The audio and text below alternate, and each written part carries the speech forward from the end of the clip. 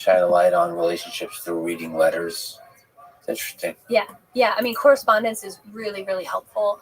Drafts, correspondence, and someone this famous, they have oral histories. Other people write about them, so you're reading all these different things and kind of triangulating and trying to sort of put them together, and then think about how do I present this in a compelling story, and what do I need to explain.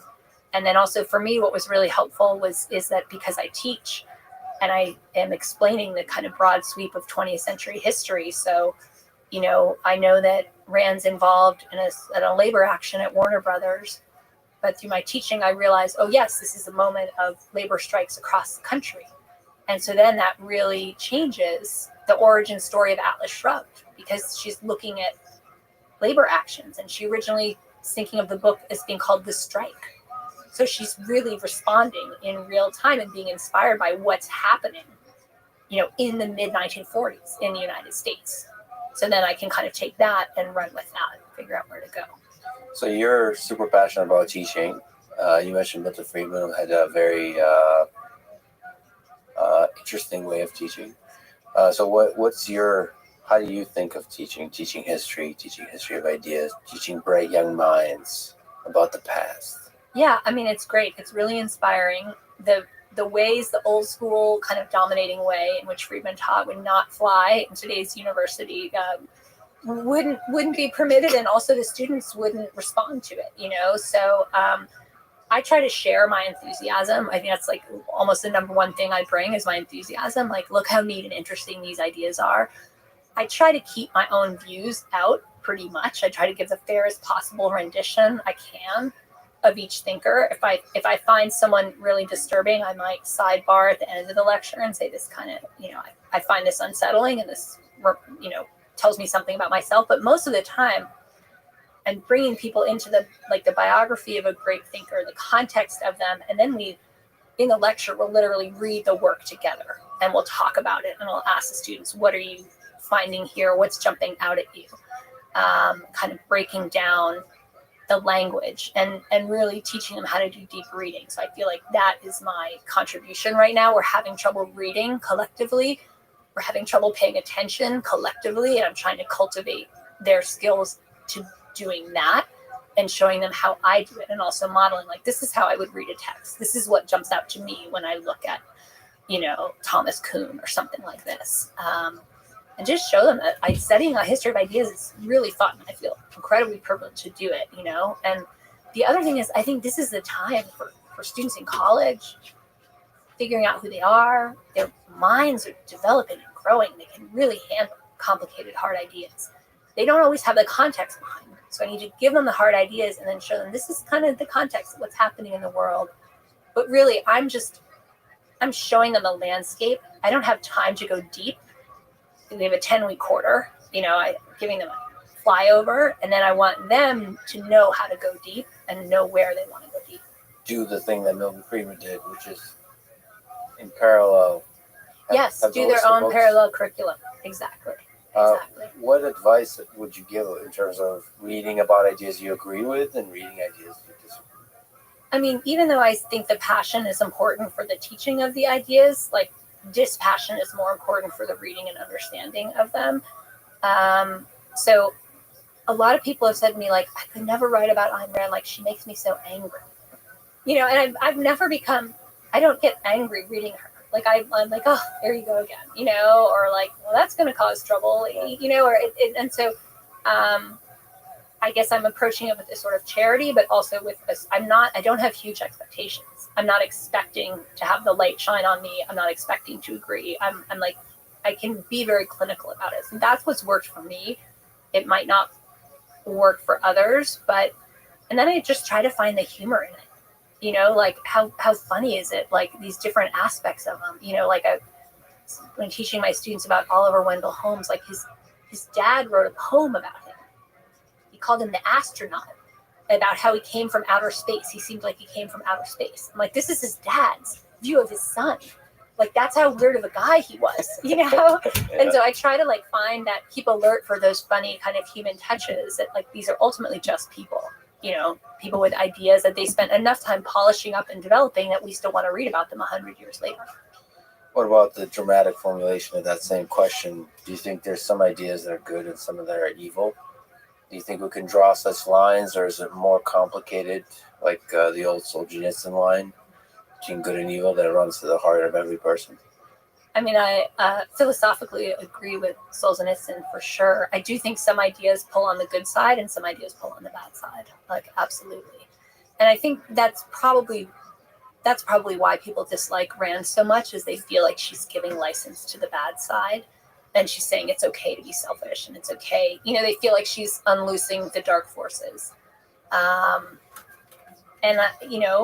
in some cases that may be true, but she's also unloosing some of the light forces in terms of reflecting on yourself and trying to be true. But definitely there are ideas that are dangerous to play with, and there are ideas that I think give license to the darker sides of human nature.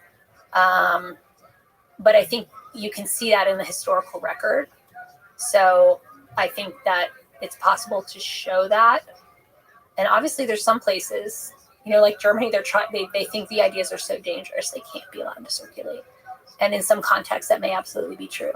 And then still, even that we should take with a grain of salt, because perhaps censorship of an idea is more dangerous than an idea. So all of that's the beautiful thing about us humans. We're always at attention, trying to figure out what ideas are the ones that are going to help humanity flourish. Pothead question. Yeah. Do humans have ideas, or do ideas have us? So where do ideas come from? You have Milton Friedman sitting there after Rutgers trying to figure out what he could do about the Great Depression. Where, you ever think about this? Like I sometimes think that aliens are actually ideas. They're just kind of like travel through human brains and captivate us, and we get all real excited. With the monolith in 2001 Space Odyssey, a monolith lands and everybody gets excited, and somehow this idea just gets everybody to be on the same page, and it reverberates through the community, and then that results in an implementation of some action that results in us figuring out that idea was actually bad, and we learn new ideas. But it feels like the idea is running the show. Yeah, I mean, I think in a lot of cases, I think it's true. Keynes has this famous quote, like, most men are slaves of some defunct economist, and so that's funny. So I do think that it's really hard to have an original thought. We are social creatures. We encounter the same situations again and again. And so it's really hard. You're born into these traditions of thinking and being and knowing, and most people are never going to question them, and most people are never going to become aware of them. So again, that's some of the work of what I do as an intellectual historian, is like, let's become aware. Let's realize that you're carrying a map that's orienting you to the world in a certain way. Right. And so I think you have to work really, really hard to have an original idea. And even then, it's not a completely original idea. It's a reworking and a reassembling of ideas others have had. So I definitely think it's possible to create autonomy in the realm of ideas and to be an autonomous consumer of ideas. But I think on balance, most people are not. And that's fine. They want to have experiences. They want to do other things with their life. Well, Jennifer, thank you so much for this journey through ideas today, and thank you so much for your incredible work. It was really fun and fascinating to talk with you today. Thank you. Thank you for listening to this conversation with Jennifer Burns. And now, let me try to reflect on and articulate some things I've been thinking about. If you'd like to submit questions or topics that I can comment on in this way here at the end of episodes, go to lexfreeman.com/AMA, or contact me for whatever other reason at lexfreeman.com/contact. Please allow me to say a few words about my interview with the President of Ukraine, Volodymyr Zelensky. Now that a few days have passed, and I've had the chance to think about the conversation itself, the response, future upcoming conversations, and what it all means for the war in Ukraine, for global geopolitics, and for us humans in general. I've gotten a lot of heartfelt, positive words from all sides, including, at least so far, literally everybody who knows me personally inside Ukraine. which includes a lot of soldiers and many high-profile figures, some who are supportive of the president and some who are critical of him. Literally all private communication has been positive and supportive. This is usually not the case with me. Friends usually will write to me to criticize and to disagree. That's the whole point of friendship. To argue and have fun doing it. There was none of that here, at least so far. So, thank you for your support. Kind words. It means the world. The most common message was please keep pushing for peace. I will. But online, on the interwebs, I saw a lot of attacks, sometimes from swarms of online accounts, which of course makes me suspicious about the origin of those attacks.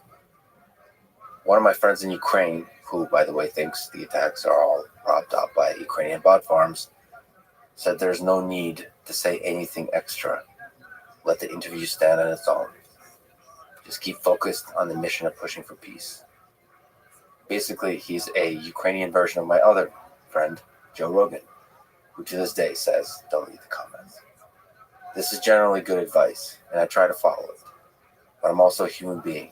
I wear my heart on my sleeve, and this interview, this war, for me, is deeply personal. And the level of vitriol, misrepresentation, and lies about the conversation and about me personally was particularly intense and disingenuous.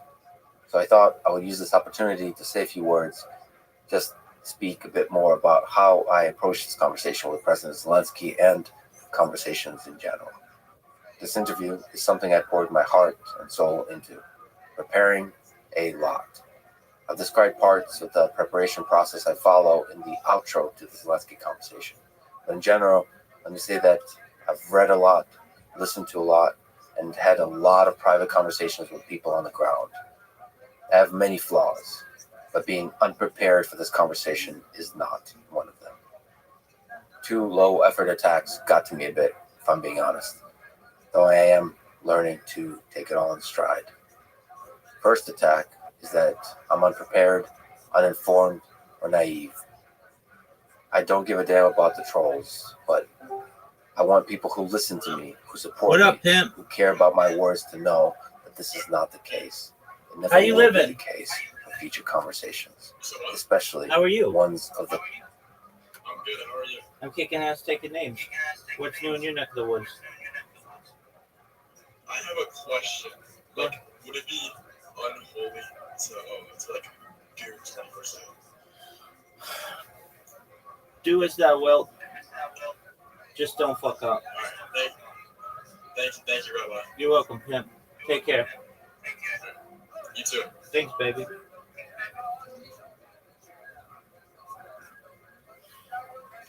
I keep the regrets out in a constant state of goony dog. How are you gonna call this?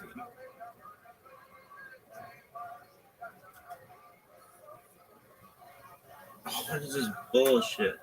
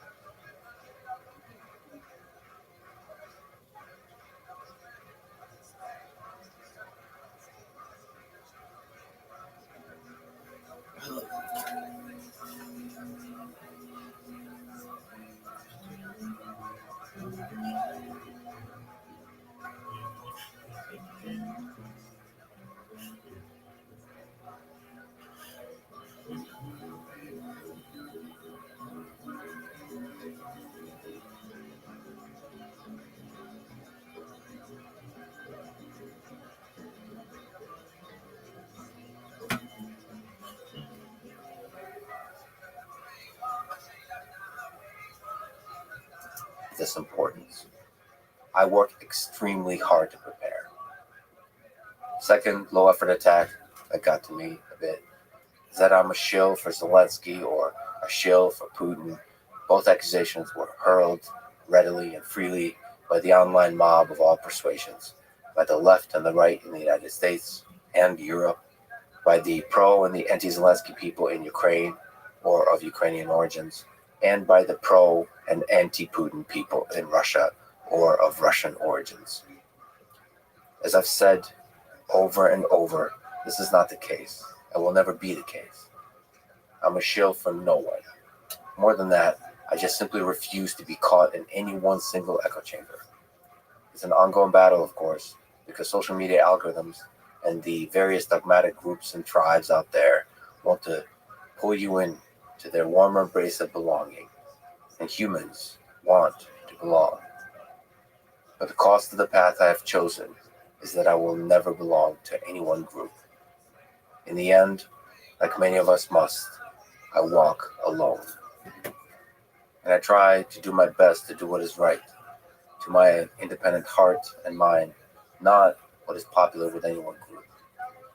My goals for this conversation were twofold.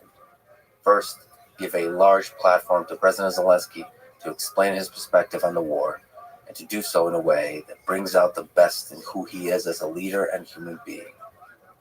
Second goal was to push for peace, and to give him every opportunity possible to signal that he's ready to make peace, and to provide his vision for what that might look like. And just to be clear, by peace, I mean long-lasting peace that minimizes suffering of people in the region and maximizes the flourishing of humanity in the coming decades. The war in Ukraine has led to over 1 million casualties and growing every single day. For some people, torn apart by loss, tormented and forced into a state of anger and hate, peace is a dirty word. To them, nothing less than justice must be accepted. I hear this pain. I've seen the bodies and the suffering. It's true, peace will not bring back your loved ones, but it will prevent further slaughter of more people, each of whom are someone else's loved ones. So again, the second goal of this conversation was to push for this kind of peace. So how did I approach it? Every conversation is its own puzzle, so let me try to explain my approach for this one. As I've said, I read and listened to a lot of material since February 24th, 2022. There would be many weeks over the past 3 years where I would spend every day over 8 hours a day of focused reading and research. There were several rabbit holes that I consistently returned to and researched. The most important line of inquiry was always peace talks, not just in this war, but in other wars in modern history. For this specific war, as part of the background prep, I would take notes on every single perspective I could find on every single major diplomatic meeting and negotiation that happened in Ukraine-Russia relations since 1991. There is a lot of material to go through, and there are a lot of perspectives, even on the very 2019 meeting that President Zelensky spoke about in this podcast. Just as a small but important example, Andrei Bogdan was interviewed twice by Dmitry Gordon and gave a deep inside look of the administration of President Zelensky, including that very 2019 meeting. The two interviews are 7.5 hours, by the way, and from my interviewer perspective, are a masterclass of interviewing. Andrei Bogdan worked directly with President Zelensky as the head of the Office of the President of Ukraine. He was there for the 2019 face-to-face meeting between Volodymyr Zelensky and Vladimir Putin at the Paris summit, along with French President Emmanuel Macron and German Chancellor Angela Merkel. This was part of the Normandy format peace talks. In those two interviews, Andrei Bogdan gave a very different perspective on that 2019 meeting than did President Zelensky to me in our conversation. The perspective being that the failure to negotiate a ceasefire and peace was not a simple one-sided story. I don't think this is the right time for me to dive into that data point and be critical. I'm not interested in being critical for the sake of criticism. I am interested, once again, in productive conversations, critical or otherwise, that push towards peace, the kind I described earlier. This is merely an example of a data point I was collecting in my brain. There are many, many others. But all of it taken together made it clear to me, and I still believe this, that it is indeed very difficult, but possible, to negotiate long-lasting peace with Vladimir Putin. It's certainly true that Ukraine is best positioned to negotiate from a place of strength. After the invasion of February 24th, 2022, I believe there were 3 chances where peace was most achievable. First chance was March and April of 2022 with a successful defense of the north. Second chance was the fall of 2022 with the successful counteroffensive in Kherson and Kharkiv. The third chance is now.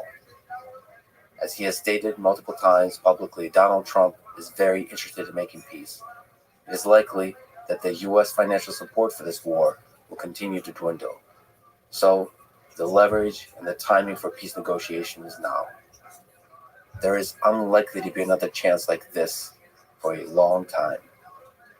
Just to zoom out on the conversation piece of this, I interviewed Donald Trump and may do so again. I interviewed Volodymyr Zelensky and may do so again. And it seems likely that I will interview Vladimir Putin in Russia, in the Kremlin. I understand the risks and I accept them. The risks for me are not important. I'm not important. I merely want to do my small part in pushing for peace in a moment in history when there's a real chance for that peace to actually be achieved. I may be speaking too long, I'm sorry, but I can probably speak for many more hours, so this is in fact me trying to be brief. So again, my 2 goals were to bring out the best in President Zelensky as a leader and a human being, and to give him every opportunity possible to signal that he's ready to make peace, and to lay out his vision for what that peace might look like. Like I said, step 1 through 10 is prepare well. I did. But step 11 is the actual conversation. There, the specific psychological and personality quirks and qualities of the guest matter a lot. My job is to try to cut through the bullshit walls we put up as human beings and reveal, directly or indirectly, who the person truly is, how they think. With Zelensky, he is a deeply empathic and emotional human being who personally feels the suffering of the people of Ukraine in this war. This is a strength and perhaps also a weakness. But it is an important part of the reason why I said many times that he is a truly historic figure.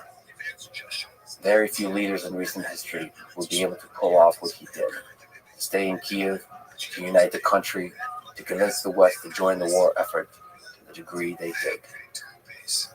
He is also a showman, to borrow the title of the biography I recommended.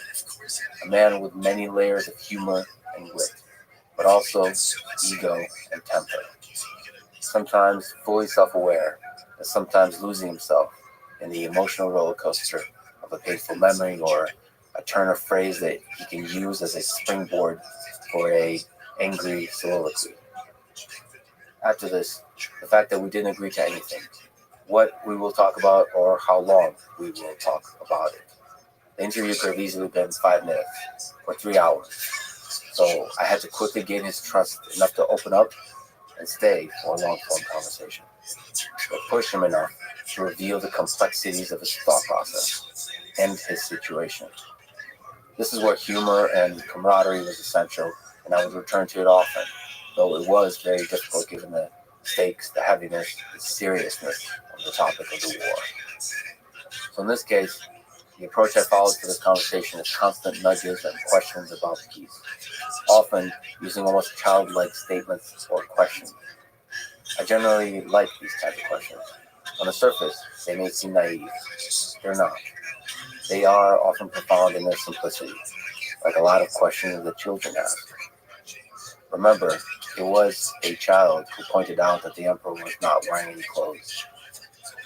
I like the simplicity, the purity, the boldness of such questions to cut through the bullshit with the truth. And that truth is that hundreds of thousands of people died in this war and are dying every day. And all the other problems, from corruption to suspended elections to censorship, cannot be solved until peace is made. I give the president every single chance to signal willingness to negotiate, knowing that both Trump and Putin will listen to this conversation. I don't think he took it, and instead chose to speak very crude words towards Vladimir Putin. This is fully understandable, but not directly productive to negotiation. To clarify, I have hosted many conversations that were intensely critical of Vladimir Putin, from Sergei Floki to Stephen Kotkin. But this conversation is with a world leader, speaking about another world leader during a historic opportunity for peace. Crude words of disrespect, while powerful, may harm negotiation. Peacemaking in this situation requires compromise in order to avoid further death and suffering. And I believe it requires treating the other leader with the seriousness you expect him to treat you with. This is what I was pushing for. All that while also putting my ego aside and letting the president shine, which is necessary to accomplish both goals 1 and 2 that I mentioned previously. This is also why I wanted the president to speak about Elon and Trump, to extend the olive branch for further avenues of peacemaking. This is not about politics. It is, once again, simply about peace. Now, all of this, my words, my attempts, were taken out of context and used to attack me by some online mobs. As an example, President Zelensky said in a mocking tone that he thinks that Vladimir Putin is simply irritated by people who are alive in Ukraine. And I answered, quote, if you believe this, it will be very difficult to negotiate. If you think that the president of a country is completely crazy, it is really hard to come to an agreement with him. You have to look at him as a serious person who loves his country and loves the people in this country. And he conducts, yes, destructive military actions. The president interrupted me at this point and said, who are you talking about now? Who loves his country? And I said, Putin. Do you think he doesn't love his country? And the president answered, no. Again, this is not a podcast conversation with a historian or activist. And I somehow, out of nowhere, just for fun, waxed poetic about Putin's or Zelensky's or Trump's love of nation. It is a conversation with a world leader discussing the opportunity to negotiate peace when a large number of people are dying every single day. Even if the heart boils over with hate, leadership now requires sitting at the negotiation table and compromising. This may be painful, but it is necessary. There are a few other places in the conversation where some online mobs took my words out of context and used them to call me naive and to call for more war, saying peace is impossible with a man who they claim is the second coming of Hitler. My friends, if you make such attacks on this conversation, it is in fact you who are naive and ignorant of the facts of history and geopolitics. Peace must be made now in order for death and suffering to stop, in order for Ukraine to have a chance to flourish, and in order for the drums of a global war to stop beating. A global war that would cripple humanity. This was my goal. Once again, to push for peace. And I will continue this effort to the best of my ability. Thank you. I love you all.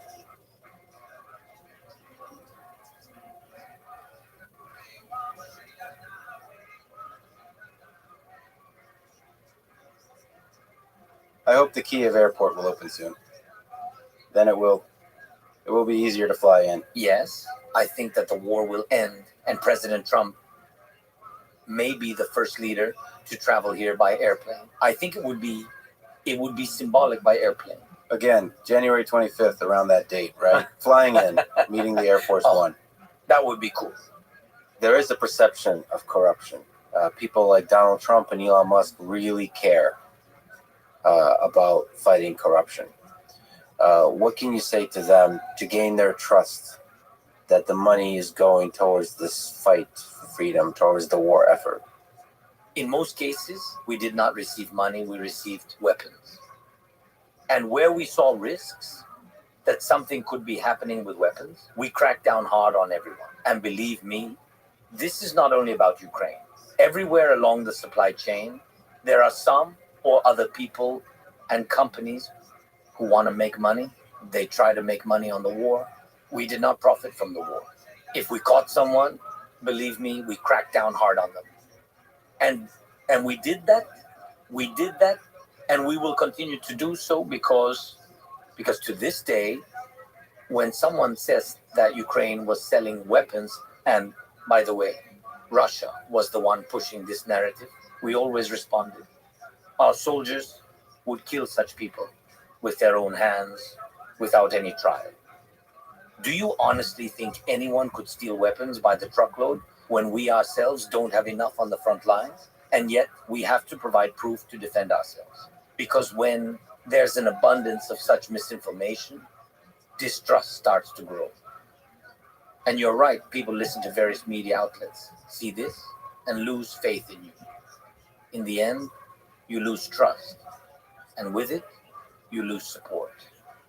Therefore, believe me, we are fighting more against disinformation than against particular cases, although I still emphasize once again, at the everyday level, such things are still important.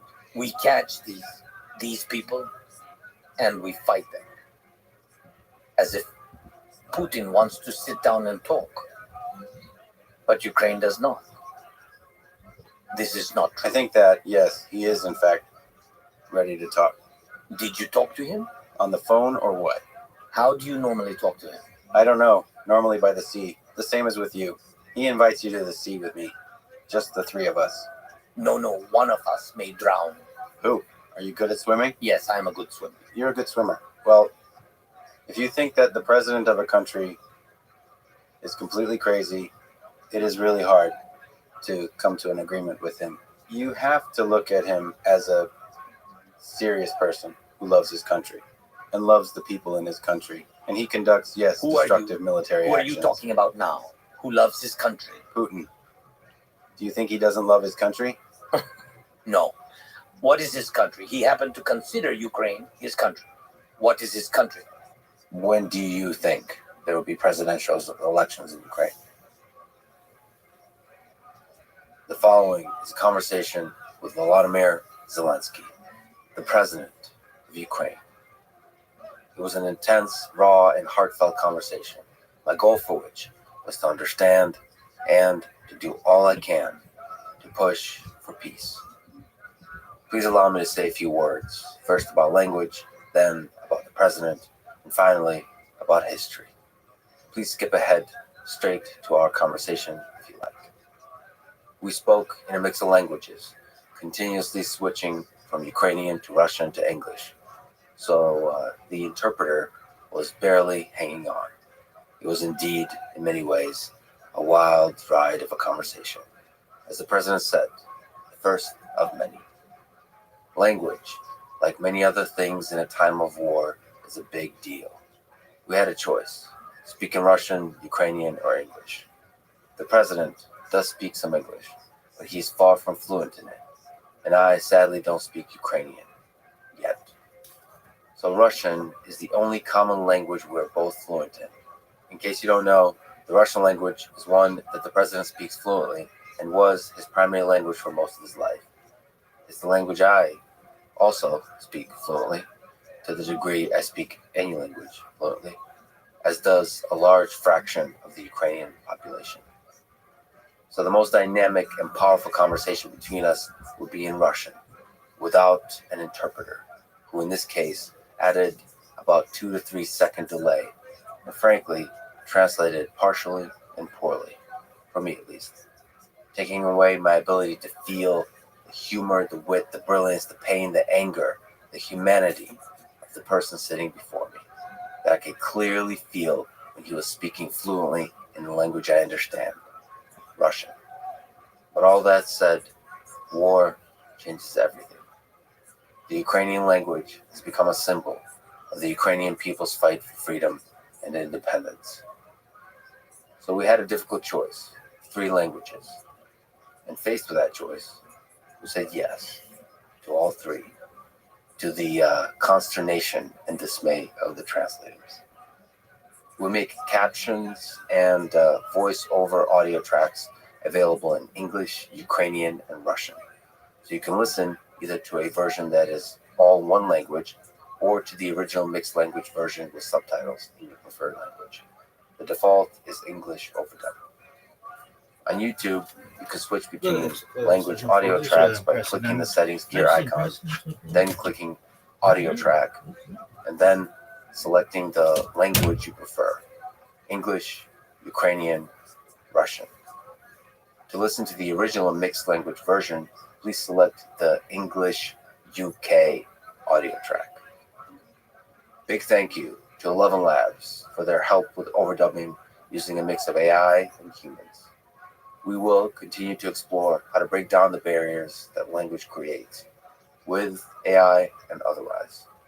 This is a difficult but important endeavor. Language, after all, is much more than a cold sequence of facts and logic statements. There are words, when spoken in the right sequence and at the right time, that can shake the world and turn the tides of history, that can start and end wars.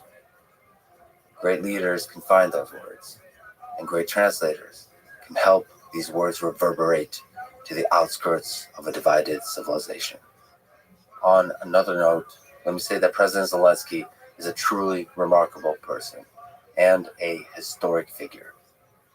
I say this as somebody who deeply understands the geopolitical complexity and history of the region. I am from this region. My parents were both born in Ukraine, Kiev and Kharkiv, both my grandfathers too. I was born in Tajikistan and lived for a time there, then in Kiev, then Moscow, then United States. And while I am now, for almost 30 years, and to the day I die, am a proud American, my family roots grow deep in the soil of nations that comprised the Soviet Union, including Ukraine, Russia, Belarus, and Tajikistan. I've gotten to know and have spoken for hours with members of the president's team and people close to him. I spoke to hundreds of Ukrainians since 2022, including soldiers, civilians, politicians, artists, religious leaders, journalists, economists, historians, and technologists. I listened to hundreds of hours of programs that both support and criticize the president in Ukraine, in Russia, in the United States. I've read countless books about this war and the long arc of history that led up to it. If forced to recommend two, at this moment, I would say The Russo-Ukrainian War by Serhiy Plokhy and The Showman by Simon Schuster, which is a good personal behind-the-scenes biography of the president, focused on 2022. But there are many, many more. This is why I can comfortably say that he is a truly singular and remarkable human being. It was an honor and pleasure to talk with him on and off the mic. Now, it is true that I plan to travel to Moscow and to speak with President Vladimir Putin. And I hope to be back in Kiev as well. As President Zelensky said, this was our first of many more meetings. In all these cases, I seek to do my small part in pushing for peace. And in doing all this, I'm deeply grateful for the trust people have given me on all sides. For the people attacking me, sometimes lying about me, for the critics in the stands, chanting the latest slogans of the mass hysteria machine like the sheep and animal farm. I love you too. And I assure you that drawing lines between good and evil on a world map is much easier than seeing that line between good and evil in every human being, including you and me. This is what I try to do. I'm simply a human being who seeks to find and surface the humanity in others. And as I've said, no amount of money, fame, power, access can buy my opinion or my integrity. Now, finally, please allow me to briefly overview some history to give background for several topics that President Zelensky references in this conversation. I recommend my conversation with Sergei Plohi and many others about the history of the region. But here, let me start with 1991 collapse. From this point on, Russia-Ukraine relations were defined in large part by whether Ukraine aligned more with Russia or with the West, meaning Europe, United States, NATO, and so on. In 2004, with the Orange Revolution, a pro-Western candidate, Viktor Yushchenko, became president. In 2010, it went the other way. A pro-Russia candidate, Viktor Yanukovych, became president. The internal tensions grew, and in 2013, Euromaidan protests broke out over Yanukovych's decision to suspend talks with the European Union in favor of closer ties with Russia. This set forward a chain of important events in 2014. On the politics front, Yanukovych was ousted and fled to Russia, leading to the election of a pro-Western president. Also, in 2014, on the war front, Russia annexed Crimea and war broke out in the Donbass region of eastern Ukraine, which eventually killed over 14,000 people and continued all the way to 2022, when, on February 24th, 2022, Russian forces initiated a full-scale invasion of Ukraine. This is when the world started to really pay attention. Now, some history of peace talks. Volodymyr Zelensky won the presidency in 2019, and he discusses in this conversation the ceasefire agreements he made with Vladimir Putin in 2019, which was one of many attempts at peace, from the two Minsk agreements in 2014 and 15 to a series of ceasefire agreements in 2018, 19, and 20, all of which failed, in part or in whole. All this shows just how difficult ceasefire and peace negotiations are, but they are not impossible. It is always worth trying over and over again to find the path to peace. I believe that Presidents Zelensky, Putin, and Trump should meet soon after January 20th this year and give everything they got to negotiate a ceasefire and security guarantees that pave the way for long-lasting peace. We discussed several ideas for this in this conversation. As I said, this was one of my main goals here, to push for peace. This trip to Kiev and this conversation was a truly special moment for me in my life. It is one I will never forget. So to reflect, I say a few more words and answer some questions at the very end if you like to listen. But here, let me say thank you to everyone for your support over the years. It means the world. This is the Lex Friedman Podcast. And now, dear friends, here's the President of Ukraine, Volodymyr Zelensky. If we can explain why the Ukrainian language is very important, our conversation will be most effective and impactful if we speak in Russian. I speak Russian perfectly, of course, and I understand everything you are talking about. However, I can't respond in Russian the entire interview. It's because this is how it is today. I am not making anything up. You can see it all for yourself. You can feel and hear it. Today, there were 73 missile attacks against us, and people were killed. There were over 100 drones today, and this is a daily occurrence. The people who attack us, they speak Russian. They attack people who were only recently told that this was actually in defense of Russian-speaking people. And this is why I respect neither the leader or director of today's Russia, nor the people. That's it. And I don't think that you can just pretend that nothing's happening and give Putin a pass once again for saying that we are one people, that we speak one language, etc. They speak the language of weapons. That is a fact. And we are peaceful people who want to protect themselves and defend their freedom and their human choice. You know, at the beginning of the war, I addressed Russians in Russian. Zero effect. They're mute. They do not listen. They did not listen. Some are afraid. Some have other issues. They have different reasons. It's like when a person is drowning, and people walk by because they can't hear them. And someone walks on by crying, afraid to save them. It doesn't change anything for the one drowning. They need someone to help them. This is why I honestly despise these people, as they are deaf. They began the occupation in the supposed defense of the Russian language. And that's why, with all due respect, I would like to give an interview in Ukrainian. This is very important to me. If there are some points that you want me to explain in Russian, I can certainly do that. I can certainly occasionally speak Russian. But in general, no. I'm not sure that you will understand me completely, despite your Ukrainian roots. You are a citizen of the United States, right? Yes. That's why I'm surprised that you don't understand. Well, it was a long time ago. I understand that it was a long time ago. Moreover, a lot has changed. A lot has changed. If I may please allow me to say this in Russian. Yes, many things have changed, but I have hope.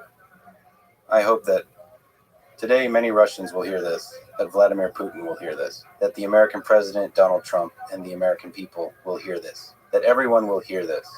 And yes, Ukrainian language is important symbolically, but what is also important is that we understand each other well. For Donald Trump? Is it important for Donald Trump whether I speak Russian or not? Yes, because unfortunately, and it hurts to admit, but I cannot speak or understand Ukrainian yet. So your wit, dynamism, and your humanity will not come through as well and as quickly. Remember, I need to wait for 2 to 3 seconds to hear it. You have a great sense of humor, great stories. With an interpreter translating, I simply won't see this, but I understand that it's painful. Another reason is that I hoped we could show that even though it is sometimes said that Russian is banned in Ukraine. This is not true. I'm speaking Russian now, right? We have people who speak Russian. This is not true, really. It's not. It's really not true. We disrespect Russian now because of Russians. That's all. When they were saving Russian speakers, they killed Russian speakers, many people who actually, many of whom are in the East, right? In the East, they lived in the East. They destroyed their houses, destroyed their lives. It's not a rhetorical thing. It's not all talk and blah, blah, blah. I don't have time for blah, blah, blah. Yes, so it's a very, very important and sensitive moment. The message is that we are not one nation. We are not, the same country. We're different countries. Yes, different countries. And I think what is most important is what we're talking about. Not how. We're speaking about it. This is what I think. You're a smart guy. So you have a lot of experience in dialogue of this kind. That's why I think you will understand me. Yeah, anyway, I think it is far better for Donald Trump to hear my English, not my Russian. Your English is much better than my Ukrainian. You're getting better and better. That's true. I'm a very honest guy. That's why I will be very honest with you. Okay. Your Ukrainian is not very good, but we will work on it. Yes. I have many flaws. That's one of them. Sometimes I can speak English. Sometimes, as I understand, we can be very flexible, right? Very flexible. Spanish, Swahili. Yeah, you see? Yeah. We are Javier very Malay flexible. needs to understand this. So By the way, Javier understood me without any words. the language of love, maybe. Of respect. I respect him. I had a very good conversation with him. Really good. May I sometimes speak Russian and sometimes English? Yes. You can use any language you like. And I think that's a very good rule for this first meeting between us. As you said, maybe we will meet in the future for the second time. Second and third and fourth? Yeah, this is This is good. You can ask questions in the language you'd like, and I will answer in the language I can. Well, you said you wanted to meet by the sea at some point. So, for our next meeting, let's meet by the sea. With pleasure. Next time, it would be much better to meet by our Ukrainian Black or our Azov Sea. You know, I have traveled to many cities in Ukraine, but I have never been to Odessa. And everyone tells me that, and I don't know why. You have to. Can you explain to me why everyone loves Odessa so much? What's there? You know, what's in Odessa? That's how they say it. What's there? In Odessa, we've got it all. Okay. Odessa. I love Odessa because of its particular temperament. People have their own accent, and it's so. There are many nationalities. You know, there are a lot of stories. Authentic Odessa cuisine. By the way, It's like you know, the cuisine is very 18-hour different. ramen. The dishes are not like any other And then dishes, you know and what? everything is very tasty. Also, Sick. there are beautiful people, and today, you know, you understand people very well, I love Chang especially so much. after the attacks on Odessa. You understand what the people are like, just how Odessites are, very Ukrainian, and that's very cool. I love Odessa. I go there several times a year. I go there several times a year now because, now because of strengthening of air defense systems, because of this grain corridor, etc. I go there more often. They have the sun there. They have the sea. It's Ukraine, and it's very cool there. Well, when you come and visit me in Texas as a guest for the third time, With pleasure. let's do this. How about you, my friend Joe Rogan, and I will go get some Texas barbecue together? Who will pay? It's a good question. Putin. For everything. He has Well- to pay. Well, yes, we'll invite him too. No. Okay. Without him. Okay, I get it. Understood.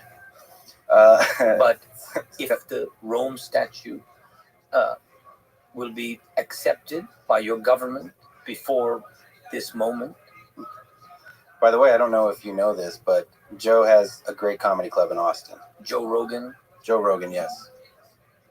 And I think that as a person who respects comedy and stand-up comedy, it would be interesting for you to have a look at. no, he is. I know him, and I saw a lot of different videos. He's a very talented person. So it would be a pleasure if you invite me, and I'm able to do it. I am a little bit busy. Yeah. But if I'll be in the United States, I hope that I will have a conversation and a meeting with President Trump. And of course, during my visit, if I'll have the time, it would be a pleasure if you'll invite me. With pleasure. You know what? I will pay. Good. Yeah. I had to think about it, but you are the president. Yes, with you, with pleasure. When the war is over, please come. Thanks and so when we're less much. busy. Thanks so much. If we can go back many years, World War II. Tell me the story of your grandfather who fought in World War II. My grandfather, he graduated from the military academy, and from the very beginning of the war, he went to fight.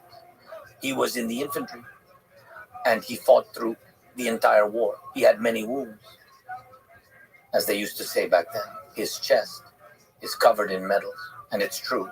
He had more than 30. Yes, more than 30. He was the kind of man. He was such a serious man. I loved him very much, and we had a very close relationship. He didn't like to tell details about the war.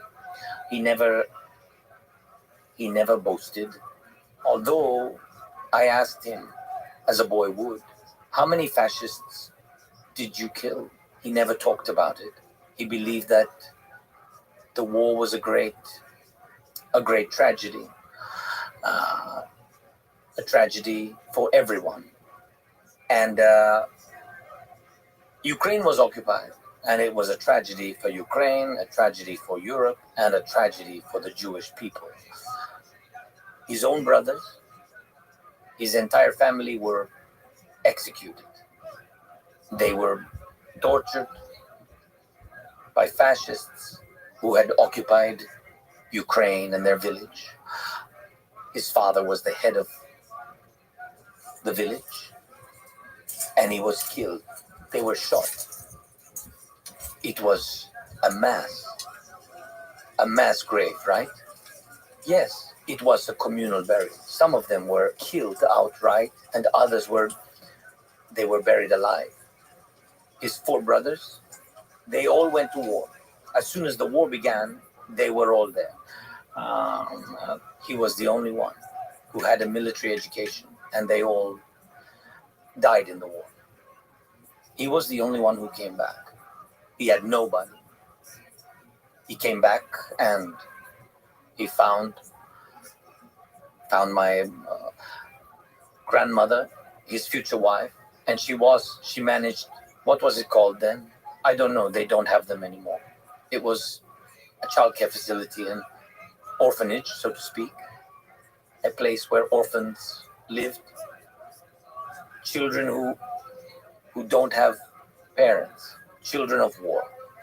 And she managed this childcare facility with difficult children, as they used to call them, difficult children who went through the war, who saw their parents killed, and this is how they met, because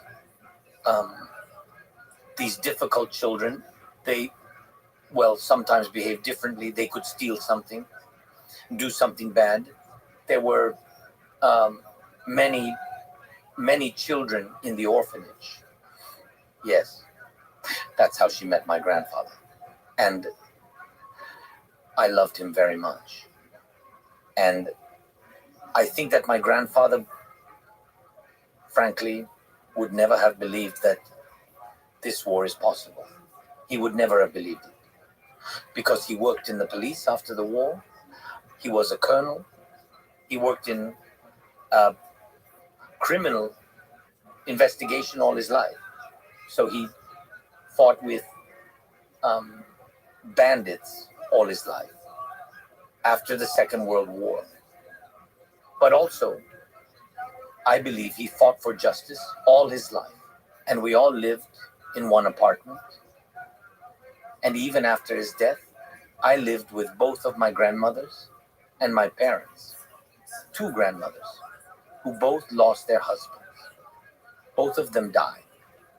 Well, it was an ordinary family that lived like everyone lived back then in the Soviet Union, and even after the Soviets in the 90s. We lived in one apartment all together. What else is there to say? But I think the most important thing was values, respect. They gave me an education. My parents gave me an education. No one left me money or apartments, so I didn't inherit anything material. But I believe that our real inheritance is here, in our minds and in our hearts. I believe that.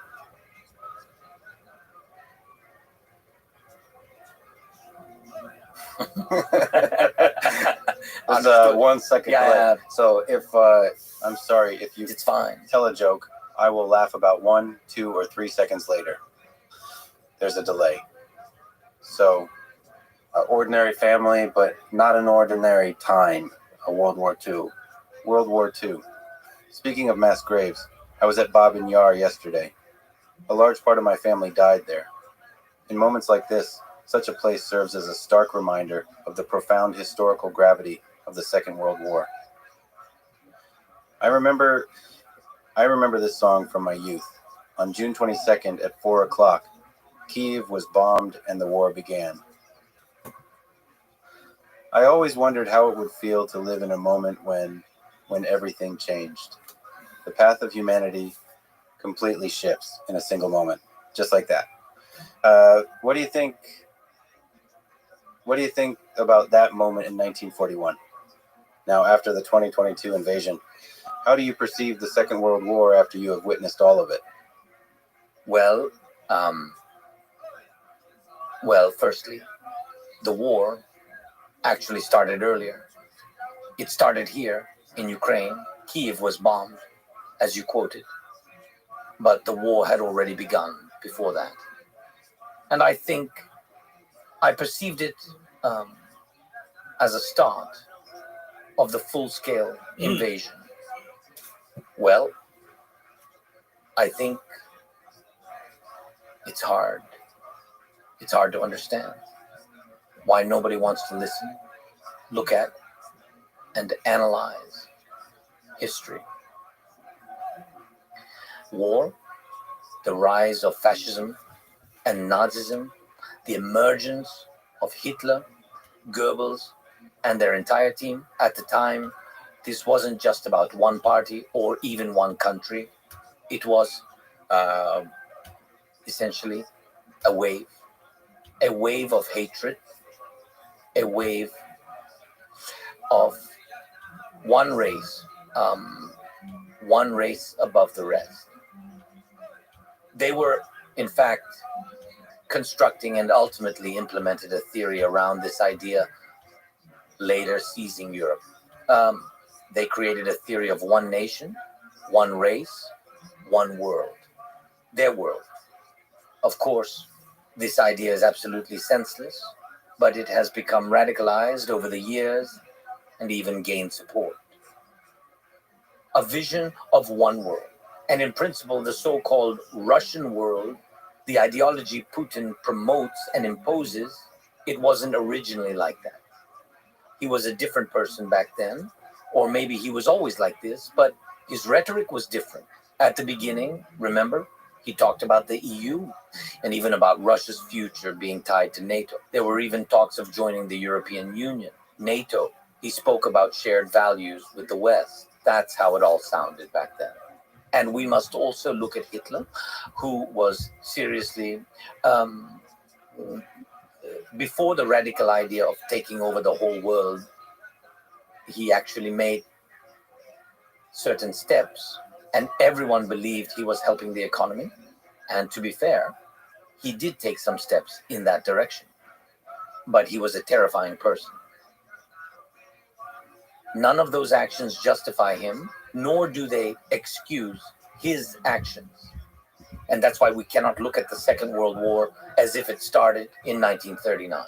It didn't begin in 1941 either. We need to draw conclusions. When did it start? With the weaknesses of the world, the division of European states, the Molotov-Ribbentrop Pact. All of this happened before 1941.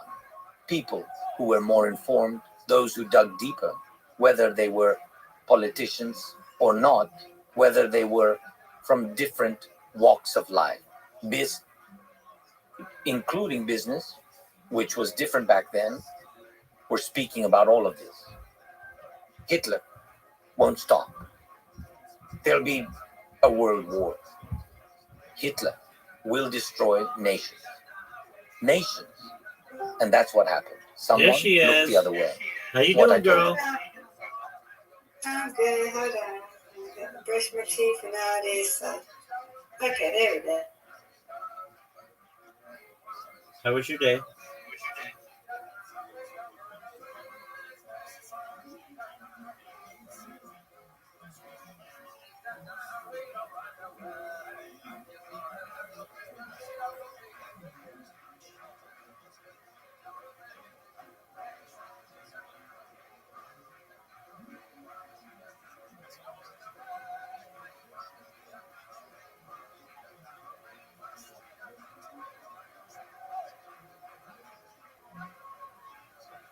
All right, you got 8.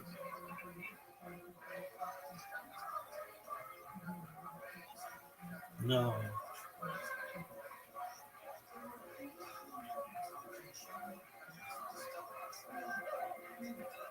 Oh, come on.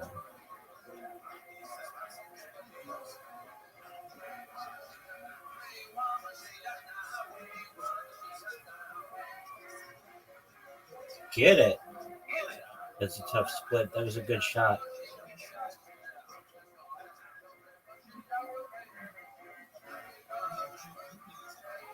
Get it. Get it. Get it. Get it. Get it. Get it. Get it.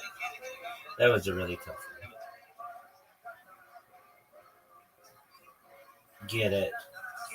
Boo. Boo on the split. Get it.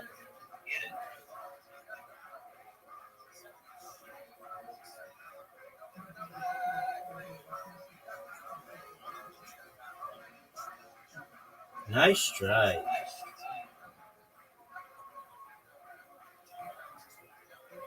Uh-oh. Not what I wanted to do. All right, I'm going to get all these. No doubt, no doubt. Oh, I should just give up. That was terrible. Awful. Get it, Miss Aquarius. Get it, Miss Aquarius. Oh, look at you! You put spin on it and got a strike. You put spin on it. That was amazing. I've never seen you put spin on it and get a strike. I've never seen anybody do it. It's really hard. Oh, that was amazing. I saw that. I was like, oh, that's going to be a gutter ball. And it spun and it took out all the pins. It was amazing. Oh, nice and slow. Look at you, 2 strikes in a row, girl. Get another one.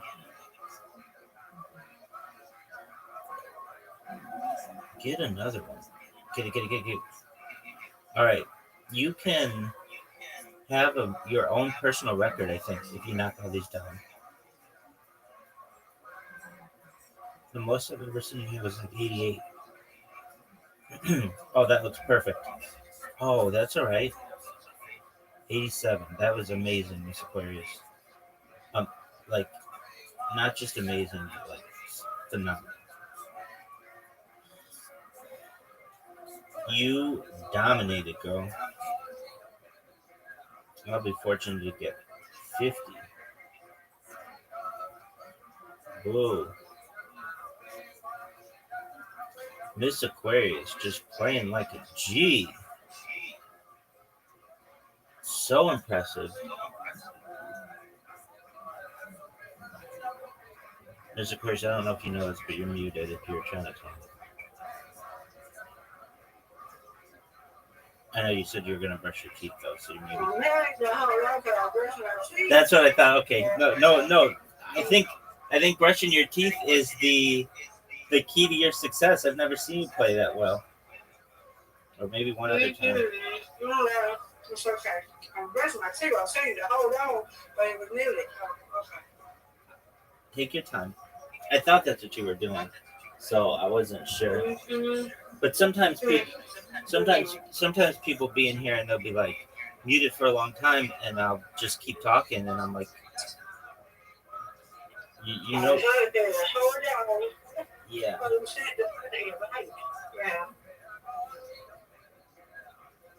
Boo.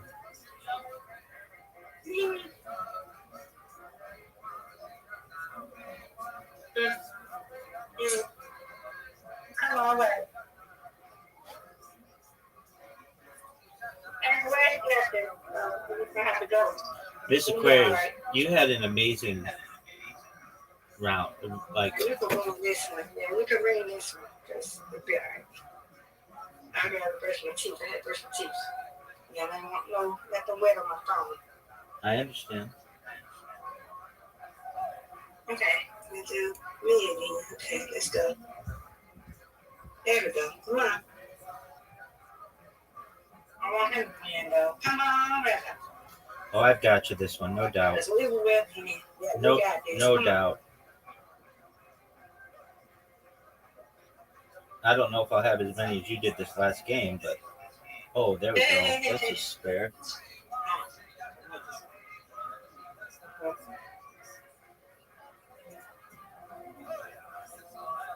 Get it.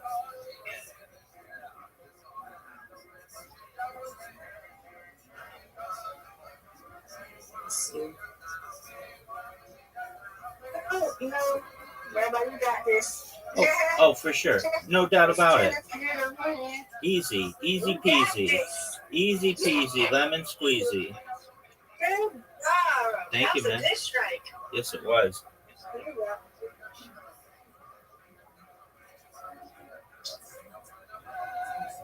Look at you. 9. No. When you win, I win. I win, you win. Hey, That's I right. still a winner. Oh, for sure. We don't get mad over here. No, Come on, Rabbi. we get Out happy. here. All right, Yep, we get happy. this is hard. I don't know how to do this one. Okay, I got one. I'll take it. Could have been worse. Could have been better, but could have been worse. Yeah. Well, I got to get my tongue. I didn't get it. Ready? Okay. Take the time. I didn't take it. I'll take that.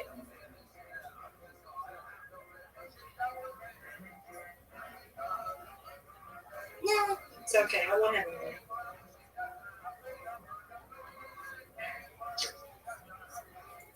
Get it. That's what I'm talking Yes, about. That's, right. That's And what I'm another talking about. Yep. And another one. And another one is Another right. one. And another one. And another. I like that. And another one. That's right. DJ Khaled. And another one. There we go. Yeah, good stuff. And another. And another one. Yeah. All right, Miss Aquarius. Yeah. You won, I There won. you go. Absolutely. Yep. I'm happy. As am I I. can't even get out of here. All right. You have sweet dreams. I'll see you tomorrow, God willing. I'll see you tomorrow. I'm going to try to come in here in the morning. I'll be so tired. All right. Well, we'll see you then. See you. See you tomorrow. Have Take a good care. night. You too. All right. Bye. Bye-bye.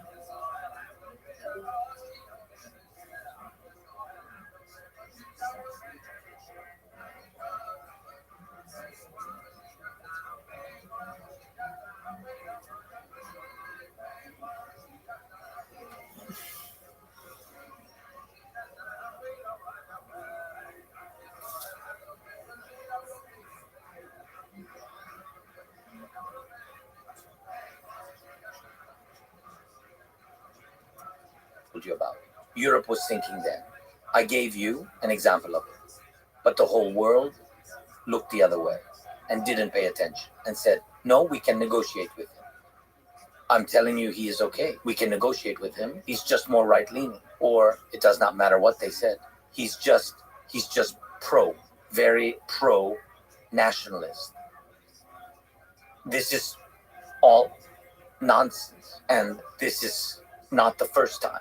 And Hitler isn't the first such case in history. We're dealing with a person who is allowed to stick to this desire to destroy. He was consumed by it and enjoying it. And what happened to Hitler? Now, what about Putin?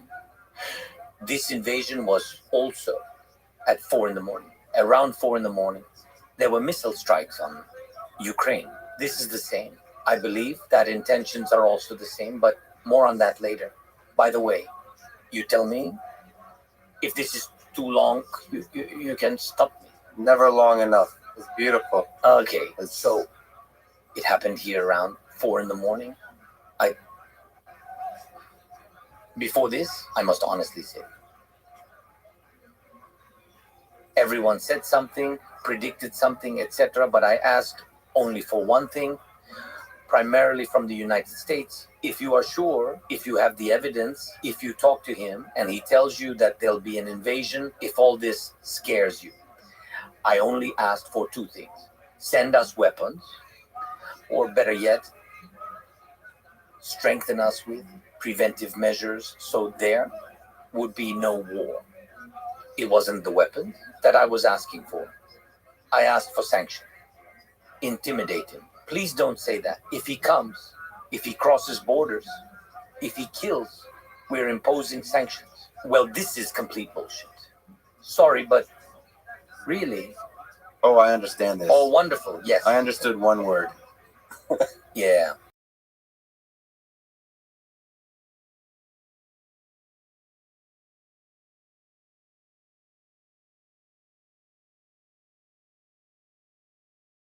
Help? Well, then yes, a lot of it, because there were plenty of words, even more than plenty. Yes? At 4 in the morning, there were strikes. Morally, is it possible to prepare for war? No. It doesn't happen like you read in books, see in movies, and so on. What happens to you? I was just looking at my wife and children. My children were asleep, but my wife was awake. There were strikes, missile strikes, we heard them.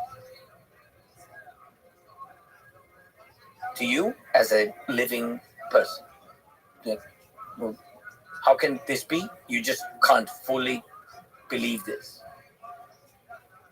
You just don't understand. Why now? Given everything that happened in World War II, when millions of people died,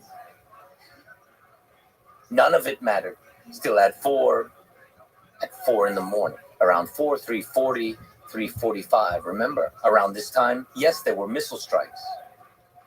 And later, by the way, a few days after the first days of the war, I spoke with Lukashenko on the phone. And he apologized. And he said that it was not me. Missiles were launched from my territory, and Putin was the one launching them. These are his words. I have witnesses. And I apologize, he said. But believe me, that's what he told me. Volodya, this is not me. I'm not in charge, he told me.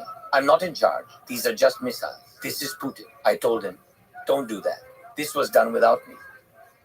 That's it. He just, on the phone, I remember this conversation. I told him that I believed. I told him, you are a murderer too, I'm just saying. And he told me, you must understand, you can't fight the Russians. I told him that we never fought them. I said, it's war. The missiles came from your land, from Belarus. How did you allow this? Then he replied, all right, retaliate then. I still remember him telling me, hit the refinery. You know how much I care about it. Moser Oil Refinery, is that it? Can't recall. Moser Oil Refinery. I told him, what are you on about? What retaliation? Forgive me, Volodya. Yes. Yes. Yes. This was at 5 in the morning? No. This was during the first or maybe the second or third day of the war. Ah, yes. I see. Well, after that, I went back home. I was home with my children, with my wife. I just went to my wife very quickly that night at 4 o'clock. Yes, and just told her, get the children, get ready. You'll probably need to go to my office very soon. And I left. That's it.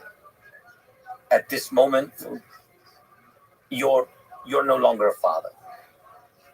What happened to me, unfortunately, because I believe that this is, and not only do I believe, I understand, especially now that all of this is the most important thing, because your country is your family. The strength is in your family, and this is the most important thing. And I'm the president, and therefore I had to stop being a father in my own family. And my wife had to do everything. She had to do everything regarding children, regarding safety. And I had to deal with the state because I'm the president, and this is my duty. And I, by the way, am taking this very seriously. I went to the office, and here we are now. You're very welcome. Well, at that moment, on February 24th, 2022, everything changed again. Just like in June 1941. Everything changed. And history took a turn. The history of humanity took a turn. And for you too. You were the president. You were talking about fighting corruption, about the country's freedom, about interesting and innovative reforms. But that morning of February 22nd, everything changed. Could you tell me about that morning, the details of your actions? When you had to quickly make difficult decisions. What was the process for you? How did you make these decisions? Did you discuss them with people you trust? to understand how to respond to this invasion in every technical, political, and military aspect. What was the process for you? How did you make the decision? According to our legislation, in principle, I'm the supreme commander of the armed forces of Ukraine, so I had to give corresponding orders. Yes, I have a military office, and then later there was a military headquarters where all key people gathered. This is not only about the military, it's about energy, etc., all key things. But at that moment, I made the decision quickly and without a doubt. And I cannot say that I am just that kind of person.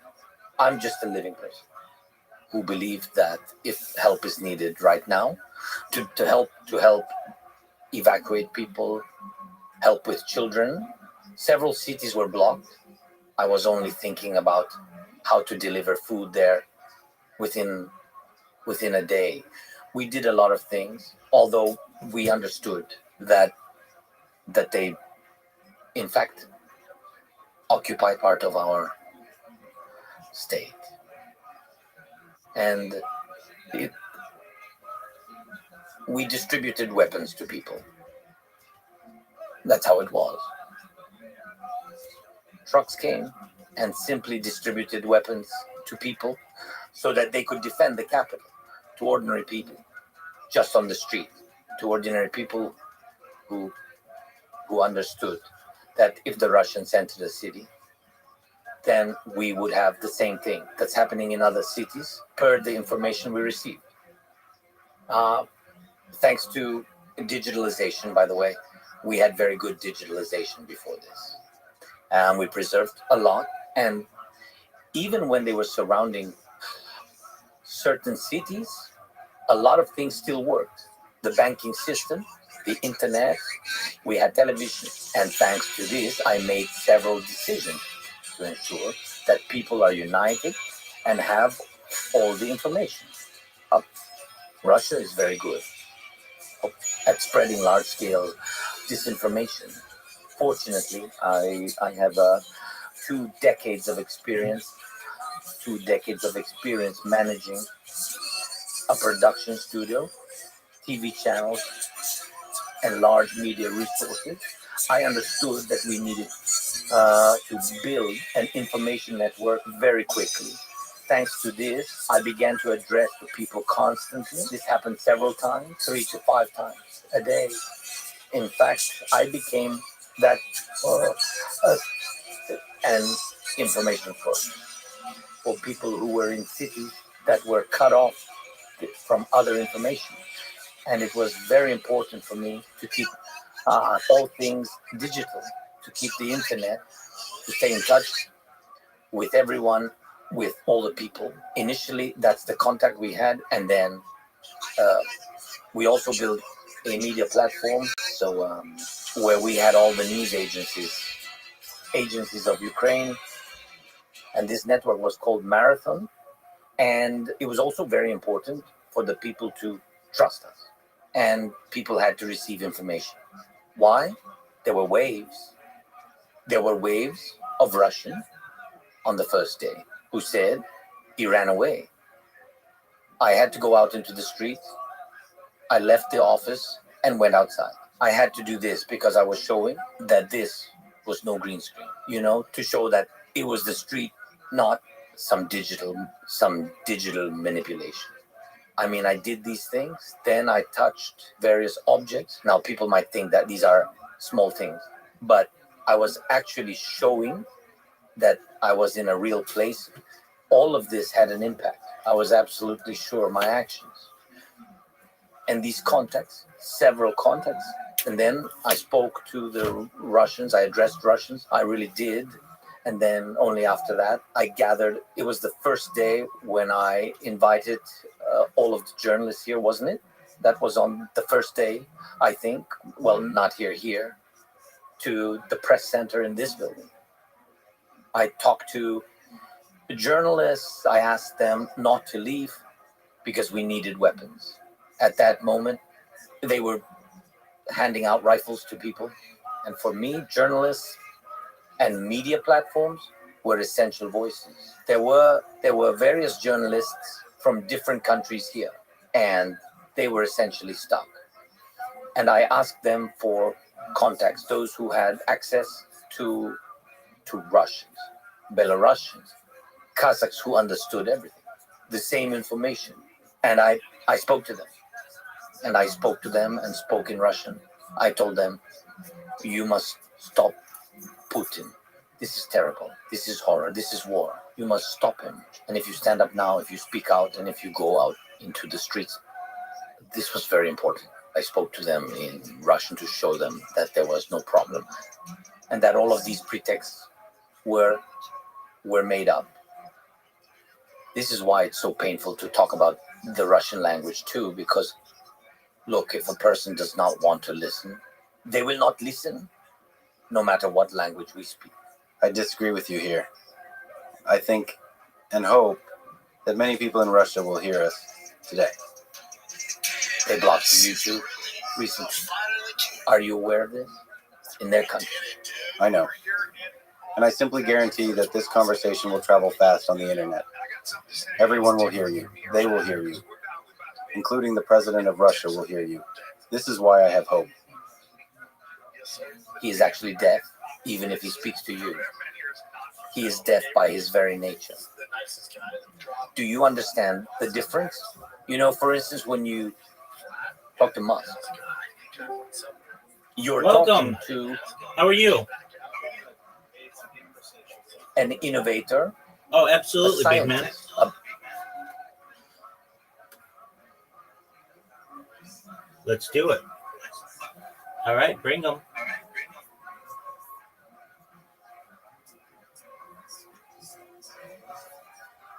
How's your day going, pimp?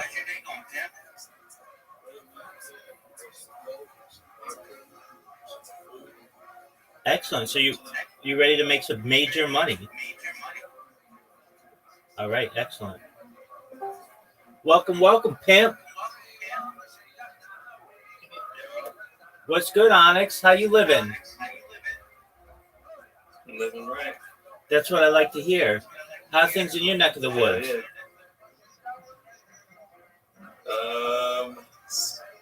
Pretty good.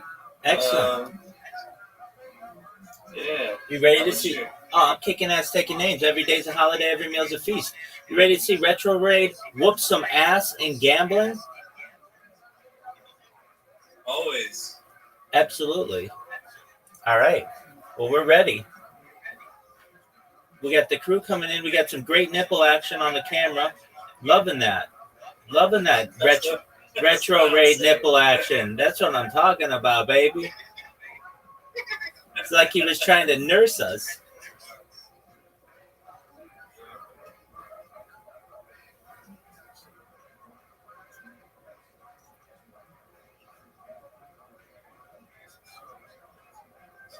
Oh, baby, we're ready.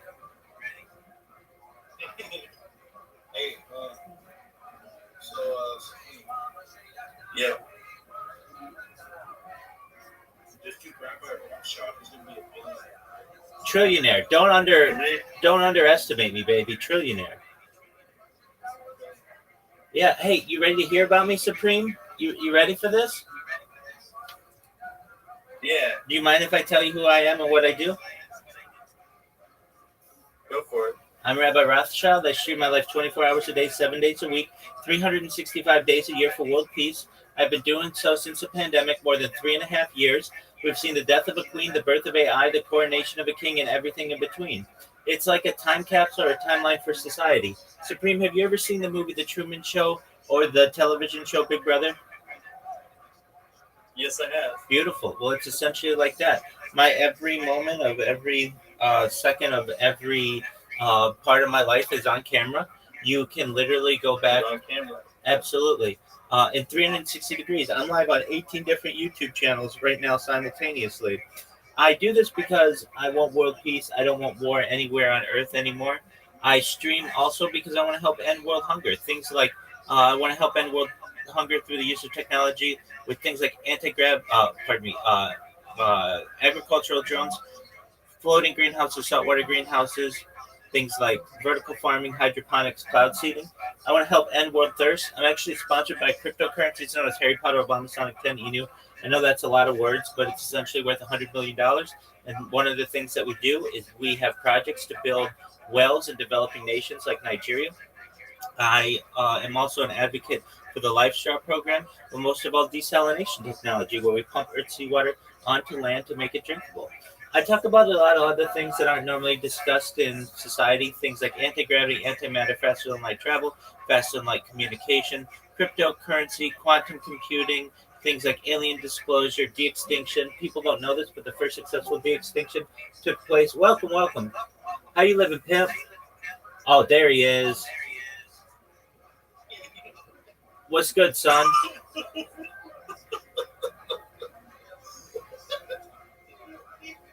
What's going on here? Slaying a dick like it's going out of style. How about you? Hey, so you see it, brother. You know what I'm saying? How you doing, Rabbi? You doing all right today? Can you hear me? Oh, yeah, we can hear you loud and clear.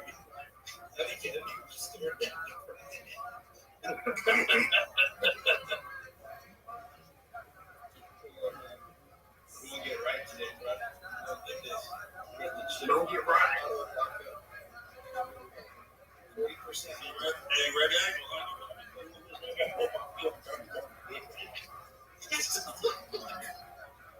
What the fuck?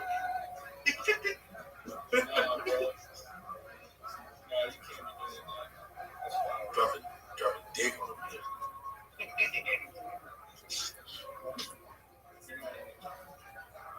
I'm like Charles Woodson in that cool Charles. Wow.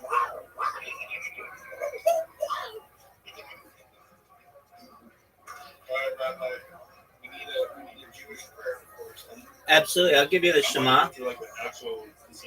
Here we go.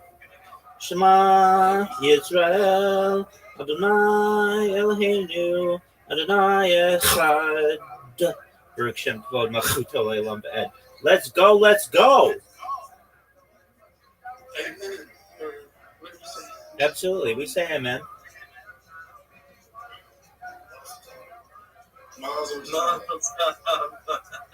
L'chaim, my friend. Look at Retro Raid over here. Downing this drink like a parched person in the desert. That's what I like to see. He's ready to go. He's down in that bottle already. Yeah, Retro. I'm not really getting lit. You don't feel that damn bottle. You didn't care about me. You were like, okay, you just need another shot. You're not a lightweight, bro. Oh, okay. So that's the one drinking. Retro, I knew that type of night you're having on the plastic bottle. $4.99. Excuse me. Yeah, bro. You're gonna be sitting fucking sidewalk today.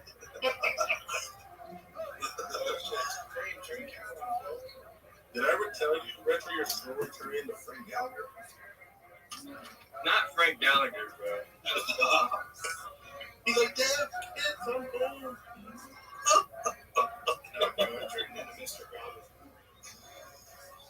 Out of everyone in the universe you can turn into, you said that one, the one every time he came was like, oh, I told you, you see, you do this. If God was in that session when you're gambling, I'm not doing it. Nah, what are you talking about? God was funny as fuck. Yeah, until he started snapping it. Bro, me and him were down like, bro, $300 for night. He's like, yeah, two dumbasses. And then next time we came up another $1,000, we kicked him call. Fucking retard. We're like, bro, they're trying to pay like 200 so we can withdraw or some shit. He's like, no, I don't trust him. I don't trust neither, you fucker. He's like, he gets drunk and turns into a fucking schizo. My cat's watching me. Only can tell you.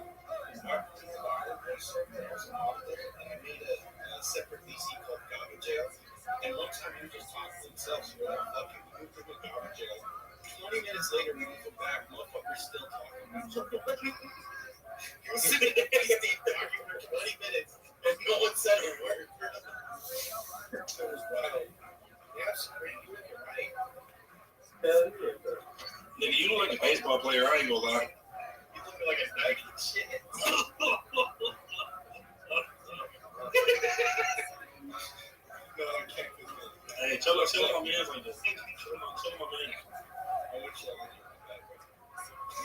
You the one that can't. You the only nigga that don't got a shirt on with your freaky ass. Oh, yeah. Rabbi, you see that shit? I do. I feel like I'm nursing. Baby, I don't want too many views. I got to keep the views down. I'm going to overwhelm YouTube servers.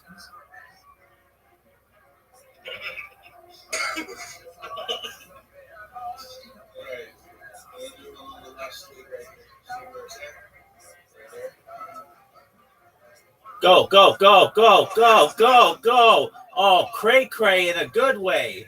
Look at you, man. That wasn't a shot. That was a glass. Look at you. And now chasing it like a pimp.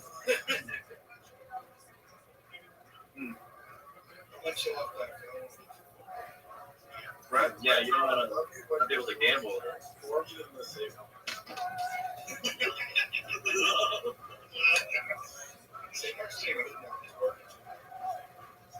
On the potato farm. Yeah, he's a potato farmer.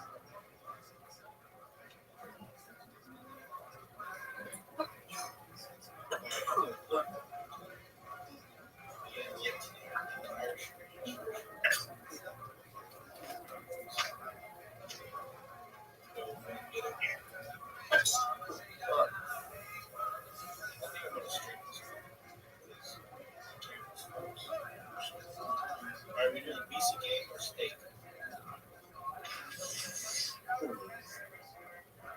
Steak, because it was hitting hard yesterday. And but the BC game we came off lightly with that Supreme or whatever. You don't know, bro. This BC game. I don't know. Bro, this last time, bro, he probably come out like that like this. He probably came up with bands like that. Finally. But last time, drunk, he walked forward when he came back and started tricking this shit. Drunk was walking for why not? I was just like, oh my God. Oh my God. Oh my gosh. You're going to scream. This is actually what I have. Oh, you get double hot? That's tight. What the hell? That's interesting. Oh, you're doing IP minute? Yeah, look, it's double hot. After 2 being served, so Retro, you gotta put your shirt back down. I'm trying to get a sweet tooth. Shut the fuck up. Yeah, bro, you know you like it. You're so like it. All right, I was just joking. You can take it a little too serious now.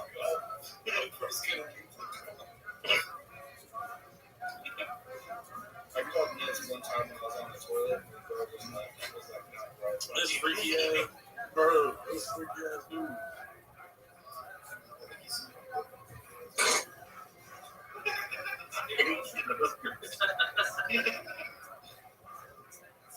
I hate to say it, but like he literally like think about answering the FaceTime, and then that's just what you see, bro. This is nuts.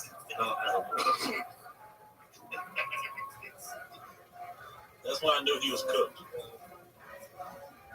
BC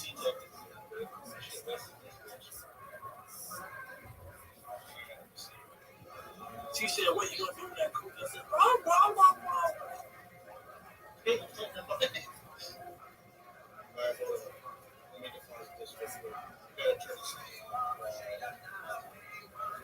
You guys got any ideas?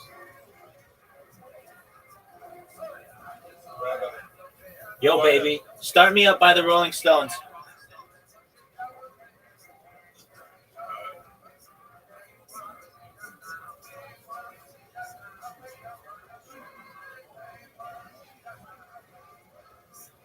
I have a song after this song.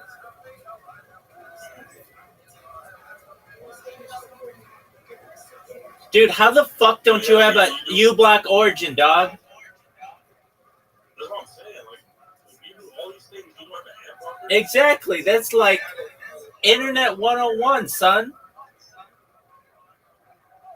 I'm sure Rabbi has a tutorial in this Discord on ad line. 1000%, man. That's what I do all day, every day. uBlock Origin is one of the most valued pieces of software in global history. It's like the Windows 95 of. There we go.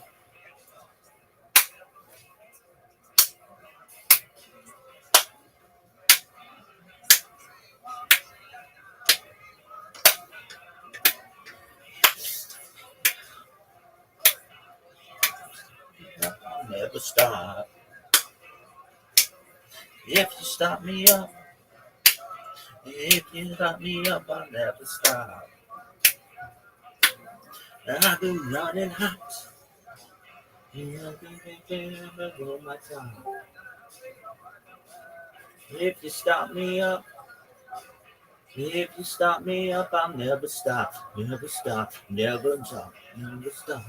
You make a grown man cry.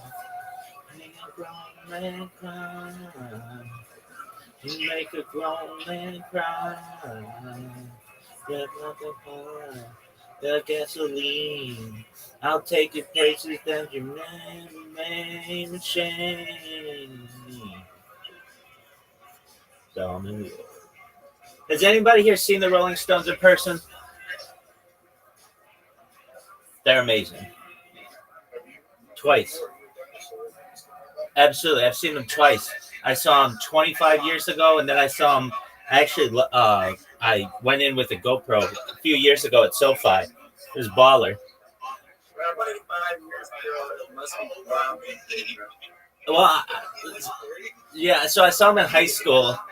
I'm 39, so yeah, pretty close. I saw them in high school, and then they played at SoFi like 2 or 3 years ago, and I went and I couldn't live stream it, but I got it on GoPro.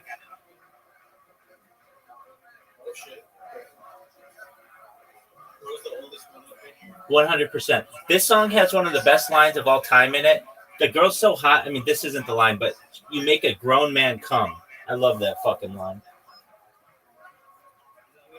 Oh, apologies. You make it.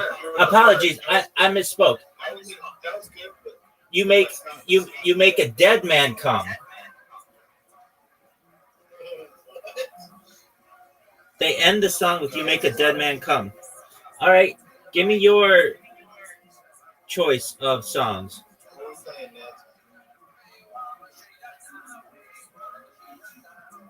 What's the word?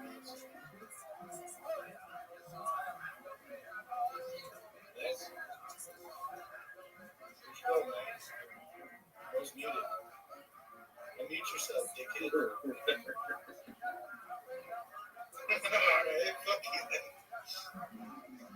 Supreme. Yo.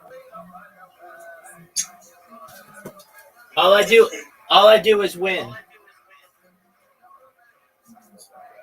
All I do is win, no matter what. We gotta play this song. We need a good song.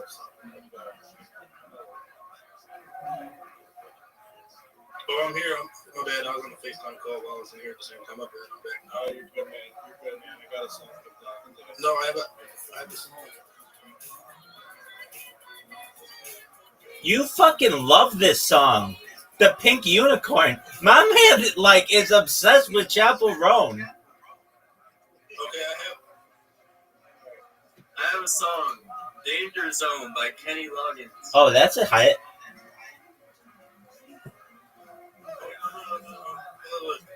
I had the second song. All right. I got something. Oh shit, my bad. Play. This is one of my new favorite songs right now. Play "I Made Little Crazy" by Morgan Wallen. I Made Little Crazy. Morgan Wallen.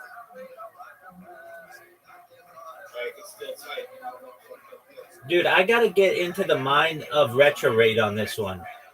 When you go viral, because I go viral, are you gonna hit up Chapel Roan?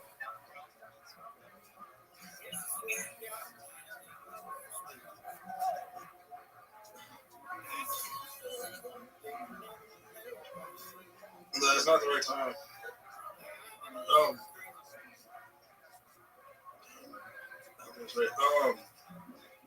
It's called I ain't coming back. I think. Yeah.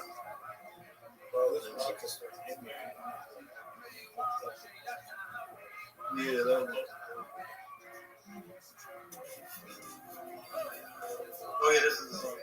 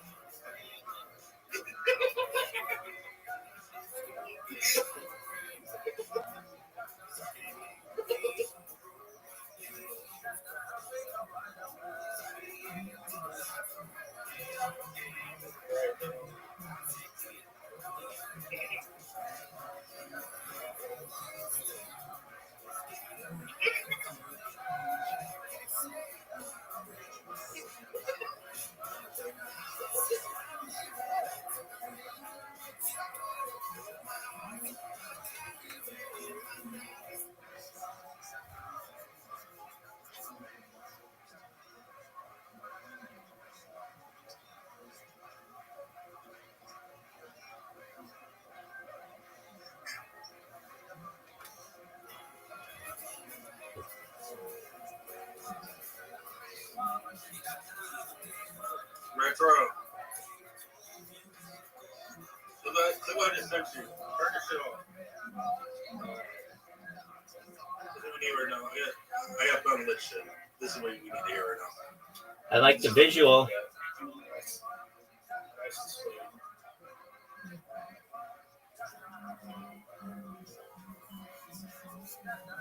That's how nice I want it.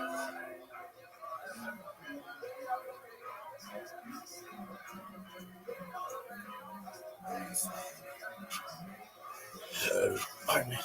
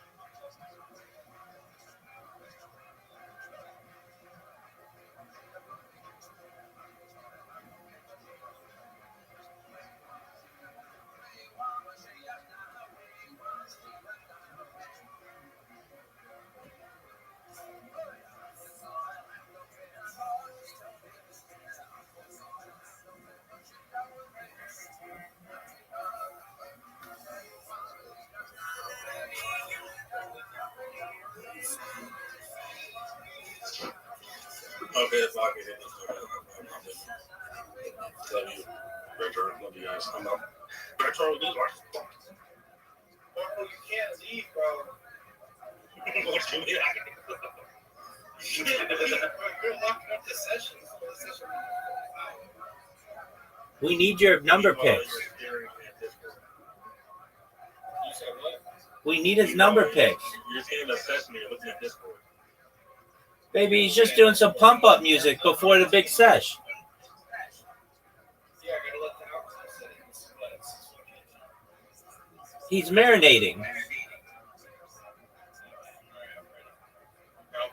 Hey, there we go.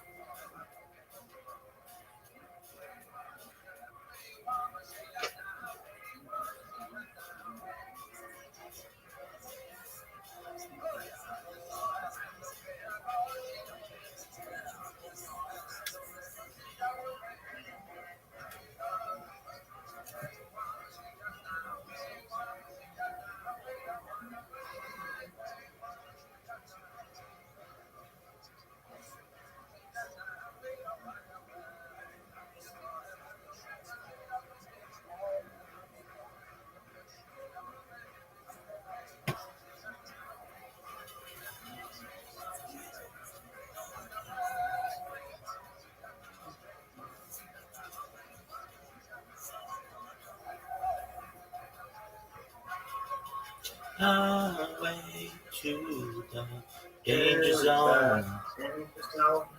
Not into the danger zone. You think we're gonna get a hot dealer, or is it gonna be another 4?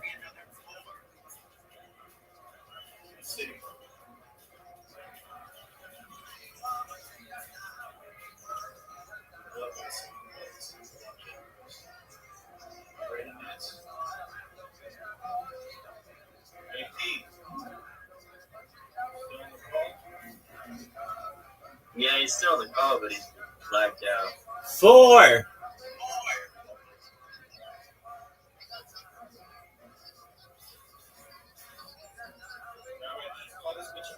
No, I called her a 4. Like on a scale of 0 to 10. This bitch doesn't tip the scale. 00, baby. Oh, 0. Tonight it's 0. Look how big that green is.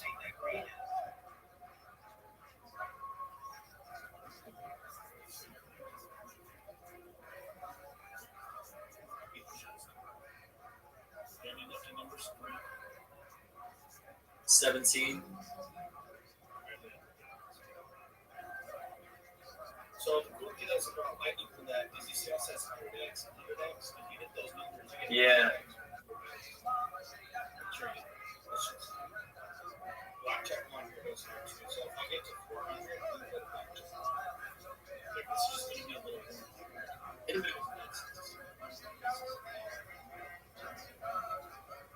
32 and 17. 0. 0. Yeah. Run this back. Get down the 400.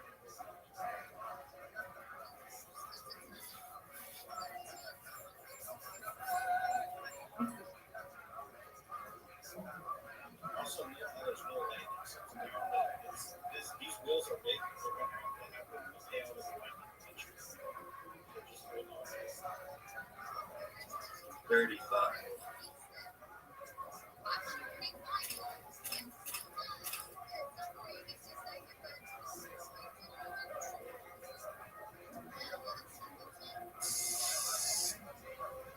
Well, what is Nets doing, bro? He's not in the.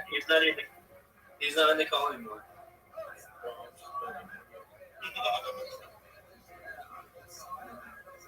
Yeah, he's not in the call anymore. Bro, if that 5 hits, that's a grand.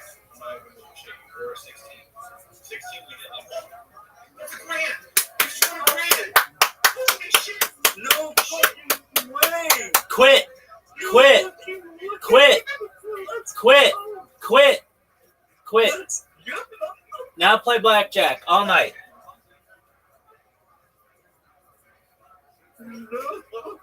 Quit. You're done. That's it. That's it.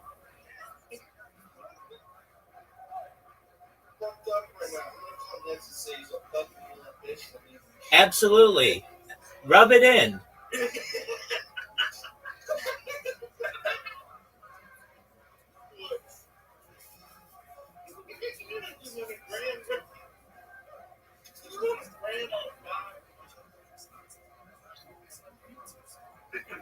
That's fucking insane. It was like the 3rd roll. He couldn't wait 3 rolls.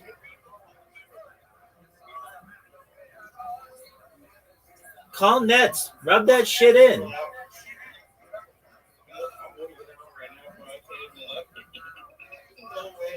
No way that just fucking happened. Oh my god. I'm going to withdraw 1,000. That was, I can't believe that just fucking happened. You're up. Quit. I can't fuck yeah. Quit. Quit while you're ahead. I'm only 300 in the withdrawal. There you go. That works. So then, if I understand this correctly, there's no way you can, like, even if you lost the 300, you'll still be up 800 for the day, right? Yeah, I'm golden, bro. It's the Jewish prayer, I'm telling you. Absolutely. That's why you bring me in here. It's We got it, baby. Peace and love, bro. And everything. 100%. That's crazy. That's insane, bro. He's not gonna reply. All right, so what you do? Here's how you do that, because you have to wager something. So you have to do a house block. Shut it down.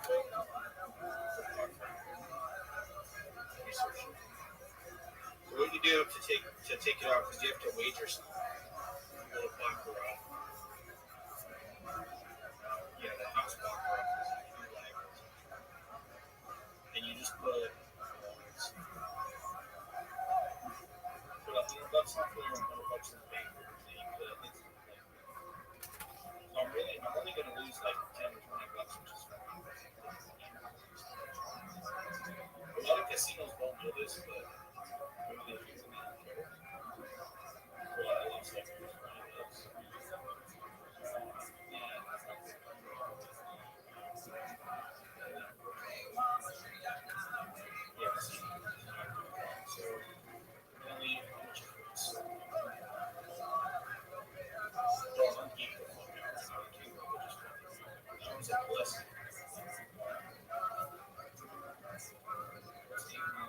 That was a blessing. Hell yeah.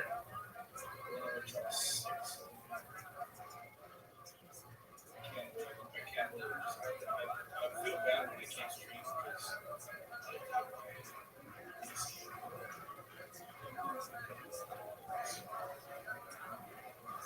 because Gava missed out on a good gambling night.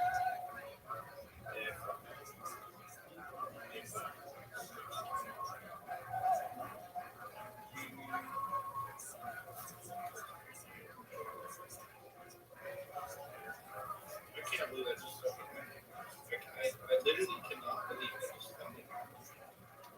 That's crazy. It was beautiful.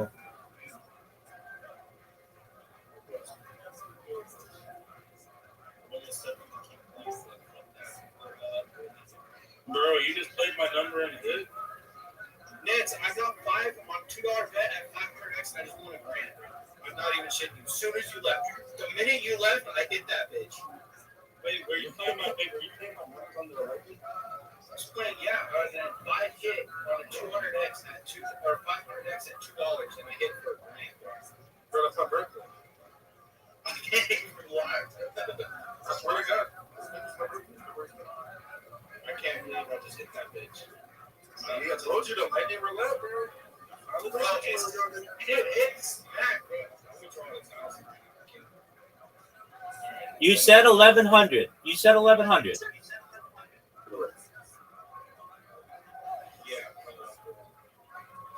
I think that's what I'm going to try.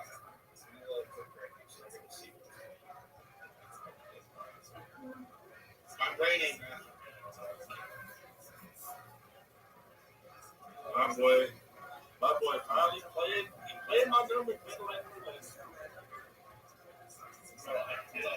As soon as your ass left the club, it was like, that's there. Shit smack, bro.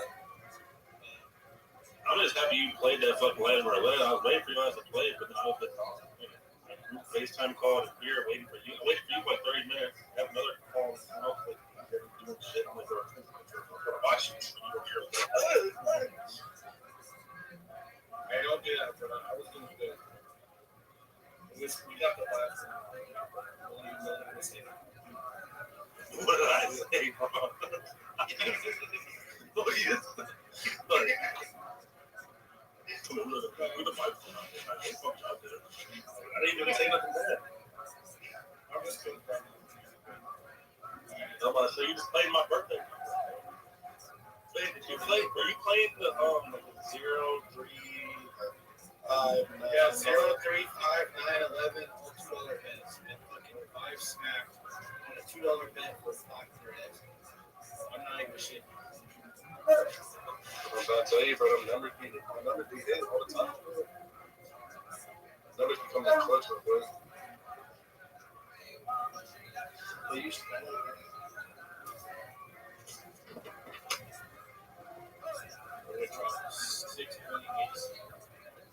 It's being weird right now.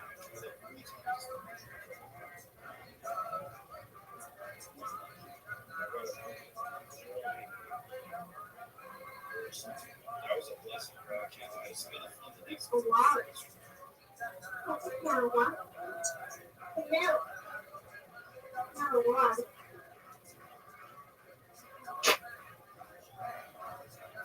Oh damn! Is this the part where everyone in the car gets 0.5 soul? Yeah, shut the fuck up. Alright, we got 300 flavor. I feel like we should go blackjack. Blackjack. I say go back to lightning. Well, I said lightning until I missed it the first time. That's on you. That's on you. We had a plan. Do well at lightning and then blow it all in blackjack.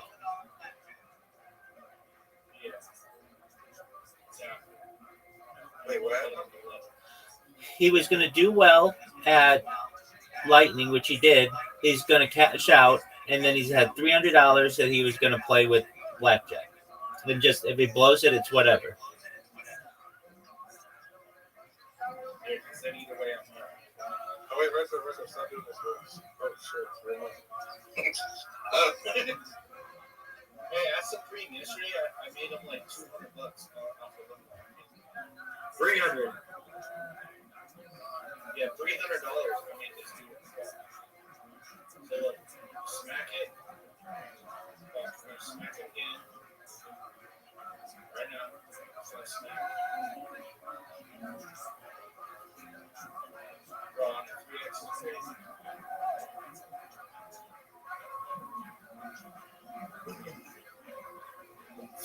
I'll say leave.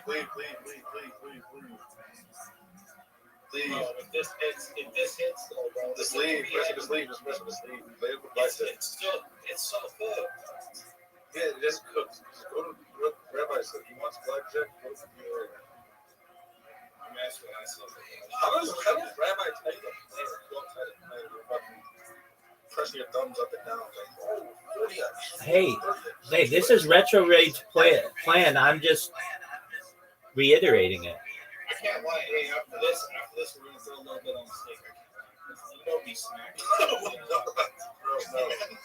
If you lose this house, you're done for the night. Fuck that, bro. No, it's not gonna fuck that, bro. You just got blessed. God bless you. First you don't take advantage of your blessing. That doesn't look like blackjack. Blackjack's a game with cards. You try to get 21. All right, what's this girl? She's better looking than the other chick. Yeah, she's fine. She don't like her, though. Hey, play your side. No, that's great. Play fight other sides. Just play one hand. And turn down. There you go.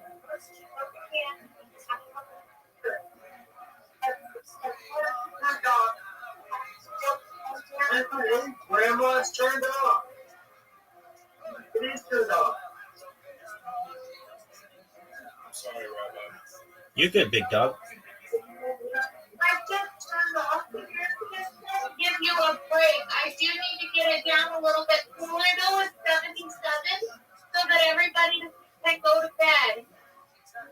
I gave you a break. I turned it off for a little bit and I'll turn it back on in a little while, maybe an hour. Okay?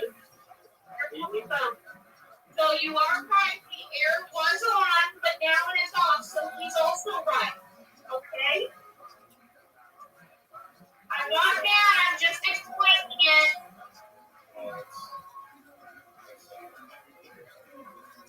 Retro Raid, you know you never buy insurance, right? Yeah, fuck insurance, bro. That shit never stops. Okay, I've got the chart out. There's like a chart that basically gives you the best odds possible in blackjack.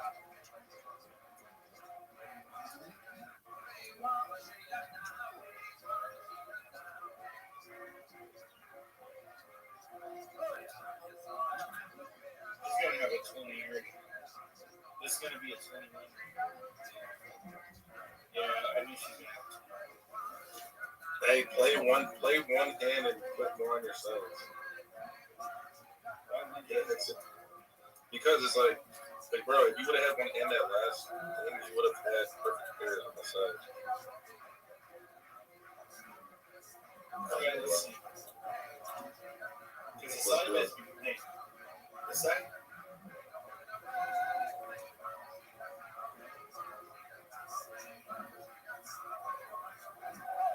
Good break. You know there's something that's.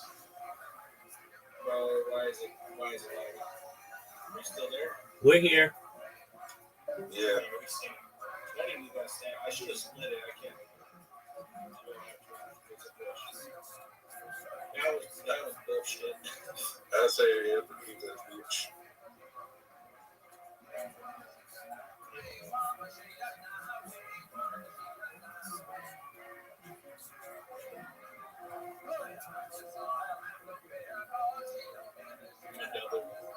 Against the 8, watch me get a 10. There you go. Watch you get 18. Yeah, it doesn't matter.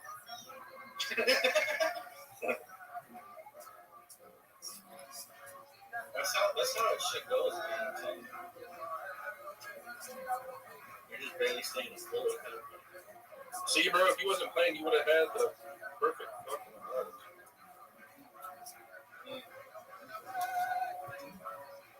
Yeah, that's awesome.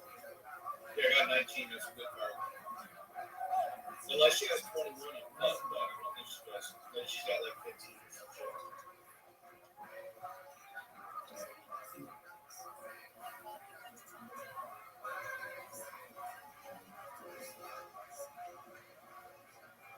Bro!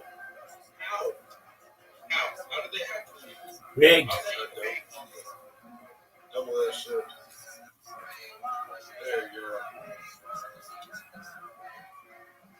$70 on the side button. Wow, bro.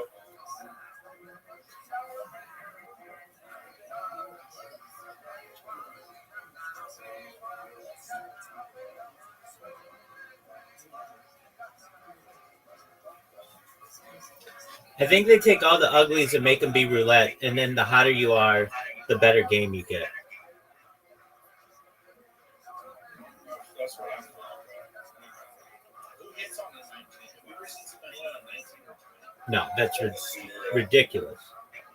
Like, what were you expecting? You expecting a 3? I could have got a 3, but the odds were so small.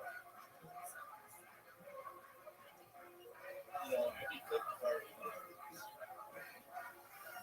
And so she got 20. Son of a bitch. How's that even possible, bro? Rigged. Sleight of hand. Hey, this dude, like $5 on this big bet, and then the rest of it sounds good. We're just gonna do that, bro. This shit, that was tricky. She got 20, like, she might even need it. Like, I don't even understand what's possible.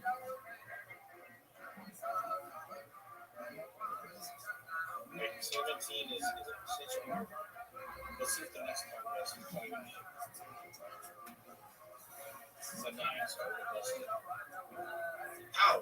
How did she get 23 times in a row? Like, how is that even fucking possible? I don't get it. Oh shit.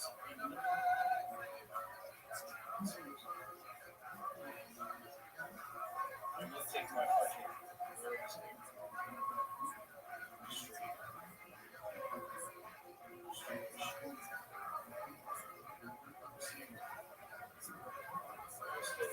Yes, sir.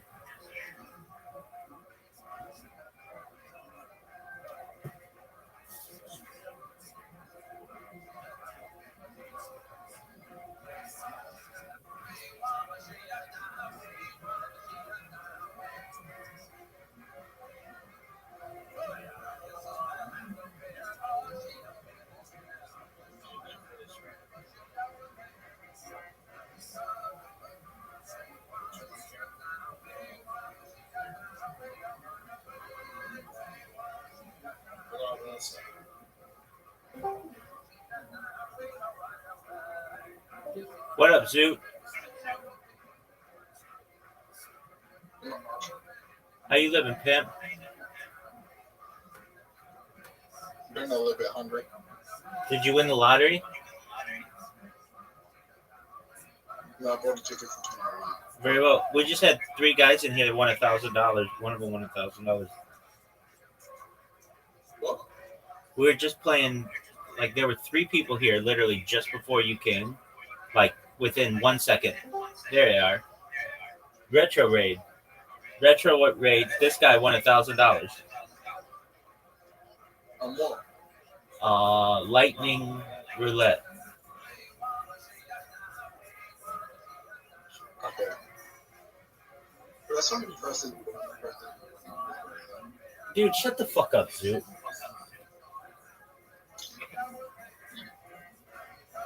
All right, steak time.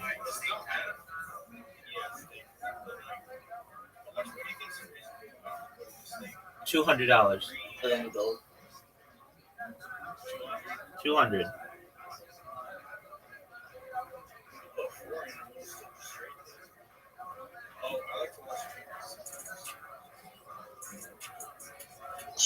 Train wreck doesn't matter.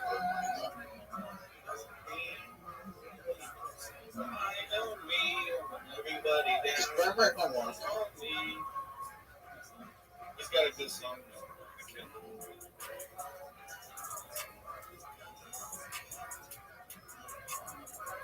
Is train wreck on now?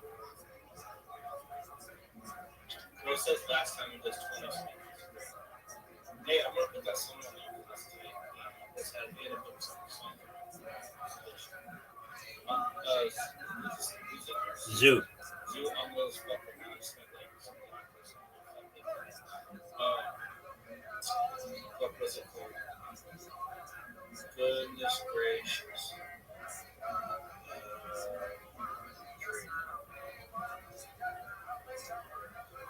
Oh, super stuff. Yeah, that shit was. I like the Lil Yachty part.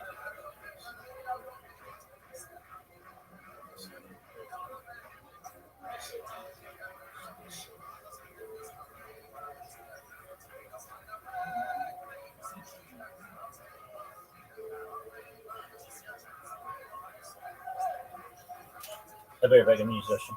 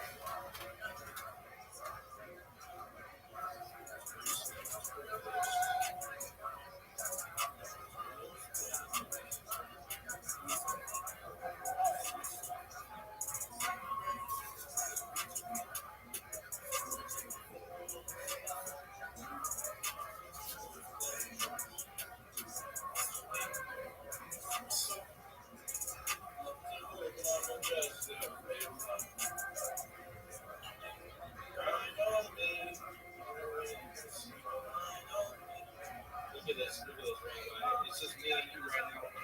We hit the bitch, we lit. Absolutely. It's just me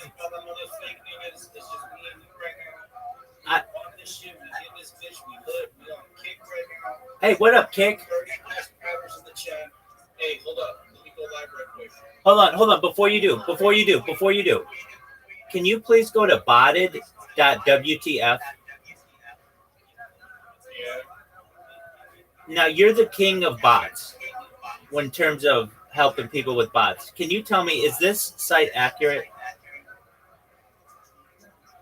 Yeah, I mean, I've seen it before.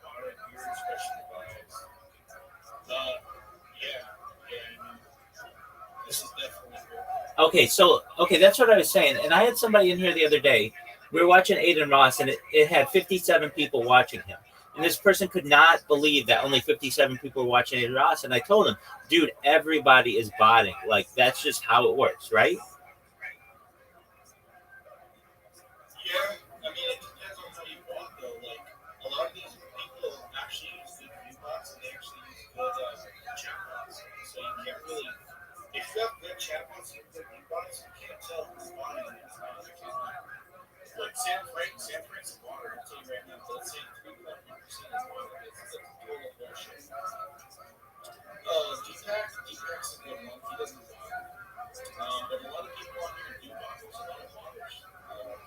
Chicken Andy, he's definitely a buyer. It says 812 unique chapters. It's fake. It's AI chat. AI chat's simple. You can do AI chat anytime. I got you. But look, we just had someone follow the channel. That's a real follow. Right. Let's play this real quick. I'm gonna get it. Absolutely, you do you, baby. Hey, thank you for the insight.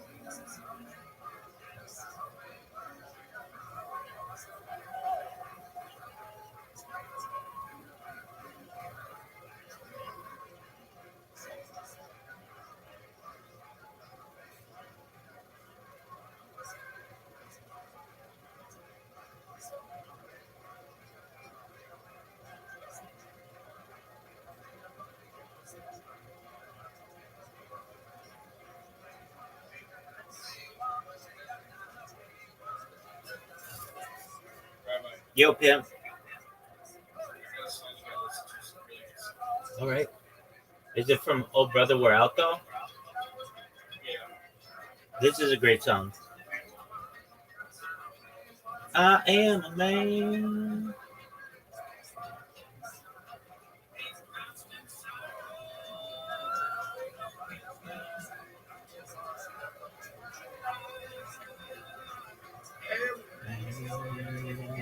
No constant sorrow.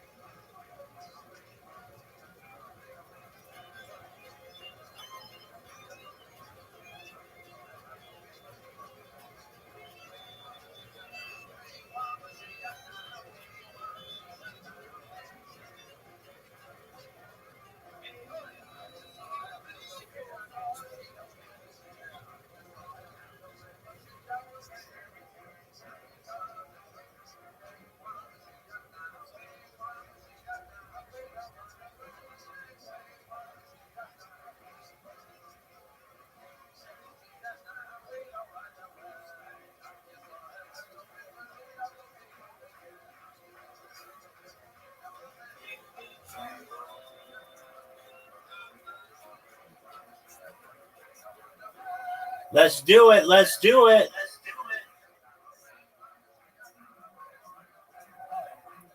Let's go. Let's go.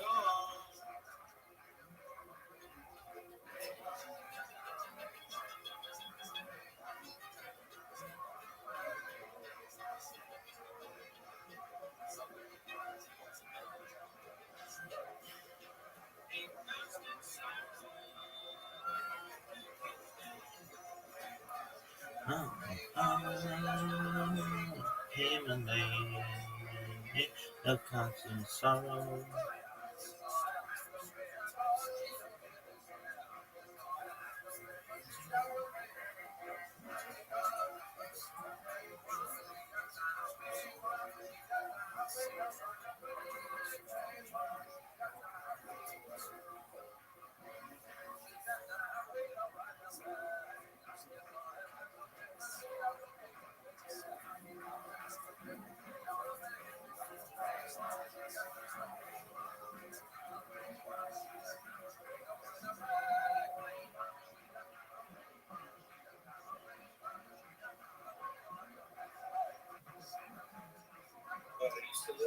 Fuck yeah, baby.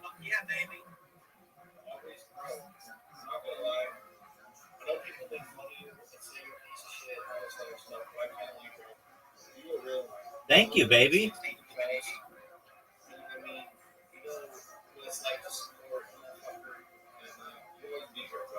Thank you so much. I take all the hate, let it drip off me like water off a duck's back. Are we on Kick? Yes, we're on Kick. We're live right now. We're going to have an audience soon of at least 100 viewers, real chatters, real people in the chat. We're going to go viral, bro. I'm telling you, Kick.com/retro raid is the most viral Kick channel you can Kick right now. We kick it, live it, we're going to verify it. We on it, bro. I'm telling you, bro. I already set this shit up.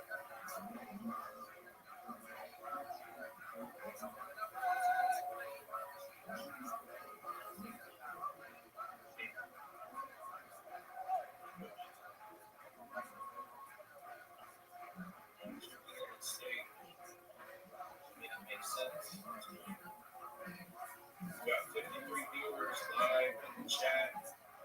What's up, viewers? Come on, everyone. Everyone say, hey, yo. Can you say, way, yo? Hey, yo.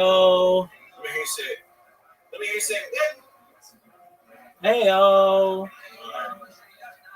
Sorry, I'm a little fucked up. He's lit, folks. How's it work? I'm curious if you're Jewish. If are you guys like allowed to get lit, or is it like you guys not supposed to? Or something? You can drink, but you don't want to drink to the point where you're inebriated and you can't control yourself. Yeah, I can still control myself. I can still know like what's a crypto address, how to type. I'm still like with it. I'm still feeling good. You know what I mean? Absolutely. Like, good buzz. Absolutely. Yo, I don't like being too drunk. It's not fun. I feel sick and shit. 100%. I'm gonna play this. Let's do some shout outs to the Kick people. Let's do some shout outs and see who's in chat. Who's in the chat right now? Testing chat. Who's in the chat? Let's see. Hold on. Give it a second. Gotta let everyone join in. Takes everyone a minute usually. Let everyone join up.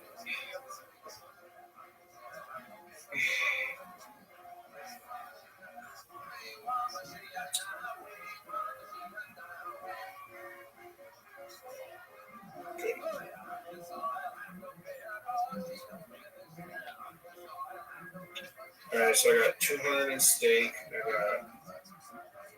Let me check my crypto. Got 864 in crypto. We're doing good. It's definitely looking good. I'm sure we're all good. I'm gonna play a song real quick. Let everyone join in, and then we'll start off in 3 minutes. You ever heard this song?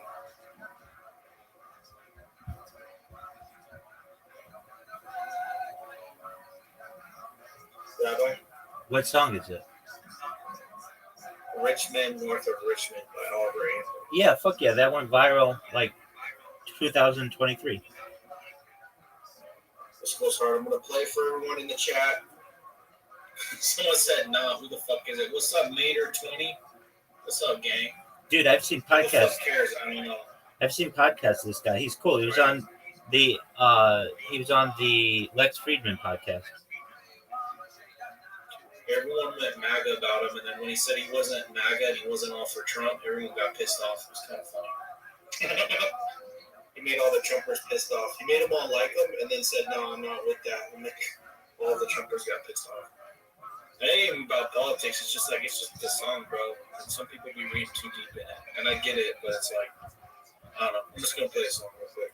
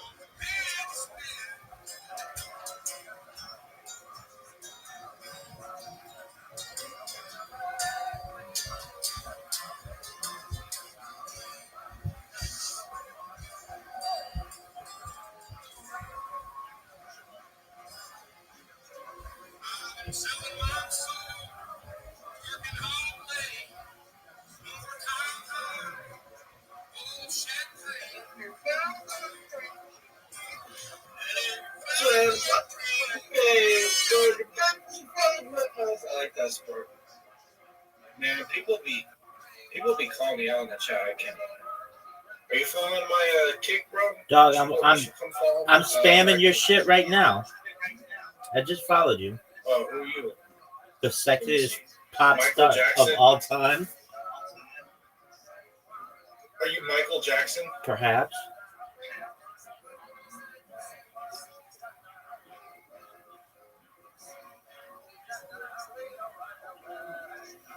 I'm gonna give you mod, bro.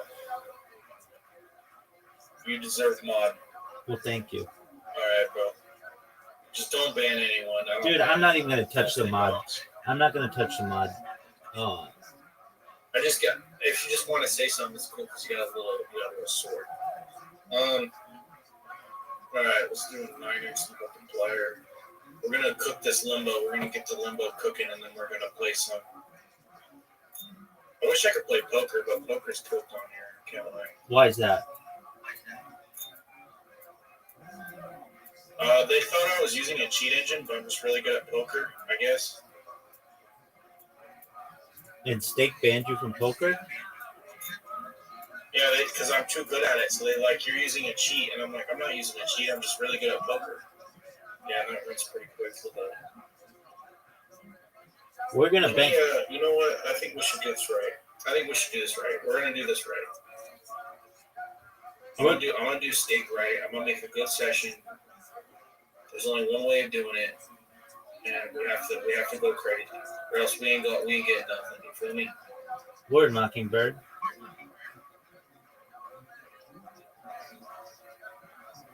Let's get it, bro. We gotta go crazy. But if we don't go crazy, we ain't gonna make shit. You feel me? 1,000%. But sometimes in life, scared money don't make money, and I 100% believe that. When you're not scared, you had some vodka in you. You're not scared to lose it. You gotta be straight up. You gotta know what you're playing. You gotta play good and play hard. Retrograde. Play hard. Retrograde, I'm going to improve your account. Why don't you have any links to your social media connected on Kick? I don't know. I just haven't done it yet. I mean, I probably should. what are you waiting? I don't know. I probably should do it. I should probably make it. I have a good community and I have good people that watch me because I guess I'm entertaining or something. Exactly. They want to follow you on other platforms instead of just sitting here jerking yourself off raw. You should connect those things. I should. I'm not gonna lie. Ooh, we just smacked that. Did you see that shit? 1,000%. I don't know why I said I'm still down 200. That doesn't make sense. Eddie Craven can't add. Come on, Mr. Craven. There we go. Yeah, now we're only down $62, so we're good. I'll take that. So what's the point of this game? You just have to click it. You have to hit a multiplier. Okay. Why are the red multipliers, or why are some multipliers in red? Bro, I just lost everything. I can't lie. That was crazy. How much did you lose? I went even. I just lost it all, bro. I just went crazy. Okay, well then quit. You're still up $800 for the day. No, I put it in, bro. I just lost it. Shut the fuck up. You lost the $1,000 you won? Yeah, bro. I just went too crazy. Retrograde. I think I know. It's crazy. We gotta come back. No. We'll come back another day, bro. Absolutely. You get some sleep, big dog. I will, man. I'll talk to you later, bro. Peace. Peace out, man. Take care. Wow. Well, that happened fast.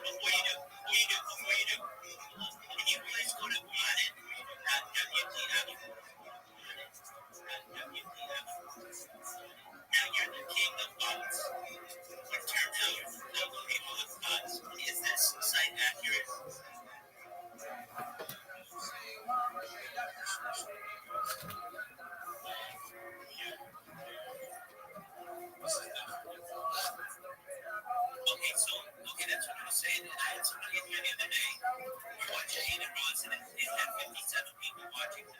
And this person could not believe that only 57 people watching Jane and Ross. And I told him, dude, everybody is on it. Like, that's just how it works, right?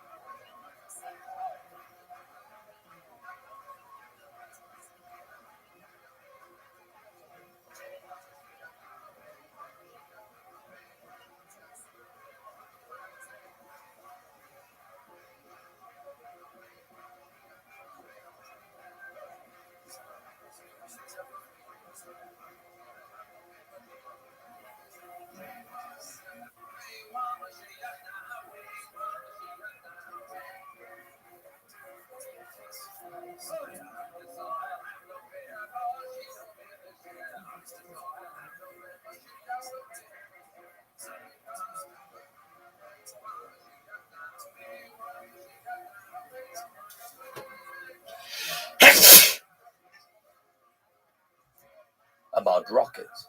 You talk about how to save on cost and how they land. And on the other hand, Putin doesn't launch rockets to save money. First, so I got it on Thursday. Thursday night, it was like the first night in the house. Just like jogging around, walking around with the dog. I see one of the neighbors. Morning. It's gonna be a morning. It's gonna be a great day. Yeah, I thought, what you got going on? I asked the guy how he was doing. He goes, asked me how it was. He goes, any better? And I couldn't take it. I was like, oh, hey, you gotta calm down, brother. We gotta calm down. Any better? And I couldn't take it. I'm like, yeah, man. This thing's so low. Well, there is something up. You're about to, you're feeling very, you're a little dicey with yourself. Or that's just how they are. Well, there's a great way to look at life. Like you just go, what are you thankful for? It's so much better than it could be in every aspect of looking at it. There's always a problem in life. There's always something going on that feels like it's hard to fix. But you can focus on that, or you can focus on just how much you have. Yeah, they're doing it. They're doing it. Any better, man? Any better than I couldn't take it. What's their use? Any better than I couldn't take it. I had a guy who made a great day. I thought, yeah, I knew a guy who wasn't doing well ever, and she just very overweight. He taught stand-up comedy classes. Yeah, and wasn't much of a comic. It was great. And I'd be like, how you doing? He goes, very well, having a lot of fun. Every single time. I'm like, hey, I don't know what that means, but what are you talking about? Having a lot of fun. Very well, having a lot of fun. Things are fantastic. So I just figured, how you doing? I'm all right. Let's leave it at that. Yeah. That's it, boss. So by the way, apologies to the audience. This thing is, the studio is so huge. It's going to be really quickly for a little bit, but we're going to eventually fix it. We'll get some sound absorber. We need to get stuff going. Yeah, we're going to get some stuff at this point. This is, take down some walls. I like this, though. It feels very quiet. It feels very good. Dutch Barrel Show. Yeah. Podcasting. Real podcast. There's no air one. No, that's one thing about the thing about Texas is well, everything's 20 minutes. Everything within it's 20 minutes. Yeah. Which I don't mind because it's driving. It's just traffic. You're a car guy. I'm going to need you to understand a couple things. You need a place to cover your car because the weather isn't very cooperative here, and sometimes it's uncomfortable. So I came in after that. I was driving and I got hit with, deer turn size hail, and it was actually kind of scary.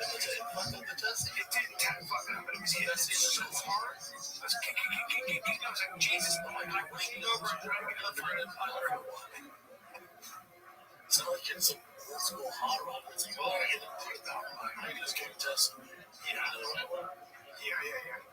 Well, still, it's kind of crazy. You forgot how many crazy mountains in the house.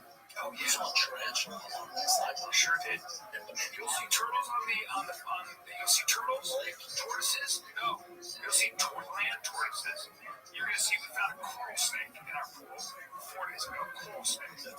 That's a problem. Let's not let it poison us. That's it's got cobra venom. So can you look at what the coral snakes are in Austin? Oh yeah, it's got his pet. No, it's got it's all the tarantula tiger. That's somebody's pet, right? So we had a tarantula in our pool, and they're big tarantulas. We have tarantulas. Scorpions are a big problem. So we've had a few scorpions. Yeah.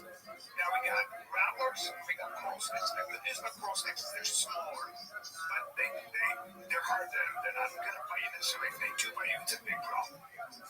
Texas coral snake.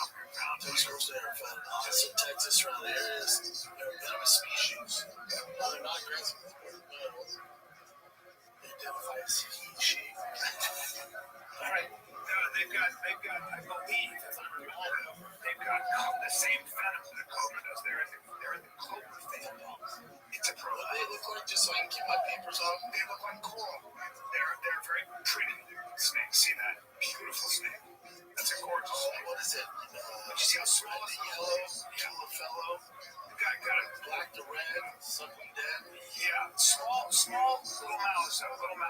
But still, now you know what I'm talking about. That's cool. So, we didn't see it. The full guy said Texas and said there's red touches yellow, kill a fellow.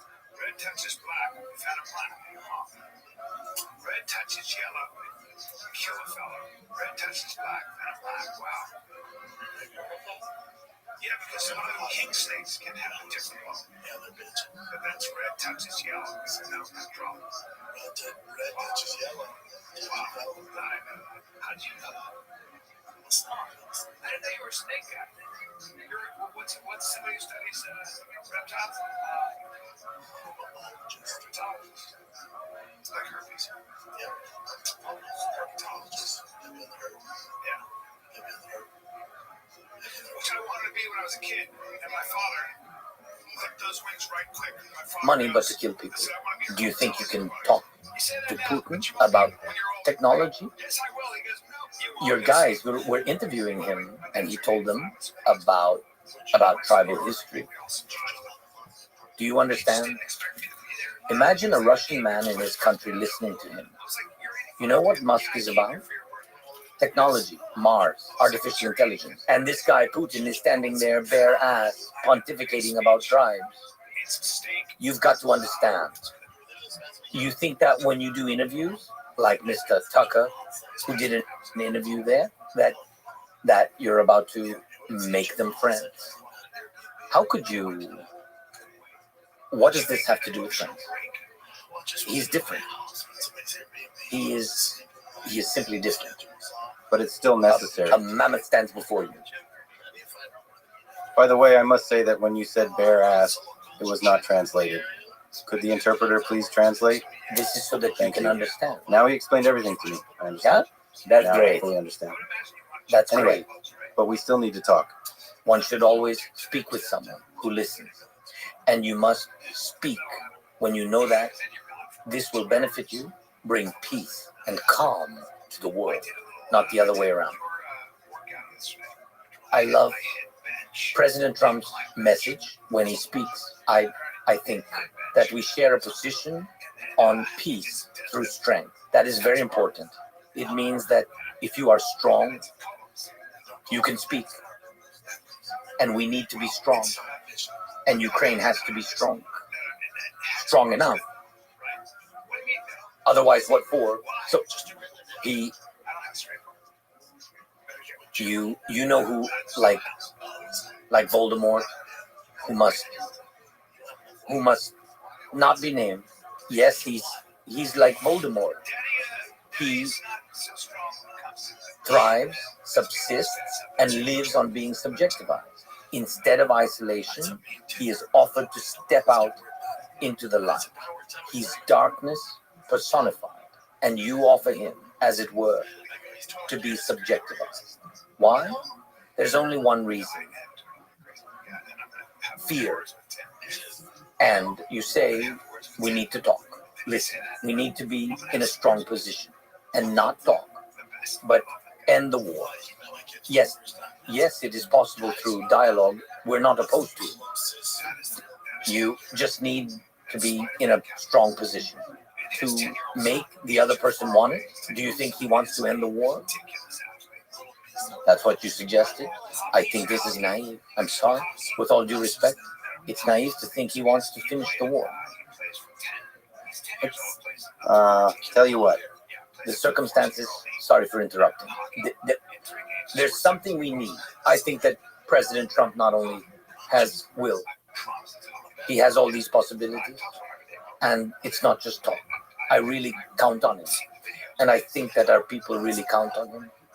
So he has enough power to pressure him, to pressure Putin, not into wanting to stop it. No, he will not want to pressure him to actually stop it. That is the difference. Don't rely on his will, Putin's will to stop. You won't see it. That's what I think. Sorry. No, sorry, I interrupted you first. But what I would want, I do have what some might call a naive dream of you sitting down with Putin and Trump and negotiating a deal about a ceasefire and together finding a path to long-term peace.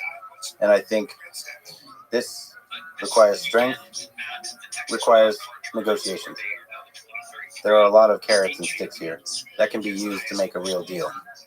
And Trump is very keen on making a deal and ready to negotiate. Can I ask you a question? No? I just really want you and I to be on the same page. It's very important to be in the same information space. Extremely important. Let's talk a bit about the ceasefire. Let me describe the situation to you.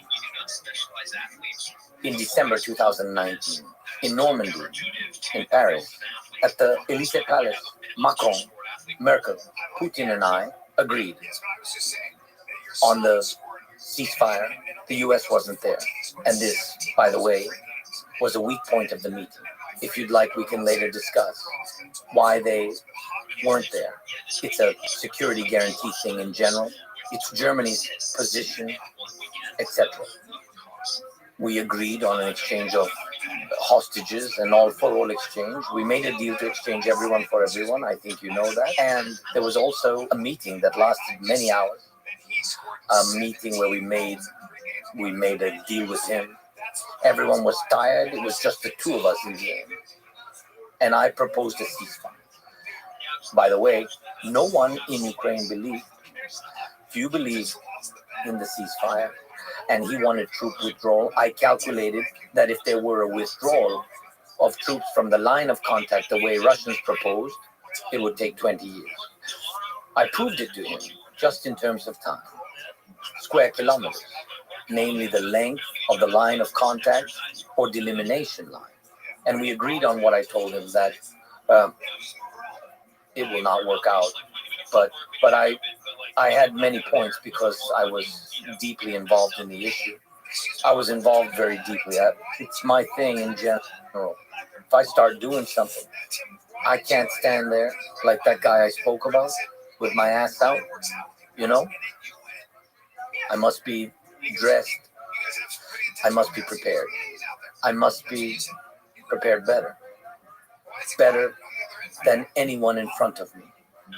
You do sports, right? Mm-hmm. I practiced for many years. And we know what fights are like, what boxing is, what Thai boxing is.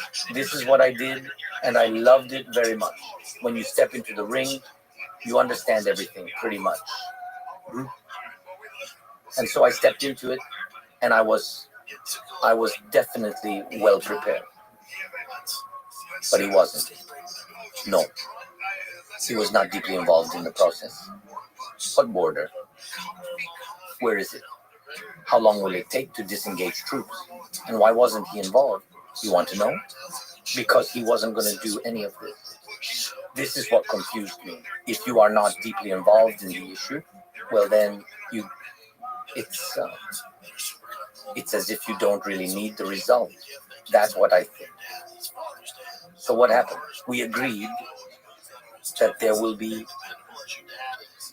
gas continuation, gas transit in 2019. We agreed with him. This was the security for Europe. Merkel asked me for it. And this was extremely important for Germany. We agreed with him. Secondly, we agreed that for him it was just money. So secondly, we agreed on an exchange. For me, this was the most important thing. For them, gas was, for me, was the people. And this is a fact. Because I wanted to have a humanitarian advantage. So that there would be further meetings that would lead to sustained peace. And third, ceasefire. Ceasefire you spoke about. What happened? The gas contract was signed because he needed it. And by the way, he knew everything about it. As for exchange, we took the first step and exchanged the people. Regarding the ceasefire, well, they started killing us in about a month. So I called him and I told him, we agreed on a ceasefire, didn't we? Well, it wasn't a piece of toilet paper, was it? This is serious business. Or so it seemed. It really was serious. Merkel, Macron, you and I, we all agreed on this together.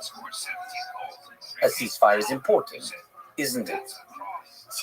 No Not way! Because everyone Hey, I was worried celebrating about New Year's. you. And now they're offering What's us a going Christmas on? ceasefire. It's all. Just one moment. We'll get you back up.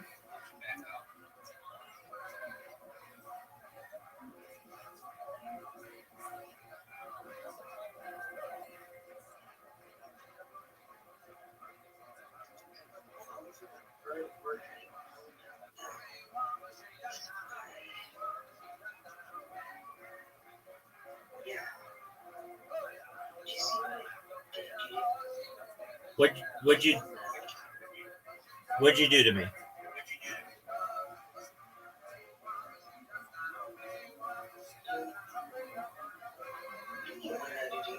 No, what did you do? I apologize. Apologies. What'd you do? I'm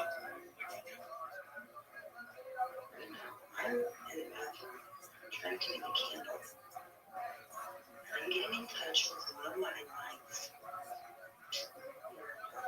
My husband is asleep in the bed, and I'm sleeping now.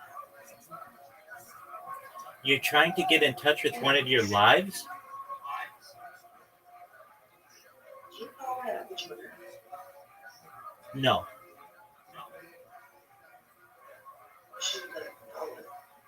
Okay, I'll take a look at it right now.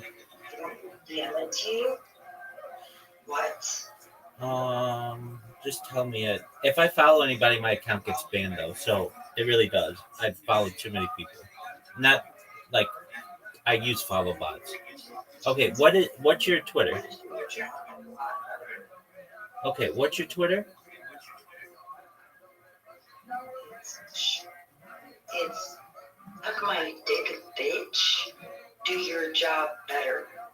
Girl, that's how you understand? That's how you get muted. Tell me what your X is. Yeah, it's muted to her. It's what? Okay. What are you doing fucking matter to that? I'm speaking to my admin right now. What are you talking? You're hoping? You're not hoping. It's running to you. Okay, what's your Twitter? What's your Twitter, Audie?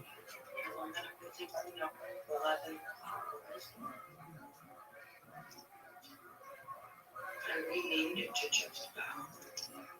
What's your Twitter? At 01235. That's the most difficult thing to ever follow. Okay, what is it again?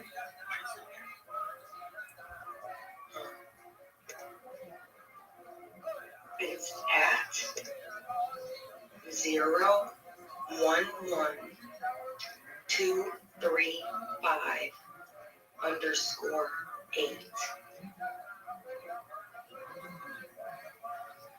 Just bow.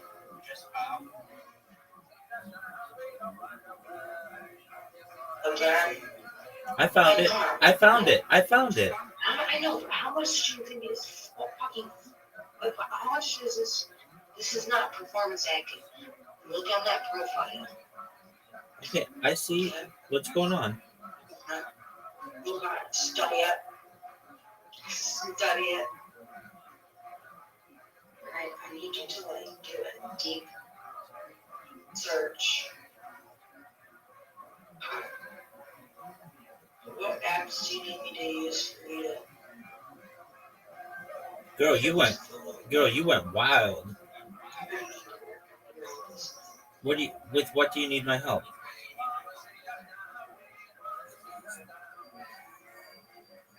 You're seriously not retarded, bro.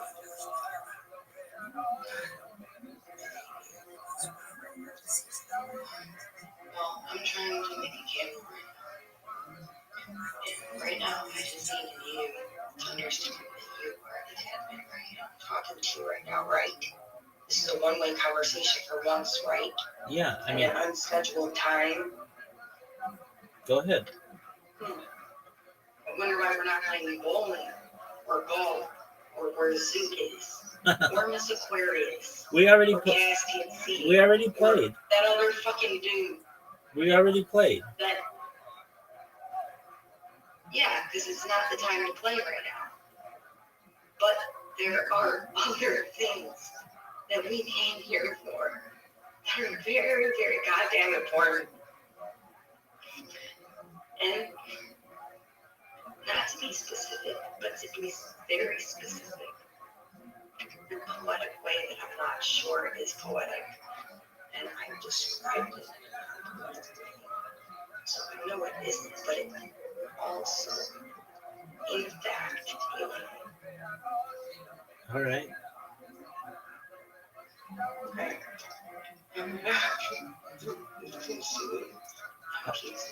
Okay, how's your candle making going?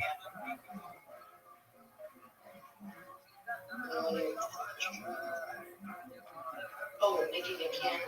Oh, yeah. Girl, your dandruff is off the chain. You need to get some Head and Shoulders or something. I know, you see my dandruff, It's right? crazy. Yeah, I've got the bath right here. Like, I just have to, like, keep it real because of my bloodline and, like, why would I fund into that all over again? So people. Anyways, I don't use Head and Shoulders anymore. Although it's a great product. No, it's actually changing of the level. And, you know, as specific, it's still winter.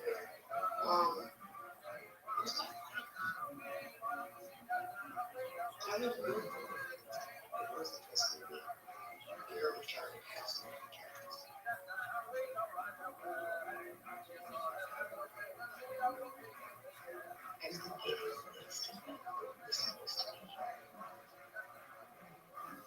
Girl, you went wild. Your Twitter feed is I wild. went wild. It's like a hospital. I believe it. Where were you? Because everybody thinks I'm fucking retarded, okay? Well, guess what? Everybody thinks they knows I'm right now, huh? Yeah, they really fucking do. If they really want to look, they can go fucking look. Because guess who's not fucking texting me that, huh? Mr. Staffing Sergeant.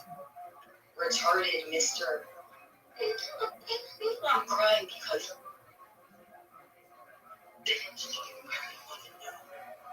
candles are decent. And 10-15 minutes.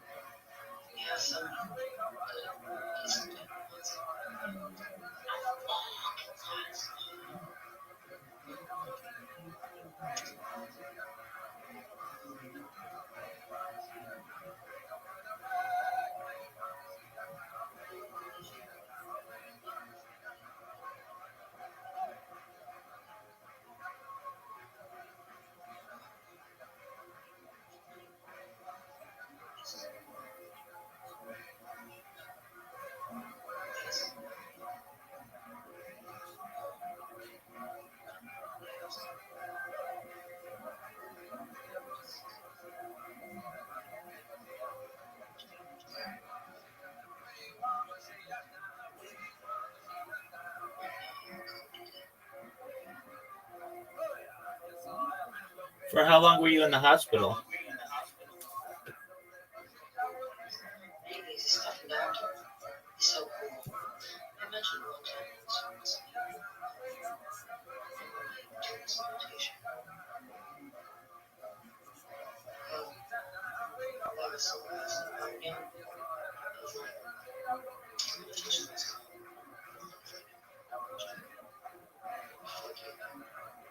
You were in the hospital for 5 days?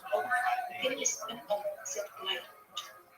was like 7 days, something like that. I don't check in here typically, but every other day I think they're I know. That's why I messaged you. I was worried about you.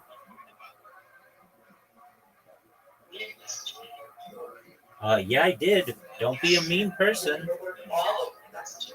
No, I sent you messages like within the last 48 hours. I sent you one literally like at this time yesterday, just hoping that you were okay. Let me send you. I said yesterday at 11:19 p.m. Oh, no, it's fine. Let me look now. Yeah, I sent it to you yesterday. I was worried about you. So generic. Yeah. How many days was I gone? I'm sorry, you're the admin of what? Did Well, you think this was a fucking game? hold on. Like, I mean, hold yeah, on. it is, but like, you don't understand how it works. I don't think anybody understands how it works. Girl, I sent you. Like a one-line communication. Girl, I sent you one on May 26th, and you didn't respond. And then I told you that you were missed. What do you want me to do?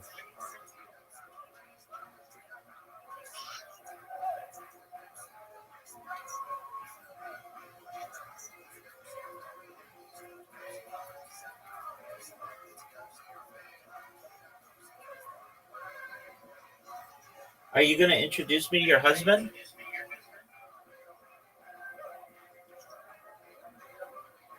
Do you know what your job is? Slanging dick like it's going out of style?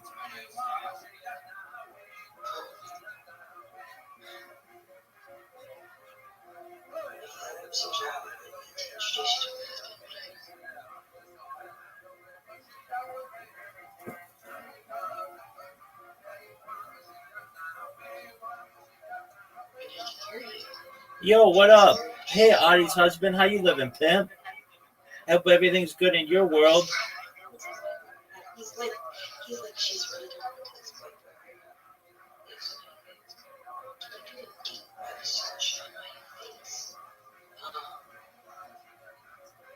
Because I went against the idea, and there's like a ton of different ways you're gonna combine different apps. I need like more than your help.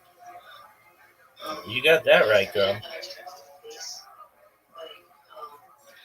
Let them facial recognize camera that someone looking at like retarded and I like tell them to shut the fuck up. I always know it's funny and it happens wherever I date or watch when I call them over there because there was experiences and things they should look at. That I was posting on the two because I deleted the old one because I realized that I should figure that I'll be able to go to a certain place or prove that I had a sense of always be doing virtuals and direct line of communication. Obviously, there's some fake ass government that thinks it's in charge of some shit. And my ass just got driven crazy thinking that my son was dead, sacrificed. Hold on, this is not my brain. Because I can explain exactly why each little thing was in there.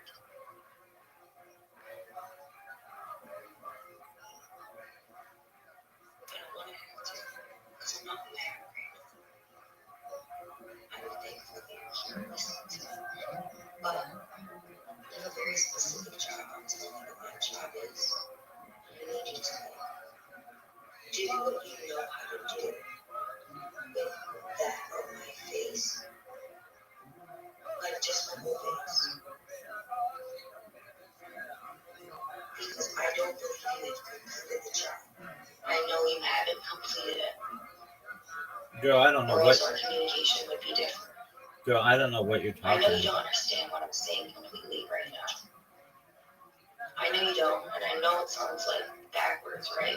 Yeah, let me meet your husband. Because that's not what this is. Let me meet your This husband. is something much more Let me meet your than what husband. you're understanding right now. Yo, girl, let me meet your husband.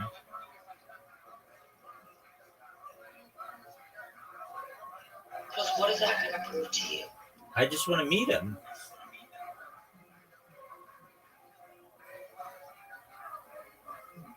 He is sleeping in bed. Who did I tell you to invite at the regular time? I didn't know that you messaged me. Well, I I did. really didn't look to see if you messaged me. It's just that I just so happened to get out of the hospital today. And I assumed that you didn't because you typically don't. I know that when I told you that I had court, when I wasn't able to get in touch with my husband, and I told you that I gave my phone number to that weird ass dude that lives next door. Like, I told you that I wasn't in contact with him and that it was like, I told you about my struggles at that time. And that's when you responded to me and you told me that you prayed for me. Correct. And that's how I know that you're my friend. Cool.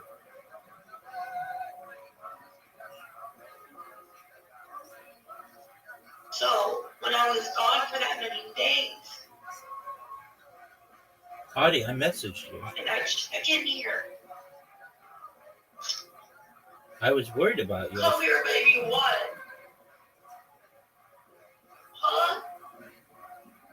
1 minute, what?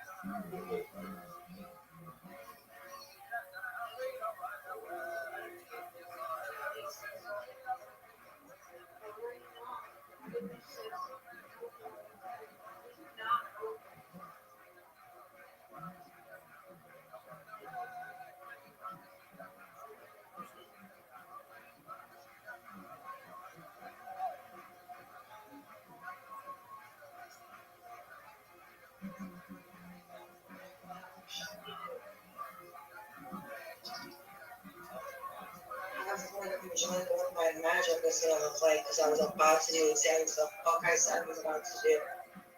You can go pee. Yo, dog, let me meet him.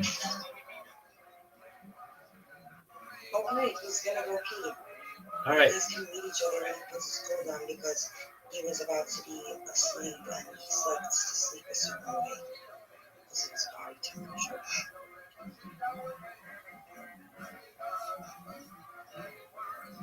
What's his name? You know what I mean. No, I don't. I don't know, he has the same name as my son. Do you know my son's name? Enlighten me. Huh? Enlighten me. My son's name is Lene Maria. Oh, it's what? Lamingo Marriott. So his name Jr. the third. his name is Lamingo. That's tonight's uncle. Okay, you never So told me his that. name is Marriott Jr. the second. So he's Lamariette or Lamingo Lamariette. Lamingo Marriott. All right, so his first name is Lamingo. Yeah, and Jeremy and the G. Cool. But English means the stuff in churches. All right, is Right for the what? is Lamingo Yeah, because I'm sorry, this is no one's game. is Lamingo You don't understand me. His name is Lamingo. right? Let me talk with Lamingo. Really? Okay, he's peeing right now. Let him gather himself. He's trying to figure out what's going on. I told him that you are my best friend that took care of me in his absence, and that I have never touched you before. No, we live thousands of miles away from each other. Yeah.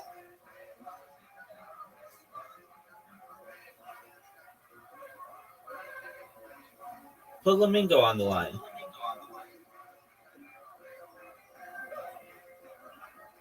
Right here. Yo, Lamingo, what up, On pimp? the line. Lamingo, how you living? What you need, man? Dog, you got your hands full. How you doing? What you need? I'm saying hello to you. How's your day going? Excellent. Well, I know that you were trying to get some sleep, and I hope that you're able to do so. And just Yeah, because wasn't that some fucked up shit that I posted on Twitter that you should go and look at for I'm- sure with some clear eyes? I'm right looking now? at it right now. It's wild. It's Because he was telling me that his stomach was really upset. He couldn't stomach what I told him today. For clear, he understood. okay. When I'm crying, dancing, stretching over here like some bullshit ass. This is not a bullshit. Okay, well, why don't you go spend some time with Lamingo? I'm gonna go back to my candle shop You by do, myself. you do And that. I'm gonna do the art that I wanted to do. All That right. that therapist wouldn't let me do. Okay. Okay, you enjoy yourself. Goodbye. Bye. Thank you. You're welcome. You're welcome.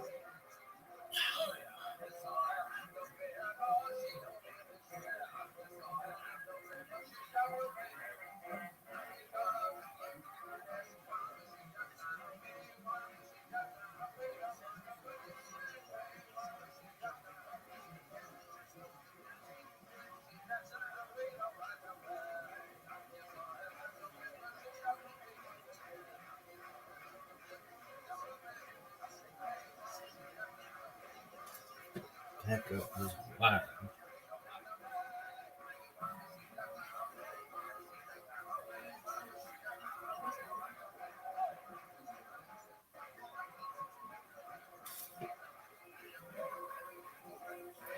Lamingo, what you need? No, it just sounds like your hands are tied. I should say your hands are full. You have both, son. Well, I'm glad that I figured something was wrong with Audie. I hope she's doing okay. If you watch this in the future, I'd message you. I hope you're okay.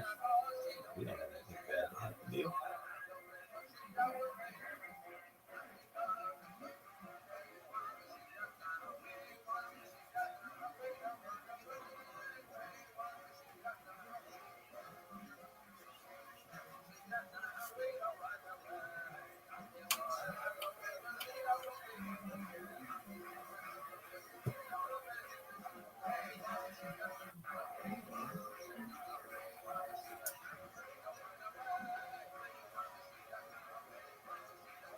Hey, Casey. Hey, Chad.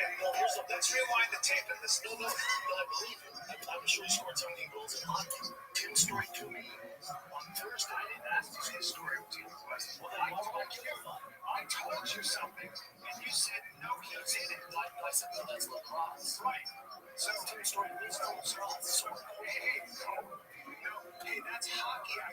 You only got the money if you were saying goals in lacrosse. No, he scored 17 goals in hockey. He also did lacrosse. I was right. No, you weren't. You said to me I was wrong, and you corrected me and said, I'm wrong about the sport. It's lacrosse. That's what you said. Now pay up. No, because I said, no. You can't just say no. You can't just, this one's working.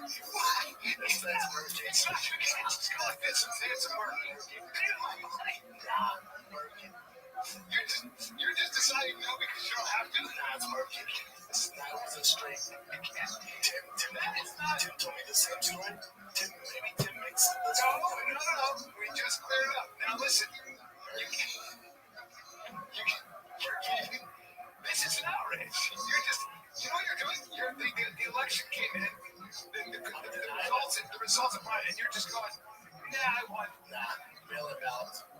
Just like that. You're just. Please. But Rabbi is very sick.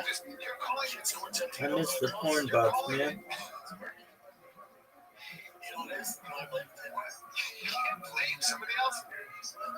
You can't blame somebody else. Scored 17 hockey. No, that's where they got twisted. And the giveaway's kid's a stud. He's a stud. Long hair.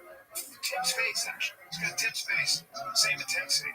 It's ridiculous. I didn't realize how big lacrosse is in Texas. All the kids play. I can guess, yeah. All the kids play.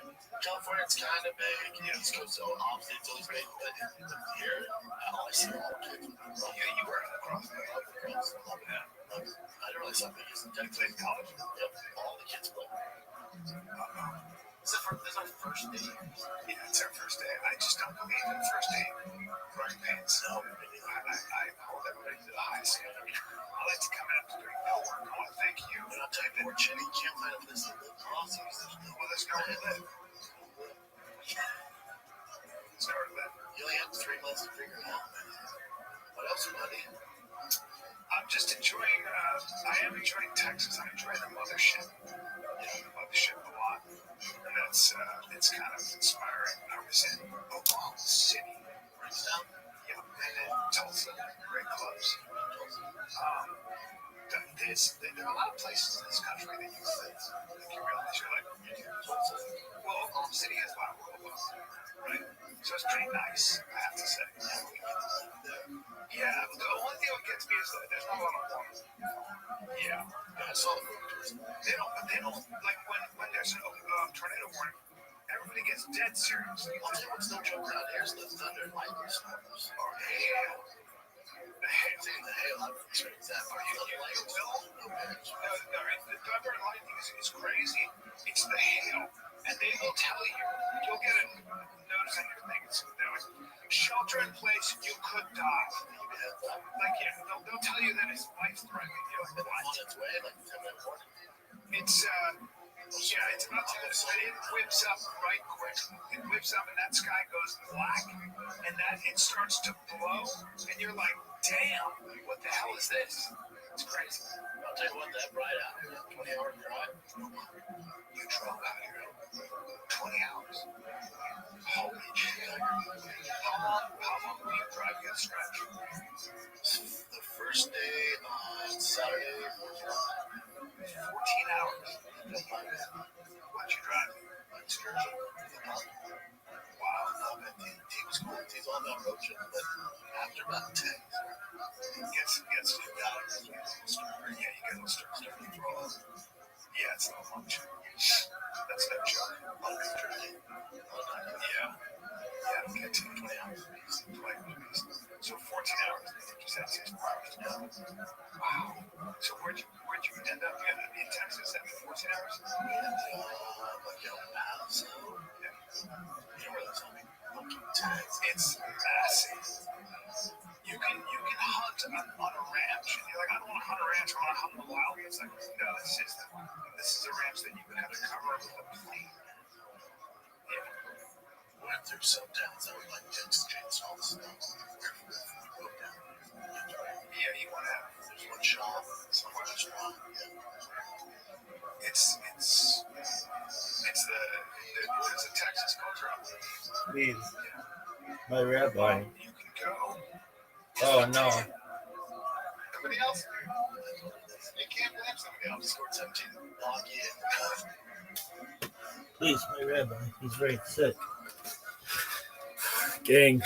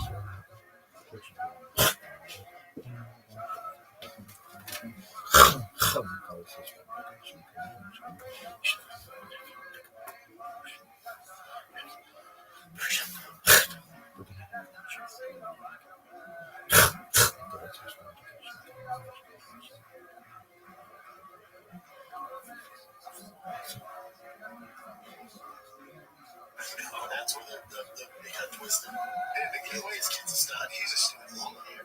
Long hair. Tim's face, actually. He's got Tim's face. Same intensity. It's ridiculous. I didn't realize how big the process of taxis. All the kids play. I guess, yeah. All the kids play.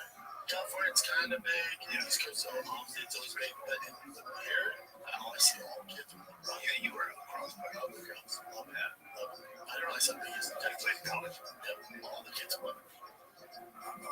It's our first day.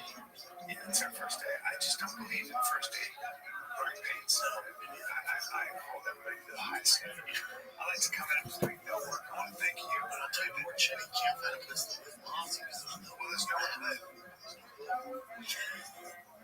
Start that. You only have 3 months to figure it out, right? What else, buddy? I'm just enjoying, I am enjoying Texas. I'm enjoying the mothership. Yeah, mothership a lot. That's it's kind of inspiring. I was in Oklahoma City, yeah, and in Tulsa, great clubs. There are a lot of places in this country that you realize you're like, well, Oklahoma City has a lot of rules, right? So it's pretty nice, I have to say. Yeah, but the only thing that gets me is that there's not a lot of porn. Yeah, I saw the movie. They don't like when there's a tornado warning. Everybody gets dead serious. I'll tell you what's no joke around here's the thunder and lightning storms. Or the hail. The hail. I've experienced that. The thunder and lightning is crazy. It's the hail. And they will tell you, you'll get a notice on your thing. It's shelter in place, you could die. Like, yeah, they'll tell you that it's life threatening. You're like, on its way, like, tell me more. It's it's about to it whips up right quick. It whips up and that sky goes black and then it starts to blow and you're like, damn, what the hell is this? All this saying a ceasefire for 2-3 days just to get some praise, but this isn't a performance. This isn't some kind of theater. No, this is about people's lives, and that's what happened. After that, I called him a few more times. I think I only had 2-3 calls with him in total. I asked him for a ceasefire. He told me it couldn't be. We will figure it out now. People from the occupied territory, Russians and separatists, they were all there together. They continued to shoot and kill our people. Yes, the front lines were quiet. Welcome. Oh man, but they killed people. They were killing people, and I kept calling him. I called again and again, but there was nothing. Until, after a few months, the Russians stopped answering the phone. We did not have any contact soon.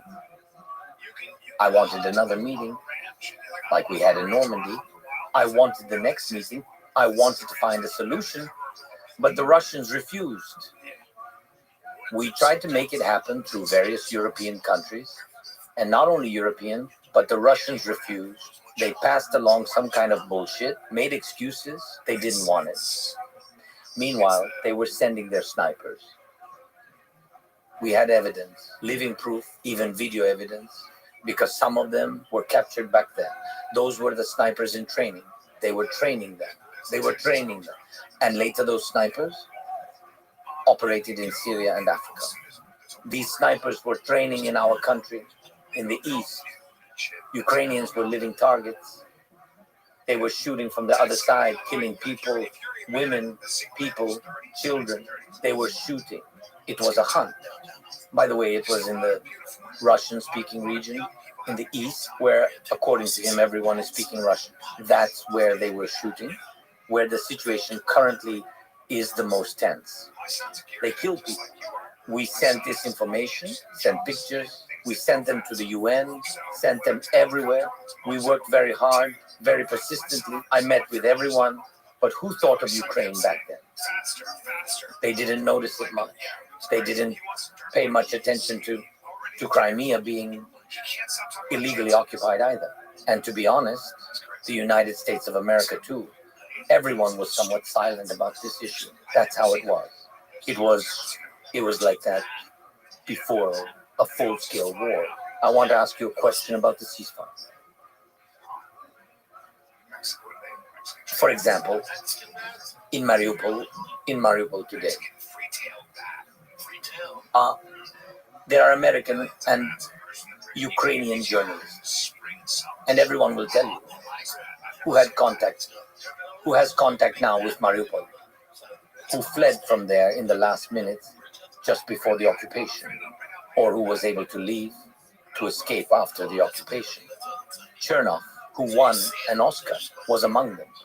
And the journalists that left Mariupol, they are here. By the way, we had a conversation. They will tell you that 20,000, 30,000 civilians were tortured and buried there. We do not know the number of victims. People who didn't want to work with them, who refused to cooperate with them, people who went on strikes to protest, people who did not want to work with the Russians who occupied Mariupol. And this is one example, just with this city. And I have a question for you. What about the millions of children? And I will ask you in Russian so that you hear this without delay. What about the millions of children over there? What if we just arranged a ceasefire without understanding what would happen next? Without understanding what will happen to Ukraine's security guarantees? What about the millions of children in the occupied territories? What should I tell them? What am I to tell them? What is it I should tell them? What? Whatever? Hey, all of you over there, here, and those tens of thousands of people buried there, is that what we want? Are we ready to forgive them for this? We must at least take the first step. If this is a ceasefire, we must know that there is a security guarantee for the part of Ukraine under our control. We need it so that he will not come back. This is very important. And what do we say to the people who live in those territories? These are millions of people. Did you know that since 2014, in Donetsk, in the Crimea, this is happening in Melitopol as well, as in Berdyansk now. They are making all these kids of drafting age go and fight. And if they don't go, they will be killed. Do you understand what's happening? That is why a ceasefire, everything I said, what I wish for, and I believe in President Trump's power to use all of this information to come up with a way to make Ukraine strong. And be strong. Why am I saying that? I will give you an example. President Trump will be in the same situation as I was in 2019. Precisely the same situation. I want to end the war. We want a lasting peace for Ukraine. We must do this. The ceasefire, exchange people, and then diplomatically return all territories. And we will do this through diplomacy. What will happen next with President Trump? If the ceasefire happens without security guarantees, at least for the territory we control, what does he get? If he manages to make a ceasefire deal, and 3 months later, Putin launches a new wave of attacks, what will Trump look like? What will Ukraine look like? What will everyone look like? Putin will just do it. And why would Putin do it? Because today he's afraid of Trump. But once Trump manages, for example, to do a ceasefire deal without serious security guarantees for Ukraine, he will give a pass to Putin. Not that he wants to. No, he does not want that. I believe in what he says. But he will give Putin an opportunity. Because in Putin's head, he wants me to fight with Trump. Putin's plan is to end the occupation of our territory. This is in his sick head. And I'm absolutely sure of this. That is why I told you, don't wait for Putin to want to stop the war. Pressure him so that he is forced to stop the war. That's important. It's important to say that what you said about the children is a tragedy. War is hell. But let me say again, we must find a path to peace. There is one. What is it? There is one. Before ceasefire, strong Ukraine. Strong Ukraine's position? Yes, we can speak about it with Trump. For me, we can speak about security guarantees, but a quick step is NATO. A partial membership NATO. Yes, I understand. I understand Trump's feelings about NATO. I heard him. He's thinking through all of it, of course. But anyway, yes, NATO is a strong security guarantee for all the people, for us. Part of security guarantee. The second part is the arms aid package, which we will not use. If a ceasefire works, nobody will use the weapons. For what? But it has to stay. But with all due respect to the United States and to the administration, not like before, I don't want the same situation like we had with Biden. I ask for sanctions now, please, and weapons now, and then we will see. If they start it again, of course, we'll be happy if you'll give us more and you will stand with us shoulder to shoulder. Of course, that is right. But it's different when you have weapons. Putin wouldn't have been able to occupy so much territory. It was very difficult for us to push him out. But we didn't have weapons before, and that is the same situation. It can be the same situation. I'm just sharing this with you. Like I said at the very beginning, I want to be very honest with you and with your audience. Yes, it's true. If we do not have security guarantees, Putin will come again. To make it clear, let's describe the idea that you are speaking about. I would like to offer you other ideas too, but right now, your idea is that NATO accepts Ukraine minus the 5 regions of Luhansk, Donetsk, Zaporizhia, Kherson, and Crimea. Just so you understand the situation, the invitation to NATO is legislatively issued to Ukraine. So to us, all those territories are still Ukraine.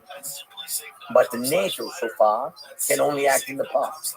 That is under Ukrainian control. This can be negotiated. I am sure about that. Yes, this would not be a great success for us, but if we see a diplomatic way to end the war, this is one of the ways. So it is. So that is a start. Secondly, weapons, arms aid package. I'm not ready to discuss this publicly right now. It's all written down. And President Trump might have seen it or not, but we've got no secrets from him. Yes. So, but mostly it depends on the willingness of the United States, because some of it will come from the EU, some from the United States, of course, together. So not just from the United States. No. We need unity with this package. So the package and sanctions. Yes, sanctions. But I think it's in the interest of all the smart people to not have Russian energy on the market in general. So he has to stop it. That's all. It's fine. American oil, American gas is okay. Why not? And it's cheaper. So it will be cheaper for the whole world. The money will go to the United States. And I think he will be happy. And the president and your people will be happy. But it's your decision. I'm just sharing. Yes, and cheaper oil. So Putin won't have so much money for the war. And that's it. But this is difficult because it's a lot. You're saying to continue the sanctions on Russia to accept Ukraine into NATO. I need to ask you some difficult questions about this. Yes, go on. I trust and respect your words today. Many people respect and love you in America. Trump respects you. Loves me? Oh, come on now. Remember last time you corrected me? When I said that you love Javier Milei, you said, no. I respect it. So let's not talk about love today.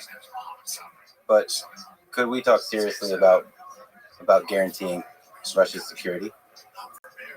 Okay, can I interview you a little? Question is, what land is the war happening on? And where did it start? On our soil, on our territory. International law was violated. The sovereignty of our country was violated. Civilians were killed. Tens of thousands of our people were taken hostage. And everyone will tell you this happened. This is what happened. When I speak with the global South, which is trying to balance the two sides because of the history, because of their roots, and because of their shared economic interest with Russia in the past, and now, of course, when you talk to them, they are speaking a little bit like you. I mean, they're balancing a little bit, a little bit in between, but we will work on it. Yeah, it's our first meeting. During the second one, you will be more on our side. Yeah, but it's just you're very convincing. We will very charismatic. Yeah, thank you. But when I speak with them, it's very important. Even with their balancing up attitude towards the war, they all recognize that this is a war. This is not just internal conflict. This is a full-scale war that Putin began. And all of them, if you talk to them, they say, but then they all recognize that it's his own big mistake, Putin's mistake, and that he's not right. That's why I said, no, he's not right. And you have to begin from this. If you begin at the middle, between Ukraine and Russia, of course we can speak like this. You are in the middle and say, okay, what's going on? There is a fight. Where is the fight? It's not the fight like in Europe, when Napoleon is fighting against somebody in the middle of Europe. No, this is not in the middle of somewhere of the planet, not the planet. It's concretely on our land. So one country with one army, one person came to another. That's it. It's very clear. Again, I would like us to find a path to peace. So let us nevertheless try to start in the middle. What other ideas do you think might? You are a very intelligent person, and your Russian isn't that good either. And I told you that this is only our first meeting. My English is not very good either. Your English is very good. Thank you. To be honest, I'm terrible at speaking in every language. Well, there are other ideas. For instance, sorry to say this, it sounds crazy, Please. But what if both Ukraine and Russia are accepted into NATO? Putin himself spoke about Russia, maybe about NATO. What you just said is very correct. What are the guarantees for Russia? It's not like I'm even interested what happens to them. To be honest, I don't care what will happen to them in the future after the war ends. But these are our borders, and we must understand what is going on there. Well, the NATO guarantees for Ukraine. Actually, this is also a security guarantee for the Russians. Frankly, I talked about this many times before. Sorry, I'm speaking figuratively, but as an example, if you were a father who lost his children, a grown man, a man, an adult, and the war has ended, and he never got justice for real. For example, somebody decides to freeze support. We won't give you anything. You can't fight. You can't continue. So we stop when we stop, without any guarantees, without any support, without financing, okay. And nobody is held accountable, but the man lost his children. He will not get anything. None of the killers will be in prison. All the sanctions will be removed, and he lost his children. And we have thousands of such people. Why do you think they will not go to Russia? We'll find a way and will not kill the Russian soldiers there or somebody there. Why wouldn't they? It's human nature. It's not about us. It's everyone. Read American writers. Always after any war, if there is no justice for people, there must be punishment for the crime. It is only just. How come my child was taken away? The war took him. This is very scary. And even whether it was my son who was fulfilling his constitutional duty or simply a missile that struck a civilian child, and if there is no justice and the killers are not punished, why wouldn't these people come back with hate? They will definitely come back. So when we talk about NATO is not only stopping Russia. Do not forget, NATO is stopping us too. Because there will not be justice for everyone. We know that NATO does not have the right to solve certain issues with war. NATO is a security alliance. It is protection, not brainwashing. What Putin claims that this is offensive is not true. NATO is a defensive alliance, a security alliance, and it is security for Russia. But unfortunately, there are many options for peace that don't involve NATO inviting Ukraine as a member. Can you imagine security guarantees without NATO membership? For example, if America simply leaves NATO, I believe there is a high likelihood that Donald Trump would do such a thing. I think it's very bad for NATO. That's the end. That's the death of NATO. It is a pity because I think that it's a very good alliance. Maybe not everything's good there from the bureaucracy or money, etc. But totally, countries who are in NATO, they don't fight. There is no war on the land of any of these NATO countries. I think that is the answer. It works or not. It works politically or militarily. I don't know. But it works. So without Trump, without the United States of America, there will not be NATO. That is the first. So, and you say, can we imagine that? That what? That there could be security guarantee without... No, we don't need guarantees without the United States. That's it, because the United States is a very strong, powerful country. The United States puts the point. Of course, Putin said that it's just the Soviet Union, where, by the way, Ukraine was the second strong republic militarily. Yes, by the way, but he of course, always forgets about it. But during the World War II, without help of the United States, support of your troops, support of your industry, industrially, militarily, without your money, without your people, Hitler could win. So the United States helped a lot. Of course, Europe, USSR, and of course everybody fought, everybody did a lot. But without the United States, it couldn't be such. I don't use the word success because I think that there is no war which ends successfully, because this is a war. 7-figure losses, heavy losses. in World War II. Millions of people. And that's why without the United States, security guarantees are not possible. I mean the security guarantee which can prevent Russian aggression. Of course, we have security guarantees bilaterally with some countries, financing, support of our internal military and defending and humanitarian issues, and demining, which is very important, and helping our children in the school network. By the way, this is a very sensitive point. How many? How many bomb shelters? How many bomb shelters we built with the partners for the children? And it's a pity that they are underground, but can you imagine their eyes? When they came after COVID, you understand what does it mean COVID, but they had COVID and the war, and together they didn't see each other for so many years. And when they saw each other, even underground, they were very happy and smiling. So we have such security guarantees, but it's not enough to prevent.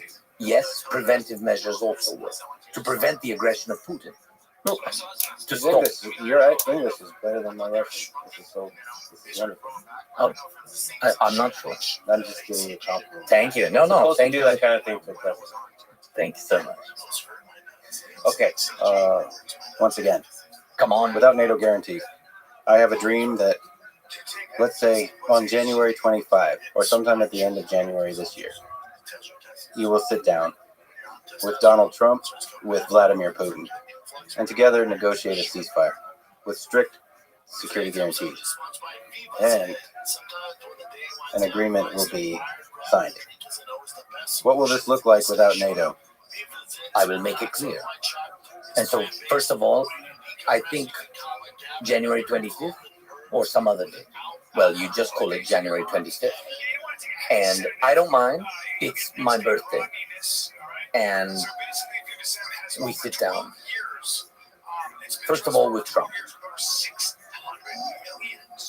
We agree with him on how we can stop the war, stop Putin. It is important for us to sit down with him. Secondly, it is very important for us that Europe, which is very important for us because we are part of Europe, and not only geographically, geopolitically, but also in the European Union where we will be. For us, it is very important that Europe also has a voice.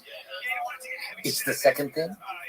It won't be long because Europe will be looking at us and will be looking at Trump. And by the way, I now see that when I talk about something with Donald Trump, whether we meet in person or we just have a call, all the European leaders always ask, how was it? This shows the influence of Donald Trump. And this has never happened before.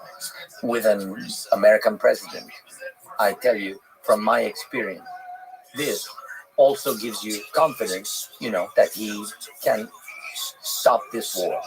That is why we in Trump come first, and Europe will support Ukraine's position. Because they understand that Ukraine has every right to have its voice heard in this, because we are at war. Trump and I will come to an agreement, and then I am sure that he can offer strong security guarantees together with Europe, and then we can talk to the Russians. That's right. Not just three of us sitting down at once. And you still talk to me like that? Do you know how? As if Putin wants to sit down and talk, but Ukraine does not. This is not true. I think that, yes, he is in fact ready to talk. Did you talk to him? On the phone or what? How do you normally talk to him? I don't know. Normally by the sea. The same as with you. He invites you to the sea with me. Just the three of us. No, one of us may drown. Who? Are you good at swimming? Yes, I am a good swimmer. You're a good swimmer. Well, and I would like to add that if you have any contact with him, I just want to hear what happens then.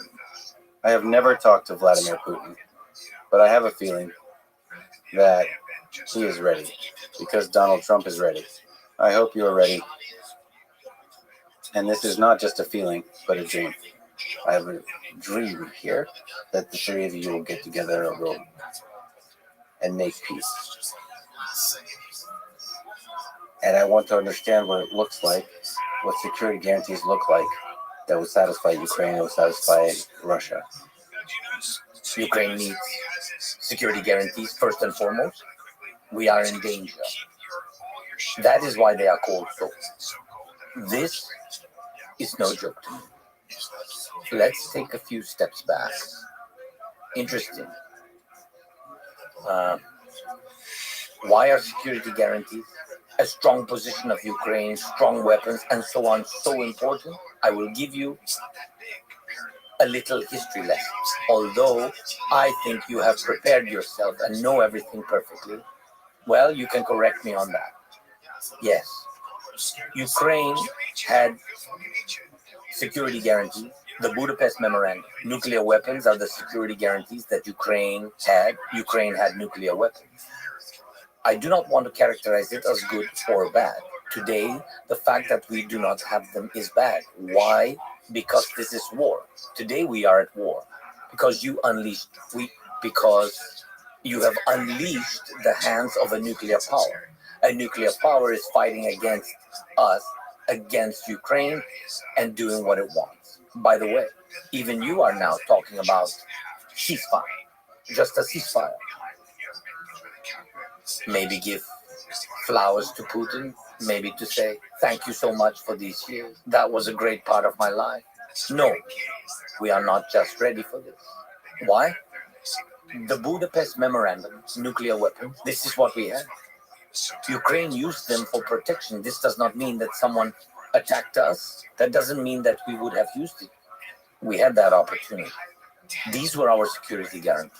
Why am I talking about this in detail? Because if you take the Budapest Memorandum, by the way, I discussed this with President Trump. We have not finished this conversation yet. We will continue it. Regarding the Budapest Memorandum. The Budapest Memorandum included security guarantees for Ukraine. At first, three. The most important security guarantors for Ukraine. 3 strategic friends and partners of Ukraine. This was in agreement. United States of America, Russia, Britain, France, and China joined. There were 5 states that these are not even security guarantees. We now understand that this is not a guarantee of security because on the one hand, these are security guarantees, but there was an English word, as far as I understand, assurance. It is translated as assurance, right? And in Russian, it will be, what? Assurance. That is, give up nuclear weapons because you were under pressure of the US and Russia for Ukraine to give them up. These 2 powers were exerting pressure. These 2 states negotiated to ensure that Ukraine does not have nuclear weapons. Ukraine agreed. These are the largest states. This is the nuclear 5 that does not even provide security guarantees. Now we just need to find these people and we just need to put in jail all of those who, frankly, invented all this. So confidence,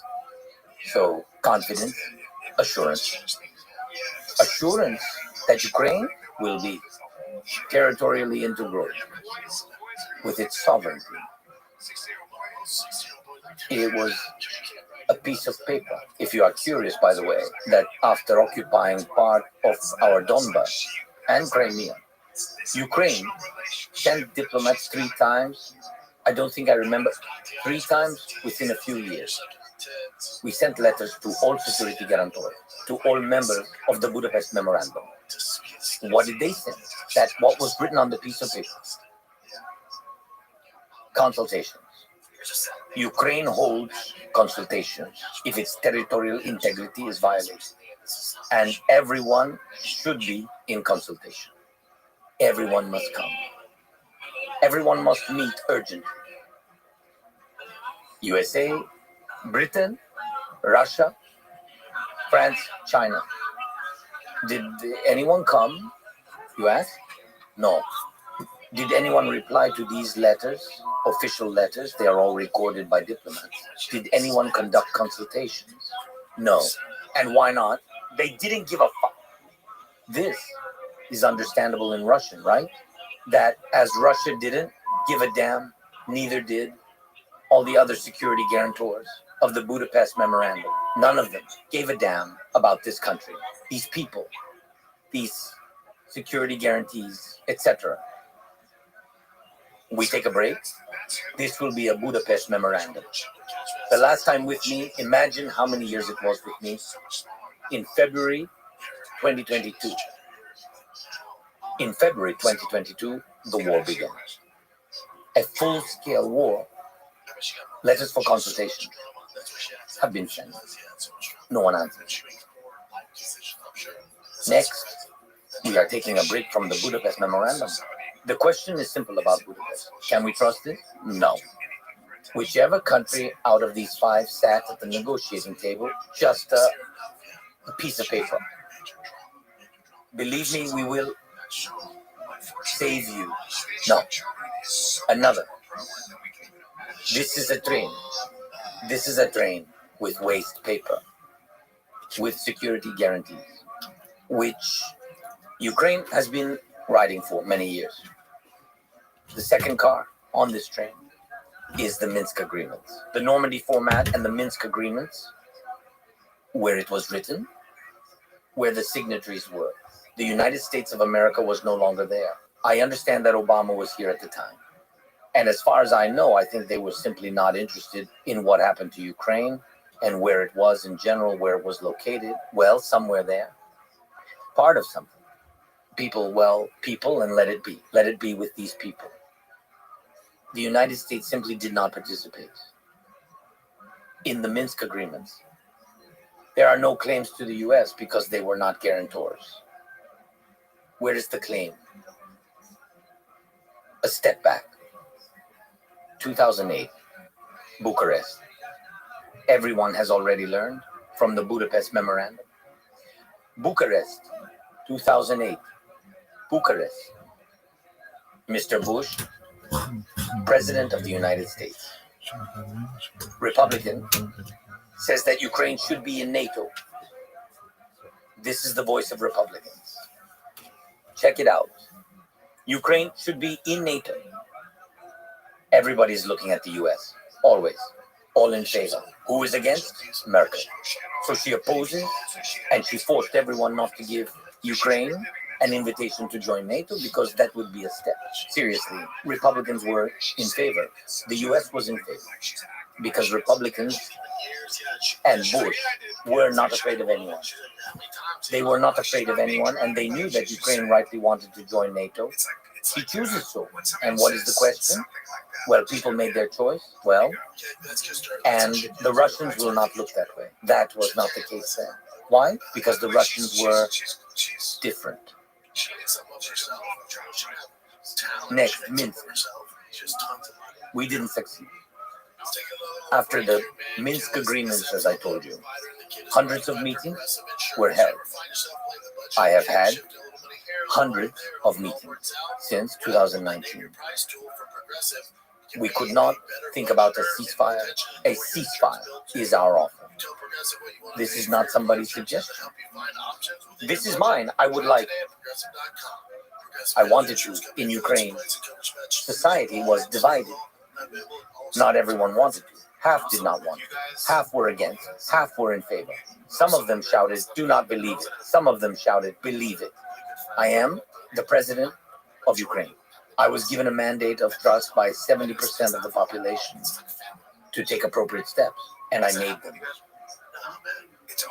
This is not a joke. We'll just sit the three of us.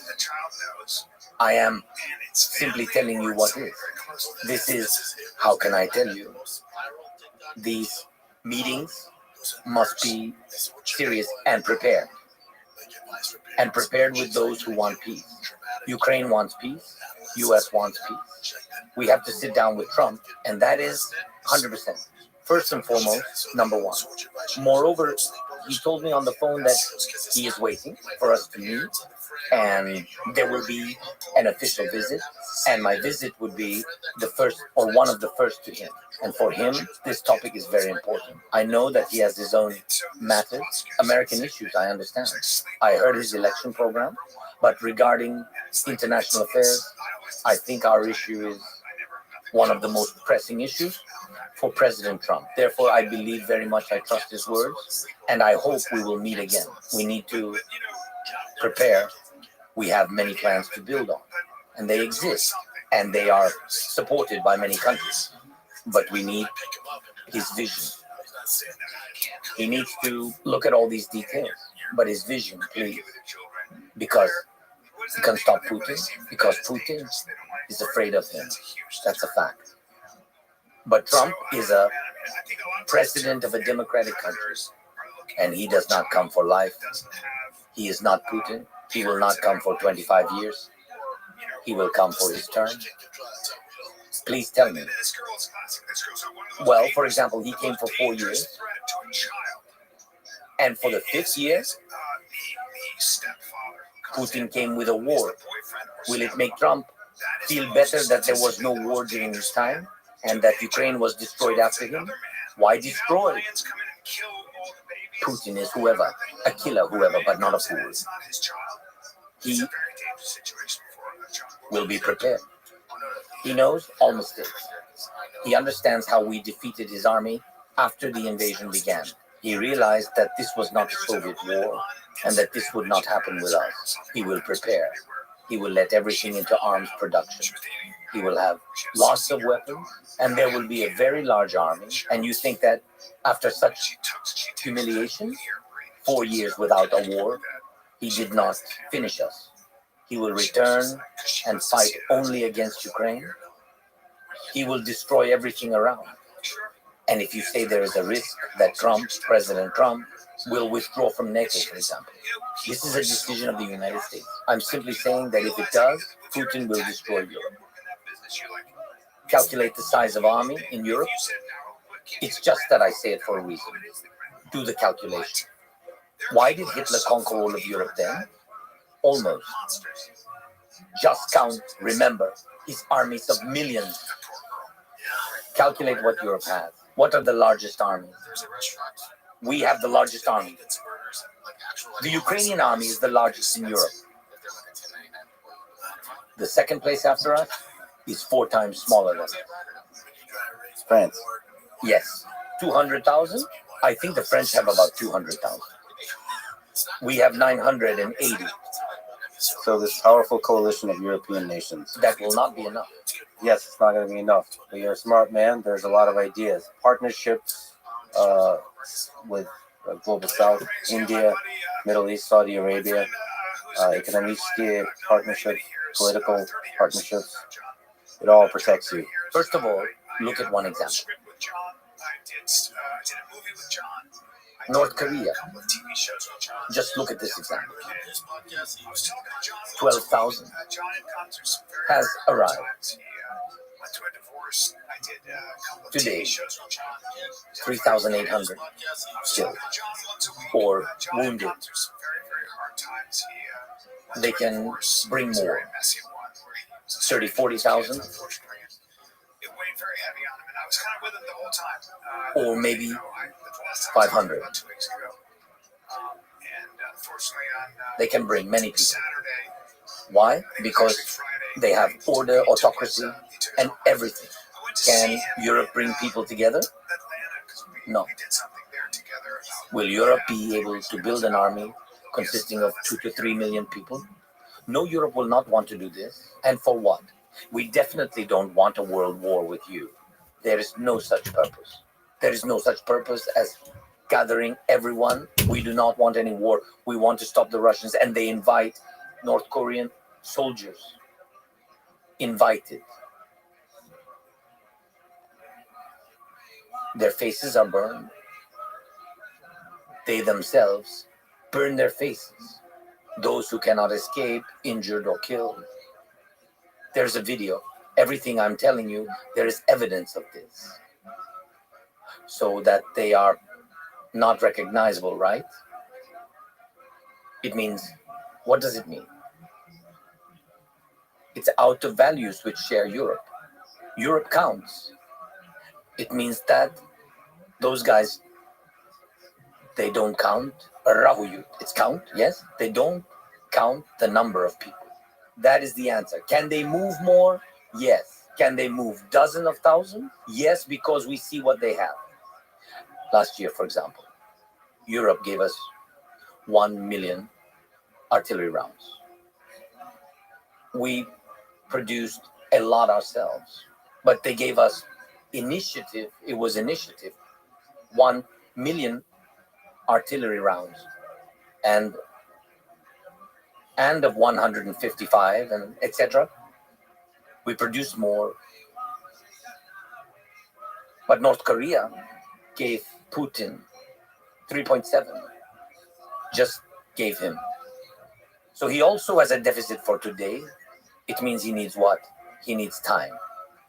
But the number of soldiers, yes, and the number of artillery rounds is not everything.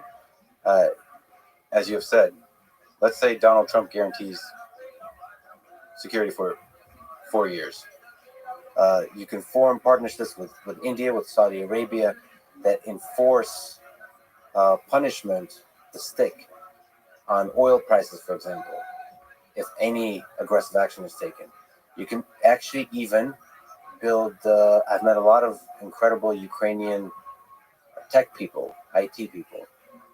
You can build great companies that form partnerships with the United States, that form partnerships with China.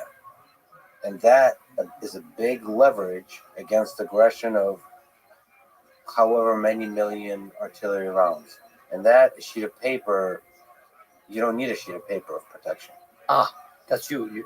Well, when you speak in English. In English, yeah, you don't even need answers, because when you now were talking, you already answered on all the questions. The first one is that during this time, you need just cooperation, a lot of money for this military industry. In Ukraine or in Europe, with India, Saudi Arabia, Saudi and the United States, you need a lot of money. So the question is where you will get it. So my answer was to Trump. I said, this is one of the security guarantees. Take 300 billion of frozen Russian assets. We will take it. Take money, what we need for our interior production, and we will buy all the weapons from the United States. We don't need gifts from the United States. It will be very good for your industry, for the United States. We will put money there, Russian money.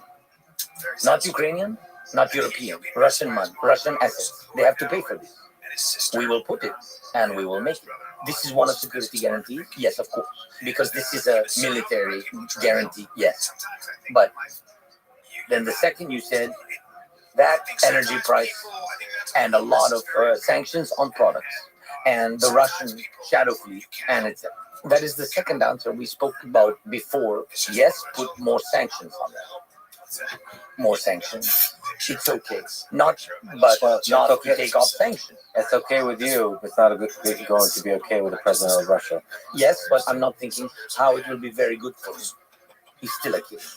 I understand, but unfortunately, the reality is that a compromise is needed in order to reach an agreement. In your understanding, the fact that he is not in jail after all the murders, he is not in jail assuming all the murders, and no one in the world is able to put him in his place, send him to prison.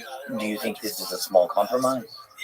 This is not a small compromise, and to forgive him will not be a small compromise. To forgive, no one will forgive. This is absolutely impossible to forgive him. We cannot get into the head and soul of a person who lost their family. Nobody never will accept this. Absolutely impossible. I don't know, do you have children? No, not yet, okay. But I would like to. Yes, God bless. And this is the most important thing in life. And they simply took away the most precious thing from you, will you ask? Who ruined your life before going to rip their head off? I'm just curious. They took your child away. Are you going to ask who did this? And they will answer that dude did this. You will say, oh, well, then there are no questions. No, No, you will go fucking hell and bite their head off. And it will be fair. Can murderers be forgiven? That's why you make security guarantees. What I told you for those who are here and what we control and what will not happen. And that those who lost, we will never forget in a matter of time. But when you gave us NATO, I just said, this means that after a while, everything I said about NATO, after a while, Ukraine will not go against Russia. And Russia will not go against Ukraine because you are in NATO. I am just saying, is not that a compromise? So NATO is a compromise. This is not just a security guarantee, in my opinion. Look, when rockets were attacking Israel, and Israel is not in NATO, NATO countries' aircraft were deployed. Air defense. The air defense was operated by different Middle Eastern countries. These are also security guarantees. And by the way, Israel has nuclear weapons. So why do they need NATO when in fact they have more than NATO has? The American, British, and French aviation stepped in. There was ADA. I don't remember from Jordan. Listen, thousands of missiles were shot down that way. This is what is this? So it's a guarantee of safety. It's just that it's not called NATO. Is some Uncle Vova irritated by the word NATO? There's a problem with the word. And I think he's simply irritated by people who are alive and living here. If you believe this, it will be very difficult to negotiate. If you think that the president of a country is completely crazy, it is really hard to come to an agreement with him. You have to look at him as a serious person who loves his country and loves the people in his country. And he conducts, yes, destructive military actions. Who are actions. you talking about now? Who loves his country? Putin. Do you think he doesn't love his country? No. What is his country? He happened to consider Ukraine his country. What is his country? Explain it. Tomorrow he will say that it's America. No pity for the Chechens? Do they look like Russians? Do they speak Russian? Of course. Of course they learn in schools, like anywhere there's been Russification. Who are the Chechens? A different people. Another faith, other people, another language, a million. Eliminated. And eliminated how? How did he kill them? With love? I know, fuck, by hugging. In Ukrainian, as we say, strangling by hugging. I love you so much. I love you so much that I want to kill you. That's his love. And that's not love. You're mistaken. He does not love his people. He loves his inner circle. It's only a small part of the people. He doesn't love them. Why? I'll explain. You cannot send your people to another land to die, knowing that they will die. Children, my daughter, she is 20 years old. For me, this is a child. She's already an adult, of course. But she is a child. The boys he sends are 18 years old. 18 years old. They are children. He sends them. It's not that fascists came to his land and he needs to defend it. He came to ours and he sent them. Chechnya, he sent them. Syria, he sent them. Africa, he sent them. Georgia, he sent them. Moldova, Transnistria, that was before. Fine, we can leave that aside. He has enough sins of his own. And then there's Ukraine, the largest part. 780,000. 788,000 killed or wounded Russians He calls them all Russians, even those who don't know how to speak Russian. On his territory of Russia, everything they've enslaved. Yes, proud Varangians. So I wonder, is that love? What love is this? And for what? Does he love his people? No. Does he love his land? His country is bigger than America.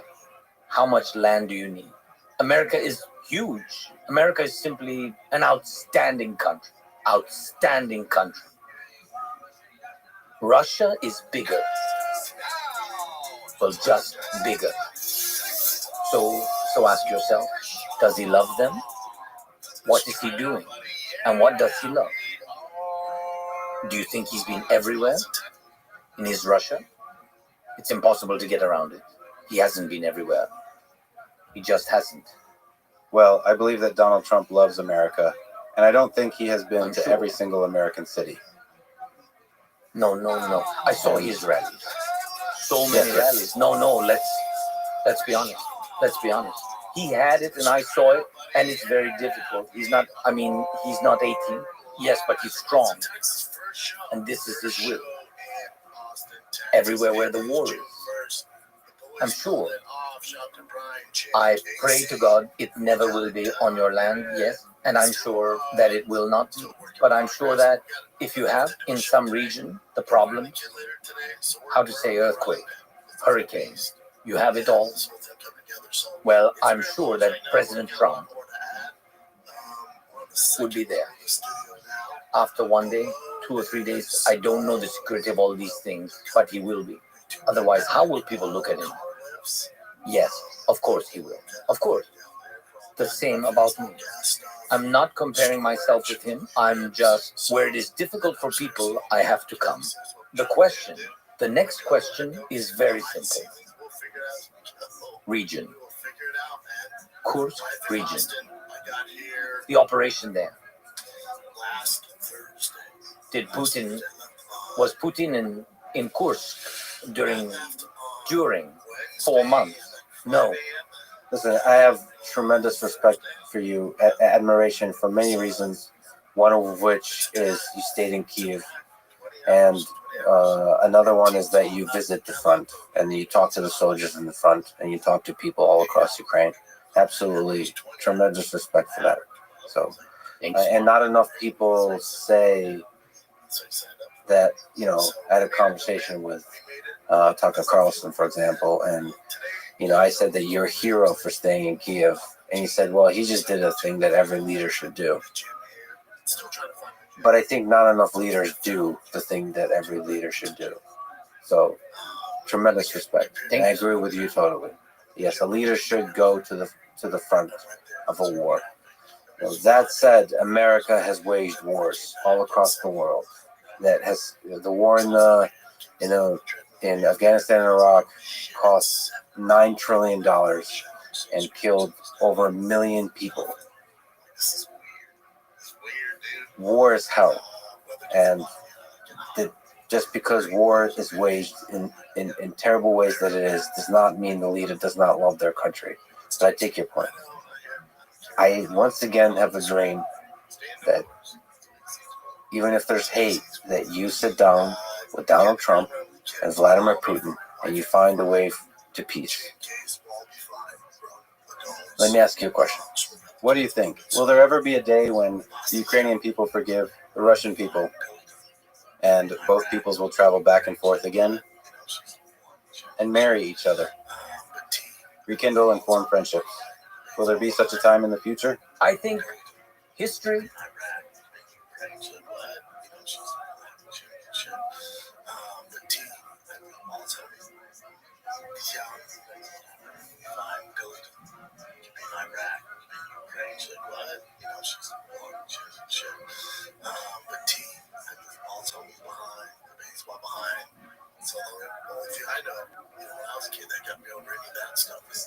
as long as I answered this question, I don't know how it will be for us. It will be in the future. Without a doubt, history has shown this time. And again, after every devastating war, one generation, one country recognizes that it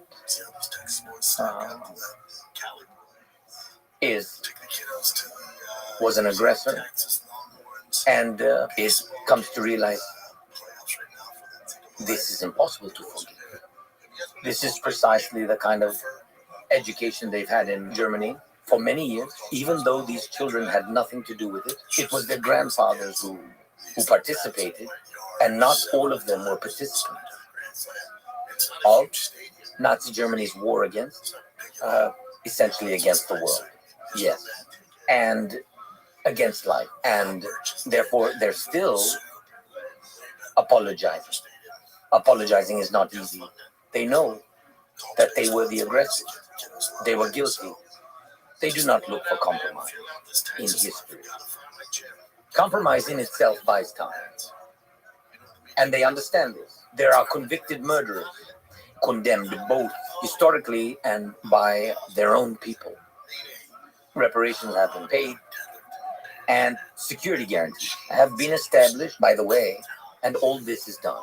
And when all this is done and recognized, in any case, people develop relations with each other. That's clear, but it can only happen the way it always has in history. Russia will have to apologize. It will. This will happen because they are guilty. They are guilty. And as I told you, the guilty are different. Both those who participated and those who remain silent, because silence is also about participating,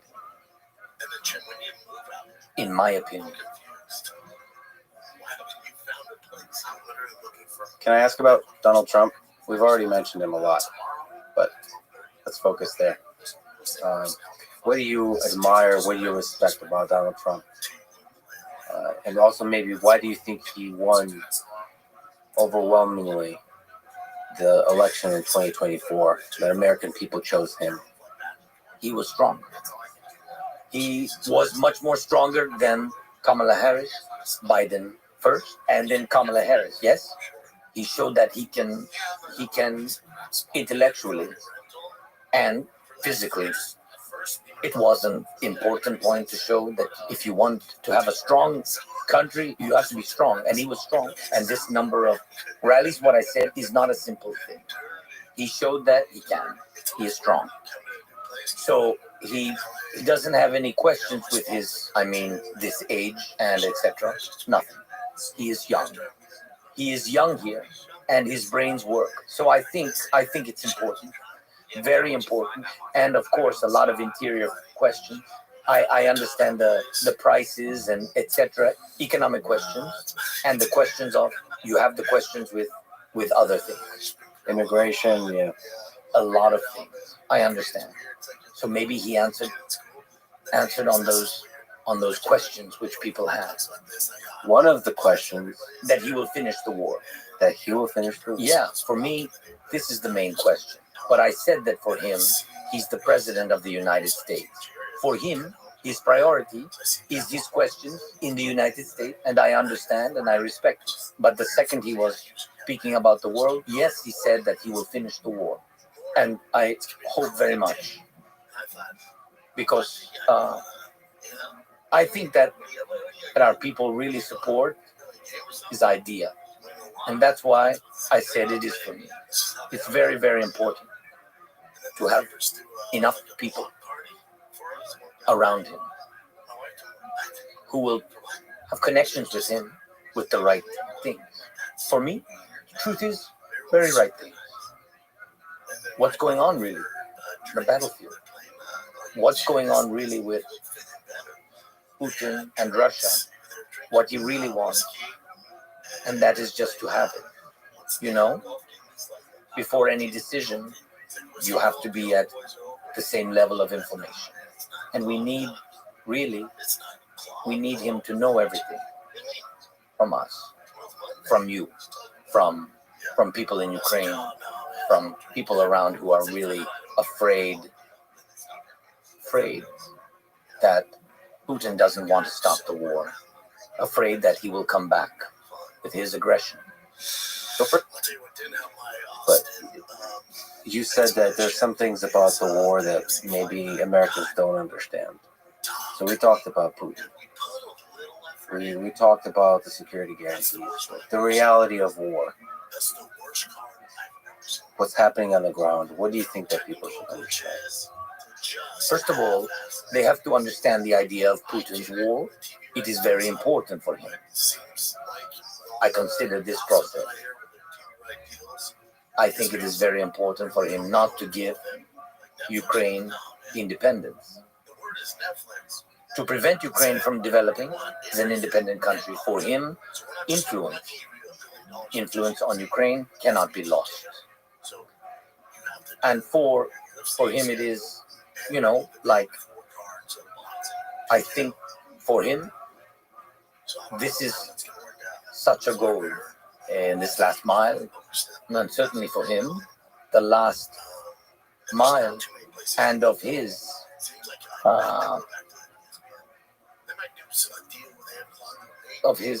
political life. And I think that this is the goal for him.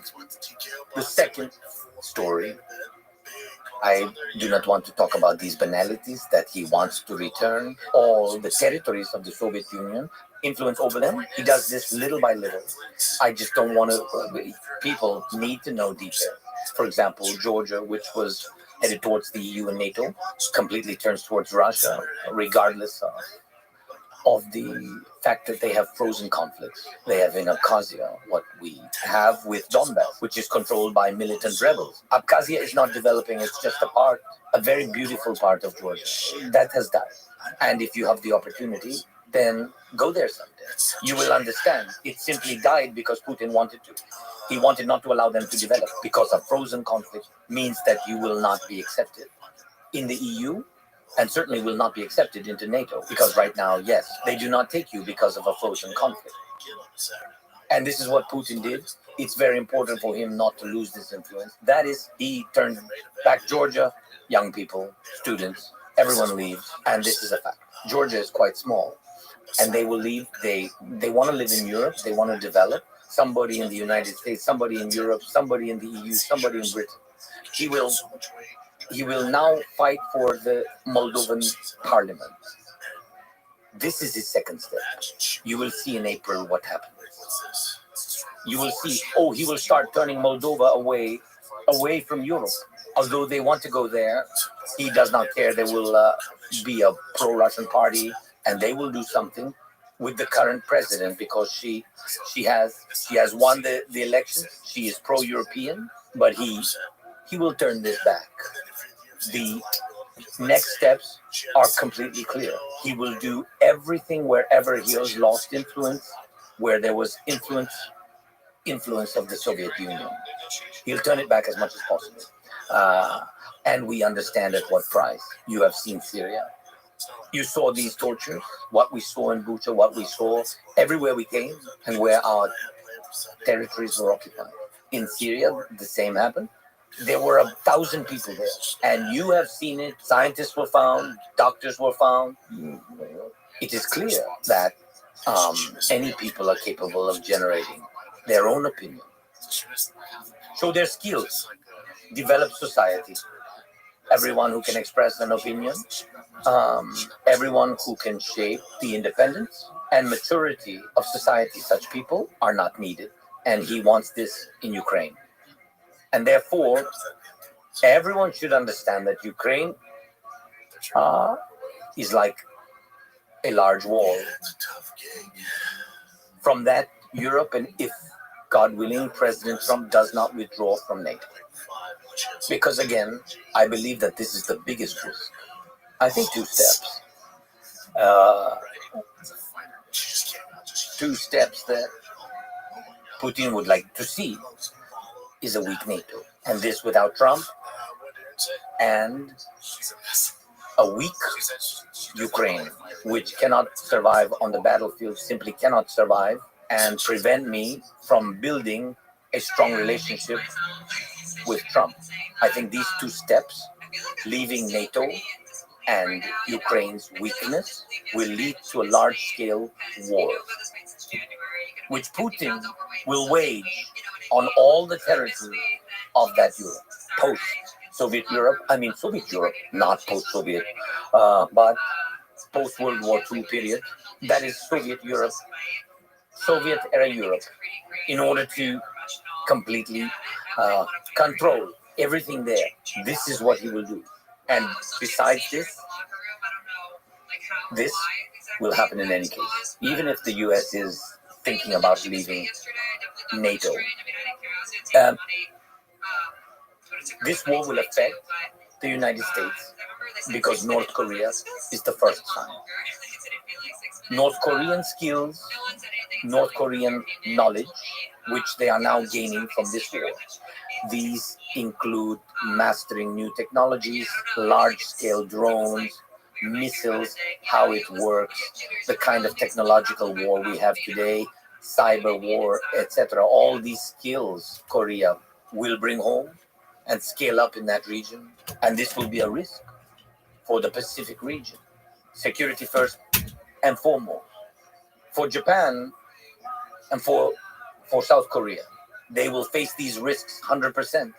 And it will be clear that Taiwan will also have to face them. Without this, it is impossible. This is already happening. This is already happening. Therefore, I think that President Trump has all power to stop Putin and give Ukraine strong security guarantees. We've been talking for 2 hours at the pause. You want to take the Yeah, we will make a pause. We can have coffee, right? Coffee? Let's do it. Yeah. And give the interpreter. He's Yeah. he's struggling. Some water. We'll keep switching languages. Like a dragon, you know? 3 heads, 3 translators. So one of the difficult decisions you had to make when the war began is to enact martial law. So when you won the presidency, you were the warrior for freedom. In fact, this war is for freedom. For freedom of the individual, freedom of speech, freedom of religion, freedom. But a lot of freedoms had to be curtailed, sacrificed in this fight because there's so much focus on the war.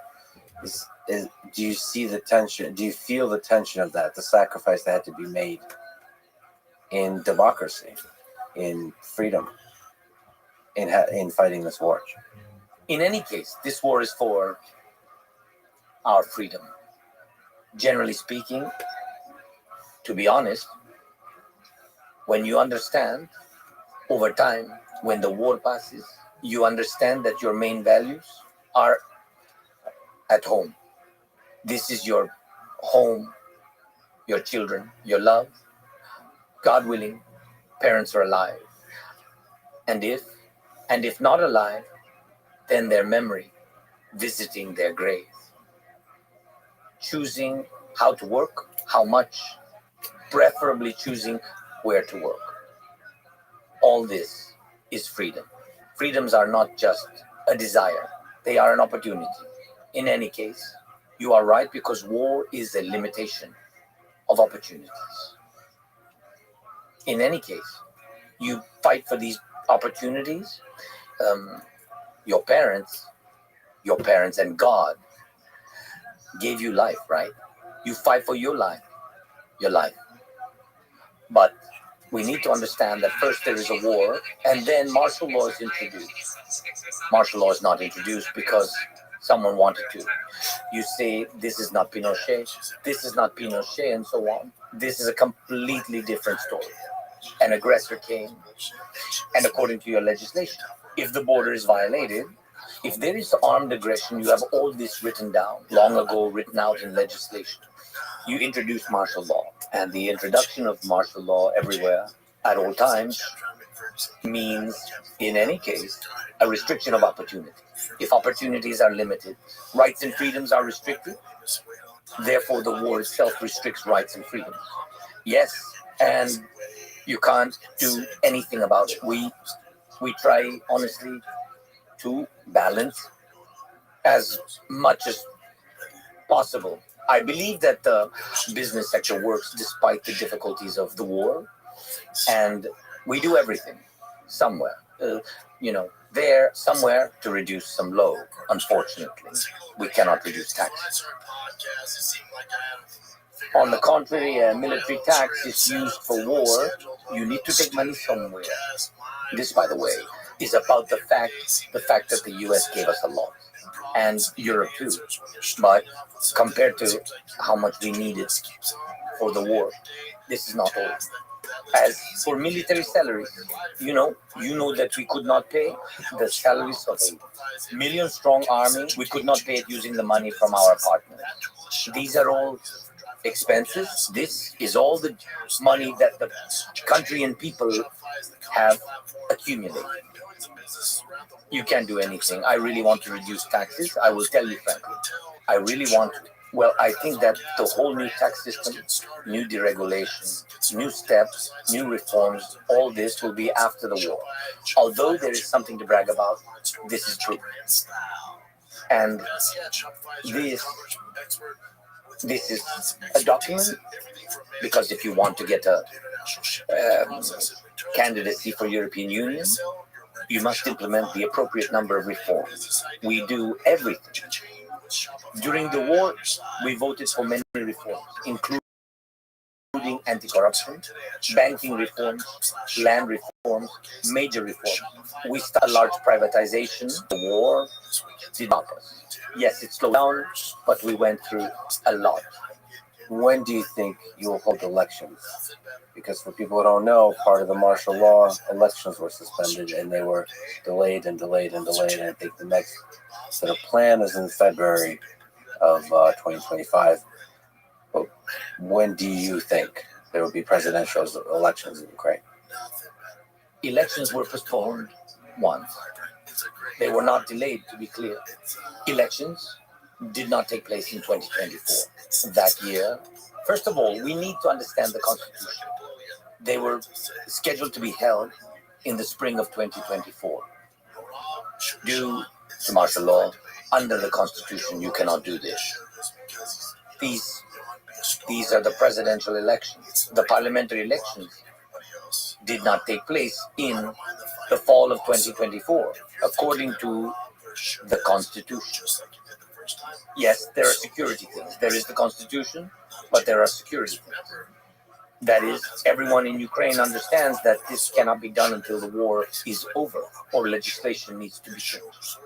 I believe that elections will take place immediately after the end of martial law. This is according to the law, or members of the parliament need to get together and change legislation, which will be very difficult to do because society is against it. Why is society against it? It is understandable why. Because we want elections that we want to trust. 8.5 million people went abroad. The infrastructure needs to be created for these millions of people to vote. Millions of people in the occupied territories. I'm not even talking about the occupation of 2014. I'm talking about the occupation right now. What to do with these people? This is a difficult question. And one of the most unfair ones is how to vote without having 1 million soldiers. It is impossible. We need to think about how to change the system if the elections are held in times of war, change the legislation, which should include changes to the voting system. To think about online voting. Everyone is afraid because of certain attacks, like cyber attacks, and so on. But we need to think about it. I really think that it's possible that we can end the war in 2025. In January. We've already agreed on it. I would very much like to. I would very much like to. After the war? And immediately. Yes, immediately. In the year of the end of the war. It's a fact. Why? Because when martial law ends, you can immediately vote in parliament to hold elections. and then everyone will vote because there are no restrictive measures. And after they vote, I think elections can be held in 90 days, something like that. Yes. And this means that immediately after the end of the war, elections may take place in 90 days. Are you running for re-election? Even I don't know, really. I don't know. It is a very difficult question. It depends on how this war will finish. It depends on what people will want. Mostly, it depends on people. First of all, and of course, my family. We had no time to speak about it with my family, and of course, didn't have a chance because we don't think about it now. It's something, There are a lot of, not a lot of, but enough voices in Ukraine from politicians, opposition, and etc. about this. I guess, but we don't think really seriously. Didn't think seriously with my family about it. So this is war. I mean, how to think about what will be after? It's very difficult, really very difficult. If we look at the field of candidates, maybe you can give your opinion about the set of ideas you see out there, including your own, about the future of Ukraine. As I understand, the candidates include Poroshenko, Zaluzhny, Arestovich, Budanov, Klitschko, and there are many others. This is the internet speaking to me. What do you think of the space of ideas that these candidates represent? I think it can be, there can be even a bigger number of candidates. Yeah, I don't really know what will be. They have rights to participate if they want to. Yes, if they really want to and can, they can go and do what they want, honestly. Most important is what are they doing now? I think that all these people are famous Ukrainian people, and it's important for them to do everything they can today, not begin any election campaign. I think this what can divide our people to have the elections, during the war. I mean, this make steps. Speak about elections a lot, make a big mess about it. I think this is not right. That's why I'm not agreeing with some of these people. But they can, and I think that they can, and maybe some of them will. And it's okay. It's normal. It's very normal. Our system differs from the system in the United States. You have two parties, and the parties decide who will be the leader. And in Ukraine, everybody can participate. Let them. You think you're going to win the debate? You versus Zaluzhny, Poroshenko, Arestovich, and you decide to run. You think you're going to win the debate? Or you're again focused on the war? I'm really focusing on the war, and I understand. I think the most difficult debate is what will be brought to the table, and we spoke about it. It will be during the war. How to finish the war. I think that is my goal, because it will be one of my most complicated debates. And for any president who is in a war, of course, but I think this is my goal, to win those debates. And the other things are not for today. As I said, the dream I have is it's a historic opportunity to make peace, to make lasting peace soon. So I'm glad you're focused on that. Let me ask a question about that a lot of people in the United States think about, and I care a lot about the future of Ukraine, is corruption. This is something you have cared a lot about for a long time. You won the presidency 2019 in big part your message of fighting corruption. But there's a lot of accusations that during war, I mentioned $9 trillion in the United States, war breeds corruption. So can you speak to that, how you have been fighting corruption, and can you respond to the accusations there has been corruption in Ukraine?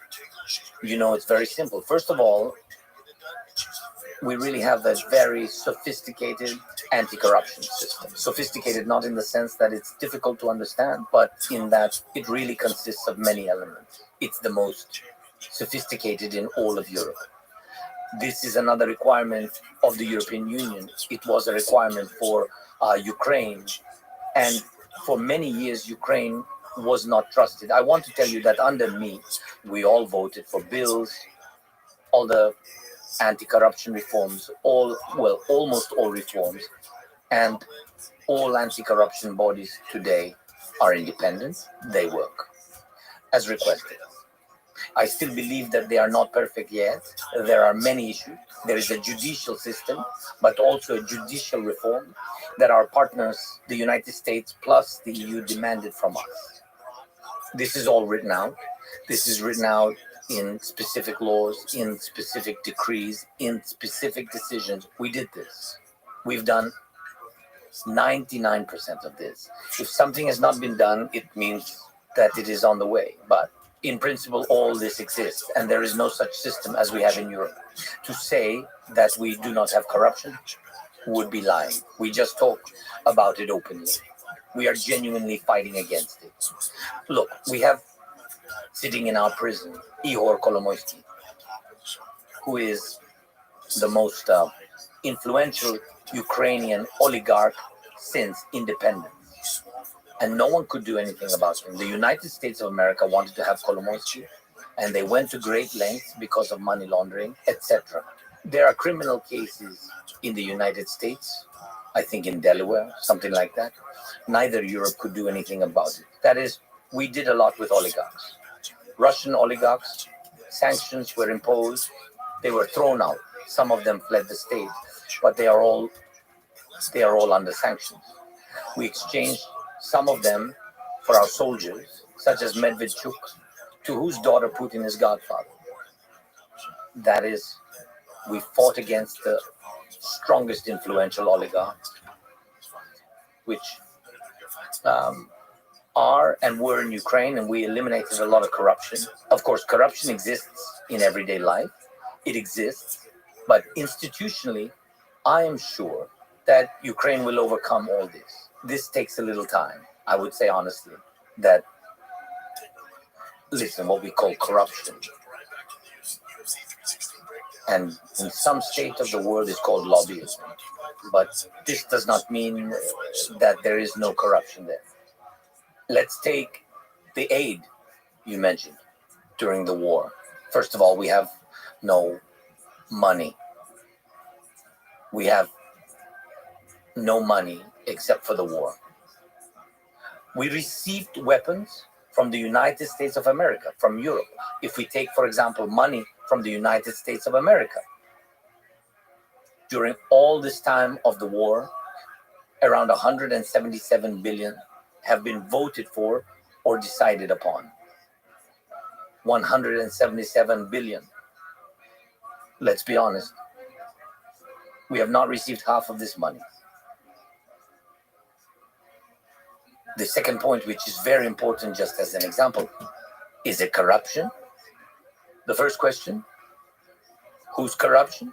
This is the second. Here is just one small example. When the United States began to transfer us weapons, it was American money, but American weapons. Money for these weapons. As a president, I had cargo jets. Not in Ukraine because of the war, we moved them very quickly to Europe. We had cargo. We have good cargo fleet. Very good. Because of Antonov. So I asked American side to grant me the opportunity because our jets are at another airfield. And I asked America to give me the opportunity to use our jets for transfer, not to pay a lot. To whom? To your company, to American companies. No, I didn't get this opportunity. My jets stayed put. And the United States jets, cargo jets, moved these weapons. But everywhere you have to spend money. So we could get more weapons, but we have to pay for this very expensive fleet. My question is this corruption Welcome. or lobbyism? How are you? What is it? What up, You mean Tonka? corruption on the part Tonka. I wanted to talk of to the you, baby. U.S. companies? Yes, making such decisions. Yes, I got it. The lobbying for such decisions involves some companies that make these decisions. But I can't be open about it, and I couldn't speak loudly about it. I didn't want, nor did I intend to cause any scandals to arise, because otherwise you can freeze the support, and yeah, that's it. And that's why when we talk about corruption, we must ask who is involved. If we had 177, and if we get the half, where is the half? If you will find the second half, you will find corruption. There is a perception of corruption. People like Donald Trump and Elon Musk really care about fighting corruption. What can you say to them to gain their trust that the money is going towards this fight for freedom, towards the war effort? In most cases, we did not receive money, we received weapons. And where we saw risks that something could be happening with weapons, we cracked down hard on everyone. And believe me, this is not only about Ukraine. Everywhere along the supply chain, there are some or other people and companies who want to make money. They try to make money on the war. We did not profit from the war. If we caught someone, believe me, we cracked down hard on them. And we did that. We did that, and we will continue to do so because to this day, when someone says that Ukraine was selling weapons, and by the way, Russia was the one pushing this narrative, we always responded. Our soldiers would kill such people with their own hands without any trial. Do you honestly think anyone could steal weapons by the truckload when we ourselves don't have enough on the front lines? And yet we have to provide proof to defend ourselves. Because when there's an abundance of such misinformation, distrust starts to grow. And you're right, people listen to various media outlets, see this, and lose faith in you. In the end, you lose trust. And with it, you lose support. Therefore, believe me, we are fighting more against disinformation than against particular cases. Although I still emphasize once again, at the everyday level, such things are still important. We catch these people and we fight them. I mentioned Elon Musk. I would be interested to hear what you think of him, why you respect him as a person, as an engineer, as an innovator, as a businessman. I would just like to hear from you, what do you think about Elon Musk? First of all, I had a conversation with him at the beginning of the war. I talked with him. I respect him, first and foremost. I respect the self-made man, right? In English, I love such people. You know, no one and nothing fell into their lap, but the man did something, did it all himself. I worked myself, created a big production company, and I know what it means to make money, to select talented people, to impart knowledge to them, to invest money, and to create something important for certain people, you know. And I'm not comparing myself to him. He just, well, the man is a great leader of innovations in the world. And I believe that such people move the world forward. Therefore, I respect the result of his work. And we see this result. And for me, it has always been important that your result can be used. That these are not words, but facts. Let's take the war. We are very grateful for Starlink. It has helped. We used it after Russian missile attacks on the energy infrastructure. There were problems with the internet, etc., with connection. We used Starlink both at the front and in kindergartens. It was used in schools. It helped children. We used it in various infrastructure, and it helped us very much. And I would very much like Elon to be on our side as much as possible to support us. And yes, I am grateful to him for Starlink. Truly I am.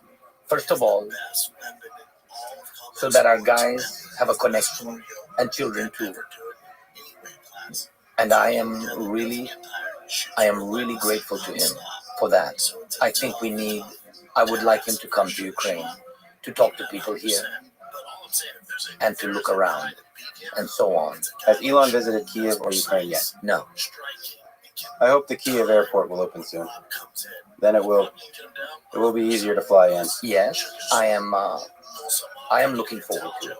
Maybe we will open it, but only. And you must understand, if the war is over, there must be sustainable peace and air defense systems, to be honest. And we must ensure that they are long-lasting and effective. Let's take the airport, for example, and let's focus on the airport in Rzeszów, which you know very well, as it is handling important cargo for Ukraine in Poland. And there are Patriot systems there, because everyone understands what the risk is. Well, Russia is a risk, and therefore we need air defenses. And today take, for example, the air defense system of one city or another that is being shelled, and move it to the airport. Well, that would be dishonest. People are more important than planes. But there will be a moment, and Trump, by the way, I think that the war will end, and President Trump may be the first leader to travel here by airplane. I think it would be symbolic by airplane. Again, it's January 25th, around that date, right? Flying in, meeting the Air Force One. That would be cool. Elon Musk. I will meet you there for the second time, too, on the plane. With pleasure. And you, by the way, before I forget, let me ask, are you coming on January 20th for President Trump's inauguration? I would like to, of course. I will be considering what is happening then in the war, because there are moments of difficulties, escalation, many missiles, etc.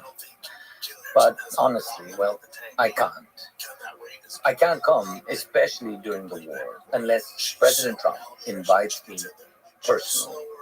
I'm not sure it's proper to come, because I know that in general leaders are, for some reason, not usually invited to the inauguration of presidents of the United States of America. Well, and I know that there are leaders who can simply come, want to come, and will come. Yeah, I know. And I know the temperament of some of these people. They can come at their discretion. This is very, very difficult for me. I am the kind of person that cannot come without an invitation. This is Putin. We did not invite him. He came to us, so to say. And me? I can't do that. No, but didn't he publicly say that? It would be great if you came to the inauguration. Or you mean, did he invite it officially? No, wait, look. Listen, I am against any bureaucracy. I get rid of it as much as I can. But, well, you know, there are some complexities involving security. I decide and I fly. And the United States of America officially provides security. Not that I need this, mind you. I do not ask for helicopters to fly around and protect me, but they will simply do it themselves, the security service itself. They had to do it. I don't want it, and sometimes I don't need it, and I'm asking them. It was, for example, before the war. I think, yes, it was before the war. I had a meeting, with President Trump. It was in 2019. I just wanted to go for a run early in the morning because I really wanted to exercise.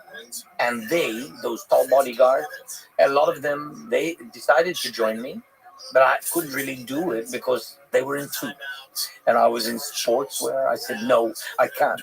It's always funny. I don't want to, I don't want to disturb anybody. They win. You get 60 minutes of what most of the fan base hates. And you paid for it.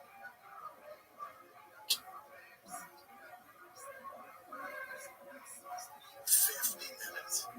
With the timeouts and Jim Harrison wins, you're getting 50 minutes of labor. Straight up. 50 minutes. With the timeouts. And cause anyone problems with me. And that's why if he will invite me, I will come. I thought he invited you. Yeah? Yeah, I thought he publicly invited you. But okay. I hope to see you there. I think they had to I mean, Okay, all right. to do some of their steps. I don't know, but Stamp. Yeah. The stamp was missing. yeah, but with pleasure with my wife, of course, and I think it's important. It's important. All right, let's get back to a serious question. Sometimes they say it in America, this question of who is really in power. So let me ask, is someone controlling you?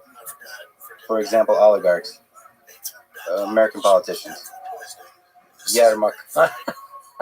I wanted to bring in this up because I have been here in Ukraine twice since the invasion of 2022. And one of the things I've learned, is that actually nobody controls you. And this is one of your strengths as a president, as a person, that oligarchs and other rich and powerful people like that cannot control you. Can you explain why that is, how you see it? I think, and it is indeed true, that I'm generally difficult to deal with. I am an ambitious person. I can't submit to anyone. I can live by rules, by laws. I believe that this is the only thing that can control any person today. These are the rules and laws of the society or state where you live. And I believe that this is the most important thing. There's no person who could control me. As I once told President Trump, when we had a meeting, by the way, journalists asked if Trump influenced me during the phone call. I told the journalist the truth then. Who can influence me? Only my boy, my son. This is the fact. When he calls asking for something, well, then I lift up my arms. Yes, and I cannot do anything about it because children are children. I have so little time with them. And therefore, when there are these moments, they are precious and important to me. I am ready to do anything. Also, probably my parents, they are an authority for me. Beyond that, I view it more as a system. No one can control the president. Therefore, we have oligarchs who either fled or are in prison because oligarchs usually control cash flows and people and influence politics. And we have concrete examples with sentences. They are not just under house arrest. Not just that, there are some judgments under which their assets were frozen or sanctions were imposed. There are specific people who are behind bars. I think this is the answer regarding the influence. Would they like to influence me in the same way as any president of Ukraine? Because finance and cash flows always influence politics. Well, at least they want to do this. This is regarding the influence. And other people on the vertical, they perform tasks as my managers. Andriy, you mentioned, is one of those managers. Well, I am glad that I have such people. Well, probably there is nothing else to add here. I will just say that your team that I spoke with is an excellent team. Excellent people. Thank you. Okay, one last question. The future of Ukraine. If you look 5, 10, 20 years into the future, what can help Ukraine flourish economically, culturally, politically in the future? Digital, it's very important. Digitalization of all the process. We began this work. We have special Ministry of Digital Transformation. Oh, yeah? Yeah. So this is very good. And we also have our DIA. This is the name for all of these services. Yeah. So I think that is the most important. This is, again, this is not only convenient, that will cancel any possibilities for future corruption, because you don't have any, you know, you don't have any personal connections with people in the government or elsewhere. So you're just on your phone or any other device. That's it. And I think we are doing very well. We are the best in Europe. All of Europe recognizes it. Some countries of the African Union asked us to provide the same service, and we will do it after the war immediately. And I think that we can bring money to Ukraine from this. And I think what we also need, we need a tax reform. I think it will be very important for the businesses to return. A lot of support will come, I think, from USA business investment, not as direct aid to us, just to the private sector and resources. And I mentioned this to President Trump and to some European leaders who are our key strategic partners, that we'll be happy, especially with the Americans, we'll be happy to sign these contracts and engage in joint investments in many areas. And I think we can develop oil, gas, green energy, including solar power. And we already have the resources. We can invest money into this. We have oil reserves in the Black Sea that we can exploit, and we need your expertise and the investments of your companies. We have gold and uranium reserves, the largest in Europe, by the way, which is also very important. For example, Russia has pushed France out of Africa. They urgently need uranium, which we have, so we are ready to open up for investment. And this will give us, of course, opportunities, jobs for people, revenue. I don't want cheap labor, honestly. What I truly want, especially after the war, to open up for those people who can really contribute and earn. Yes. Yeah, give a reason to the 8 million people to come back. Yes. It's so important. And they will come, and we will recover and rebuild Ukraine. We will be very open to companies, and of course we will welcome our people back. It's so important culturally. I think the most important thing is to remain open and not change our direction. Because culturally, aligning with Russia, it's one idea, while aligning with Europe is another. Our people have chosen Europe. It's their choice. It's our choice, the choice of our nation. And I think it's very important. But first, you have to end the war. Yes, you're right. And we will. We want peace, you know. I mean, just to make it clear, we want peace. Just what I always say. You have to come to Ukraine and see for yourself. And people will tell you, no, we can't forgive those murderers who took our lives. But we still want to make peace. And honestly, I think that the highest approval rating of the President of the United States, of Trump, now is in Ukraine. People really believe that he can truly help bring peace. Now they have faith that he can make it happen, that he can support Ukraine, and he can stop Putin, and that he will make sure Putin doesn't get everything he wants. This is very important, and it's why we believe that we must not lose this opportunity. I hope you find the path to peace. Thank you. Thank you so much. Thank you for talking. Thank you for coming. Спасибо. Дякую за Дякую. Yeah, you started. Thank you very much. Thank you for listening to this conversation with the President of Ukraine, Volodymyr Zelensky. And now, let me answer some questions and try to reflect on and articulate some things I've been thinking about. If you would like to submit questions, including in audio and video form, go to letsfriedman.com/AMA, or to contact me for whatever other reason, go to letsfriedman.com/contact. First, I got a bunch of questions about this. So let me chat about the topic of language and, let's say, the mechanics of multilingual conversation. Perhaps the details are interesting to some people. It also allows me to reflect back on the puzzle of it in this episode and what I can do better next time. I already explained in the intro the symbolic, historic, and geopolitical complexity of the choice of language in the conversation with President Zelensky. As I said, the Russian language is one that the president speaks fluently and was his primary language for most of his life. I speak Russian fluently as well. It's the only common language we are both fluent in. So any other combination of languages required an interpreter, including when I spoke English. He did need an interpreter when I spoke English. And just like I was visibly encumbered and annoyed by the process of interpretation.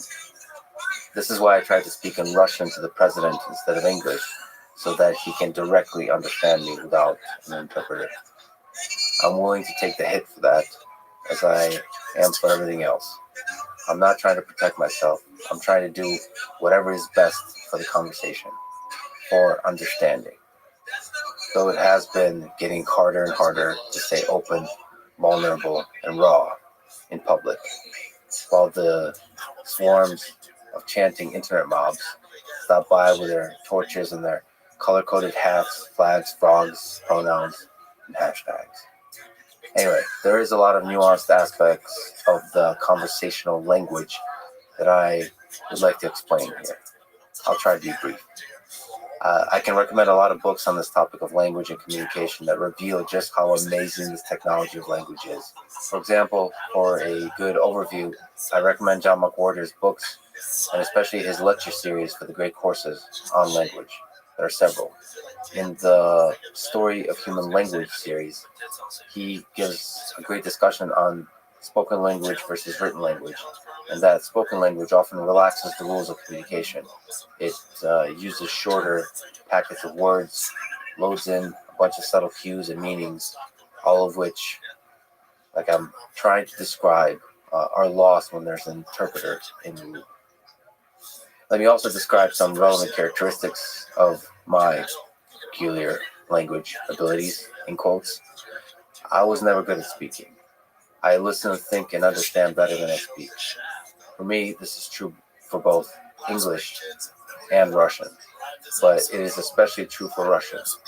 The Russian language allows for much more room for wit, non-standard turns of phrase, metaphors, humor, rhyme, musicality, and, let's say, deforming of words that create a lot of room for creativity in how meaning and emotion are conveyed. You can do the same in English, but it's harder. I actually find that Brits are sometimes very good at this. Like, one of my favorite humans to talk to is Douglas Murray. Setting the content of the conversation aside, the sheer linguistic brilliance and wit of dialogue with Douglas is a journey in itself. I think Christopher Hitchens had the same, and many others. Like I said, especially Brits. Anyway, I'm able to detect and understand a lot of dynamism and humor in the Russian language, but I'm slow to generate it, in part because I just don't practice. I have very few Russian-speaking friends. Funny enough, most of them are Ukrainian, but they speak with me and each other in Russian. But of course, as I mentioned, this is slowly changing due to the war. But I tried to speak to the president in Russian so he would avoid needing an interpreter as much as possible. One of the things I want to improve for next time is to make sure I get very good equipment for interpretation and arrange for an interpreter I trust to be exceptionally good for the dynamism and the endurance of a 3-hour conversation in the style that I tried to do. Just to give you some behind the scenes details of the experience. So equipment-wise, funny enough, it's not actually so trivial to set up wireless connections from us, the two people talking, to the interpreter, and then back to us in a way that's super robust and has clean audio. The audio I had in my ear from the interpreter had a loud background noise. So the whole time, I'm hearing a shh sound with the voice of the interpreter coming in very quietly. What a wonderful experience this whole life is, frankly. Plus, his translation was often incomplete, at least for me, So I had to put together those puzzle pieces continuously.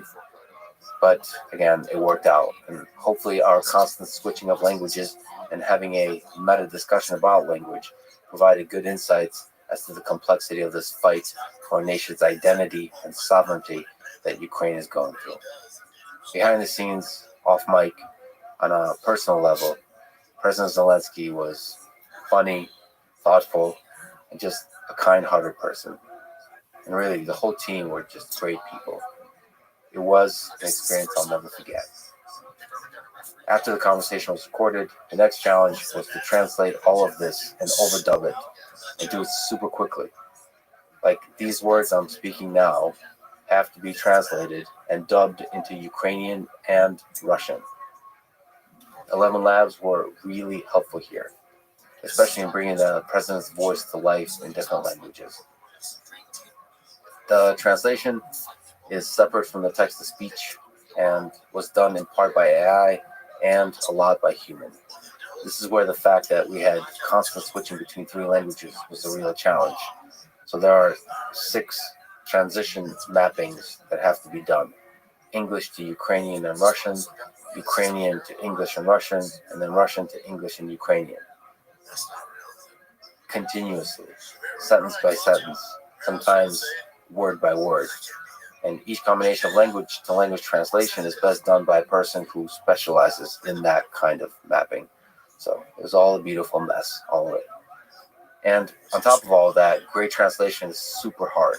For example, I've read and listened to a lot of Dostoevsky in both English and Russian, and studied the process of how these books are translated by various translators.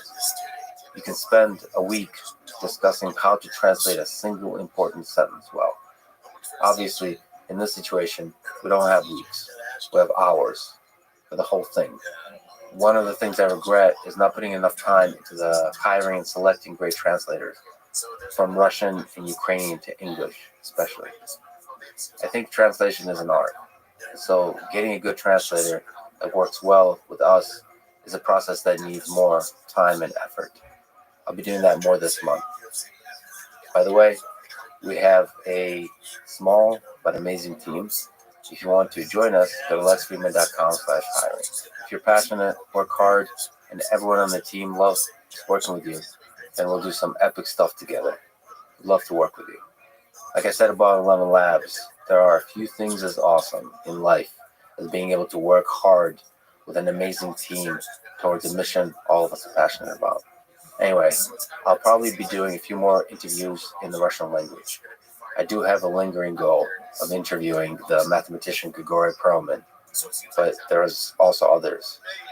I will also work on improving my whole pipeline, both equipment-wise and interpreter-wise, in doing these conversations in other languages, because there are many that I would like to do in languages I don't speak at all, like Chinese, Mandarin, or Spanish, Arabic, Hindi, Portuguese, French, German. I see language as both a barrier for communication and a portal into understanding the spirit of a people connected by that language. It's all a weird and beautiful puzzle, and I'm just excited to get the chance to explore it.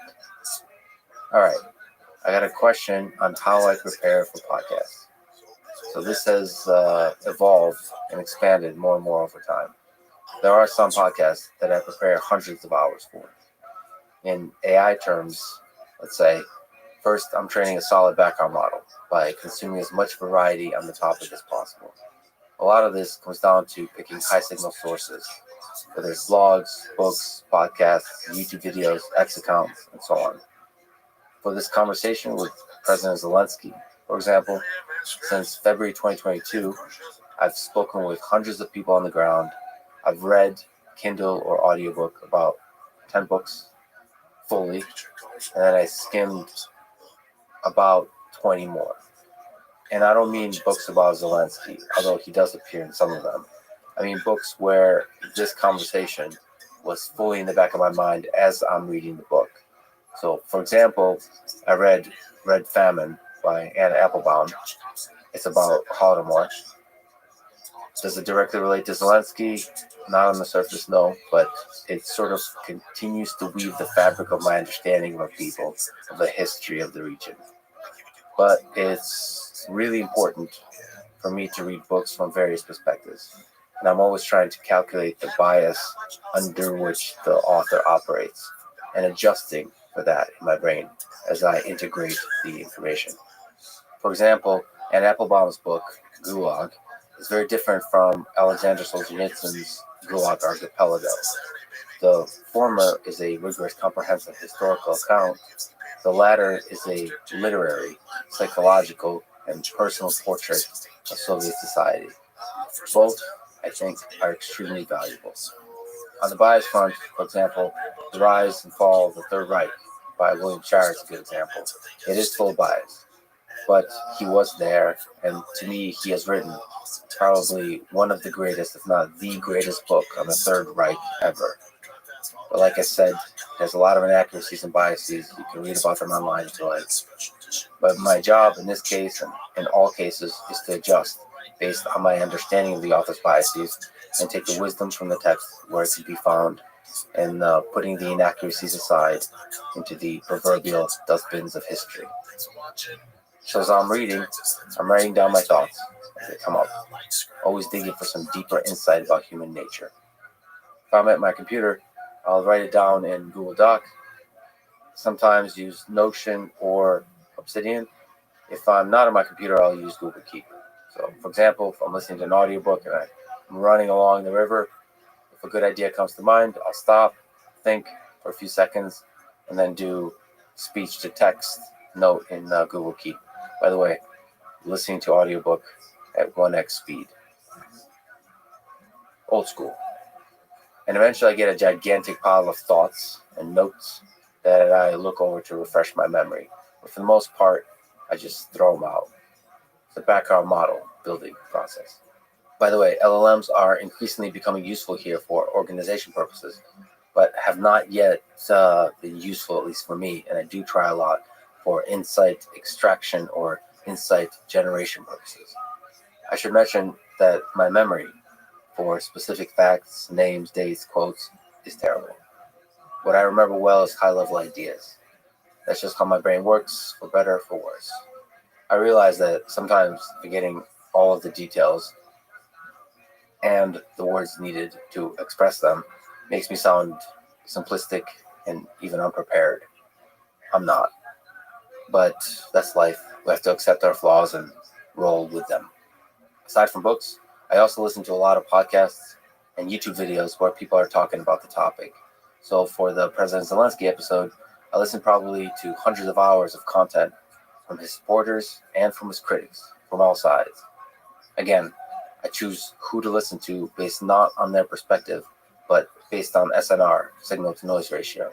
If I'm regularly getting insights from a person, I will continue listening to them, whether I agree or disagree. In the end, this turns out to be a lot of hours of prep, but to say that it's X hours per episode is not accurate because a lot of this preparation transfers from one guest to another, even when there's an insane level of variety in the guests. We're all humans, after all. There is a thread that connects all of it together, somehow, if you look closely enough. For more technical guests in STEM fields, I'll read papers, a lot of papers, and also technical blog posts and technical tweet threads. This is a very different process. For AI or CS related topics, I will run other people's code, I will write my own, implement stuff from scratch. If it's a software company, I'll use their tools and software if relevant. But in the actual conversation, I constantly am searching for simple but profound insights at various levels of abstraction. Sometimes this means asking a trivial question in hopes of uncovering the non-trivial, counterintuitive but fundamental idea that opens the door to a whole new way of looking at the field. And actually, every guest is their own puzzle. Like preparing for Rick Rubin was me listening to hundreds of songs he produced and even learning some on guitar, like Hurt by Johnny Cash. Preparing for the Cursor team episode meant, obviously, I had to use Cursor fully for several weeks, all of its features. So I switched completely from VS Code to Cursor. For Paul Rosalie, round 2 especially, I literally went deep into the jungle with Paul and almost died, fully taking the leap toward adventure with him. When it gets close to the conversation, I'll start working on the actual interview questions and notes. And there I'm asking myself, what am I personally curious about? Like, I love podcasts. I'm a big fan of many, many podcasts. And so I ask myself, what would I want this person to explain on the podcast? And maybe what aspect of their thought process or their humanity would I want to be surfaced or have the chance to be surfaced? In the actual conversation, I always try to put my ego aside completely and do whatever it takes to have a good conversation and serve the listener. This means asking questions simply, trying to define terms and give context if needed, being open-minded, vulnerable, curious, and challenging the guest when needed. Despite the claims on the internet, I do ask a lot of challenging questions, including follow-ups, but always with empathy. I don't need to be right. I don't need to signal my moral or intellectual superiority to anyone. I try to do the opposite, actually, because I want the guest to open up, and I trust the intelligence of the listener to see for themselves if the guest is full of shit or not, to detect the flaws and the strengths of how the guest thinks or who they are deep down.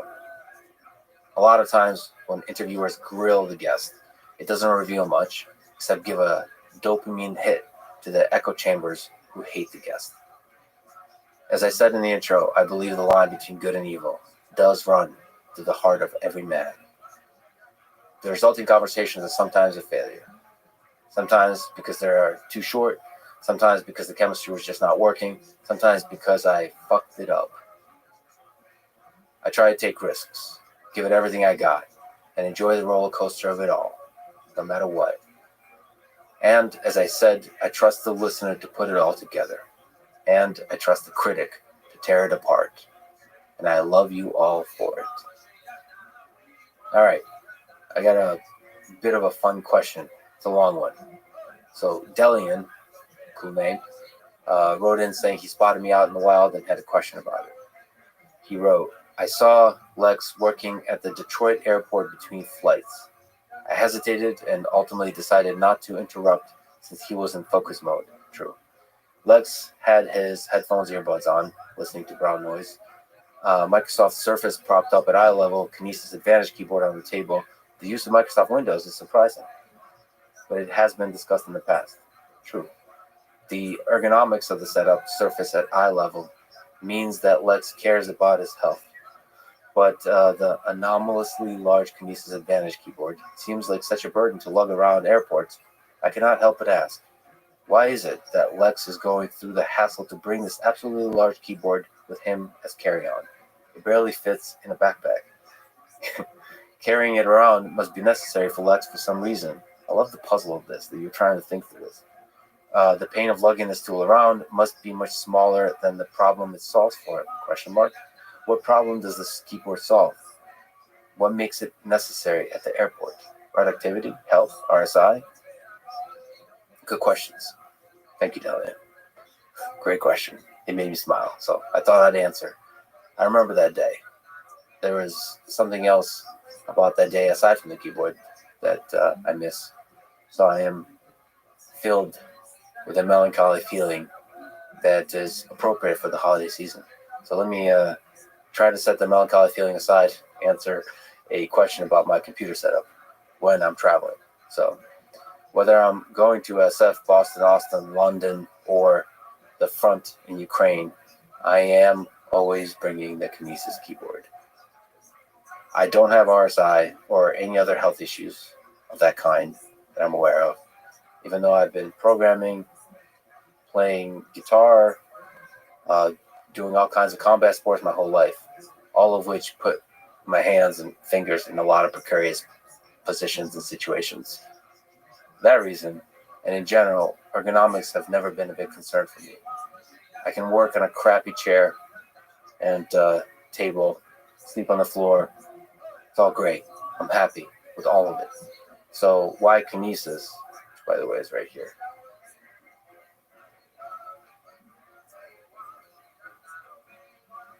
I had to think about it. Your question actually made me reflect. And I was hoping as I'm answering it, the truth will come out on many levels. So it is true that I'm more productive with it. I can type and correct mistakes very fast compared to a regular keyboard, both in natural language typing and in programming. So fast enough, I think, where it feels like I can think freely without the physical bottlenecks and constraints of fingers moving. The bit rate in Newland parlance is high enough for me to not feel like there is cognitive friction of any kind. But the real answer, maybe the deeper, more honest answer, is something else. I've used the Kinesis keyboard for over 20 years. So maybe it's like one of those love stories where a guy and a girl love each other. And you try to quit because it doesn't quite work. But every time you leave, you ask yourself why.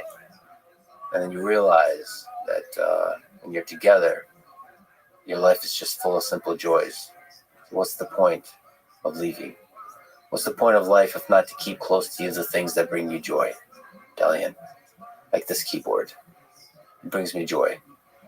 It's a bad metaphor, over anthropomorphized perhaps, but I never promised a good one. I'm like a cheap motel on a road trip. Low quality is part of the charm. I do have some good motel stories for another time. This does not feel like the appropriate time. All that said, to disagree with myself, I did use Emacs also for over 20 years, and in a single week recently switched to VS Code, and then Cursor. Never looked back. So take my romantic nature with a grain of salt. So yes, eventually I'll have to leave, but for now, you'll keep finding me on occasion in a random airport somewhere listening to brown noise, writing away the hours on this Kinesis keyboard. Now, if you see me without it, maybe you'll There get he the same is. tinge of melancholy feeling I feel now in looking back to that airport in Detroit. Anyway, more Yo, about my dog. travel setup. What's up with you being such a dick?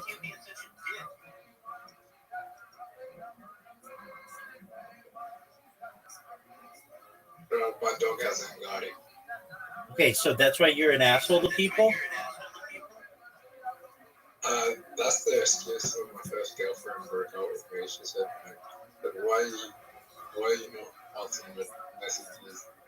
She's like, "My dog has anxiety." She broke out with me. Wait, so your first girlfriend told you that you were socially awkward, essentially? And not She that. said my dog has anxiety. And she just didn't talk to me again. Hold on. Your first girlfriend broke up with you because you were a dick. Which tracks, I get that.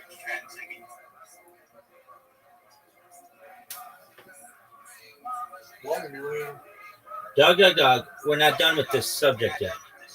Your ex-girlfriend, your first girlfriend broke up with you because you were mean. And We're gonna play. dog, you just told the story, but it doesn't make any sense, and I'm trying to understand it. Your first girlfriend broke up with you because you're mean. And who said that their dog has anxiety?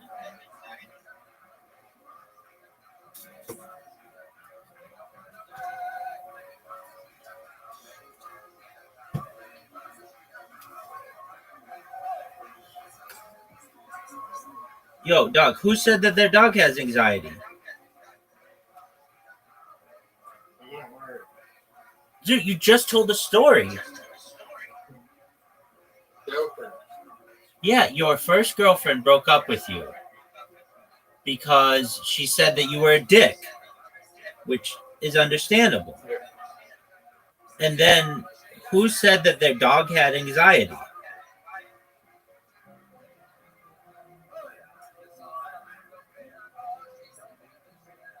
Nice girl. Who'd you say? My ex-girlfriend. Doesn't matter. Okay. Let's just play. Okay, your ex-girlfriend said that you're a dick and then broke up with you and said that her dog has anxiety and never talked to you again? Yeah. Okay, that's all. That's the story. All right, that makes sense.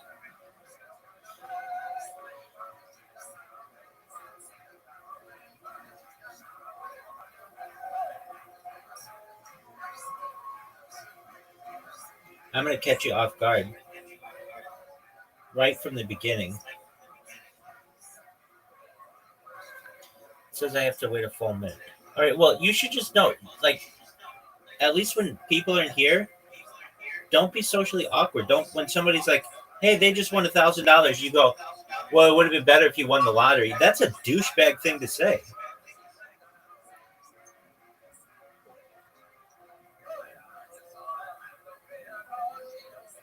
All right, Zoot.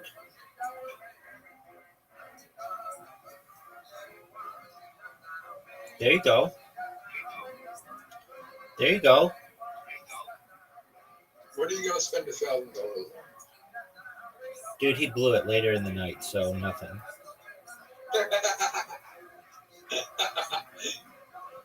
I'm telling you, Zoot, he was really drunk. And he's like, I'm going to go live on Kick. And I'm like, okay, cool. And within 1 minute of logging into Stake, he's like, it's over. I'm like, what do you mean? You spent $300? He's like, no, all of it. I'm like, you spent the whole $1,000? He's like, yeah. He played this one game that was like just a total waste. Dude, I don't know. Stake, in comparison to the other ones, I've never seen him do well on it, but he does really well on the first one he played. But Stake, just from what I've seen, seems like a total ripoff. No, it's just gambling. It's just gambling. Dude, he went through this money so quickly, Zoo. Yeah, that's what happens when you're a gambling addict. Yeah. You know what a funny thing about being a gambling addict is? Say what you want about addiction, but gambling is the only one where you could make a lot of money. Well, gambling's the only addiction where, like, I haven't seen anyone suck dick because of a gambling addiction. Yeah, but people lose their houses and their marriages and stuff. Yeah, but no one's sucking dick because of a gambling addiction. Do you know a lot of people who suck dick? You at mini golf and skee ball, apparently. Have you ever heard of a gambling addict who is down that bad with his sucking dick? No, I don't know really many gambling addicts. I don't know if I know any gambling addicts, except for like people I meet on the internet.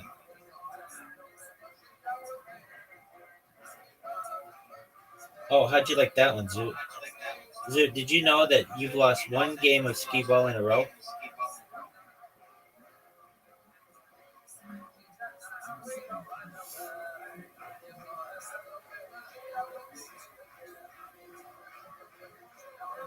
Zoot. Zoot's up. Okay, 50. That's a good start. 20, 40, 200. That's a really good start. I'm actually happy with that. You should be. That's a good 250 is not bad at all.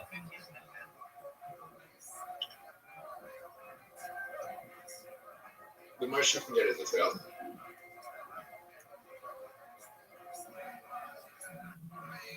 I got 600 wins. Yeah, I remember.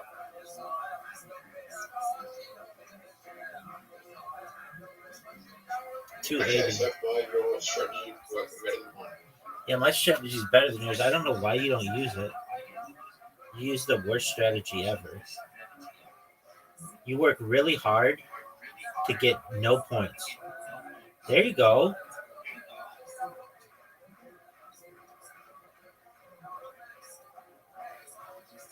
You got 100. That plays better than what? Okay.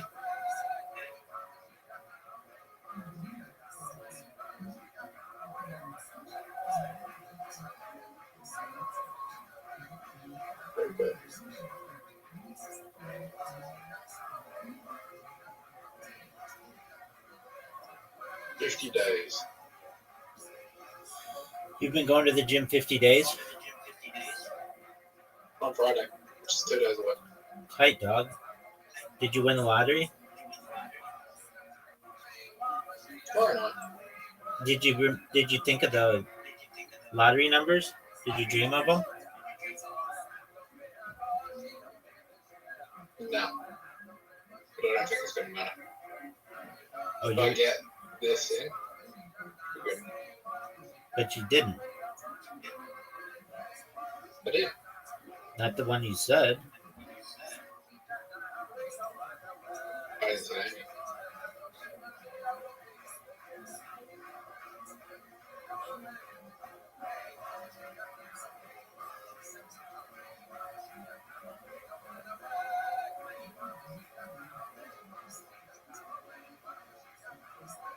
That's 2 games in a row, Zoot.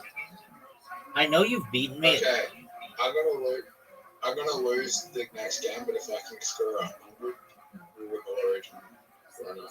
Any 100. If I don't score 100, we have no chance.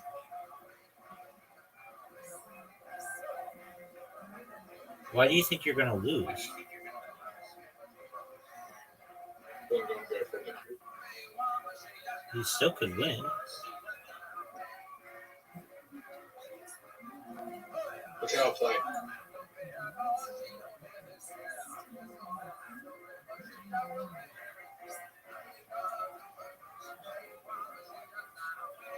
Wow. But we're not playing to win.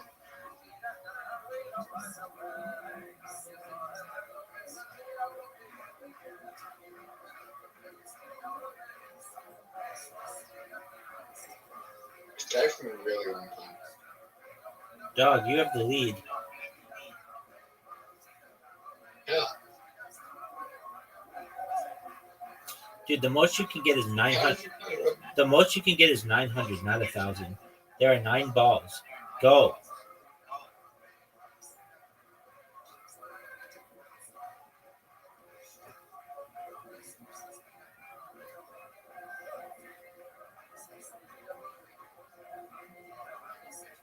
Yes. Alright. Gonna win. Whatever. Wow, there's a huge delay. But you didn't hit any of them. Oh, wow. That's how delayed it is? It's like a 10-second delay.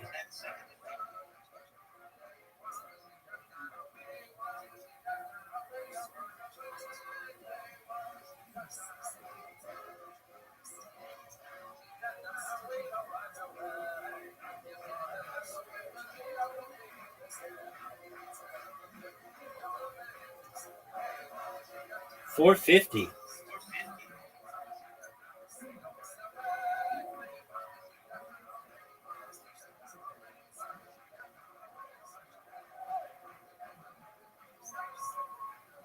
Dude, there's such a delay. You just hit 100. You did it like way earlier. I wonder why this game, 200s. I wonder why this game has 300s, 400s. Dude, you might have won. Was that round 2 or round 3? Round 3. I think you did win. Psych, bitch.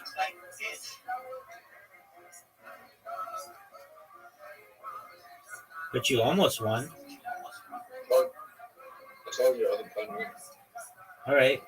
Well, play the win now. Okay.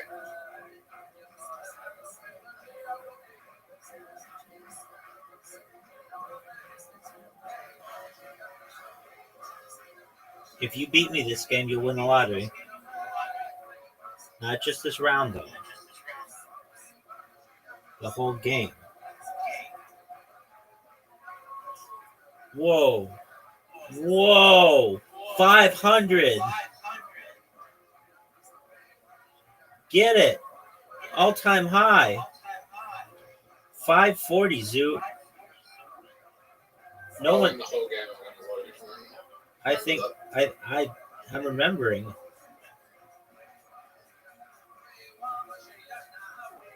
Zoot, that was amazing.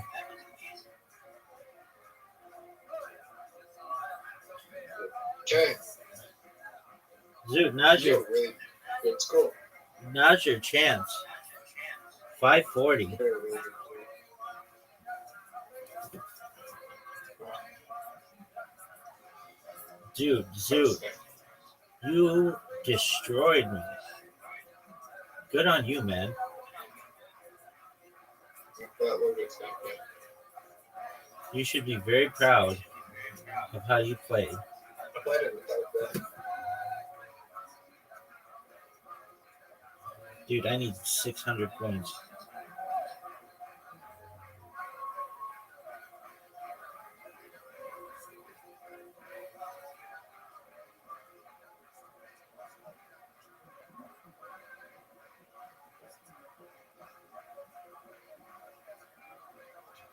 Zoot, you got me. And I'm glad. If you're going to beat me, I want you to fucking destroy me. I don't want to lose barely.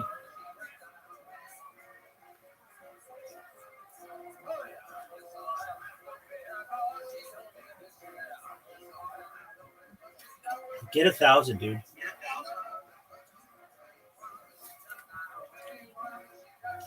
Get 1,000. Zoot's going for the record. Nope. 990.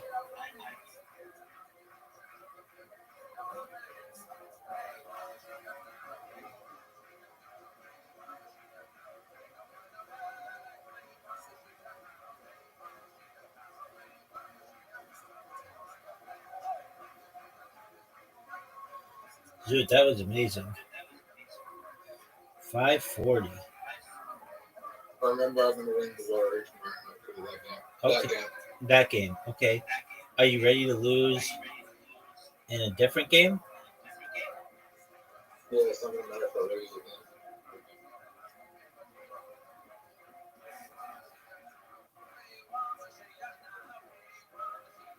Let me go first. What's the game I haven't beaten? I think all of them at some point. Oh, baby girl. We've never played Match Monsters. I know. Or battle bots. Why not? We played Battle Bots. Oh, we have? Okay, maybe just one time. I don't really like that game. I don't like that game because We I. haven't played Match Monsters. Okay, we'll play. We I have haven't played Match Monsters? no. Why not? There are some games I don't know how to play, so I don't play them. It's an easy game to play. Okay. Is it better than Blitz League?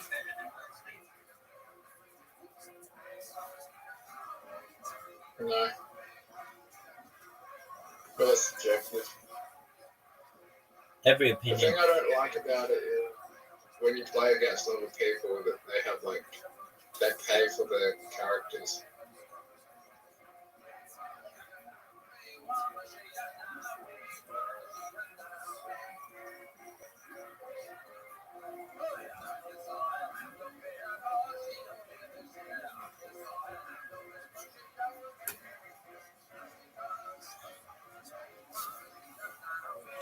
Dude, what did you do to my ball? What's old zombie? No one knows.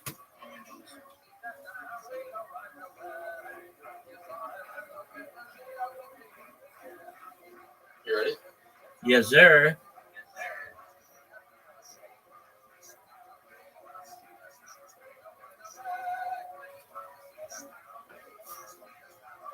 Were you proud of your shot?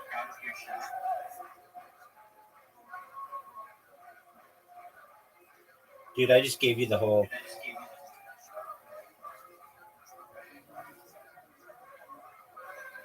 I gave you the hole.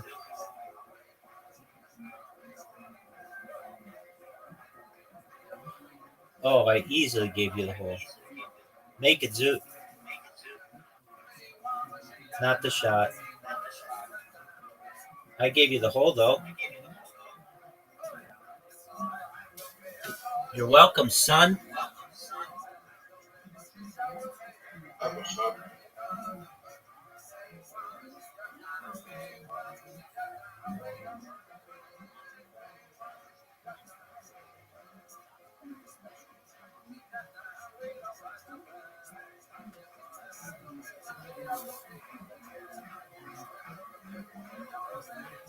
Look how amazing this shot is.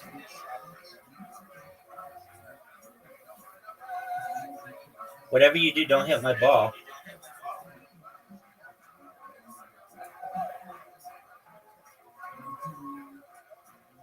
Look how good that shot was.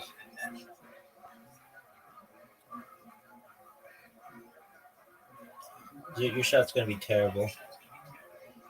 Oh, Zoot. Look how good this shot is, Zoot. Zoot, do you know your ball is in the opposite corner of where the hole is?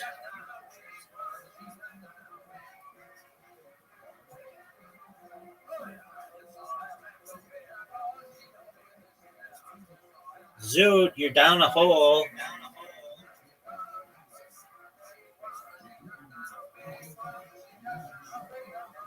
Look how good that shot is, Zoot.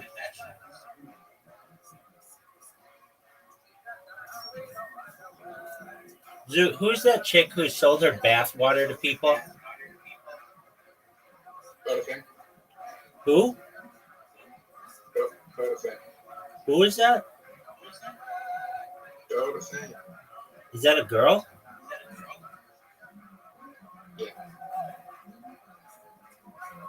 Is that a streamer? Influencer. Zoot, you're one of the thirstiest dudes I know. Hey, how's your girl doing on the big board? Number 4. Dude, do they update it every day? Yeah. It's not every week, it's every day? Yeah, every day. That shit's wild, son. But look how good this shot was. She's gonna be number 1. And you're going to celebrate that day. That's going to be a fabulous day in the life of Zoot. I mean, do you think it's an achievement? Living a day above ground is an achievement, baby. But look how good this shot is. Do you think you're doing it? Fuck. Do I think it'd be an achievement if some British girl was the number 1 person on the Pornhub? How many people are on the list? Oh, like 10,000. Okay, on Pornhub's top 10,000 porn stars? Yeah. Do I think it'd be an accomplishment? Oh, this is the verified points. Like there's an amateur list. What do you rank on it? 0. What's the girl from the library rank?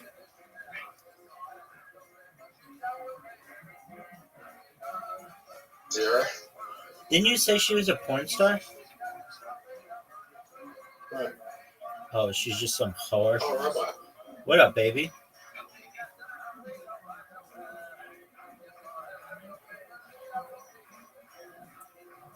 You just reminded me of what I did that.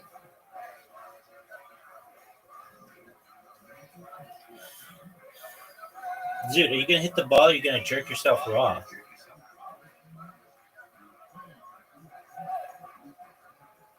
Dude, you take too long.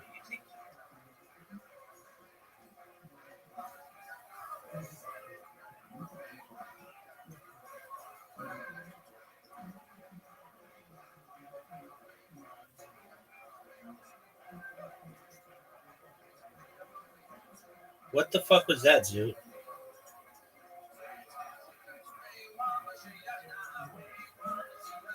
Zoot. What the fuck was that? Zoot, what am I supposed to do?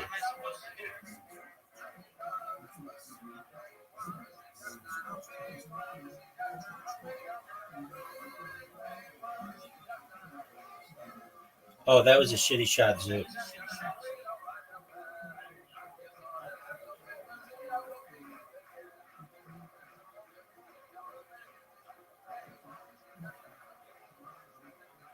Zoot, I have a pretty good feeling that your shot's gonna go in the hole. That was dumb. You went the wrong way, baby.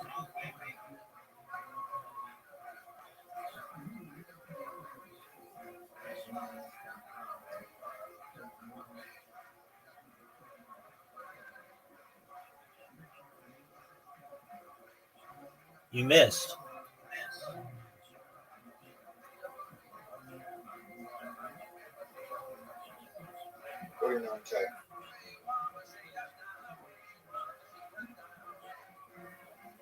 Zoot, look how good this shot is. Straight in. Oh man, that was almost amazing. Zoot, if you want a tip on how to hit it, nope, that's not the tip. No, that shot sucks. Are you fucking serious, Zoot? Fuck you. You know you needed my shot. Look how good. Zoot! Just make it, dude.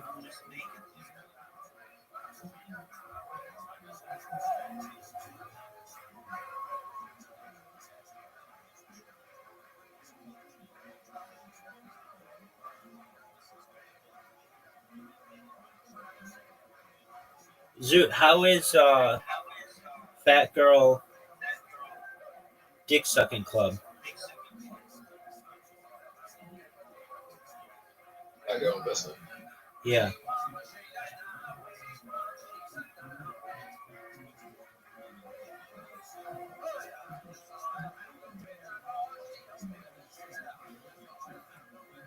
How is it? Is it up or down today?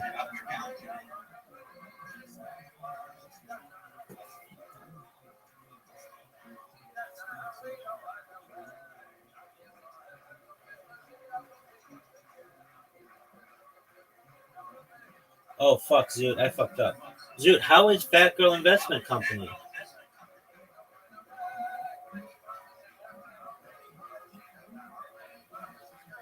Zoot. Back down investment. Yeah, it's got 50K. Is that good?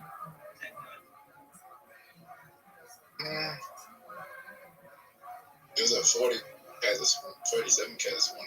I think it will run harder next week. Oh, okay. Are there any women who own this coin? Maybe. Oh yeah, there is. Bye-bye. 1%.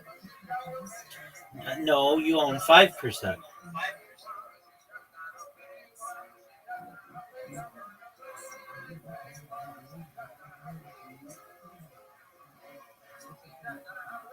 Do you own 1% or 5%?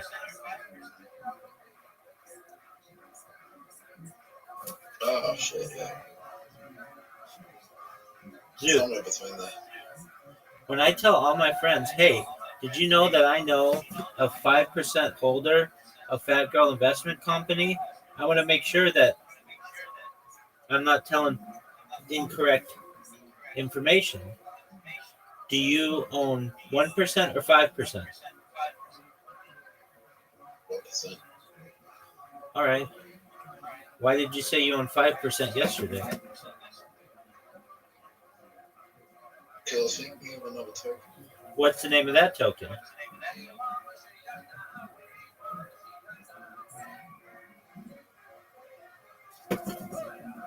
Zoot's just over here telling inaccuracies. AKA lying his dick off.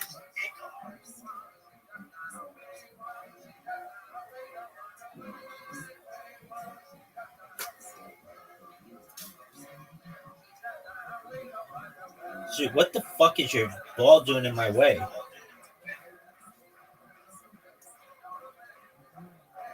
Do it. Bro, I just won. No, you didn't, and you fucked up.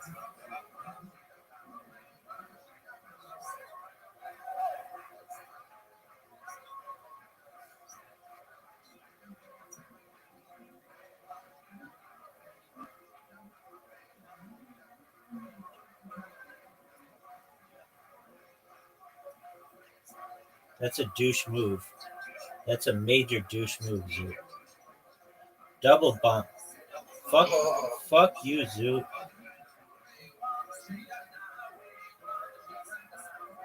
That sucked.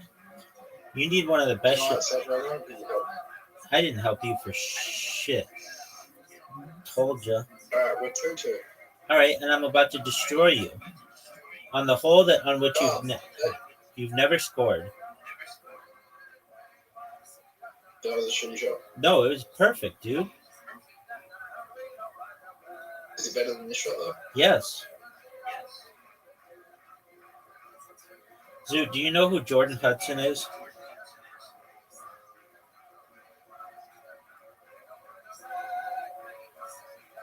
A good guy. It's a girl. She's a super hot chick who's dating this like 75-year-old football coach. Oh, so you're saying I have a chance? Dog, if you have a chance with this chick, anybody does. This girl's beautiful.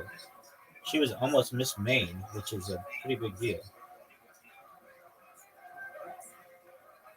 She's dating a 75-year-old. You don't know much wrong with it. Right. And then she's going to have like an entire empire because he's very wealthy. He won like 7 football Super Bowls or something. Maybe 9. How old is she? She's 24.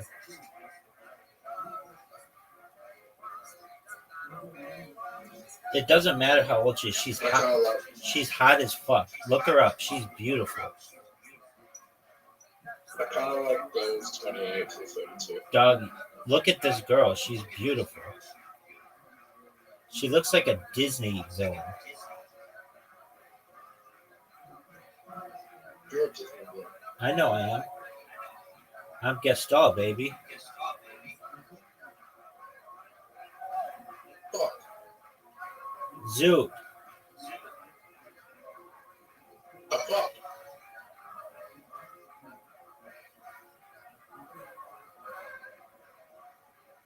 Get there.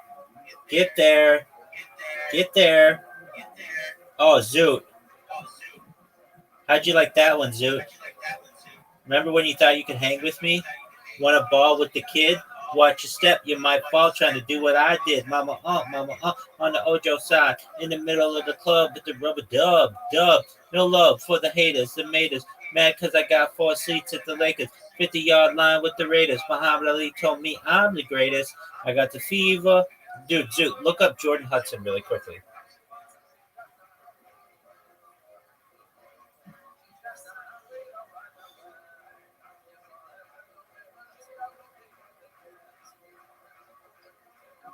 Zoot, you know you would drag your balls through a mile of broken glass just to hear this bitch fart on a walkie-talkie. Fuck off. Did you see her?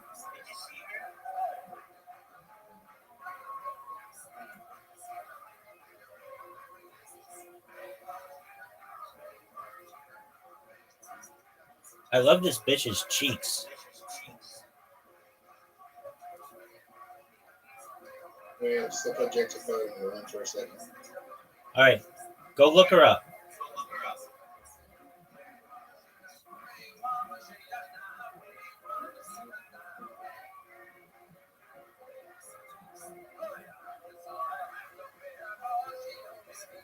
You're gonna hit the pinwheel. I'm done. I don't like you, Rabbi. Everybody likes me. Baby, look up Jordan Hudson. I'm not gonna ask you again.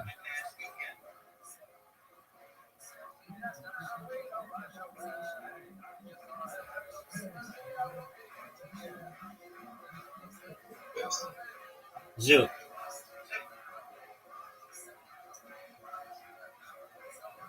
Oh, what a miss. Dude, did you look her up yet? This bitch is fine.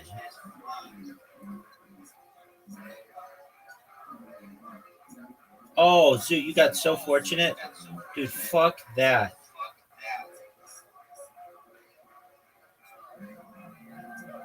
That was bullshit.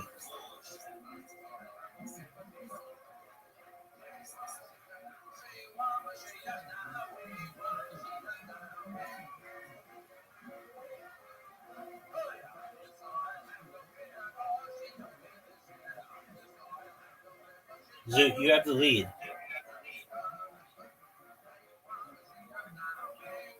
Zoo, did you look up Jordan Hudson yet? Yeah. Is she not hot as fuck? Okay. Dude, look how amazing this shot is. Even with your fucking ball in my way.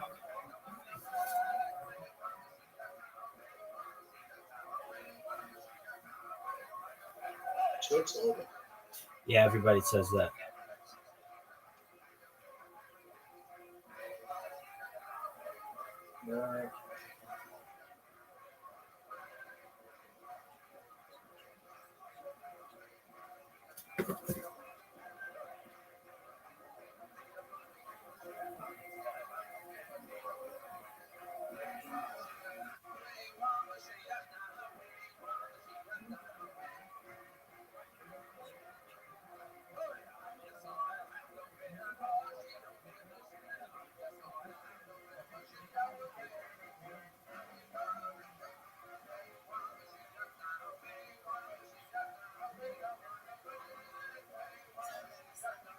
You're not going to be able to hit my ball.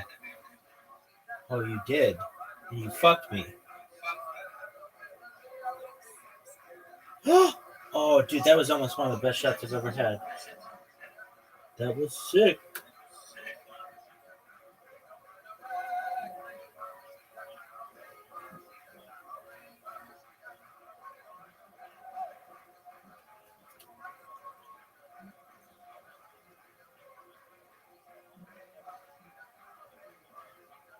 Yes. What are you saying there, big dog?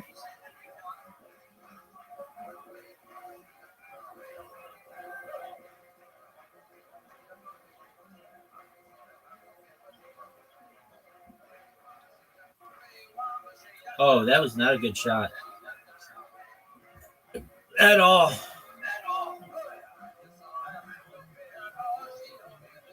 Hit the tree. That was an even worse shot. Dude, that shot was terrible, Zoo. Zoo, your shot, I don't know what you were thinking. What was your strategy? Oh, you almost hit that shot. That would have been amazing. I lost game. Zoo, you are so shitty at this hole. Stop. And you went in the water. No, I didn't go in the water. No, I didn't go in the water. You know that my ball is in the perfect position.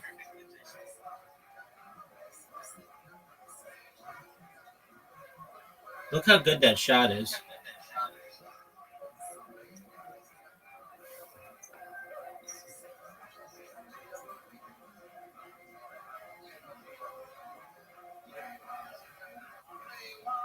Look how good that shot is.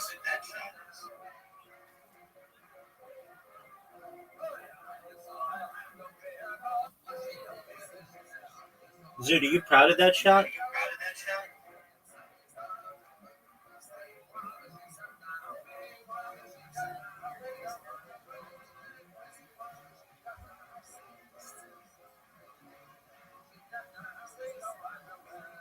Zoot, are you proud of that shot?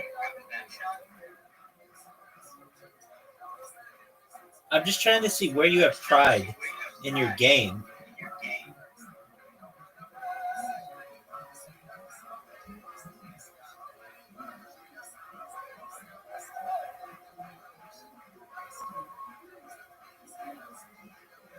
Dude, look how sick this shot is.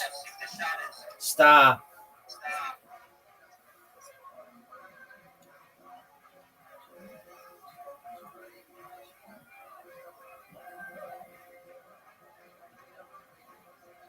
Dog, I don't know if you helped us.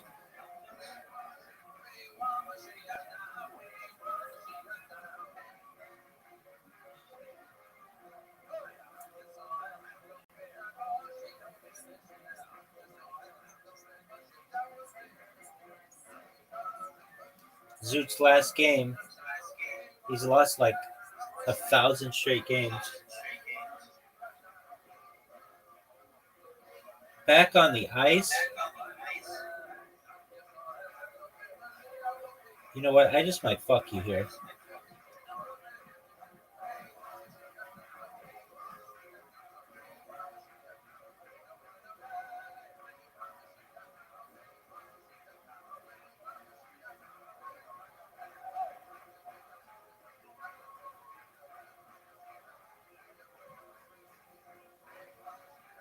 Did you just water bump me? You did.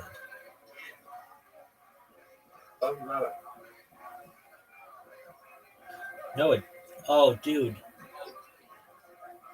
Are you gonna hit my ball? You did. Bye bye, Zoot. Stop, stop, stop, stop, stop. I hit you too hard. Nope. But I would have had you water bumped anyway.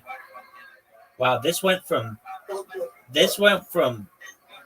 me scoring and you scoring at the same time to you scoring and me not scoring to you not scoring. You need one of the best shots of your life. I got you, Zoot. All right, last game. I can't believe it. Okay. Come back in an hour. Yeah, okay.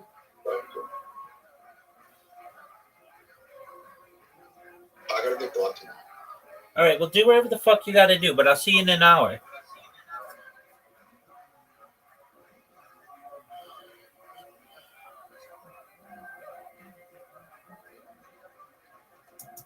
If anyone's curious, I usually do travel with a Windows laptop, but I am mostly using Linux on it through WSL, Windows Subsystem for Linux. And in some cases, I'm dual booting Linux and Windows.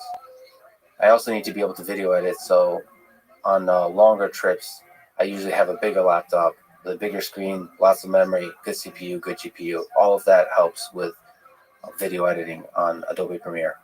In general, I'm extremely minimalist, except for the few, let's call them the sentimental things.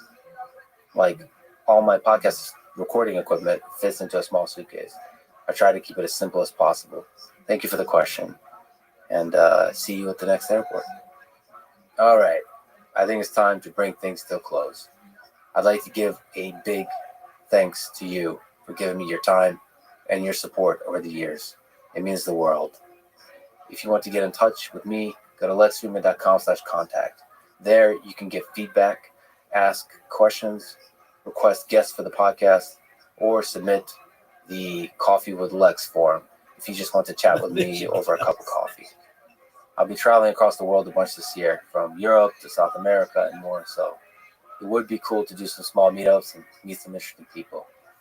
This has been a journey of a lifetime. Thank you for everything. On to the next adventure. I love you all. It's not just here. He targets everywhere. That's true. My pronouns are they, them, though. They target everything.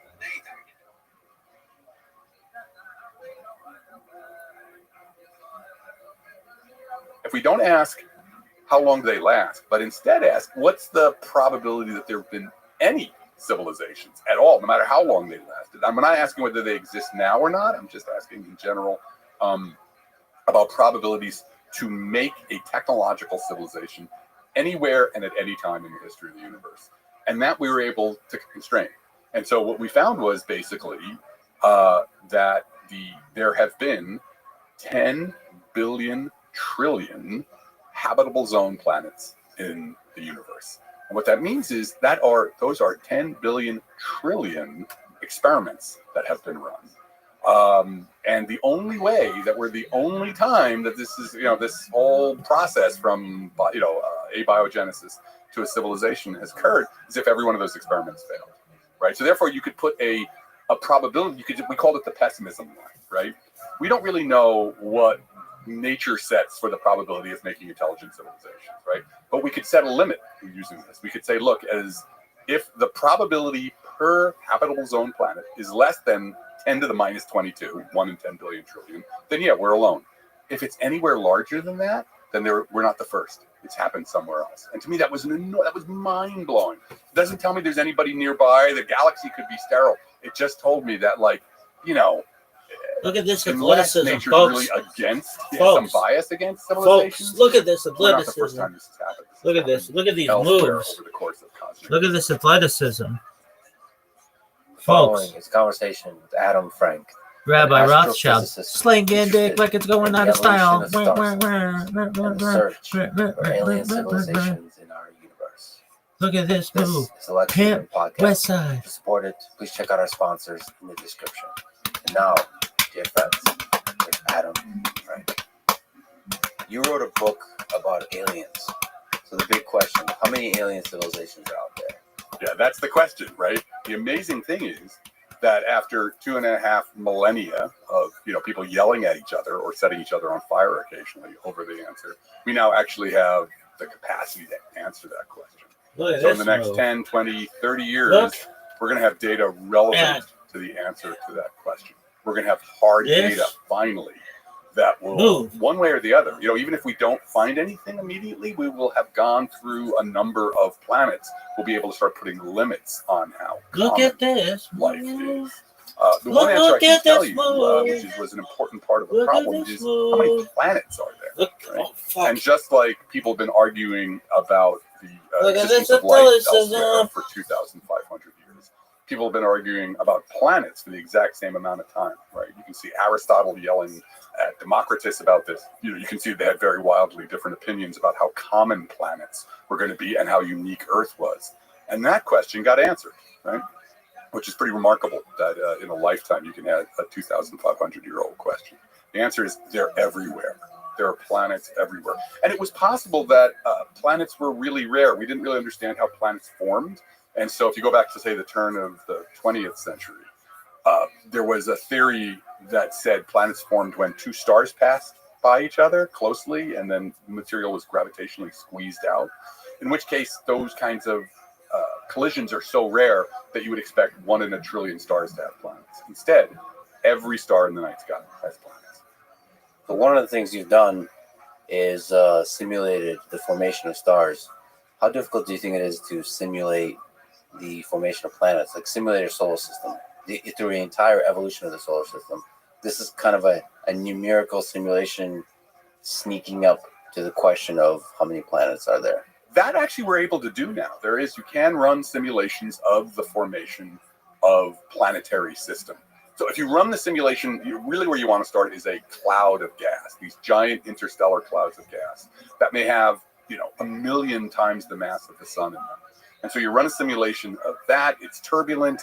The gas is roiling and tumbling. And every now and then you get a place where the gas is dense enough that gravity gets hold of it and it can pull it downward. So you'll start to form a protostar. And a protostar is basically the young star of this ball of gas where nuclear reactions are getting started. But it's also a disk. So as the material falls inward, because everything's rotating, as it falls inward, it'll spin up and then it'll form a disk. Material will collect in what's called an accretion disk or a protoplanetary disk. And you can simulate all of that. Once you get into the disk itself and you want to do planets, things get a little bit more complicated because the physics gets more complicated. Now you got to start worrying about dust, because actually dust is the wrong word. It's smoke, really. These are the tiniest bits of solids. They will coagulate in the disk to form pebbles, right? And then the pebbles will collide to form rocks, and then the rocks will form boulders, et cetera, et cetera. That process is super complicated, but we've been able to simulate enough of it to begin to get a handle on how planets form, how you accrete enough material to get the first proto-planets or planetary embryos as we call them. And then the next step is those things start slamming into each other to form, planetary-sized bodies. And then the planetary bodies slam into each other. Earth, the moon, came about because there was a Mars-sized body that slammed into the Earth and basically blew off all the material that then eventually formed the moon. And all of them have different chemical compositions, different temperatures. Yeah, so the temperature of the material in the disk depends on how far away you are from the star. So it decreases, right? And so there's a really interesting point. So close to the star, temperatures are really high. And the only thing that can condense, that can kind of freeze out, is going to be stuff like metals. So that's why you find Mercury is this giant ball of iron, basically. And then as you go further out, the gas gets cooler, and now you can start getting things like water to freeze, right? So there's something we call the snow line, which is somewhere in our solar system out around between Mars and Jupiter. And that's the reason why the giant planets in our solar system, Jupiter, Saturn, Uranus, and Neptune, all have huge amounts of ice in them, or water and ice. Actually, Jupiter and Saturn don't have so much, but the moons do. The moons have so much water in them that there's oceans, right? That we've got a number of those moons have got more water on them than there's water on Earth. Do you think it's possible to do that kind of simulation to have a stronger and stronger estimate of how likely an Earth-like planet is? Can we get the physics simulation done well enough to where we can start estimating, like, what are the possible Earth-like things that can be generated? Yeah, I think we can. I think we're learning how to do that now. So one part is like trying to just figure out how planets form themselves and doing the simulations, like that cascade from dust grains up to planetary embryos. That's hard to simulate because it's both. You got to do both the gas and you got to do the dust and the dust colliding and all that physics. Once you get up to a planet-sized body, then you kind of have to switch over to almost like a different kind of simulation. There, often what you're doing is you're assuming the planet is this sort of spherical ball, and then you're doing like a 1D, a radial calculation. You're just asking like, all right, how is this thing what is the structure of it going to be? Like, am I going to have a solid iron core, or am I going to get a solid iron core with that liquid iron core out around it like we have on Earth? And then you get a silicate, kind of a rocky mantle, and then across all of those details, those are kind of beyond being able to do full 3D simulations from ab initio, from scratch. We're not there yet. How important are those details, like the crust and the atmosphere, do you think? Hugely important. So I'm part of a collaboration at the University of Rochester where we're using the giant laser. This is called the Laboratory for Laser Energetics. We got a huge grant from the NSF to use that laser to slam tiny pieces of silica to understand what the conditions are like at the center of the Earth, or even more importantly, the center of super Earths. Like this is what's wild. The most common kind of planet in the universe we don't have in our solar system, which is amazing, right? So we've been able to study enough or observe enough planets now to get a census. We kind of have an idea of who's average, who's weird. And our solar system's weird because the average planet has a mass somewhere between a few times the mass of the Earth to maybe, 10 times the mass of the Earth. And that's exactly where there are no planets in our solar system. So the smaller ones of those we call super Earths. The larger ones we call sub-Neptunes. And they're anybody's guess. Like, we don't really know what happens to material when you're squeezed to those pressures, which is like millions, tens of millions of times the pressure on the surface of the Earth. So those details really will matter of what's going on in there, because that will determine whether or not you have, say, for example, plate tectonics. We think plate tectonics may have been really important for life on Earth, for the evolution of complex life on Earth. So it turns out, and this is sort of the next generation where we're going with the understanding the evolution of planets and life. It turns out that you actually have to think hard about the planetary context for life. You can't just be like, oh, there's a warm pond, and then some interesting, chemistry happens in the warm pond. You actually have to think about the planet as a whole and what it's gone through in order to really understand whether a planet is a good place for life or not. Why do you think plate tectonics might be useful for the formation of complex life? There's a bunch of different things.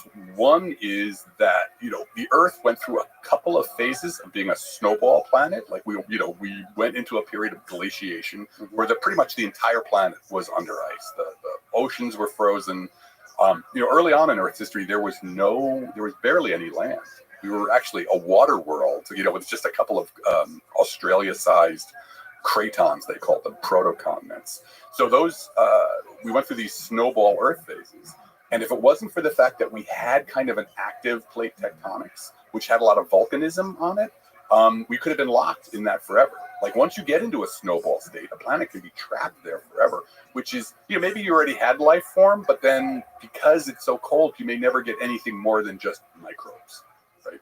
So what plate tectonics does is because it fosters more volcanism, is that you're going to get carbon dioxide pumped into the atmosphere, which warms the planet up and gets you out of the snowball Earth phase. But there's even more really important things. I just finished a paper where we were looking at something called the hard steps model, which is this model that's been out there for a long time that purports to say intelligent life in the universe will be really rare. And it made all these assumptions about the Earth's history, particularly the history of life and the history of the planet, or have nothing to do with each other. And it turns out, as I was doing the reading for this, that Earth probably early on had a more mild form of plate tectonics, and then somewhere about 1 billion years ago, it ramped up. And that ramping up changed everything on the planet, because here's a funny thing. The Earth used to be flat. What I mean by that, right? So all the flat earthers out there can get excited for 1 sec. Clip it. What I mean by that is that there really weren't many mountain ranges, right? The beginning of, I think the term is orogenesis, mountain building, the true Himalayan-style giant mountains, didn't happen until this more robust form of plate tectonics, where the plates are really being driven around the planet. And that is when you get the crusts hitting each other and they start pushing, into these Himalayan-style mountains. The weathering of that, the erosion of that, puts huge amounts of nutrients, things that microbes want to use, into the oceans, and then what we call the net primary productivity, the bottom of the food chain, how much sugars they're producing, how much photosynthesis they're doing, shot up by a factor of almost 1,000, right? So the fact that you had plate tectonics supercharged evolution in some sense. We're not exactly sure how it happened, but it's clear that the amount of life, the amount of living activity that was happening really got a boost from the fact that suddenly there was this new vigorous form of plate tectonics. So it's nice to have turmoil in terms of temperature, in terms of surface geometries, in terms of the chemistry of the planet, turmoil. Yeah, that's actually really true, because what happens is if you look at the history of life, that's it's an excellent point to bring it up. If you look at the history of life on Earth, we get, abiogenesis somewhere around at least 3.8 billion years ago. And that's the first microbes. They kind of take over enough that they really do, you get a biosphere. You get a biosphere that is actively changing the planet. But then you go through this period they call the boring billion, where it's 1 billion years and it's just microbes. Nothing's happening. It's just microbes. I mean, microbes are doing amazing things. They're inventing fermentation. Thank you very much. We appreciate that. But it's not until sort of you get probably these continents slamming into each other, you really get the beginning of continents forming and driving changes that evolution has to respond to. On a planetary scale, this turmoil, this chaos is creating new niches as well as closing other ones. And biology, evolution has to respond to that. And somewhere around there is when you get the Cambrian explosions, when suddenly every body plan, evolution goes on an orgy, essentially. So yeah, it does look like that chaos or that turmoil was actually very helpful to evolution. I wonder if there is some extremely elevated levels of chaos, almost like catastrophes, behind every leap of evolution. Like you're not going to have leaps. Like in human societies, we have like an Einstein that comes up with a good idea, but it feels like on an evolutionary time scale, you need some real big drama going on for the evolutionary system to have to come up with a solution to that drama, like an extra complex solution to that drama. Well, I think I'm not sure if that's true. I don't know if it needs to be like an almost extinction event, right? Because it's certainly true that we have gone through almost extinction events, right? We've had, 5 mass extinctions, but you don't necessarily see that like there was this giant evolutionary leap happening after those. So, with the comet impact, the KT boundary, certainly, lots of niches opened up. And that's why we're here, right? Because, our ancestors were just little, basically rats, living under the footsteps of the dinosaurs. And it was that common impact that opened the route for us. But it wasn't, that still took another, 65 million years. It wasn't like this thing immediately happened.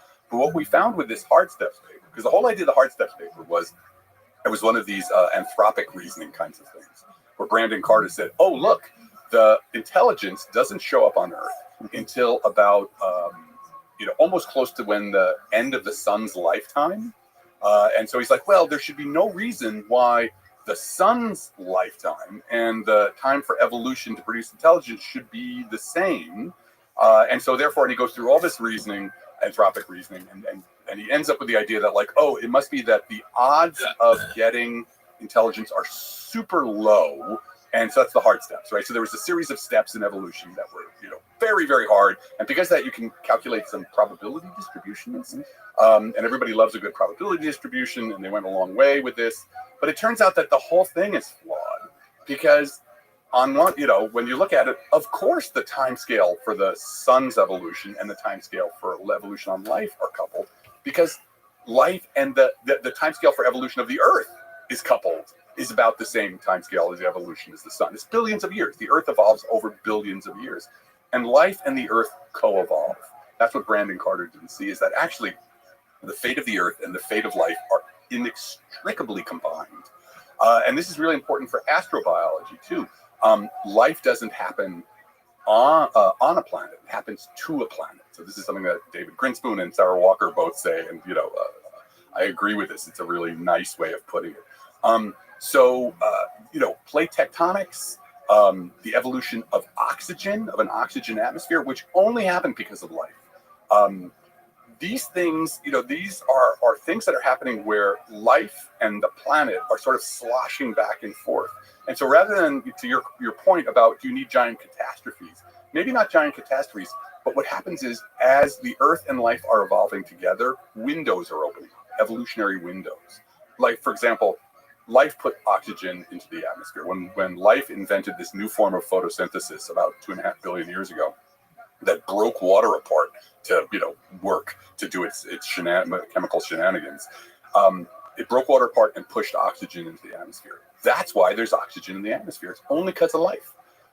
That opened up huge possibilities, new spaces for evolution to happen. But it also changed the chemistry of the planet forever. So the introduction of oxygen photosynthesis changed the planet forever, and it opened up a bunch of windows for evolution that wouldn't have happened otherwise. Like, for example, you and I, we need that amount of oxygen. Big-brained creatures need an oxygen-rich atmosphere because oxygen is so potent for metabolism. So you couldn't get intelligent creatures 100 million years after the planet formed. So really, on a scale of a planet, when there's billions, trillions of organisms on a planet, they can actually have planetary scale impact. Yes. So the chemical shenanigans of an individual organism, when scaled out to trillions, can actually change a planet. Yeah, and we know this for a fact now. Like, this is, so there was this thing, Gaia theory, that with James Lovelock introduced in the 70s, and then Lynn Margulis, the biologist Lynn Margulis, together. So this Gaia theory was the idea that planets pretty much life takes over a planet. Life hijacks a planet in a way that the sum total of life creates these feedbacks between the planet and the life, such that it keeps the planet habitable. It's kind of a homeostasis, right? I can go out, like right now outside, it's 100 degrees, right? And I go outside, but my internal temperature is going to be the same. And I can go back to, Rochester, New York in the winter, and it's going to be, 0 degrees, but my internal temperature is going to be the same. That's homeostasis. The idea of Gaia theory was that life, the biosphere, exerts this pressure on the planet, or these feedbacks on the planet, that even as other things are changing, the planet will always stay in the right kinds of conditions for life. Now, when this theory came out, it was very controversial. People were like, oh my God, what are you smoking weed? And there were all these Gaian festivals with Gaian dances. And so, it became very popular in the New Age community. But Lovelock, actually, they were able to show that, no, this has nothing to do with like the planet being conscious or anything. it was about these feedbacks that by the biology, the biosphere can exert these feedbacks. And now that's become, whether or not we're still unclear whether there are true Gaian feedbacks in the sense that the planet can really exert complete control. But it is absolutely true that the biosphere is a major player in Earth's history. So the biosphere fights for homeostasis on Earth. What I would say right now is I don't know if I can say that scientifically. I can certainly say that the biosphere does a huge amount of the regulation of the planetary state, and over billions of years has strongly modified the evolution of the planet. So whether or not a true Gaian feedback would be exactly what you said, right? The biosphere is this somehow, and Sarah Walker and David Grinspoon and I actually did a paper on this about the idea of planetary intelligence or cognition across a planetary scale. And I think that actually is possible. It's not conscious, but there is a kind of cognitive activity going on. The biosphere, in some sense, knows what is happening because of these feedbacks. So it's still unclear whether we have these full Gaian feedbacks, but we certainly have semi-Gaian feedbacks. If there's a perturbation on the planetary scale, temperature, insolation, how much sunlight's coming in, the biosphere will start to have feedbacks that will damp that perturbation. Temperature goes up, the biosphere starts doing something, temperature comes down. Now, I wonder if the technosphere also has a Gaian feedback or elements of a Gaian feedback, such that the technosphere will also fight to some degree for homeostasis. Open question, I guess. Well, I'm glad you asked that question, because that paper that David and Sarah and I wrote, what we were arguing is that over the history of a planet, right, when life first forms, 3.8 billion years ago, it's kind of thin on the ground, right? You've got the first species, these are all microbes, and they have not yet they're not going to enough of them to exert any kind of these Gaian feedback. So we call that an immature biosphere. Mm-hmm. But then as time goes on, as life becomes more robust and it begins to exert these feedbacks, keeping the planet in the place where it needs to be for life, we call that a mature biosphere. Right. And the important thing, and I'm sure later on, we're going to talk about definitions of life and such. There's this great term called autopoiesis that Francisco Varela, the neurobiologist Francisco Varela, came up with. And he said, one of the defining things about life is this property of autopoiesis, which means self-creating and self-maintaining. Life does not create the conditions which will destroy itself, right? It's always trying to keep itself in a place where it can stay alive. So the biosphere, from this Gaian perspective, has been autopoietic for billions of years.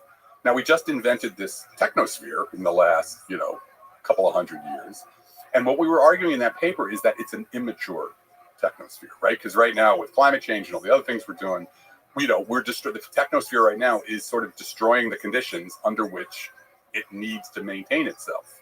So the real job for us, if we're going to last over geologic timescales, if we want a technosphere that's going to last tens of thousands, hundreds of thousands, millions of years, then we've got to become mature, which means to not undermine the conditions, to not subvert the conditions that you need to stay alive. So as of right now, I'd say we're not autopoietic. Well, I wonder if we look across thousands, tens of thousands, hundreds of thousands of years, that perturbations, the technosphere should create perturbations as a way for developing greater and greater defenses against perturbations, which sounds like a ridiculous statement, but basically go out and play in the yard and hurt yourself to strengthen or like drink water from the pond. From the pond, yeah, right. Get sick a few times. To strengthen the immune system. Yeah. Well, what's interesting with the technosphere, we can talk about this more, but we're just emerging as a technosphere in terms of as a interplanetary technosphere, right? That's really the next step for us is to, David Grinspoon talks about, I love this idea of anti-accretion, like this amazing thing that for the first time, over the entire history of the planet, stuff is coming off the planet, right? It used to be everything just fell down, all the meteorites fell down, but now we're starting to push stuff out. And, like the idea of planetary defense or such, we are actually going to start exerting perturbations on the solar system as a whole. We're going to start engineering if we make it, right? I always like to say that if we can get through climate change, the prize at the end is the solar system, right? So we will be literally engineering the solar system. But what you can think of right now with what's happening with the Anthropocene, the great acceleration that is the technosphere, is the creation. That is a giant perturbation on the biosphere, right? And what you can't do is, the technosphere sits on top of the biosphere, and if the technosphere undermines the biosphere for its own conditions of habitability, then you're in trouble, right? I mean, the biosphere is not going away. There's nothing we could do. Like, the idea that we have to save the Earth is a little ridiculous. Like, the Earth is not a furry little bunny that we need to protect, but it's the conditions for us, right? Humanity emerged out of the Holocene, the last 10,000 years interglacial period. We can't tolerate very different kinds of Earths. So that's what I mean about a perturbation. Before we forget, I got to ask you about this paper. It's Right. pretty interesting. There's an interesting table here about hard steps, abiogenesis, glucose fermentation to pyruvic acid, all kinds of steps, all the way to Homo sapiens, animal intelligence, land ecosystems, endoskeletons, eye precursor, so formation of the eye, Yeah. complex multicellularity. That's definitely one of the big. Yeah, so interesting. I mean, what can you say about this chart? There are all kinds of papers talking about what the difficulty of these steps. Right, and so this was the idea. So what Carter said was, using anthropic reasoning, he said there must be a few very hard steps for evolution to get through to make it to intelligence, right? So there's some steps are going to be easy. So every generation, you roll the dice, and it won't take long for you to get that step. But there must be a few of them, and he said you could even calculate how many there were, 5, 6, in order to get to intelligence. And so this paper here, this thought, is all these different people who've written all these papers, and this is the point. Actually, you can see all these papers that were written on the hard steps, each one proposing a different set of what those steps should be. And there's this other idea from biology of the major transitions in evolution, MTEs, that those were the hard steps. But what we actually found was that none of those are actually hard. The whole idea of hard steps, that there are hard steps, is actually suspect. So, what's amazing about this model is it shows how important it is to actually work with people who are in the field, right? So, Brandon Carter was a brilliant physicist, the guy who came up with this. And then lots of physicists and astrophysicists like me have used this, but the people who actually study evolution and the planet were never involved, right? And if you went and talked to an evolutionary biologist or a biogeophysicist, they'd look at you when you explained this to them and they'd be like, what? Like, what are you guys doing? Turns out none of the details or none of the conceptual structure of this matches with what the people actually study the planet and its evolution. Is it mostly about the fact that there's not really discrete big steps? It's a gradual, continual kind of process? Well, there's two things. The first most important one was that the planet and the biosphere have evolved together. That's something that most biogeophysicists completely accept. And it was the first thing that Carter kind of rejected. He said, no, that's probably not possible. And yet, if he'd only sort of had more discussions with this other community, it would have seemed like, no, there are actually windows that open. And then the next thing is this idea of whether a step is hard or not. Because for a hard, what you mean by a hard step is that, like I said, every time there's a generation, every time there's the next generation born, you're rolling the dice on whether this mutation will happen. And the idea of something being a hard step, there's two ways in which something might even appear as a hard step and not be, or actually not be a hard step at all. One is that you see something that has occurred in evolution that's only happened once, right? So let's take the opposite. We see something that's happened multiple times, like wings. Lots of examples of wings over lots of different evolutionary lineages. That's clearly not making wings is not a hard step.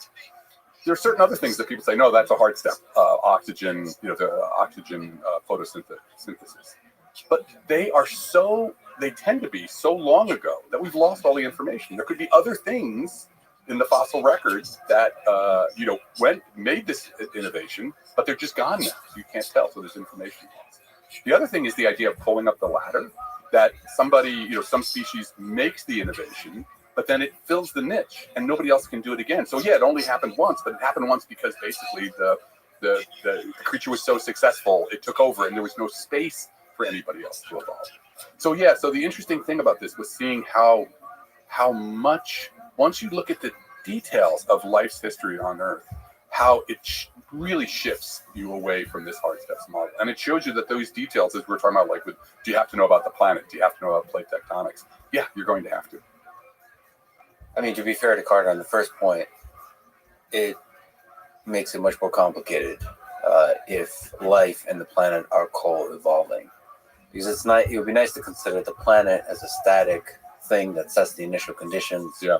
And then we can sort of, from an outside perspective, analyze planets based on the initial conditions they create, and then there's a binary yes or no. Will it create life?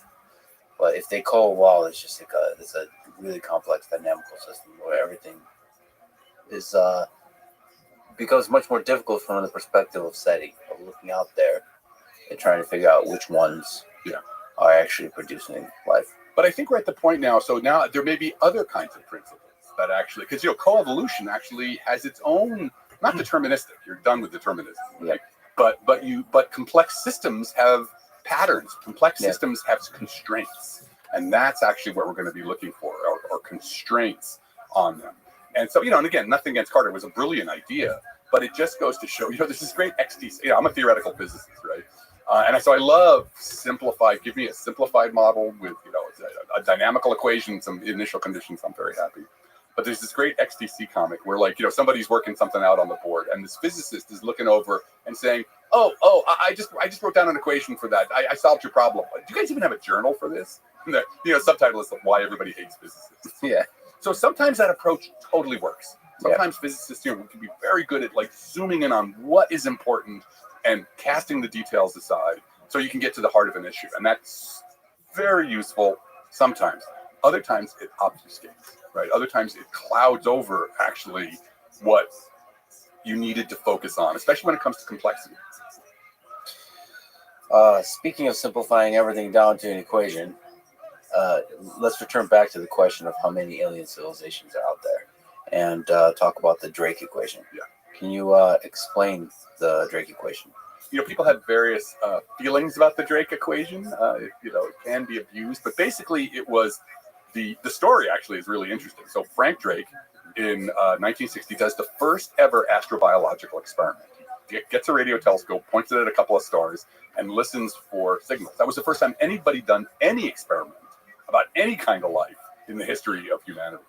And he does it, and he's kind of waiting for everybody to make fun of him. Instead, he gets a phone call from the government, says, hey, we want you to do a meeting on interstellar communications. Right? So he's like, okay. So they organize a meeting with just 8 people. A young Carl Sagan is going to be there as well. And the night before, Drake has to come up with an agenda. How do you come up with an agenda for a meeting on a topic that no one's ever talked about before? And so he breaks, what he does what's so brilliant about the Drake equation is he breaks the problem of how many civilizations are out there into a bunch of sub-problems, right? And he breaks it into 7 sub-problems. Each one of them is a factor in an equation that when you multiply them all together, you get the number of civilizations out there that we could communicate. So the first term is the rate at which stars form. The second term is the fraction of those stars that have planets, F sub P.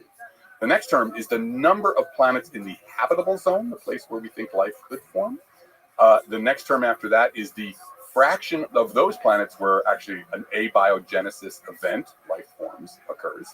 The next one is the fraction of planets on which you start to get intelligence. After that, it's the fraction of planets where that intelligence goes on to create a civilization. And then finally, the last term, which is the one that we really care about, is the lifetime. How long you have a civilization, now how long does it last? Well, you say we humans. We humans, right? Because we're staring at the multiple guns pointing at us. Nuclear war, climate change, AI.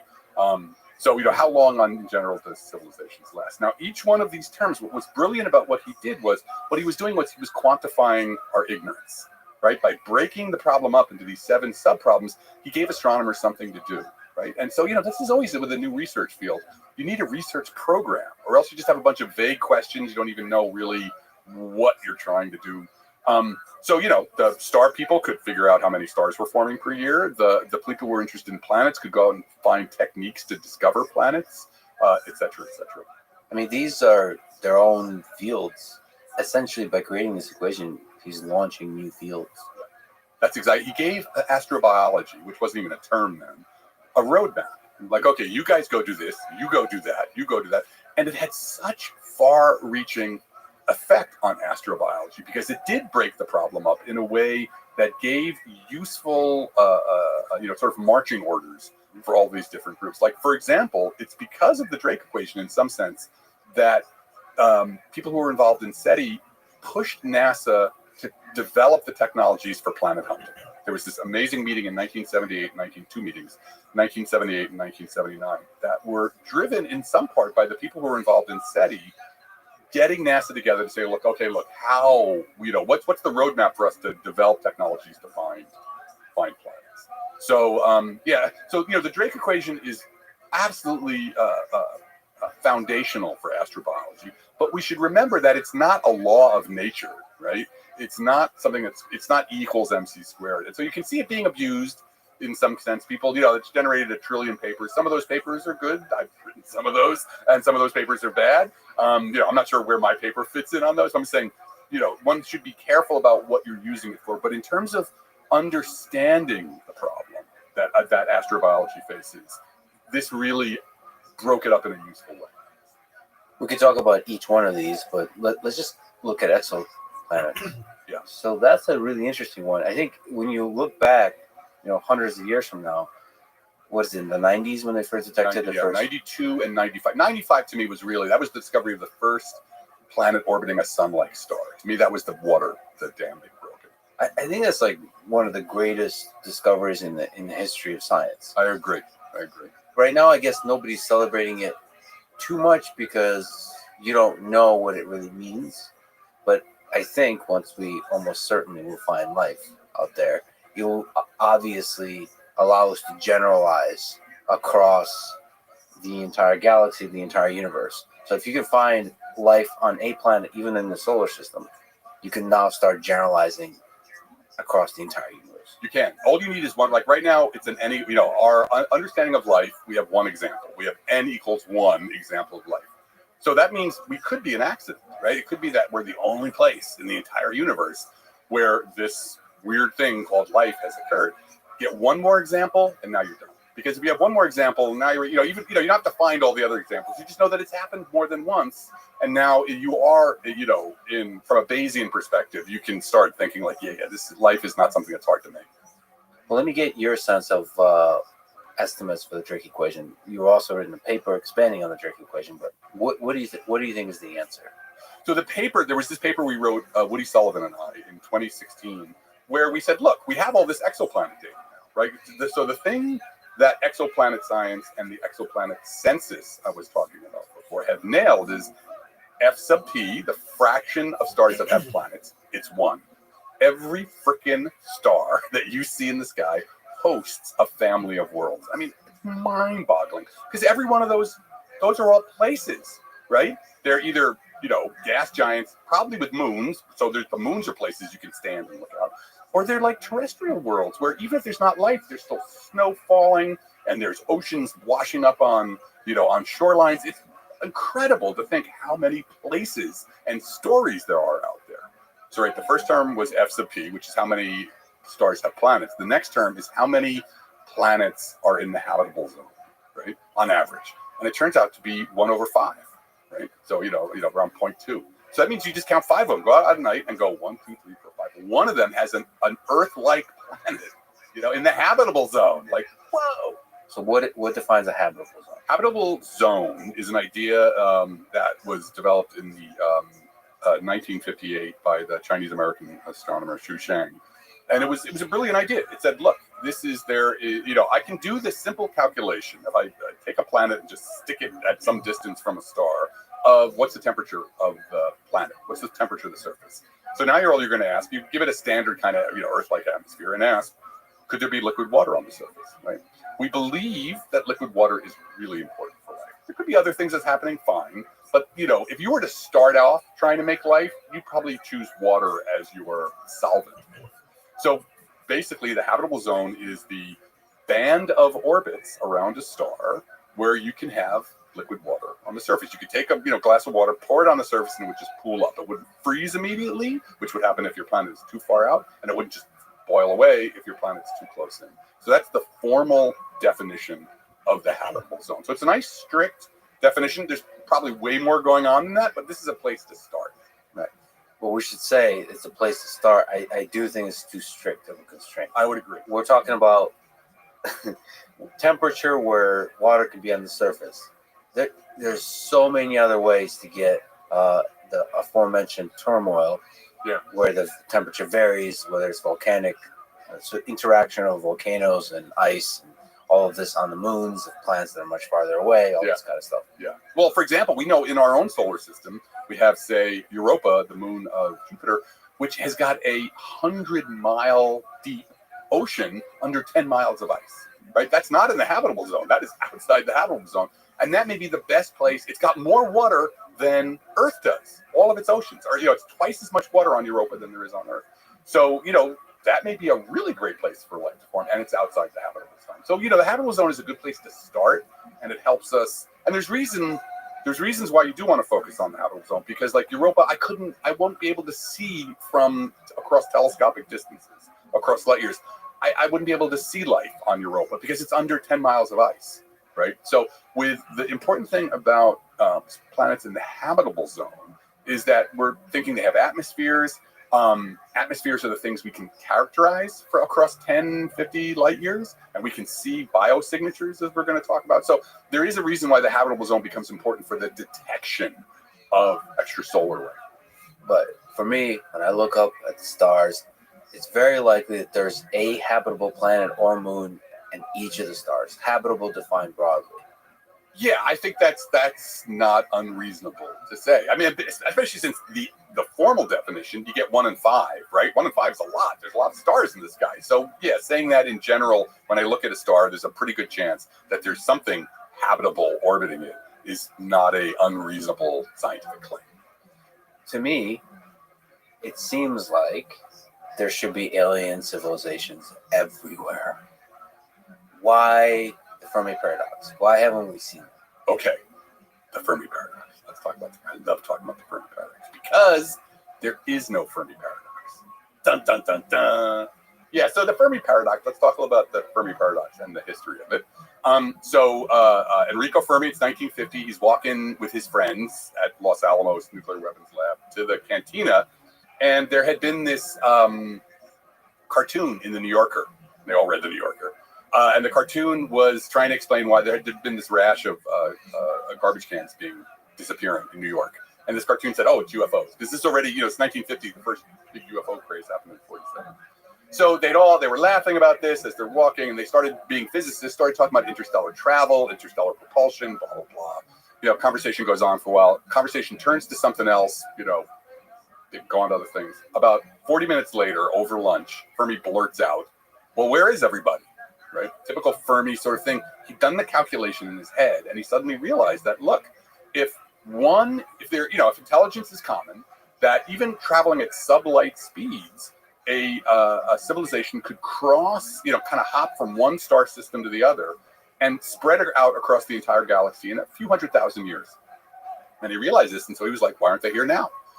And that was the beginning of the Fermi paradox. It actually got picked up as a formal thing in 1975 in a paper by Hart, where he actually kind of went through this calculation and showed and said, well, there's nobody here now, therefore there's nobody anywhere. Okay, so that is what we will call the direct Fermi paradox. Why aren't they here now? But something happened where people, after SETI began, where people started to, there was this idea of the great silence. People got this idea in their head that like, oh, we've been looking for decades now for signals of extraterrestrial intelligence, and we haven't found any. Therefore, there's nothing out there. But so we'll call that the indirect Fermi paradox. And there absolutely is no indirect Fermi paradox for the most mundane of reasons, which is money. There's never been any money to look. SETI was always done by researchers who were kind of like scabbing some time, some extra time from their other projects to, look a little bit, at the sky with a telescope. Telescopes are expensive. So Jason Wright, one of my collaborators, he and his students did a study where they looked at the entire search space for SETI. And imagine that's an ocean. All the different stars you have to look at, the radio frequencies you have to look at, when you look, how often you look. And they looked, then they summed up all the SETI searches that had ever been done. They went through the literature. And what they found was if that search space, if the sky is an ocean and you're looking for fish, how much of the ocean have we looked at? And it turns out to be a hot tub. That's how much of the ocean that we've looked at. We dragged a hot tubs worth of ocean water up, and there was no fish in it. And so now are we going to say, oh, well, there's no fish in the ocean? Right? So there is absolutely, positively no indirect Fermi paradox. We just haven't looked. But we're starting to look. So that's, finally we're starting to look. That's what's exciting. The direct Fermi paradox, there are so many ways out of that, right? There's a book called 77 Solutions to the Fermi Paradox that it just, you can pick your favorite one.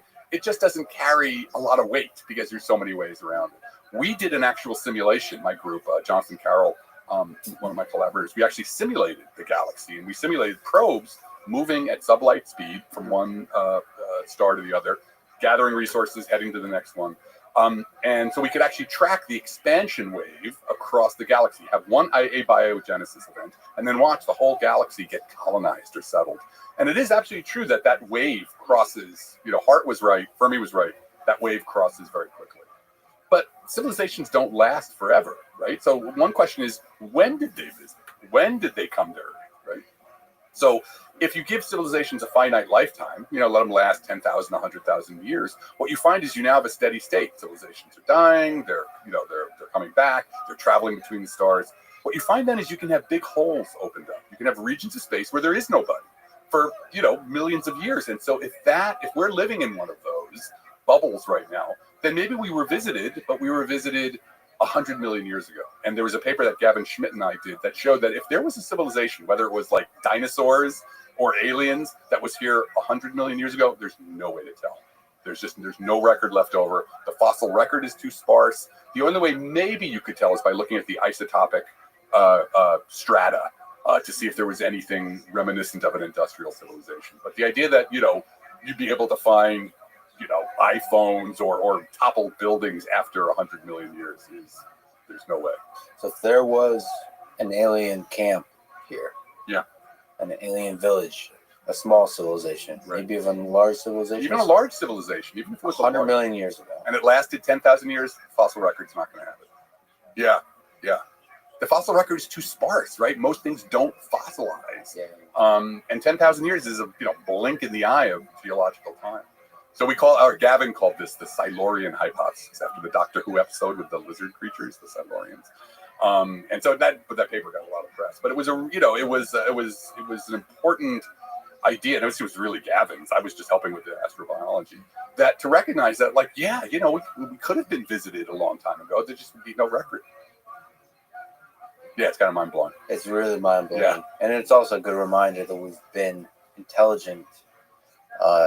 Species have been here for a very short amount of time. Very short amount of time. Yeah.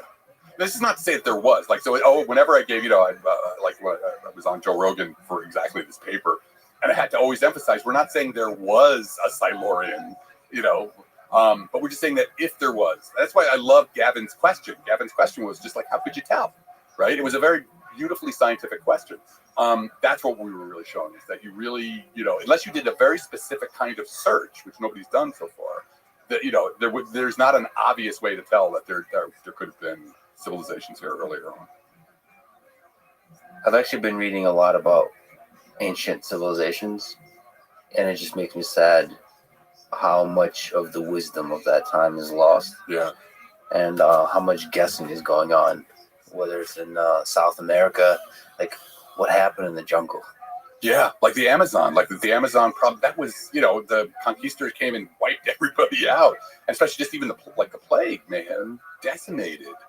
So yeah, how much of that civilization? And there's a lot of theories, and because of archaeology only looks at cities, they don't really know the origins of humans. Yeah. And there's a lot of really interesting theories, and they're of course controversial. And there's a lot of controversial people in every discipline, but archaeology is it's a fascinating one because we know so little. They're basically storytellers.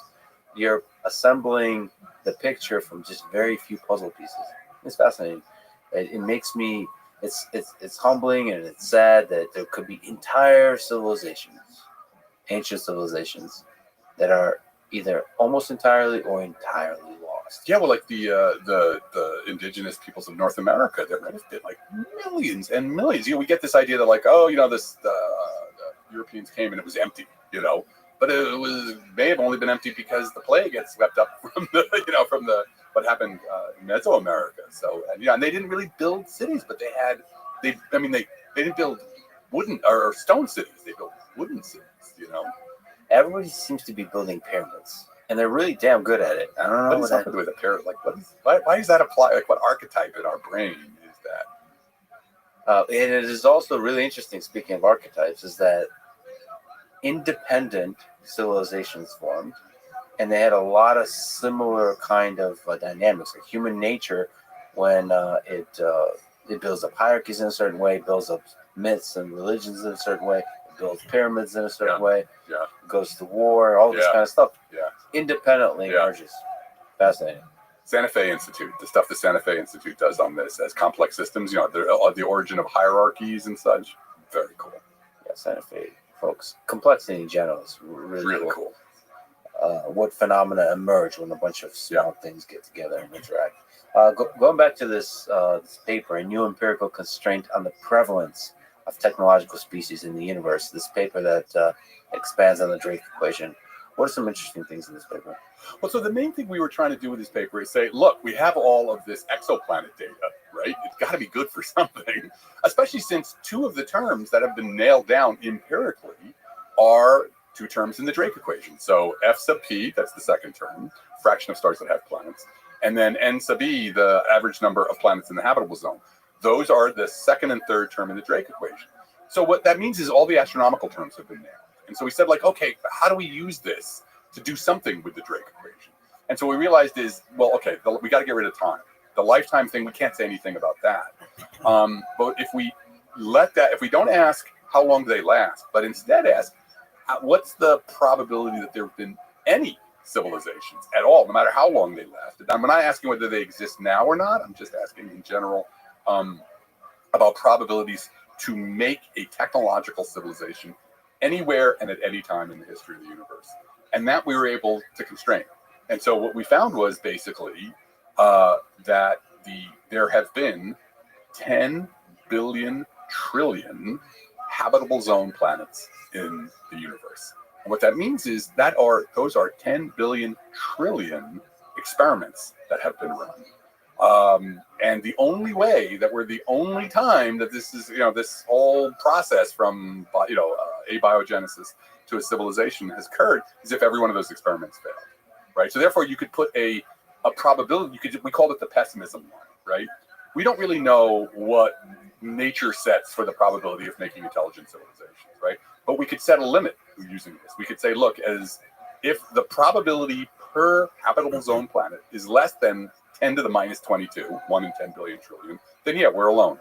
If it's anywhere larger than that, then we're not the first. It's happened somewhere else. And to me, that was mind blowing.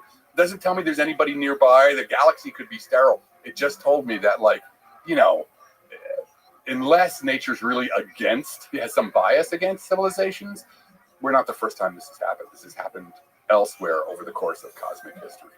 10 billion trillion experiments. Yeah, that's a lot of experiments. That's a lot. Right. 1,000 is a lot. Yeah. 100 is a lot. Yeah. If we normal humans saw 100 experiments and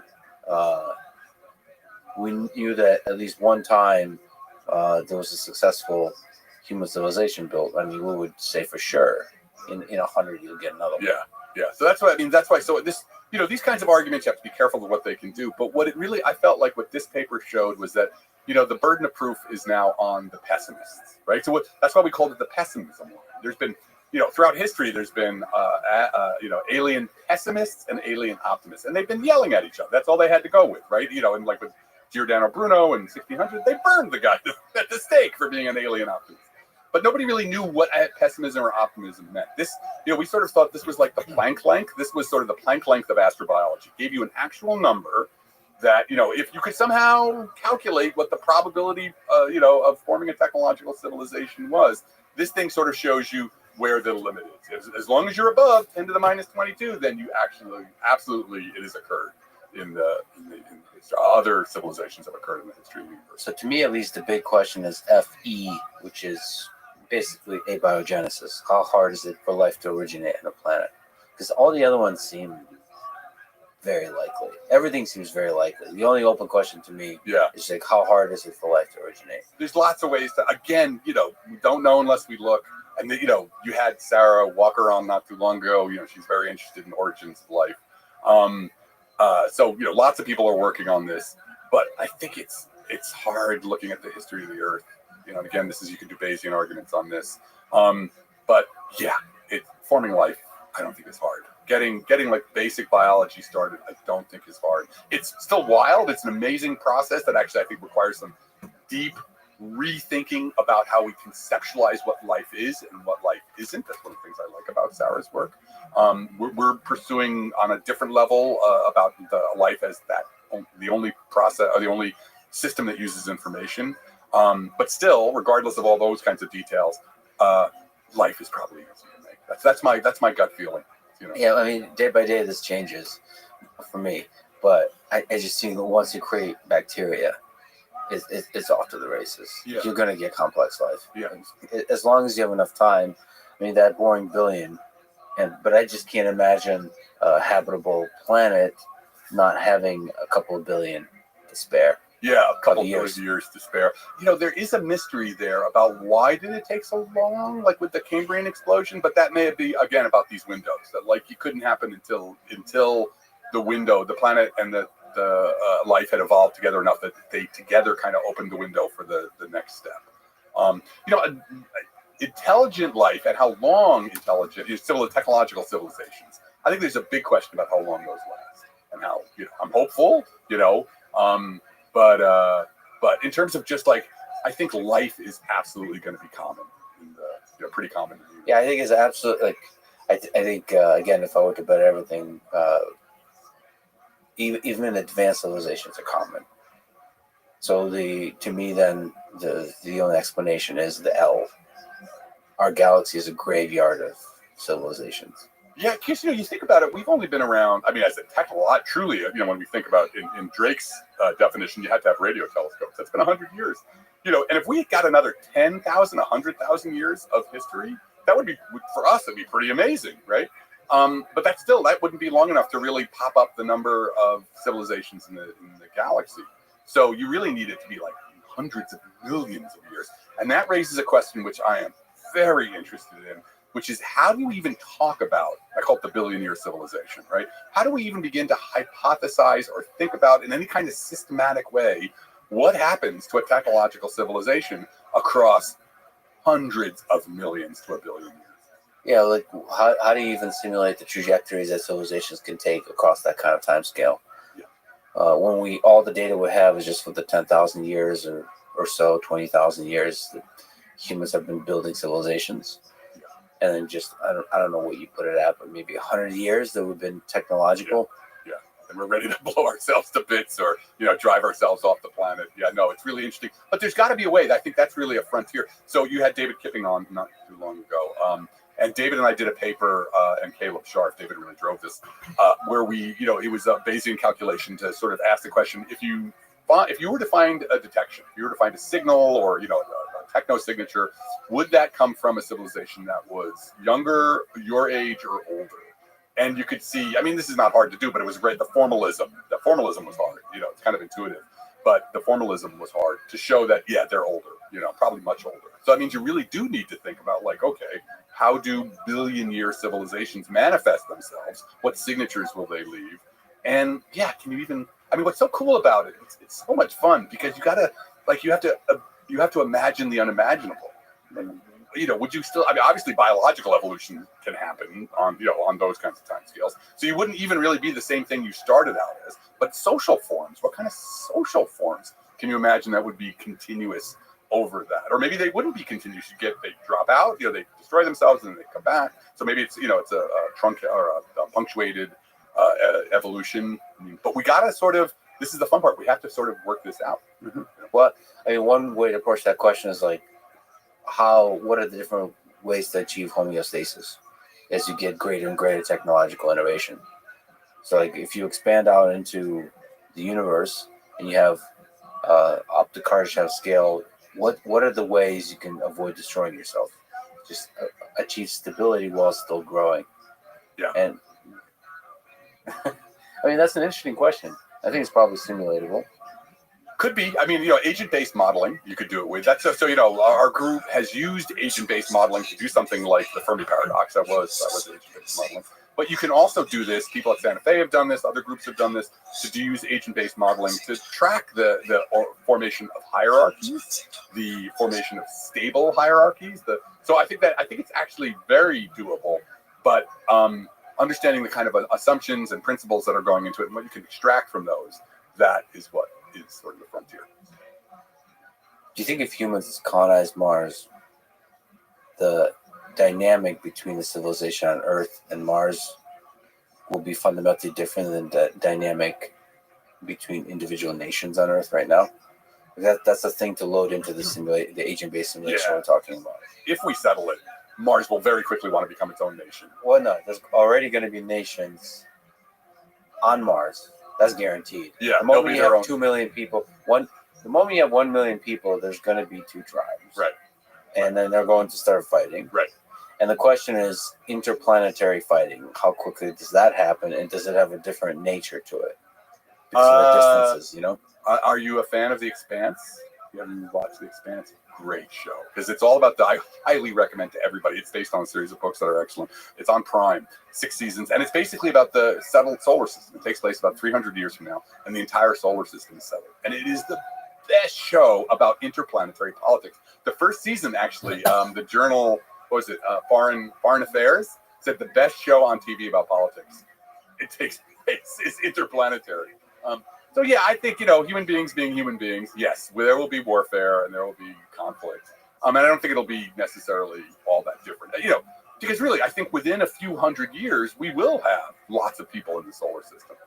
And it doesn't even have to be on Mars. We did a paper where we looked based on. I wanted to know about whether an idea in The Expanse was really possible. In The Expanse, the asteroid belt, what they've done is they have colonized the asteroid belt by hollowing out the asteroids and spinning them up and living on the inside, right? They have the Coriolis cores.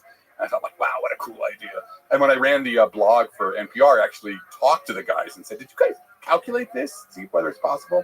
Sadly, it's not possible. The rock is just not strong enough that if you tried to spin it up to the speeds you need to get 1/3 gravity, which is what I think the minimum you need for human beings, the rock would just fall apart and would break. But we came up with another idea, which was that if you could take small asteroids, put a giant bag around them, a nanofiber bag, and spin those up, it would inflate the bag. And then even a small couple of kilometer wide asteroid would expand out to, you could get like a Manhattan's worth of material inside. So forget about even colonizing Mars, space stations, right? Or space habitats with millions of people in them. So anyway, the point is that I think, within a few hundred years, it is not unimaginable that there will be millions, if not billions, of people living in the solar system. And so you think most of them will be in space habitats versus on Mars and on the planetary surface? It's a lot easier on some level, right? It depends on how, like with nanofabrication and such. But getting down to gravity well is hard, right? So there's a certain way in which there's a lot of it's a lot easier to build real estate out of the asteroids. But we'll probably do both. I mean, I think what will happen is the next. Should we make it through climate change and nuclear war and all the other, and AI, the next 1,000 years of human history is the solar system, right? And so, I think we'll settle every nook and cranny we possibly can. And it's, it's a beautiful, what I love about what's hopeful about it is this idea you're going to have all of these pockets. And, I'm sure there's going to be a Mormon space habitat, there's going to be whatever you want, a libertarian space habitat. Everybody's going to be able to kind of create there'll be lots of experiments in human flourishing. And those kinds of experiments will be really useful for us to sort of figure out better ways for us to interact and have maximum flourishing, maximum wellness, maximum democracy, maximum freedom. Do you think that's a good backup solution to go out into space, sort of to avoid the possibility of humans destroying themselves completely here on Earth? Well, I think, I want to be always careful with that because, like I said, it's centuries that we're talking about. Yes. Right. So, the problem with climate change, and same with nuclear war, it's breathing down our necks now. So it's not trying to establish a base on Mars is going to be so hard that it is not even going to be close to being self-sufficient for a couple of, a century at least. So it's not like a backup plan now. We have to solve the problem of climate change. We have to deal with that. There's still enough nuclear weapons to really do horrific things to the planet for human beings. So I don't think it's like a backup plan in that way, but I do think, like I said, it's the prize. It's, if we get through this, then we get the entire solar system to sort of play around in and experiment with and do really cool things with. Well, I think it could be a lot less than a couple of centuries if there's a urgency, like a real urgency, like a catastrophe, like maybe a small nuclear war breaks out where it's like, holy shit, it's for sure a bigger one is looming. Yeah. Maybe if geopolitically the war between China and the United States escalates, but there's this tension that builds and builds and builds, and it becomes more obvious that we need to really accelerate.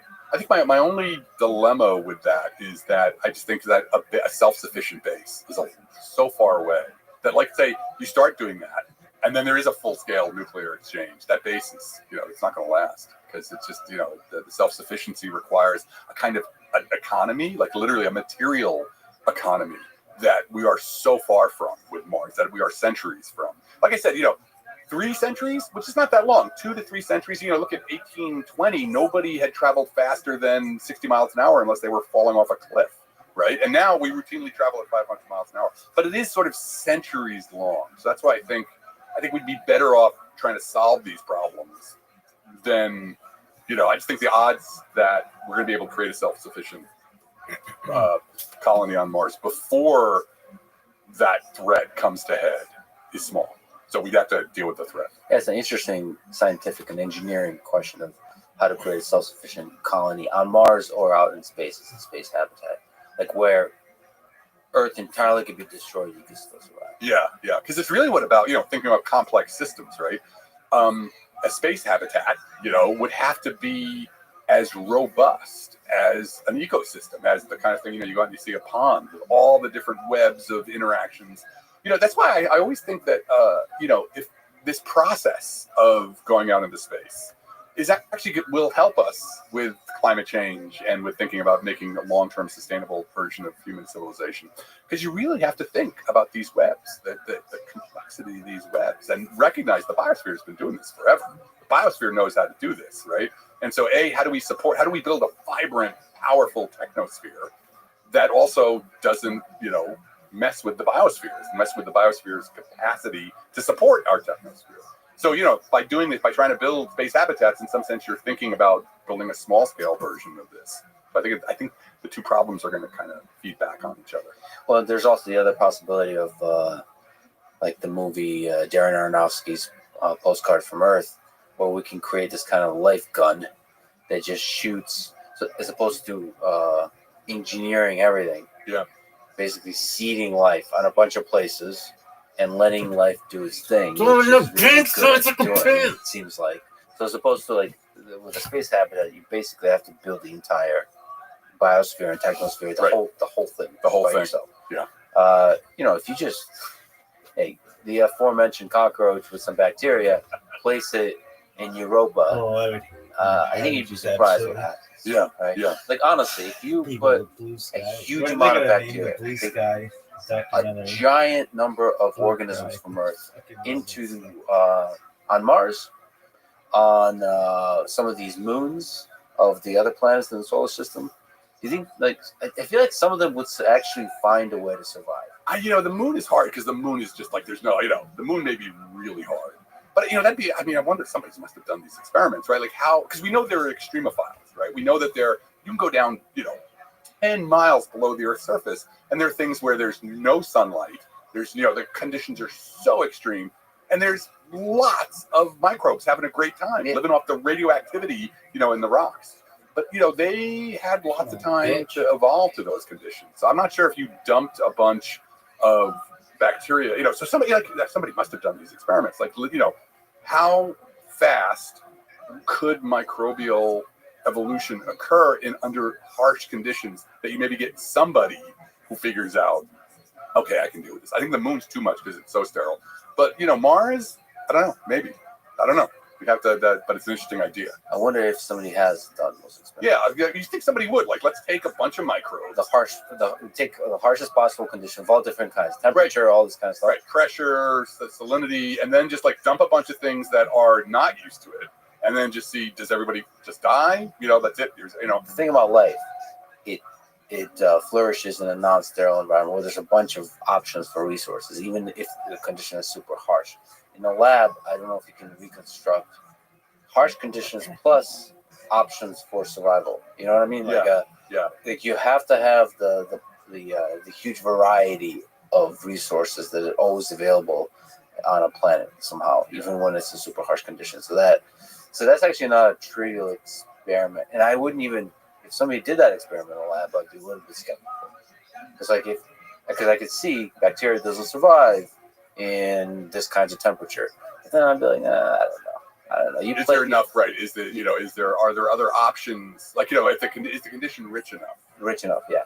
There's an alternative view though, which is there's this great book by Kim Stanley Robinson called Aurora. So there's been a million century ship stories, like where Earth sends out a generation ship or century ship, and it goes to another planet, and they land and they colonize. And on this one, they get all the way there, and they think the planet's going to be habitable. And it turns out that it's not habitable for Earth life. Like that, there's like, bacteria or prions actually, that just like, kill people in the simplest way. And the important thing about this book was the idea that life is actually very tied to its planet.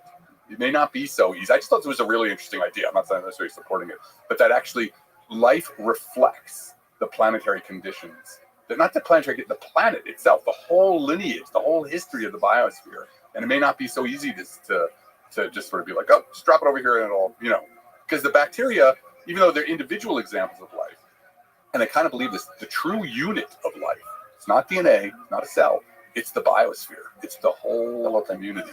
Yeah. That's actually an interesting field of study, is how when you arrive from one planet to another, so we humans arrive to a planet that has a biosphere, maybe a technosphere, what is the way to integrate without killing yourself or the other one or the other one? Let's just stick to biology like that. That's an interesting question. I don't know if we have a rigorous way of investigating that, because everything on life is has the same lineage. We all come from Luca, the last universal common ancestor. And what you see is often in science fiction, people will do things like, oh well, it's okay because like that that metabolism, that biochemistry is so different from ours that we can coexist because they don't even know each other, right? That and then the other version is you get there, you land, and instantly, the nose bleeds and you're dead. So it's unfortunately, I think it's the latter. Yeah, it sort of feels like more an alien kind of thing. So as we look out there, according to the Drake equations we just discussed, it seems impossible to me that there's not civilizations everywhere. So how do we look at them? This process of SETI. I have to put on my scientist hat and just say, my gut feeling is that dumb life, so to speak, is common. I am a little agnostic about it. I can see ways in which intelligent civilizations may be sparse. Yeah. But until we got to go look. It's all armchair astronomy. That's from a sort of rigorous scientific perspective. From my bro science perspective, it seems, again, smoking the aforementioned weed. It's after the bond. I mean, honestly, it's really just seems impossible to me that there's not potentially dead but advanced civilizations everywhere in our galaxy. Yeah. The potentially dead part, I think. Right. It could be that like making civilizations is easy; they just don't last long. So when we went out there, we find a lot of extinct civilizations. Apex predators don't survive. Like they get better, and they die, kill themselves all somehow. Anyway, so just how do we find them? Yeah. So SETI, Search for Extraterrestrial Technology, is a term that I am not fond of using anymore. I mean, some people in my field are, so I'm sorry, folks. But what I really like is the idea of techno signatures. I think, to me, SETI is first of all, intelligence. We're not really looking for intelligence. We're looking for technology, And SETI, the classic idea of SETI is the radio telescopes, contact, Jodie Foster with the headphones. That whole thing is still it's still active. There's still great things going on with it. But suddenly this whole new window opened up. When we discovered exoplanets, we now found a new way to look for intelligent civilizations or life in general in a way that doesn't have any of the assumptions that had to go into the classic radio setting. And specifically what I mean is we're not looking for somebody sending us a beacon. You really needed that with the classic model for a bunch of different reasons. You have to assume they wanted to be found and they were sending you a super powerful beacon. Now, because we know exactly where to look and we know exactly how to look, we can just go about looking for passive signatures of the civilization, going about its civilizationing business, without asking whether they want to be contacted or not. So this is what we call a biosignature or a technosignature. It is an imprint in the light from the planet of the activity of a biosphere or a technosphere. And that's really important. That is why kind of the whole Gaia idea ends up being astrobiological, that biospheres and technospheres are so potent, they change the entire planet. And you can see that from 20 light years. So let's give an example of a biosignature to start off with, which would be a signature of a biosphere, oxygen, right? On Earth, at least, we know that oxygen is only in the atmosphere because life put it there. If life went away, the oxygen, and particularly oxygen and methane, that pair, they would disappear, very quickly. They'd react away, they'd all be gone. So if you find a planet with oxygen and methane, that's a good bet that there's a biosphere there. Okay, what about technospheres?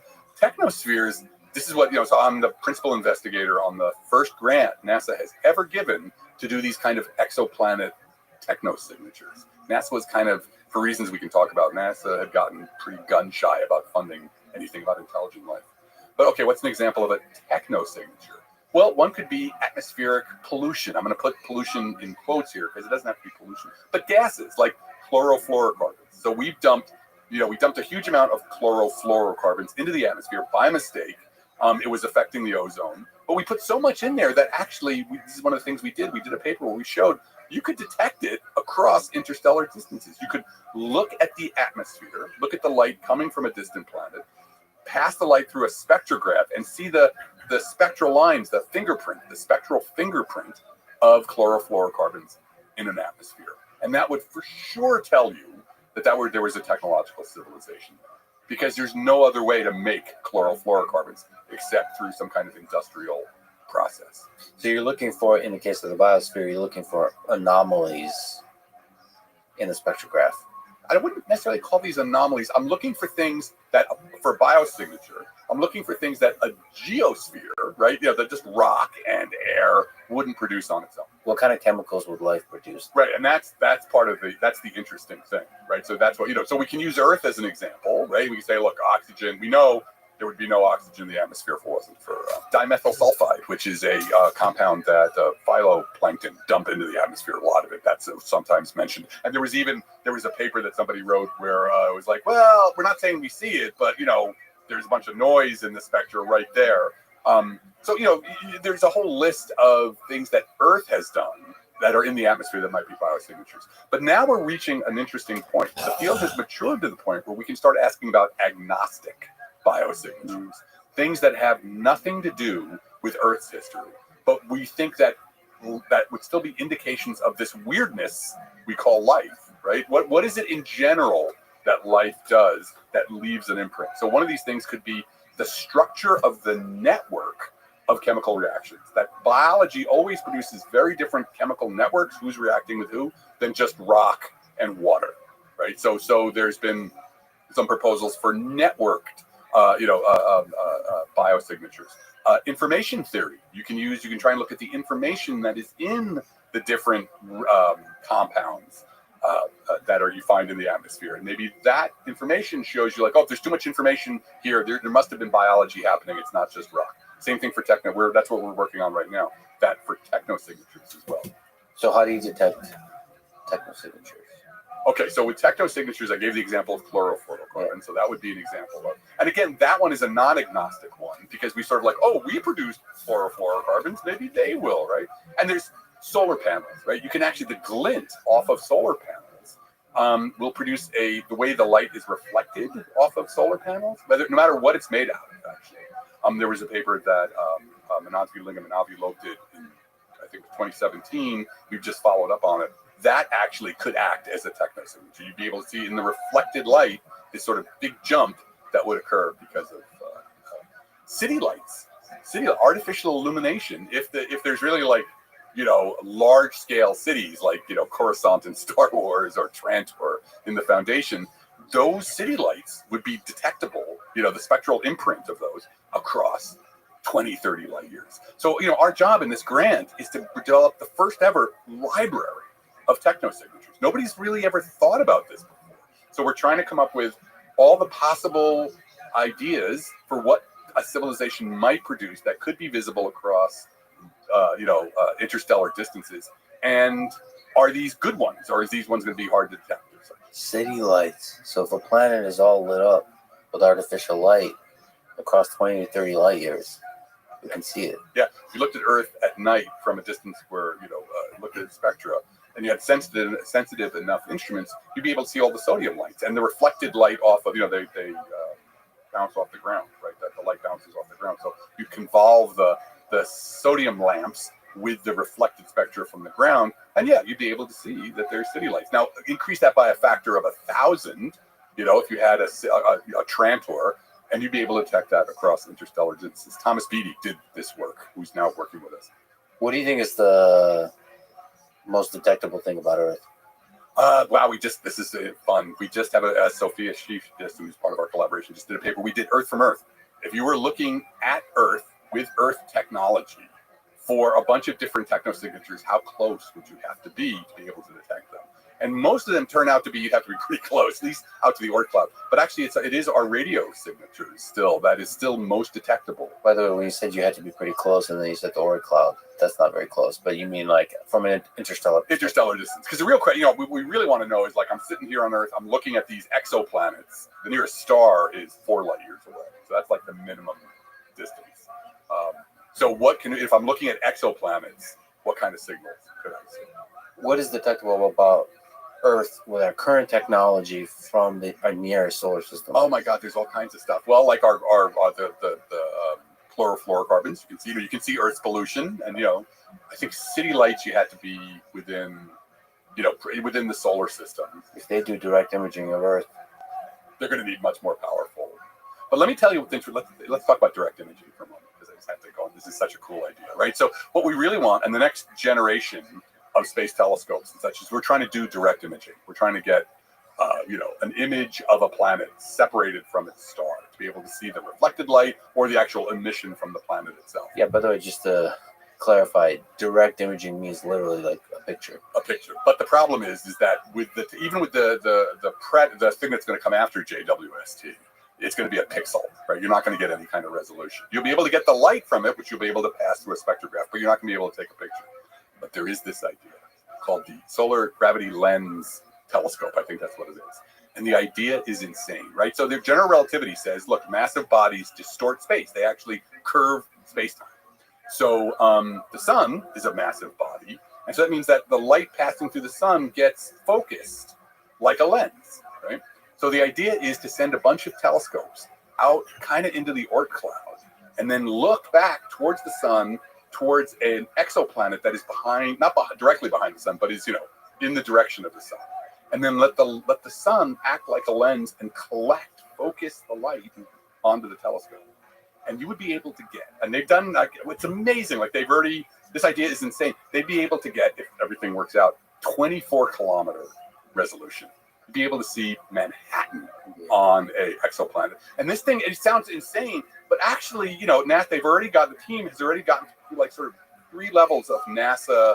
There's the NASA program for like, give us your wackiest idea, right? And then the ones that survive that are like, okay, tell us whether that wacky idea, is even feasible. And they're marching along. And the idea is that, like, they even have plans for how you'd be able to get these probes out into the Oort cloud on relatively fast time scales. You need to be about 500 times as far from the sun as Earth is. But right now, everything looks like the idea seems to hold together. So probably when I'll be dead, but when you're an old man, it's possible that something like this, could you imagine having that kind of resolution, a picture of an exoplanet down to, kilometers. So I'm very excited about that. I can only imagine having a picture like that, and then there's some mysterious artifacts that you're seeing. I mean, it's both inspiring and almost heartbreaking that we can see. Like, I think we'll be able to see a civilization where there's like a lot of scientists agree that this is very likely something, and then we can't get there. But you know, I mean, again, this is the thing about being long-lived. We've got to get to the point where we're long-lived enough that. So let's say we found, like, this is why I always like that. Let's imagine that we find, say, 10 light years away, we find a planet that looks like it's got technology, right? It doesn't end there. Like, that would be the most important discovery in the history of humanity. And it wouldn't be like, well, okay, we're done. The first thing we do is we dig bigger telescopes to try and do those imaging, right? And then the next thing after that, we plan a mission there, right? We would figure out, like with breakthrough Starshot, there was this idea of trying to use, giant lasers to propel small spacecraft, light sails, almost to the speed of light. So they would get there in 10 years and take pictures.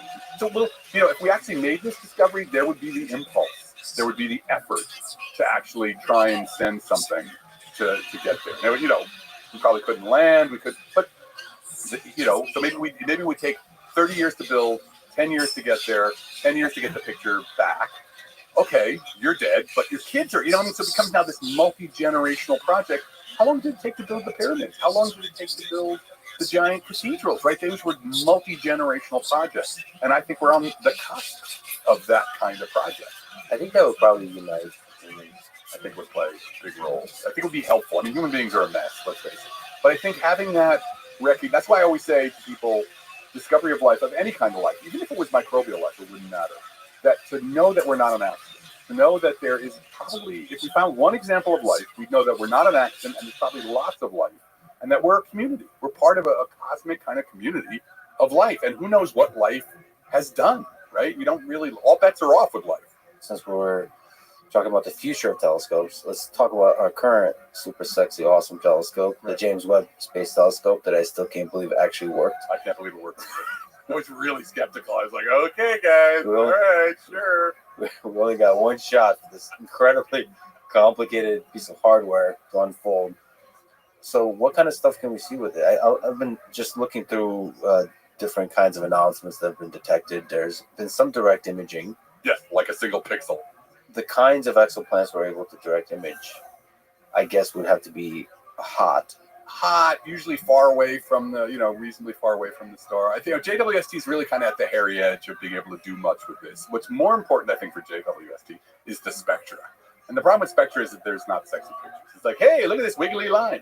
But be able to find and characterize atmospheres around terrestrial exoplanets is the critical next step. That's where we are right now.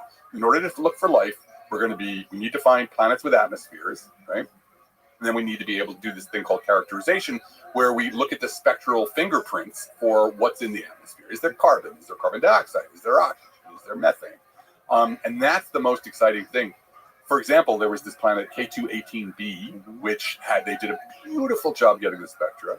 And the spectra indicated it may be an entirely new kind of habitable world called a Hycean world. Hycean meaning hydrogen ocean world.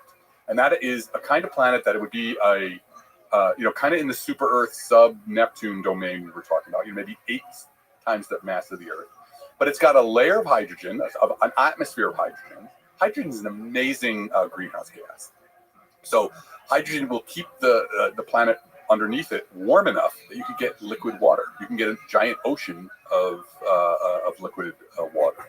And that's an entirely different kind of planet that could be habitable planet. It could be a 60-degree warm ocean. So the data that came out of JWST for that planet was good enough to be able to indicate, like, oh yeah, you know what? The models, from what we understand about the models, this looks like could be a Hycean world.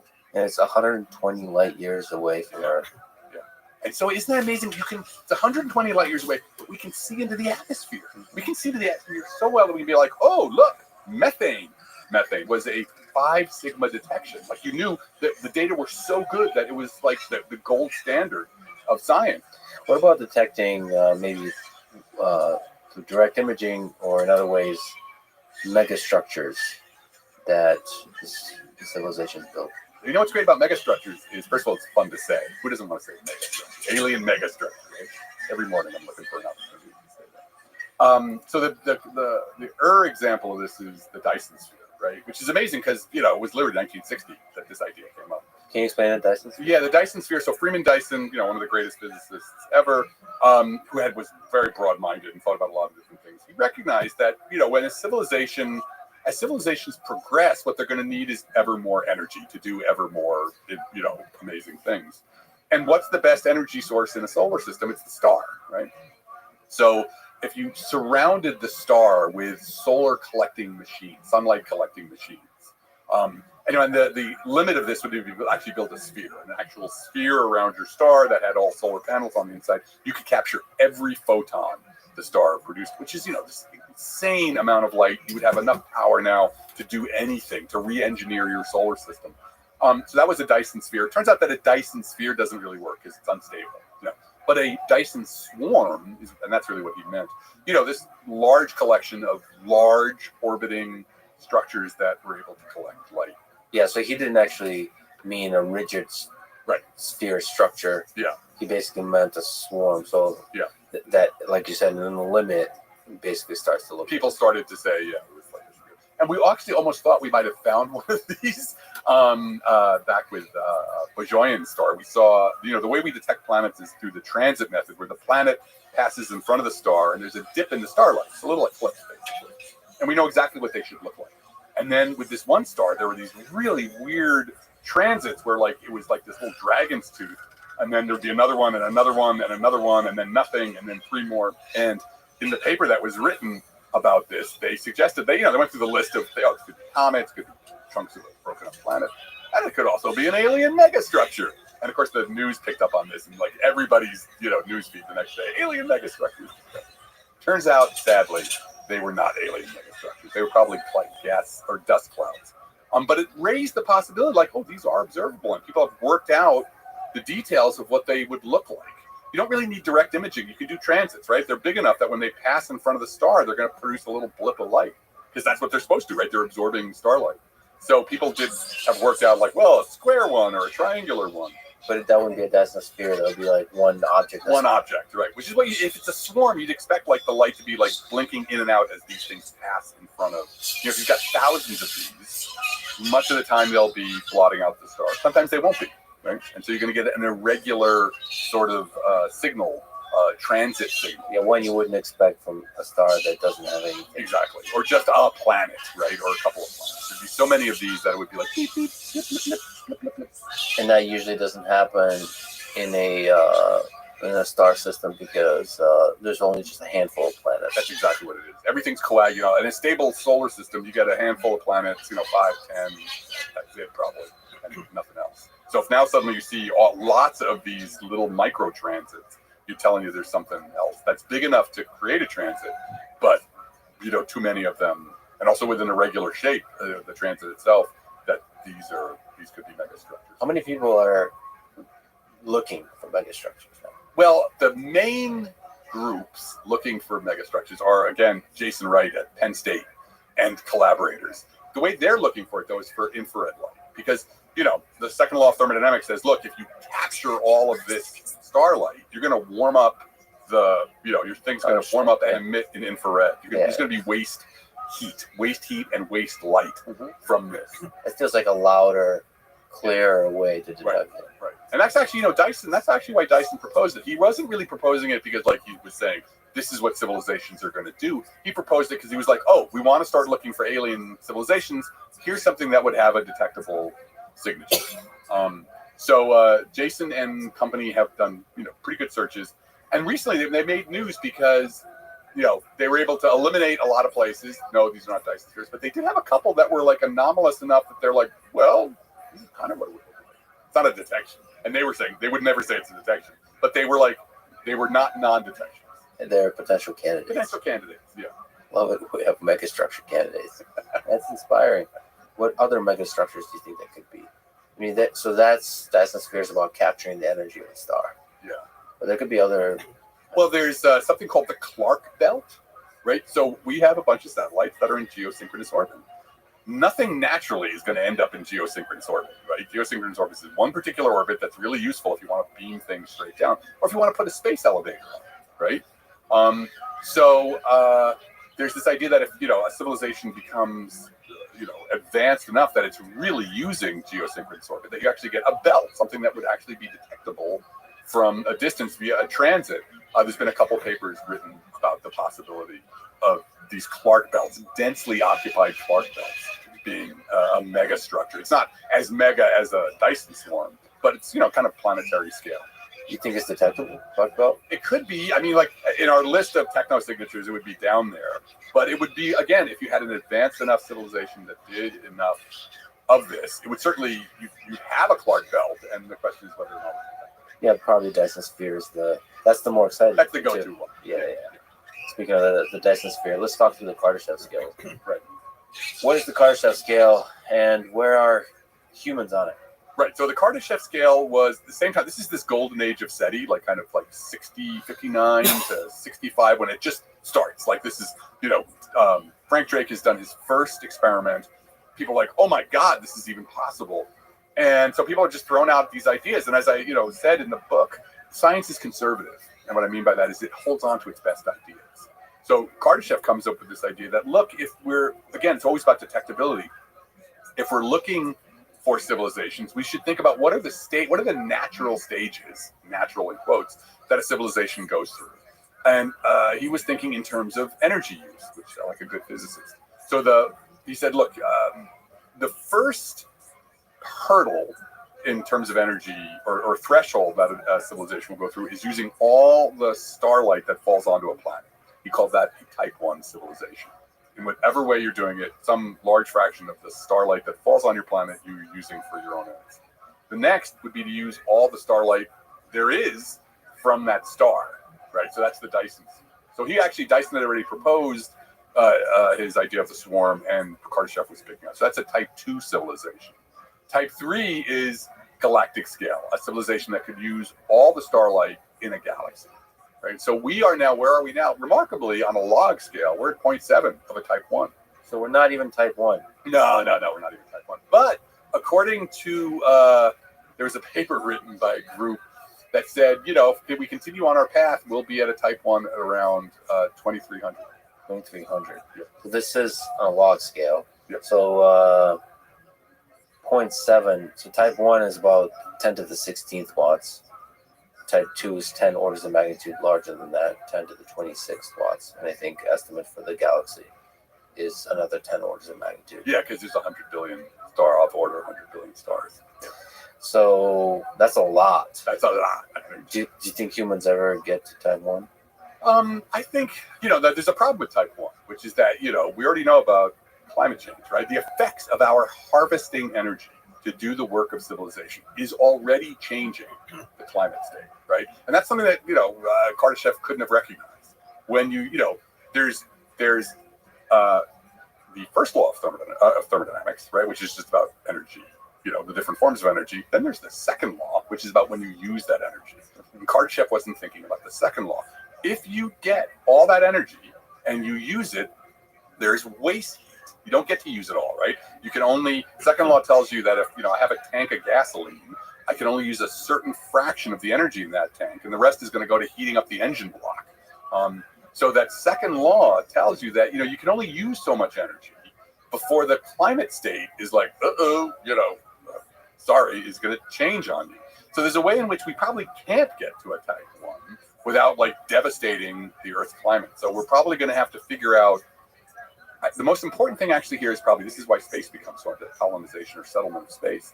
We have an idea that we've been working on for a while called service worlds, right? That at some point you probably move a lot of your industry off world, right? We've got Mercury, for example. There's nothing on Mercury. There's no life on Mercury. Why don't you put your energy harvesting there, right? Because you can't mess with the biosphere. The biosphere is more powerful than you are, right? And so, so there's limits to how much energy we can harvest to do work on the Earth without really adversely affecting the biosphere. It does seem that the best response to climate change is not to use less technology, but to invent better technology and to invent technology that avoids the destructive effects. this is the frontier we are, and that was the topic of my last book, Light of the Stars. It's like you have to do the astrobiology of the Anthropocene. You have to see the transition that we're going through now of the Anthropocene on a kind of planetary astrobiological framework. And that paper we were talking about with the 10 billion trillion worlds, that was actually in service of the work I was doing for this other book, where I wanted to know how often do you go through an Anthropocene? How long, does every technological civilization trigger its own planetary crisis, its own climate Anthropocene crisis? And the answer we actually came up from doing models was like, yeah, probably. And then the question is, are you smart enough to figure out how to readjust what you're doing technologically so that you're not, that all boats rise, right? You want to figure out how to do this so that the biosphere becomes even more productive and healthy and resilient. So yeah, right. It's the kind of technology. I think there's probably absolutely limits on how much energy you can use, but how do you use that energy? And then also, getting off planet eventually. If you want to use 10 times more energy than that, you're not going to do it on world. So how do we detect alien type 1, 2, and 3 civilizations? So we've been kind of talking about basically type 1 civilization detection. Yeah. Right. Maybe with the Dyson sphere, you start to get like a little bit more type 2. But it feels like if you have a type 2 civilization, it won't be just the Dyson sphere. Right. It feels like that just for the same reason you mentioned, climate change, but now at the star system level, they're probably expanding. Right. So how would you detect type 2? How about propulsion plumes? Right? If you're expanding, Nice. I great. literally That's great. put in a NASA proposal now. Nice. Thomas Beatty, who's joined us he's at the University of Wisconsin, has an idea to look for plumes, right? If you have a solar system wide civilization, right? You have space truckers going back and forth, right? From Mars to, they're doing the Enceladus run. They're accelerating and decelerating the whole way there, right? If you want to get to Mars in a couple weeks, you have your fusion drive on the entire way out there. You flip and burn and have it on, so you're also always have gravity, you have thrust gravity. So would those plumes be detectable? Because now you've got spaceships going all over the place, and the odds that the plume is going to cross your field of view could become pretty high. So yeah, I think that's a good way of looking for. That's one idea of looking for large scale interplanetary, which is kind of like when you're getting to a type 2. Another possibility is looking for the tailings of asteroid mining. This was an idea. It was a group at Harvard Smithsonian that be able to look for if you're really chewing up asteroids to build space habitats. Can there'd be dust particles left around, and would they look different from just say the dust from just regular collisions? So pollution of all different kinds. And trash also. Okay, so trash is an interesting idea when you come to the actual solar system, right? There's a whole other field of technosignatures, which are things in the solar system. What if somebody came by 1 billion years ago, and left some stuff, right? So the Earth has been showing biosignatures for billions of years. And, a species like us, looking at our level, looking at Earth, would have been able to know that Earth had life on it, had a biosphere for billions of years. So maybe somebody sent something by, a 500 million years ago. So this idea of looking, say, at the moon for artifacts that have been there for a long time is something that a number of people are doing. We're just working on a paper where we just calculate, this was super fun. We calculated how long would the lunar lander exist on the moon before micrometeorites just shoot it down, right? How long would you be able to land on the moon and go, oh, look, there's somebody was here and left some debris.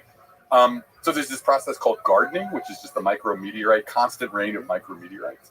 And that's where you get the lunar regolith, that fine powder on the moon, is because of this gardening. And it turns out it is literally hundreds of millions to billions of years. Oh, nice. That the lunar lander will be visible. Oh, so we should be able to find artifacts. Yeah, if there are artifacts and people have proposed doing this with artificial intelligence. We have, the moon has been mapped down to like a couple of meters with various probes, and all that data is sitting there. So why not use machine learning to look through all those things and look for anything that looks not like the lunar surface? And they did a test program where they gave the computer, sort of 50 miles around the Apollo 11 or maybe it was Apollo 17 site. and it instantly was able to pull out the lander. I mean, the whole task of looking for anomalies, something that looks not like the lunar surface, you make it sound obvious, but it's not exactly obvious.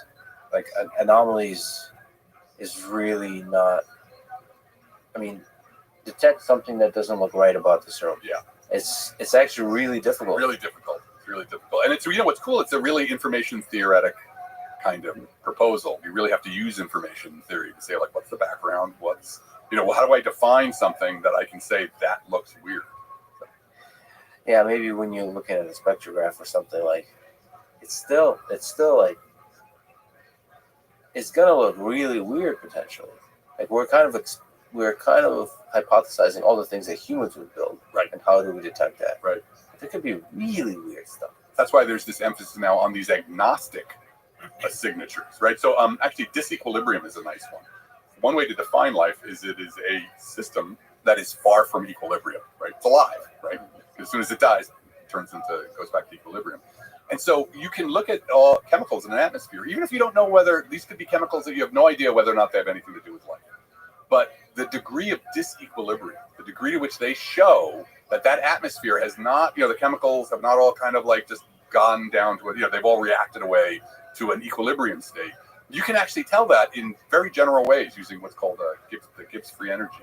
And that's kind of a signature. Like, if you see an atmosphere that is wildly out of equilibrium, you know, that indicates that there's something happening on that planet, biosphere or technosphere, that is pumping gases, you know, into the atmosphere that is keeping the whole system from relaxing. So is it possible we can detect anomalies in space-time? Well, you could detect, and there's been some work on this, like with the Kubre drive, you know, these proposals for warp drives. And we can talk about that later. I'm skeptical of those, but because it may really be possible you just can't go faster than the speed of light. But people have done work on, like, you know, what would be the signature of a Kubre drive? What would be the signature? Like, you know, could you detect, if you're using a drive like that, then you certainly are distorting space-time, which means any light that's passing by has gotten, you know, its trajectory has gotten altered because it had to pass through the distorted space-time. So yeah, there are possibilities along with that. You know, one of the funny things, I don't know if they've gotten past this, but somebody calculated the problem with the Kubre drive, or this warp drive, was that if you dropped out of warp, there would be this spray of gamma rays that would, like, sterilize any planet in front of you. So it's like, well, yeah, you probably don't want to do that, but that would be a great bios or techno signature. Another planet obliterated. So you think it's not possible to travel fast than speed of light? I wouldn't say that. But what I think, you know, if you look at the physics we understand, right? You know, every possibility for faster than light travel really relies on something that doesn't exist, right? So you know, the cool thing is Einstein's field equations, you can actually play with them. The equations are right there. You can add things to the, you know, right or left-hand side that allow you to get something like the Kubre drive. That was a metric that, you know, showed you, like, oh, it's a warped bubble. It's a warping of space-time that moves through space-time faster than the speed of light, right? Because nothing can move across space-time faster than the speed of light, but space-time itself can move faster than the speed of light. But here's the problem with all of those proposals is they all need something. The thing you added, the little fictional term you added into the equations, is something called exotic matter, and it doesn't exist. It's really just something we dreamed up to make the equations do what we wanted them to do. So, you know, it's a nice fiction, but really right now, you know, we live in this weird moment in history of the Great Acceleration, where, like, the technology we use now is, you know, is completely different from the technology we used 10 years ago, is remarkably different from the technology from 100 years ago. But, you know, I remember playing Assassin's Creed, where everybody's like, you know, what is it, 1200, and everybody's like, stab, stab, stab. And I was like, yeah, it's a great game. And then I got Assassin's Creed 2, and it was 300 years later, and everybody's like, stab, stab, stab. And it was like 300 years, and the technology hadn't changed. And that was actually true for most of human history, right? You used your great-grandfather's tools because there was no need to have any other new tools. And you probably did his job. So, you know, we can be fooled into thinking like, oh, you know, technology is just going to go on forever. We're always going to find new advances, as opposed to sometimes things just flatten out for a long time. So you have to be careful about that bias that we have living in this time of great acceleration. Yeah, but also it is a great acceleration, and we also are not good at predicting what that entails if it does keep accelerating. But for example, somebody like Eric Weinstein often talks about we underinvest in theoretical physics research. Basically, like we're trying too hard for traditional chemical propulsion on rockets versus like trying to hack physics, sort of warp drives and so on. Yeah. Because it's really hard to do space travel. And it seems like in the long arc of human history, if we survive, the way to really travel across long distances is going to be some new, totally new thing. Right. So it's not going to be an engineering problem. It's going to be a physics problem. Fundamental physics. Fundamental physics problem. Yeah, I mean, I agree with that in principle, but I think there's been, there's a lot of ideas out there. People, string theory, people have been playing with string theory now for 40 years. It's not like not like there hasn't been a lot of effort.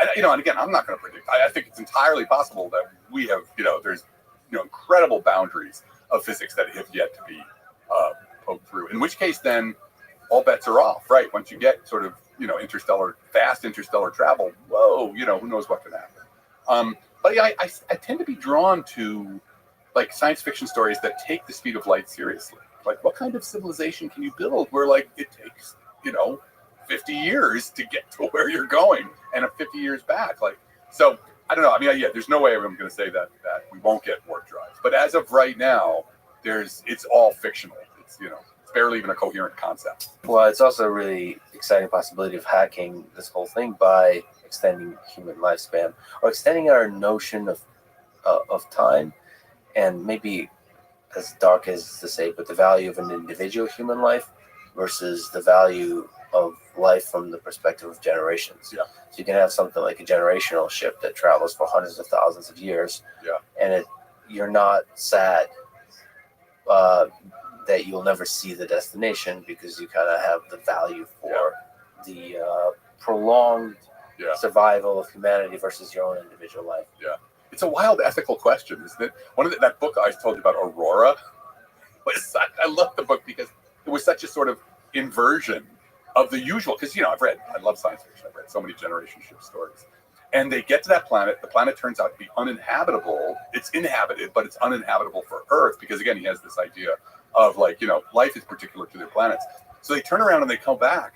And then when they land, the main character goes, there's still people who are, arguing for more generation ships. And she goes and she punches the guy out because she spent her whole life in a tube, with this. I thought that was a really interesting inversion. The interesting thing about we were talking about these space habitats, but if you really had a space habitat, not some super cramped, crappy, usual version of a Century ship, but if you had these like space habitats that were really, like the O'Neill cylinders, they're actually pretty nice places to live.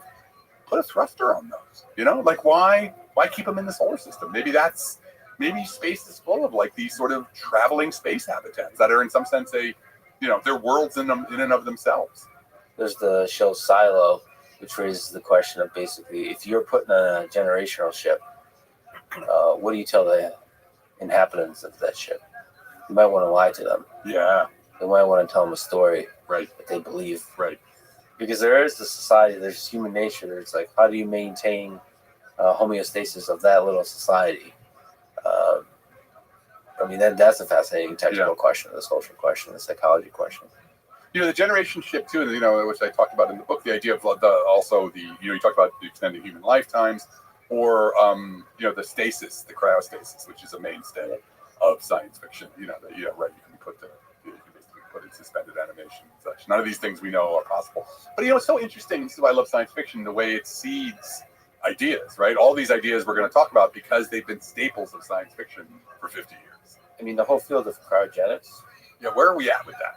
Yeah, I wonder what the state of the art is for a complex organism. How long can you freeze and then unfreeze? Right.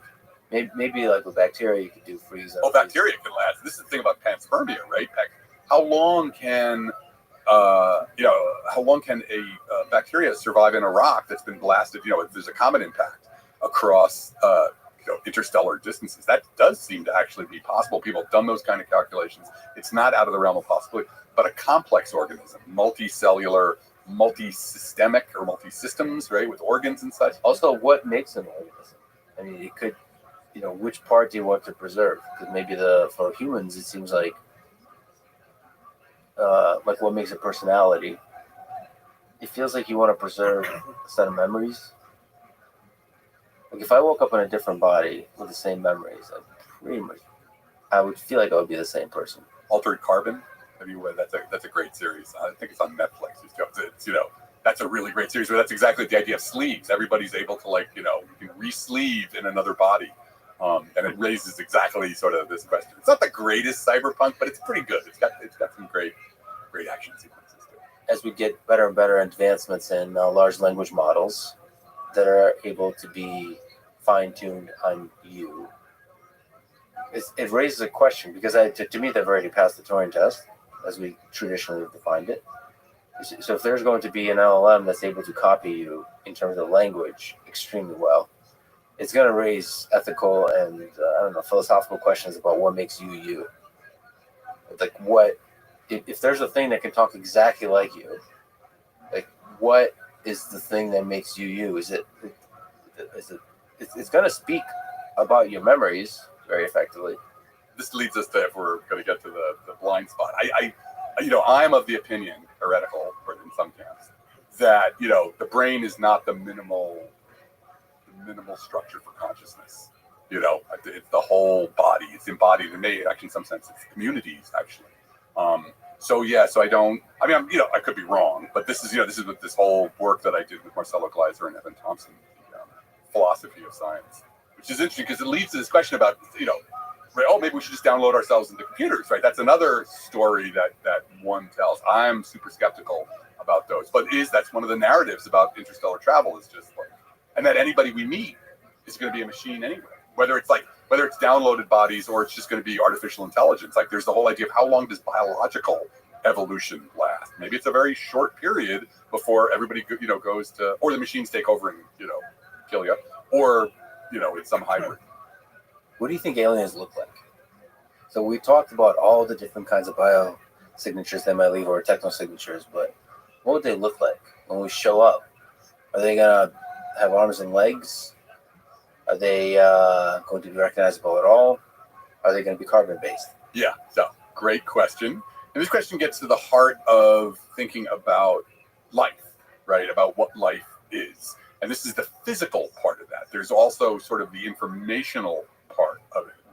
But let's just talk about the physical part of it, which is, life. Anything that we're going to call life is probably going to work on Darwinian evolution. That's the nice thing about Darwinian evolution. Just like we know the laws of physics are general, the laws of Darwinian evolution are kind of this logic, this basic logic, that, anything we'd reasonably call life probably has to operate under these kinds of principles.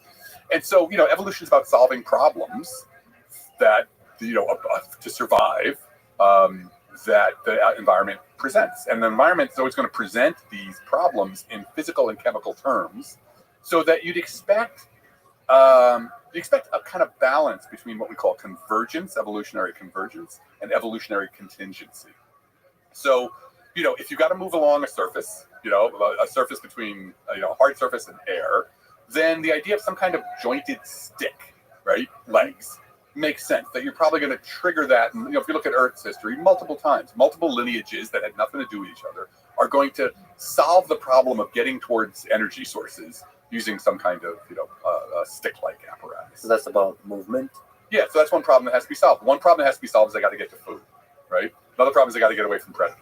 Right? You've seen wings. We've seen wings. The line that went through dinosaurs to birds involved wings. Insects evolved wings. Mammals evolved wings. If the gas is dense enough that a curved surface, if you move through the curved surface, it's going to produce lift. Yeah, there you go. Evolution will trip on that. So I think you can expect certain classes of solutions to the basic problems that life is gonna be presented with. Stay alive, reproduce. But one of the weird things about with the UFO things is that you always see oh, they all look like humans. They're just basically humans with triangular heads, and that's where we get to contingency, right? So what we've been talking about is convergence. So you expect that evolution will converge on wings multiple times when presented with the problems that wings can solve. But contingency is accidents, right? that you've got something that's evolving a certain kind of wing, a leathery wing, right? And then the climate changes and they all die out. End of story. Or an asteroid, total accident, asteroid. And so contingency accidents play also a huge role in evolution. And one of the things that lots of evolutionary biologists have talked about is the idea that if you ran the tape of Earth's history over again, would you get the same creatures? Now, Stephen Jay Gould was of the opinion that no way, you wouldn't find anything on Earth that resembled any species today. They've done experiments actually on this with E. coli. You take a bunch of E. coli, you let them evolve for a while, you take a bunch of them out, freeze them, let that population continue to evolve, the other one's frozen, now start it over again with the frozen. Mm-hmm. And it seems to be that contingency tends to win, right? The contingency, at least from what we can tell. I mean, that's not a hard result, but in those experiments, what you find is that accidents really do matter. So the idea, and this is important, so yes, you should expect legs or jointed sticks. How many joints they're going to be? Anybody's guess. Do you expect humanoids, things with a sensing apparatus on top of a shoulder with 2 arms and 2 legs? That's probably a pretty random set of occurrences that led to that. I guess what is a brain versus the nervous system? Like, where's most of the cognition competition going on? Yeah. You could see that in organisms. Like, actually, I don't know how the brain evolved. Like, why does it have to be in one place? Doesn't have to be. So my favorite word of the day is liquid brains, right? This idea of distributed cognition, which fascinating idea, and we've come to understand how much distributed cognition there is. Obviously, eusocial animals like termites, etc., and ants, that's an example of distributed cognition. The organism is the whole colony. This is one thing that's been really interesting in the state of the study when we come to for aliens, is that when we've come to recognize that human intelligence, it's not actually, it's been distributed, the kinds of things that go into intelligence are distributed all across the biosphere. Lots of different examples of things show various pieces of what we have.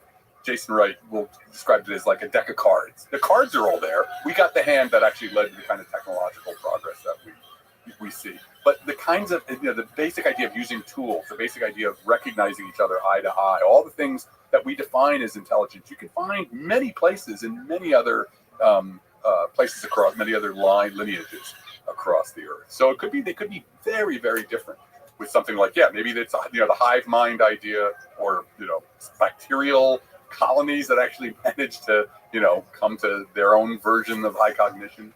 Well, I wonder if we stretch out time across 20 billion years, whether there's a Darwinian evolution stops working at some point in terms of the biology or the chemistry of the organisms, and it switches to ideas. For example, it much more rapidly. You're operating, maybe, I guess it's a kind of Darwinian evolution on the space of memes or whatever. As technology seems to operate but certainly markets can operate in ways that look very Darwinian. So basically, a planet is working hard to get to the first kind of organism that's able to be a nice platform for ideas to compete. And then it kind of stops evolving there. And then it's ideas that take off. Right. Because cultural, it's true. It's amazing that cultural evolution totally disconnects from the Darwinian process. But I'd be careful to say that like a planet is working hard to do this, because it's really important. Looking at us, like what we think of as ideas and culture, and it's quite possible we're going to make it another 200 years and this is gone, right? Because it actually wasn't a very good idea long term. I mean, we just don't know. Oh, so maybe the idea generation organism is actually the thing that destroys. Not the biosphere, but it destroys itself. It may not be very long term. It may be very potent for a short period of time, but that it's not sustainable. It doesn't become, like we were talking about before, mature. It's very hard to make it integrated into a mature bio/technosphere. And of course, evolution is not working for anything. Well, here's the actually interesting thing, right? So people are very much, evolutionary biologists will get their hair will stand on it if you start talking about evolution having a purpose or anything. But the very interesting thing about purpose is that once you do get to a idea-generating species or collective organism, then kind of all bets are off, and there is goals, there is teleology, there is there now suddenly, absolutely there's a direction implied. So that's kind of the cool, interesting thing, that once you get to that, evolution stops being goalless and directionless, and suddenly, yeah, we're the ones who supply, or any kind of creature like us has an absolute direction that they decide on. Although you could argue that from a perspective of the entire human civilization, we're also directionless. We have a sense that there's a direction in this cluster of humans. Yeah. And then there's another cluster that has a different sense of direction. There's all kinds of religions that are competing. There's different ideologies that are competing. Yeah. And when you just zoom out across, if we survive across thousands of years, it will seem directionless. It will seem like a pinball. It's an unholy mess.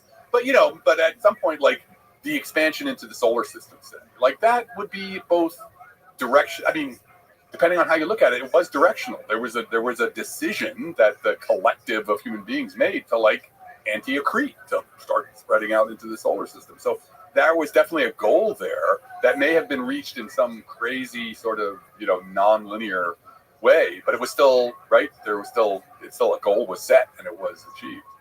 If there's advanced civilizations out there, what do you think is the proper protocol for interacting with them? Do you think they would be peaceful? Do you think they would be warlike? Like, what do we do next? We detect the civilization, do all the technical signatures we've been talking about, maybe direct imaging, maybe there's really strong signal. We come up with a strategy of how to actually get there. Yeah. But what's the and then the generals, as they always do, military industrial complex. We watched that movie. Where what kind of rockets? And Yeah. what kind of, and do we bring rockets? Right. Well, I think, so this general question also leads to messaging extraterrestrial intelligence. And I am definitely of the opinion of, like, you should be very careful, Like, I don't think it's necessarily a bad idea to have your head below the grass. The people who advocate, like, oh, yeah, we should be sending, powerful messages that are easily detectable into interstellar space. I'm like, why would you? Because we just don't know. Like, I'm not going to say they are warlike. I'm not going to say they're not warlike. I have no idea. But we sure as hell, well, first of all, who gets to decide that? The idea that a bunch of astronomers who happen to have a radio telescope, I don't, who speaks for Earth? Which I think is a great book somebody wrote. I definitely, we should be cautious, I would say, because we just have zero information. And the idea, you used to have this idea of, well, if they're advanced, they've managed to survive, so of course they're going to be wearing togas, and be singing Kumbaya. But I just wouldn't assume that. It's also possible, though, that like their cognitive structure is so different that we're not even living in the same universe in a certain way. I think we have to be prepared for that. We may not even be able to recognize each other in some way as cognizing beings. One of my favorite movies is Rival.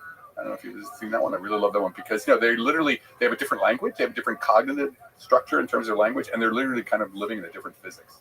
Different physics, different language, different everything. Yeah. But in the case of Arrival, we can at least like recognize that they're there. And they managed to cross the language barrier.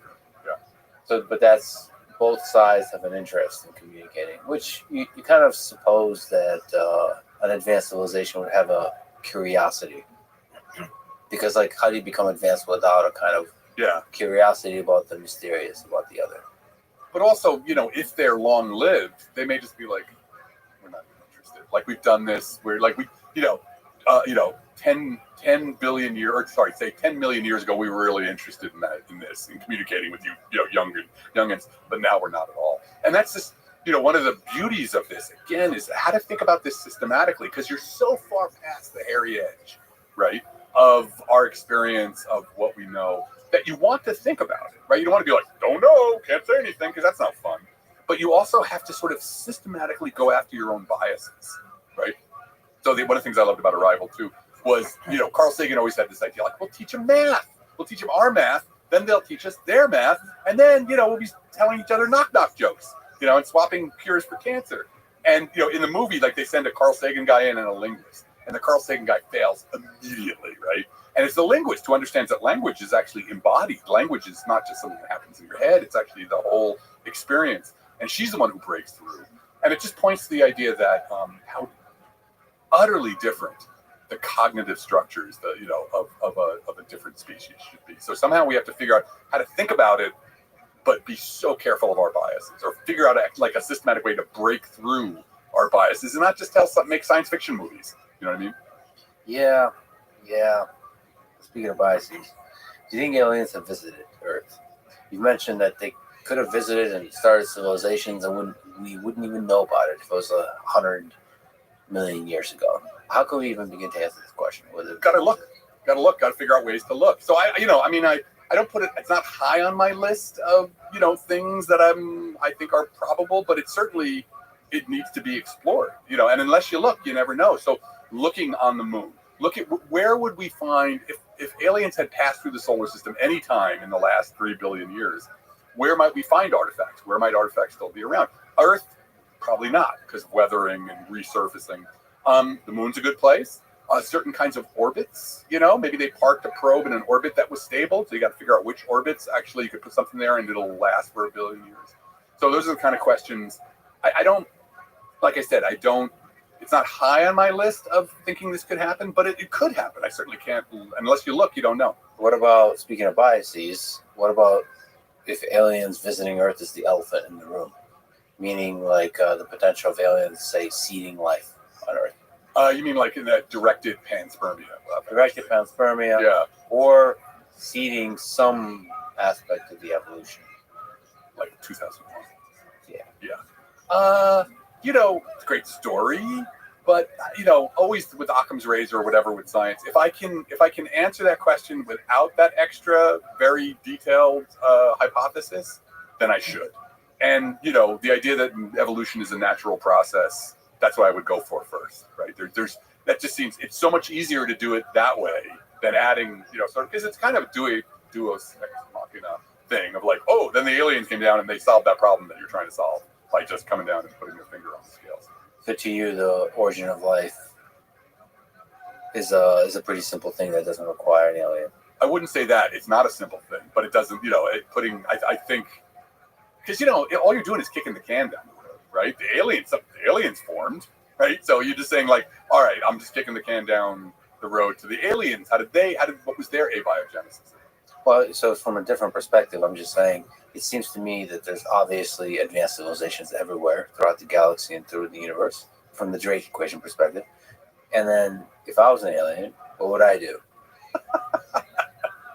I've gotten a chance to learn about the uncontacted tribes in the Amazon. At least they went to the Amazon, you get to understand how they function and how the humans in the Amazon that are in contact with the civilized world, how they interact with the uncontacted tribes.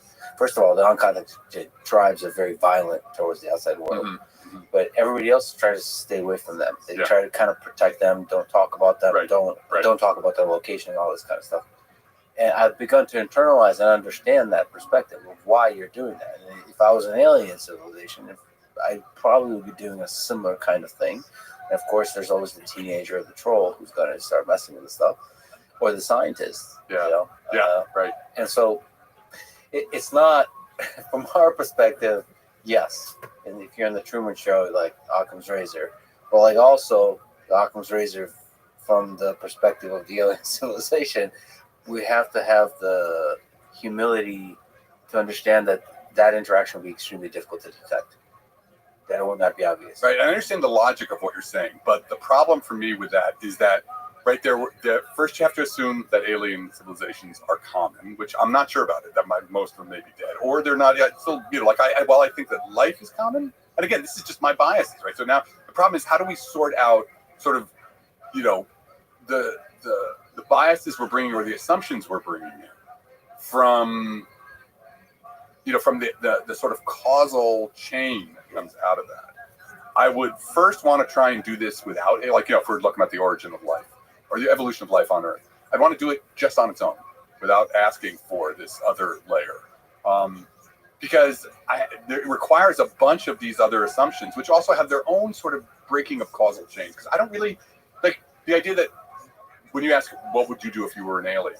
But again, like alien minds could be so unbelievably different, right? That they wouldn't even recognize the question you just posed, right? Because it's just like, we have a very particular kind of cognitive structure, or cognitive, and we're very governed by, even if you went and talked to, this is an interesting thing to think about, if I could suddenly magically appear 100,000 years ago and talk to a hunter-gatherer about their worldview and their motivations, I might find something that's like, or no resemblance to things that I think are sort of, oh, that's what naturally humans do. Well, let me ask you this question. Let's together do the thought experiment. Yeah. If we either create a time machine that allows us to travel back and to talk to them, Yeah. or we discover maybe a primitive alien civilization on a nearby star system, what would we do? Yeah, I think that's a great question. I mean, so, it's interesting how that even brings up the ethical questions, right? Let's say that, we'd have to first sort of sort out what are the consequences for them and what do we feel our ethical responsibilities are to them. And also, sorry, from a capitalist perspective, what are we to gain? Yeah, right. This interaction. Right. You look at the way the missionaries had these interactions because they thought converting them to whatever religion they were, was the most important. That's what the gain was. So from our perspective, I mean, we have to sort that out. I think given, if we're doing this thought experiment, we are curious. And I think eventually we'd want to reach out to them. I think when you say we, let's start with the people in this room. Right? Yeah. I wonder who the dominant forces are in the world, because I think there's a lot of people, the military, they will probably move first so they can steal whatever advantage they can from this new discovery so they can hurt China or China hurt America. That's one perspective. Then there's the capitalists who will see like how the benefits and the costs here and how can I make money off of this. There's opportunity here. There's gold in them hills. And I wonder, and I think the scientists is just not going to, unlike the movies. We're not going to get much say. They're going to put them. Hey guys, wait a minute. They would engage probably. I mean, it's just as a human society as we are now, we would engage, and we would be detectable. I think. Like in our engagement. Yeah, probably. So using that trivial bias logic, it just feels like aliens would need to be engaging in a very obvious way. Yeah. Which brings up that old direct Fermi paradox for me. What do you make of all the UFO sightings? I am all in favor of an open, agnostic, transparent, scientific investigation of UFOs and UAPs. But the idea that there's any data that we have that links UFOs and UAPs to non-human technology, I just think there's the standards. None of what is claimed to be this data lives up to the standards of evidence. So let's just take a moment on that idea of standards of evidence, because I've made a big deal about this both, in the book and elsewhere whenever I talk about this. So what people have to understand about science is we are really scientists. We are really mean to each other. We are brutal to each other because we have this thing that we call standards of evidence, and it's the idea of like you have a piece of evidence that you want to link to a claim, and under what conditions can you say, oh look, I've got evidence of this claim X, Y, and Z. And in science, we are so mean to each other about whether or not that piece of evidence lives up to the standards that we have. And we spent 400 years determining what those standards are. And that is why cell phones work, right? If you didn't have super rigorous standards about, what you think that's, oh, this little antenna, I've invented a new kind of antenna that I can slip into the cell phone and, I can show you that it works. If you didn't have these standards, every cell phone would be a brick. Right? And when it comes to UFOs and UAPs, the evidence you have and the claim that this shows that we are being visited by non-human advanced civilization just doesn't even come close to the same standards I'm going to have to obey or whatever live under. If my team, the group I work with, if one of them says, look, wants to announce that, we've discovered techno signature on an alien planet, we're going to get shredded. As we expect to be. We expect to be beaten up. And, the UAP, UFO community should expect the same thing. You don't get a pass because it's a really cool topic. So that's where I am right now. I just don't think any of the evidence is even close to anything that could support that claim. Well, I generally assign a lot of value to anecdotal evidence from pilots. Not scientific value, but just like, it's always nice to get anecdotal evidence as a first step. Because I wonder if there's something there.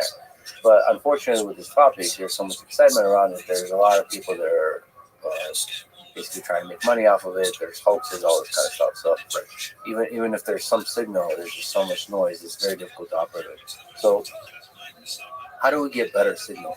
You talked about if we wanted to really search for UFOs on Earth. Right. And maybe detect things like weird physics. What kind of instruments will we be using?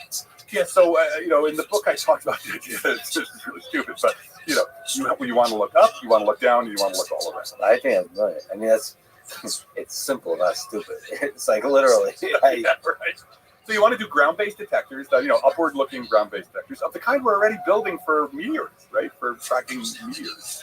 You want to have space-based detectors, put them on satellites. This is what the NASA UAP panel was thinking about. And then probably on, we have lots of people in the sky. There should be detectors on the planes, or at least, some kind of alert system that if a pilot says, oh, look, I'm seeing something I don't understand, presses the red button, and that triggers the ground-based and space-based data collectors. And then the data collectors themselves, this is something that people really don't understand, and it's so important. In order to actually do science of anything, the data you have to understand where it came from, like down to the nth degree. You have to know how that camera behaves in a bunch of different wavelengths. You have to characterize that. You have to know what the software does, what the limits of the software are possible. You have to know what happened to the camera. Was it refurbished recently? In every spectral wavelength, in all of its data collection and processing, you have to know all of those steps and have them all characterized. Because especially if you want to claim like, oh my God, I saw something take a right-hand turn at Mach 500, right? You better have all of that nailed down before you make that kind of claim. So we have to have characterized detectors looking up, down, and maybe on planes themselves. We need a rational search strategy. So let's say you want to lay out these ground-based detectors. Where do you put them, right? There's only so much money in the world. So, do you want to put them near places where you've seen a lot of things beforehand, or do you want to, have them try and do a sparse coverage of the entire country? And then you need the data analysis, right? You're going to have so much data, so many false positives or false triggering, that you need a way of sorting through enormous amounts of data and figuring out what you're going to throw out and what you're going to keep. And all these things we're used to doing in other scientific enterprises.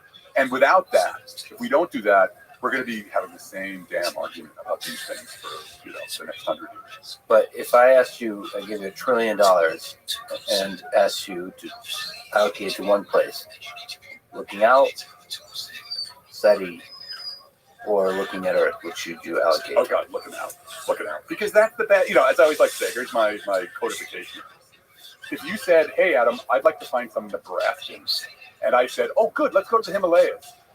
You'd be like, well, why am I going there? I'm like, well, maybe there's some Himalayas, some Nebraskans in the Himalayas. Say, no, let's go to Nebraska. If we're looking for aliens, why don't we look on alien planets where they live? Because we have that technology now, as opposed to the bucket of assumptions that you have to come up with in order to say, like, oh, they're here right now. They just happen to be here right now. And also, the very important thing, I call this the high beam argument. To deal with the UFO stuff, you have to deal with you have to answer these weird, irrational things that are happening. Like, okay, there's an advanced civilization that is visiting Earth regularly. They don't want to be detected. They've got super powerful technology, but they really suck at using it because we keep seeing them. We keep seeing them, but then they disappear, right? I mean, explain to me what rational world that works under. It's like, so there's that whole sort of argument you've got to explain, like, why, if they want to stay hidden, are they so bad at it? So, that's why I take that level of difficulty, and then I put it on top of, where should I look? I should look at I should look at where they're from. That makes me want to look at, do the telescopic stuff. Yeah, I think the more likely explanation is either the sensors are not working correctly, or it's just secret military technology being tested. Absolutely. I mean, if you listen, that's why, again, I think UAP, absolutely UAP should be studied scientifically.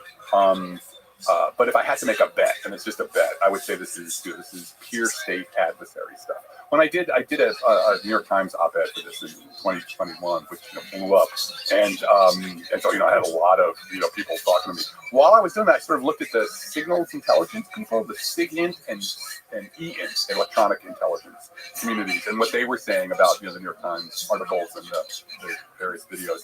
And really, none of them were talking about UFOs. They were all talking about pure state. That's why I learned the word pure state adversary.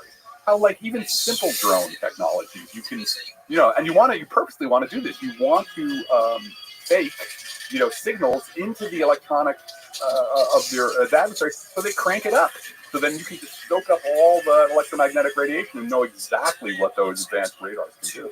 That said, I'm not saying that that's what this is. If I was the head of an alien civilization and I chose to minimize the amount of contact I'm doing, I would try to figure out what would these aliens like to see. That's why, like, the big heads in the humanoid form. Yeah. Like, I mean, that's kind of like how I would approach communication. If I was much more intelligent, I would observe them enough. It's like, all right, if I wanted to communicate with an ant colony, Right. I would observe it long enough to see what are the basic elements of communication. Yeah. And maybe I would do a trivial thing like do like a fake ant. Right, a robot ant. Or a robot ant. But then it's not enough to just do a robot ant. You have to do a robot ant that like moves in the way they do. And maybe aliens are just shitty at doing the robot ant.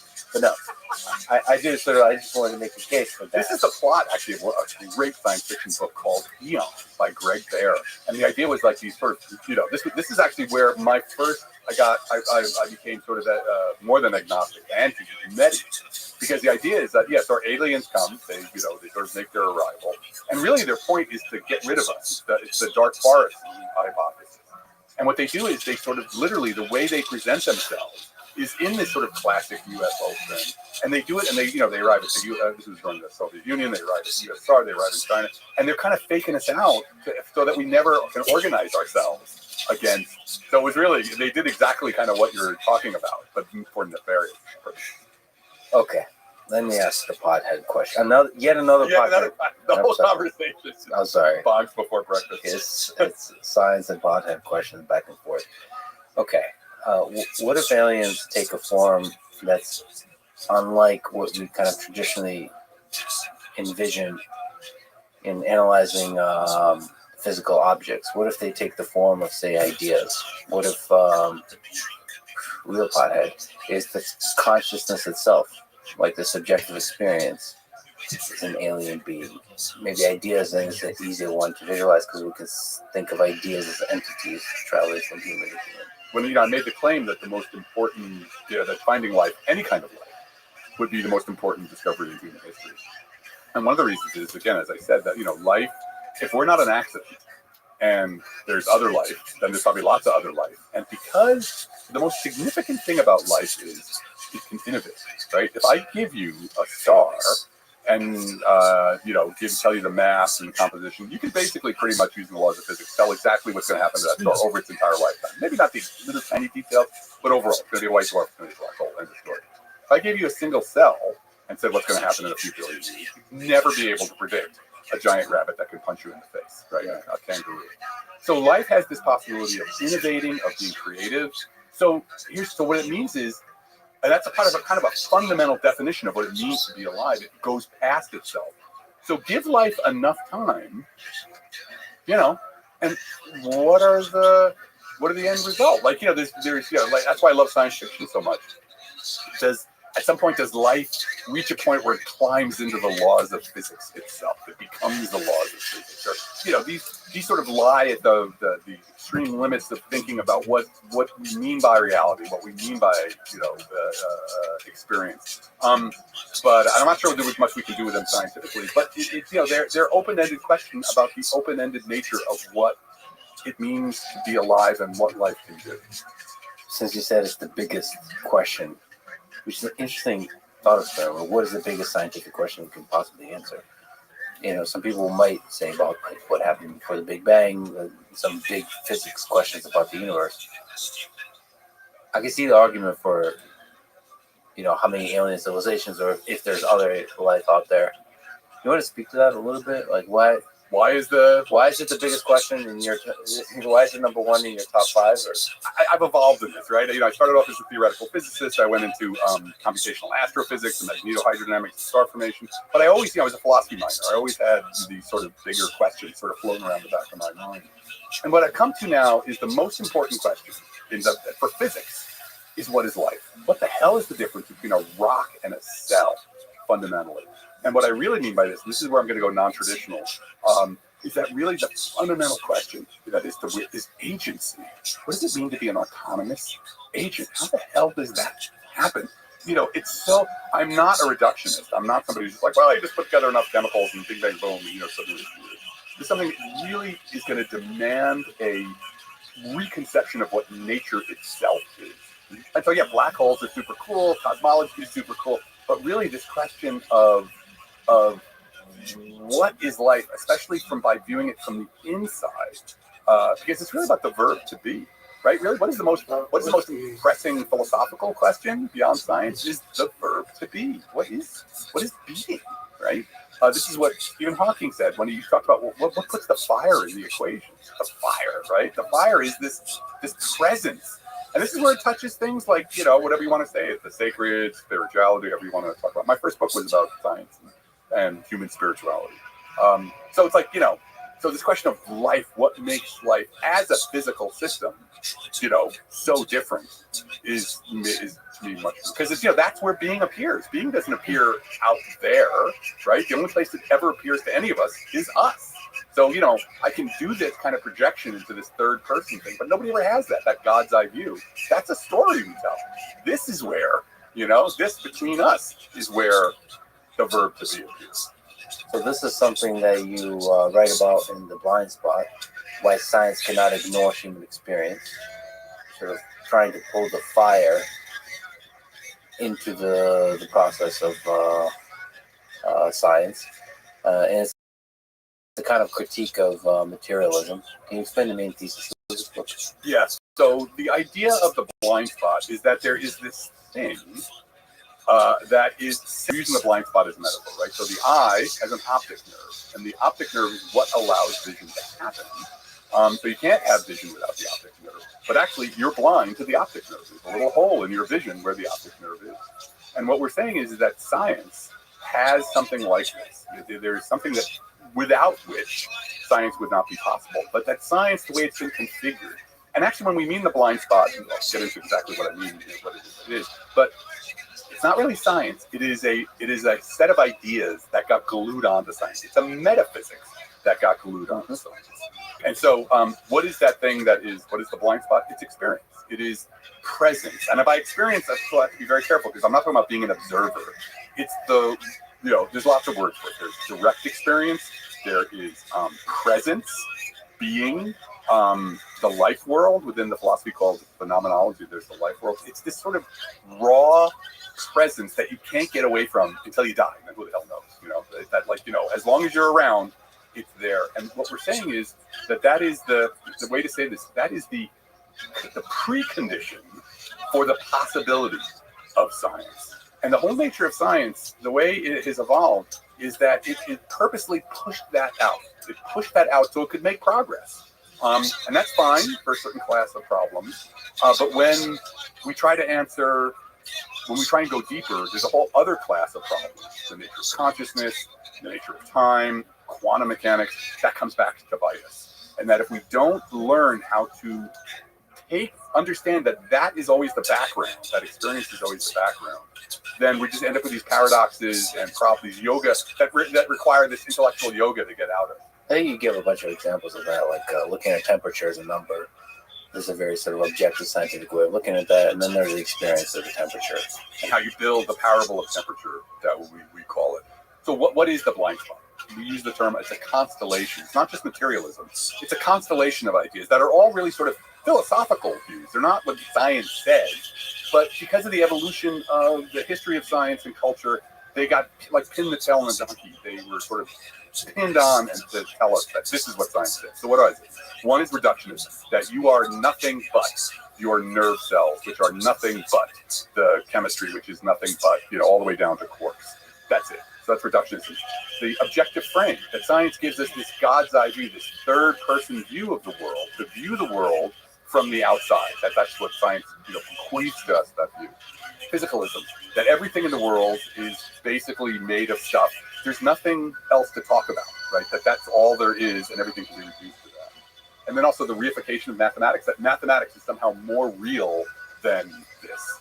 and there's a bunch of other things. But all these together, what they all do is they end up pushing experience out and saying experience is an epiphenomenon. Consciousness. I don't. I tend not to use the word consciousness because I think it leads us in the wrong direction. We should focus on experience because it's a verb, kind of in a way. It's verb-like. So yeah, and that this by being blind to that, we end up with these paradoxes and problems that really not only block science, but also have been detrimental to society as a whole, especially where we're at right now. So you actually say that from a perspective of detrimental society, that there's a crisis of meaning, and then we respond to that in a way that's counterproductive to these bigger questions, scientific questions. So the three responses you mentioned is scientific triumphalism, and then on the other side is rejecting science completely, both on the left and the right. I think the postmodernists on the left and the anti-establishment people on the right, and then just pseudoscience that kind of does this in-between thing. Can you just speak to those responses and to the crisis of meaning? Right. So the crisis of meaning is that, on the one hand, science wants to tell us that we're insignificant, we're not important, we're just, biological machines, so we're basically an insignificant part of the universe. On the other hand, we also find ourselves being completely significant. In cosmology, we have to figure out how to look from the inside at cosmology. We're always the observers. We're at the center of this, collapsing wavefront of light. Quantum mechanics, it really comes in. It comes in, the measurement problem just puts us front and center. We spend some people spend 100 years trying to ignore the measurement part of the measurement problem. So on the one hand, we're insignificant, and on the other hand, we're central. So which one is it, right? And so this all comes from not understanding actually the foundational role of experience. This inability, we can't do science without already being present in the world. We can't reduce what happens in science to some sort of formal. It's really, a lot of it is about, we love our formal systems, our mathematics, and we're substituting. That's one of the things that there's two philosophers we really like for our heroes. One is Rothschild, who's a mathematician who invented phenomenology, and the other is Whitehead, who's one of the greatest mathematicians of the 20th century. And Rothschild came up with this idea of the surreptitious substitution. Part of the blind spot is substituting a formal system of calculus, of the data, for actual experience. But that's more important. And so let me just do, before I go to those three responses, let's just do the parable of temperatures. I think it'll help them understand what we mean. So think about degrees Celsius, right? We kind of have, in the modern scientific culture we live in, we think like, oh yeah, degrees Celsius, they're out there. The universe, it's, the molecular cloud in space is 10 degrees, Kelvin. The way we got there is we've forgotten how that idea is rooted in experience, right? We started off with science we had the subjective experience of hot and cold. I feel hot, I feel cold, you feel hot, you feel cold. Science was this process of trying to extract from those experiences what Michel Bitbol, a philosopher, calls the structural invariance. Things that we could both kind of agree on. So, we figured out we could make a gradiated little cylinder that's got mercury in it, and that, hot things will be higher in that, on that gradiated cylinder, cold things will be lower, and we can both kind of figure out what we're going to agree on our standards for that. And then we have thermometry. Yay, we have a way of sort of having a structural invariant of this sort of very personal experience of hot or cold. And then from that we can come up with thermodynamics, etc. And then we end up at the bottom of, at the end of that, with this idea of every day I wake up and I check my phone and I'm like, oh, it's going to be, 60 degrees out, great. And we start thinking that 60 degrees is more real than hot and cold. That thermodynamics, the whole formal structure of thermodynamics, is more real than the basic experience of hot and cold that it came from. It required that bodily experience. That also, not just me, you. I have to tell it's part of my communication with you. Cold today, isn't it? That from that basic, irreducible experience of being in the world, with everything that involves, I developed degrees Celsius. But then I forgot about it. I forgot the experience. So that's called the amnesia of experience. So that's what we mean by how the blind spot emerges, how science purposely pushes experience out of the way so it can make progress. But then it forgets that experience was important. So where does this show up? Why is this, what are the responses to trying to get this back in, and where this crisis of meaning emerged. So scientific triumphalism is the idea that the only thing that's true for us are scientific truths, right? Unless it can be codified in a formal system and represented as data, captured in some kind of scientific causal network, it doesn't even exist, right? And anything else that's not part of it, that can be formalized in that way, is an epiphenomenon. It's not real. So, scientific triumphalism is this response to the the weirdness of, like you call it the mystery, the weirdness of experience, by kind of just ignoring it completely. So there's no other truth, art, music, human spirituality, it's all actually reducible just to neural correlates. So that's one way that it's been dealt with. The other way is this sort of, right, you've got on the postmodern, the left, academic left, you get this thing like science is just a game. It's just a game from the powerful come up with, which is also not true. Science is totally potent and requires an account for what is happening. So that's another way to push sort of science away, or respond to it. The science denial that happens, that's also another way of sort of, not understanding the balance that science is that we need to establish with experience. And then there's just pseudoscience, which wants to sort of say like, the New Age movement or whatever, which wants to have, wants to deal with experience by kind of elevating it in this weird pseudo-spiritual way, or, that doesn't have the rigor of science. So, all of these ways, all of these responses, we have this difficulty about experience. We need to understand how experience fits into the web of meaning. And we don't really have we don't have a good way of doing it yet. And the point of the book was to identify very clearly how the problem manifests, what the problem is, and what its effects are in the various sciences. And by the way, we should mention that at least the first two responses, they kind of feed each other. There's just to observe the scientific community, those who gravitate a little bit towards the scientific triumphalism, there's an arrogance that builds in the human soul.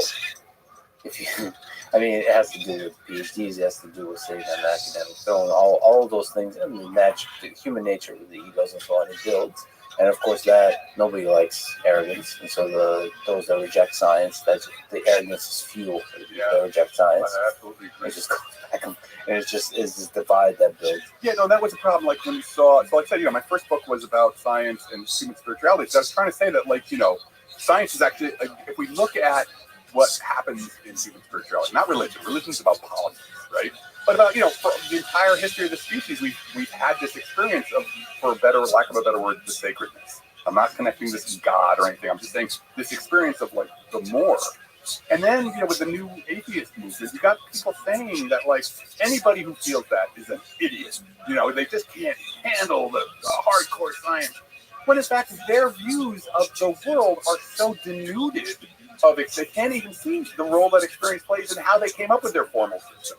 And experience fundamentally is weird, mysterious. It's like it kind of goes down forever in some sense. There is always more. So yeah, that arrogance then, just if you're telling everybody who's not hardcore enough to do the standard model of cosmology that they're idiots, that's not going to bode well for your the advance of your process. So you're proposing at least to consider the idea that experience is fundamental. Experience is not just an illusion that emerges from the set of quarks. That there could be something about the conscious experience of the world that is like at the core of reality. Yeah, but I wouldn't do it. I wouldn't, because there's panpsychism, right? Which right, so that's all the way there. Yeah, panpsychism is like that's literally one of the laws of physics. Right.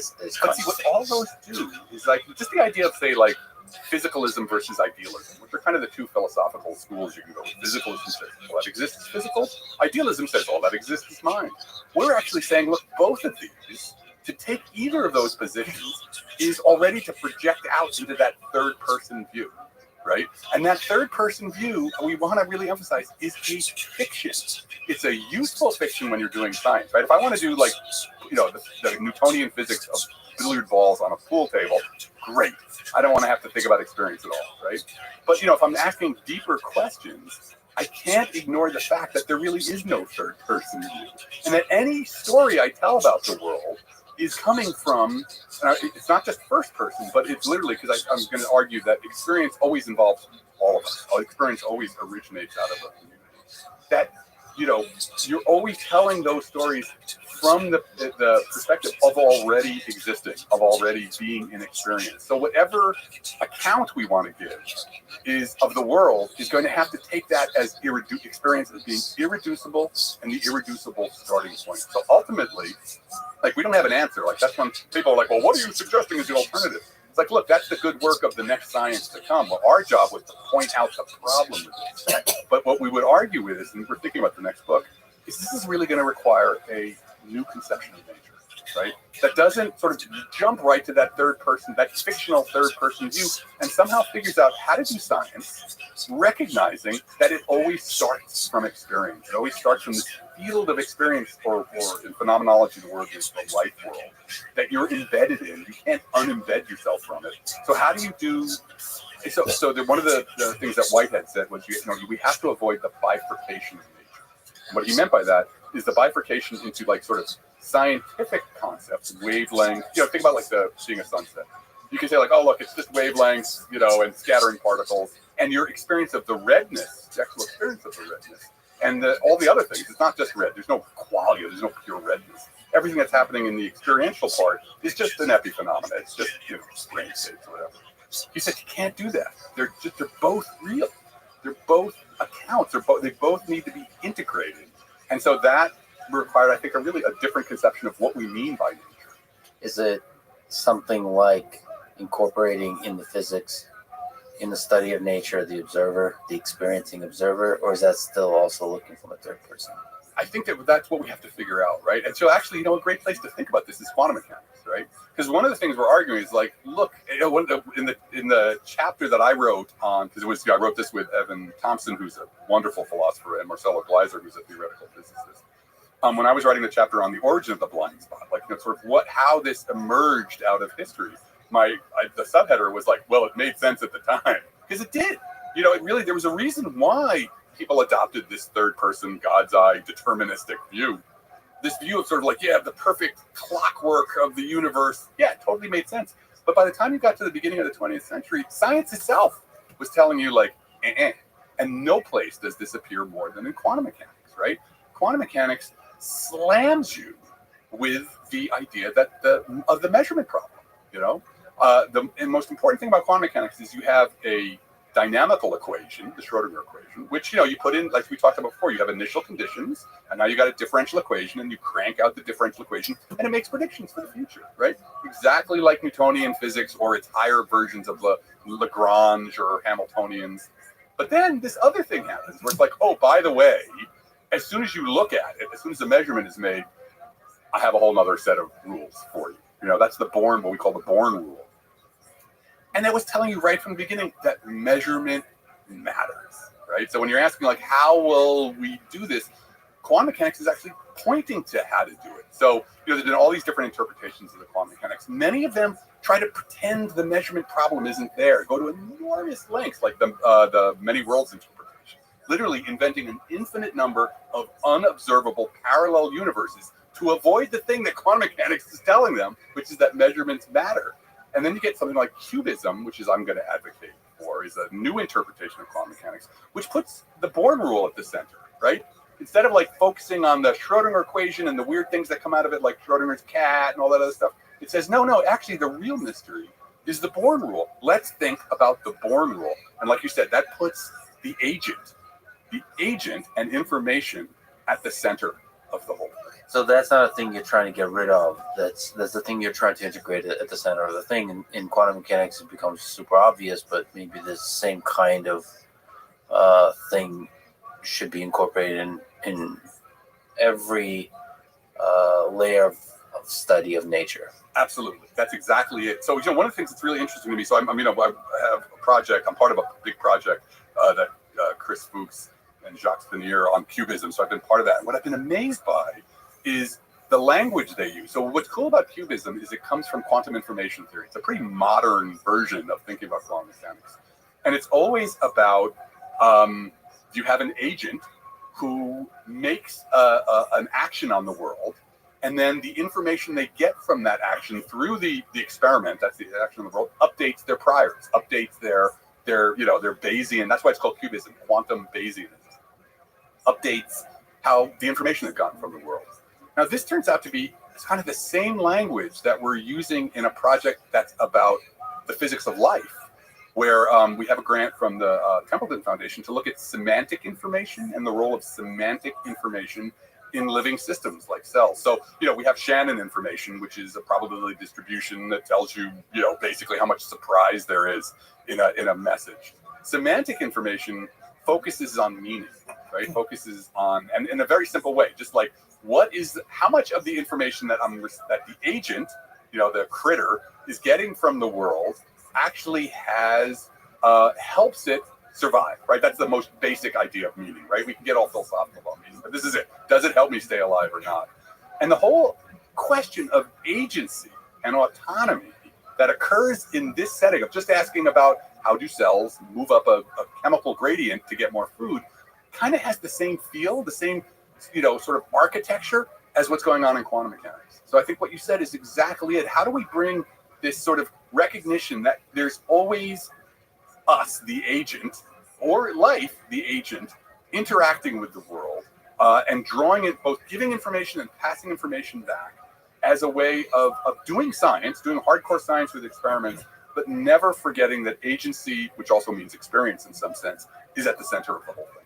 So you think there could be something like cubism, quantum Bayesianism, that creates a theory like a Nobel Prize winning theory, sort of like hardcore real theories that put the agent at the center? Yes, that's what we're looking for. I think that's the exciting part. And it's a move, the scientific triumphalist thing says, if you understand why people love this, like I have these equations and these equations represent, there's this Platonic ideal that they are, they exist eternally on their own. It's kind of quasi-religious, right? It's sort of like somehow these equations are you're reading the mind of God. But this other approach to me is just as exciting, because what you're saying is there's us and the world. They're inseparable, right? It's always us and the world. And what we're now finding about is this kind of co-creation, this interaction, between the agent and the world, such that these powerful laws of physics that need an account, like in no way am I saying these laws aren't important, these laws are amazing, but they need an account, but not an account that strips, that turns the experience, turns the agent into just an epiphenomenon, that it pushes the agent out and makes it seem as if the agent's not the most important part of the story. So if you pull on this thread and say there's a whole discipline born of this, putting the agent as the primary thing in a theory, in a physics theory, like how is it possible it just like breaks the whole thing open? So there's this whole effort of unifying general relativity and quantum mechanics, of like coming up with a theory of everything. What if these are like the tip of the iceberg? What if the agent thing is like really important? So, listen, that would be like kind of my dream. I'm not going to be the one to do it because I'm not smart enough to do it.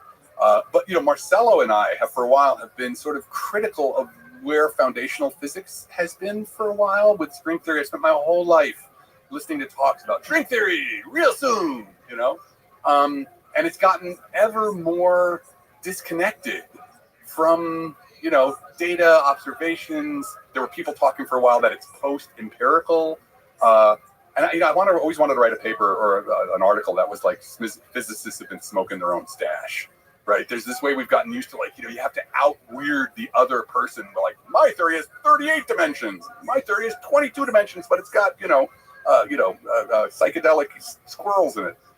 And so there's a problem. Now, I don't need to tell you there's a crisis in physics or there's a crisis in cosmology. Other people have used that. That's been the headline on Scientific American stories. So there clearly another direction has to be found. And maybe it has nothing to do with this. But I suspect that because so many times the agent or the having to deal with the view from the inside or the role of agency, like when it comes to time, thinking that you can replace the block universe with the actual experience of time. Clocks don't tell time. We use clocks to tell time. So maybe that even like the fundamental nature of time can't be viewed from the outside. That there's a new physics theory that is going to come from this agential, informational, computational view I don't know, but that's kind of what I think it would be fertile ground to explore. Yeah, like time is a really interesting one. Because time is really important to us humans. What is time? Yeah, that's right. What is time? So the way we have tended to view it is we've taken, this is what, when Husserl talks about the surreptitious substitution, we've taken Einstein's beautiful, powerful, formal system for viewing time, and we substituted that for the actual experience of time, right? So the block universe, where like next Tuesday is already written down, it's in the block universe, a four-dimensional universe, all events are already there. Which is very potent for making certain kinds of predictions within the sort of, the scientific framework. But, it is not lived time. And, this was pointed out to Einstein, and he eventually recognized it. Very famous meeting between Henri Bergson, who was the most famous philosopher of like the, early 20th century, and Einstein, where Einstein was giving a talk on relativity, and Bergson, whose whole thing was about time and was about duration, he wanted to separate the scientific image of time, the map of time, from the actual terrain, which he used the word duration. Like we humans, where duration for us is full. It's sort of it's stretched out. It's got a little bit of the past, a little bit of the future, a little bit of the present. Music is the best example, right? You're hearing music, you're both already anticipating what's going to happen, and you're remembering what's going on. There's a kind of phenomenal structure there, which is different from the representation of time that you have with the formal mathematics. And what the way we would look at this is that the problem with the surreptitious substitution, the problem with the blind spot, is it says, oh no, the formal system is time, but really the only place time appears is with us, right? We're time, So having a theory that actually could start with us, and then stretch out into the universe rather than imposing this imaginary third-person view back on us, that's a route towards a different way of approaching the whole problem. I just wonder, who's the observer? I mean, define what the agent is. Right. In any kind of frame is difficult. Is difficult, right? And so but that's the good work of the science ahead of us, right? So what happened with this idea of the structural invariance I was talking about? So, we start with experience, which is irreducible. There's no atoms of experience, right? It's a whole. And we go through the whole process, which is a communal process, by the way. There's a philosopher, Robert Crease, who talks about the workshop. That starting in like the 1700s, 1600s, we developed this communal space to work in. Sometimes it was literally a physical space, a laboratory, where these ideas would be pulled apart, refined, argued over, and then validated, and we went to the next step. So this idea of pulling out from experience these thinner, abstract, structural invariants, the things that we could actually do science with. And it's kind of like, we call it an ascending spiral of abstraction. Right? So the problem with the way we do things now is we take those abstractions, which came from experience, and then with something like, a computational model of consciousness or experience, we think we can put it back in. Like you literally pulled out these super thin things, these abstractions, neglecting experience because that's the only way to do science. And then you think somehow, I'm going to jam experience back in and have an explanation for experience. So do you think it's possible to show that something like free will is quote unquote real if you integrate experience back into the physics model of the world? What I would say is that free will is a given. And that's the thing about experience, right? So one of the things that Whitehead said, I really love this quote, he says, it's not the job of either science or philosophy to account for the concrete. It's the job to account for the abstract. The concrete, what's happening between us right now, is just given. It's presented to us every day. It's presented to. If you want an explanation, fine, but the explanation actually doesn't add anything to it, right? So that free will, in some sense, is the nature of being an agent, right? To be an agent, agency and autonomy are sort of the two things that are, they're equivalent. And so in some sense, to be an agent is to be autonomous. And so then the question really to ask is, can you have an account for agency and autonomy that captures aspects of its arising in the world, or the way it and the world sort of co-arise? But the idea, the reason why we argue about free will often is because we already have this blind spot view that the world is deterministic because of our equations, which themselves, we treat the equations as if they're more real than experience, and the equations are a paler, You know, they don't corral experience. They are a thinner, representation. As we like to say, don't confuse the map for the terrain. What's happening between us right now, and this, all the weirdness of it, that's the terrain. The map is what I can write down on equations and then in the workshop do experiments on. Super powerful, needs an account, but experience overflows that. What if the experience is an illusion? Like, how do we know? What if the agency that we experience is an illusion? An illusion looking from where? Like, right, because that already requires to take that stance is you've already pushed yourself into that third person view, right?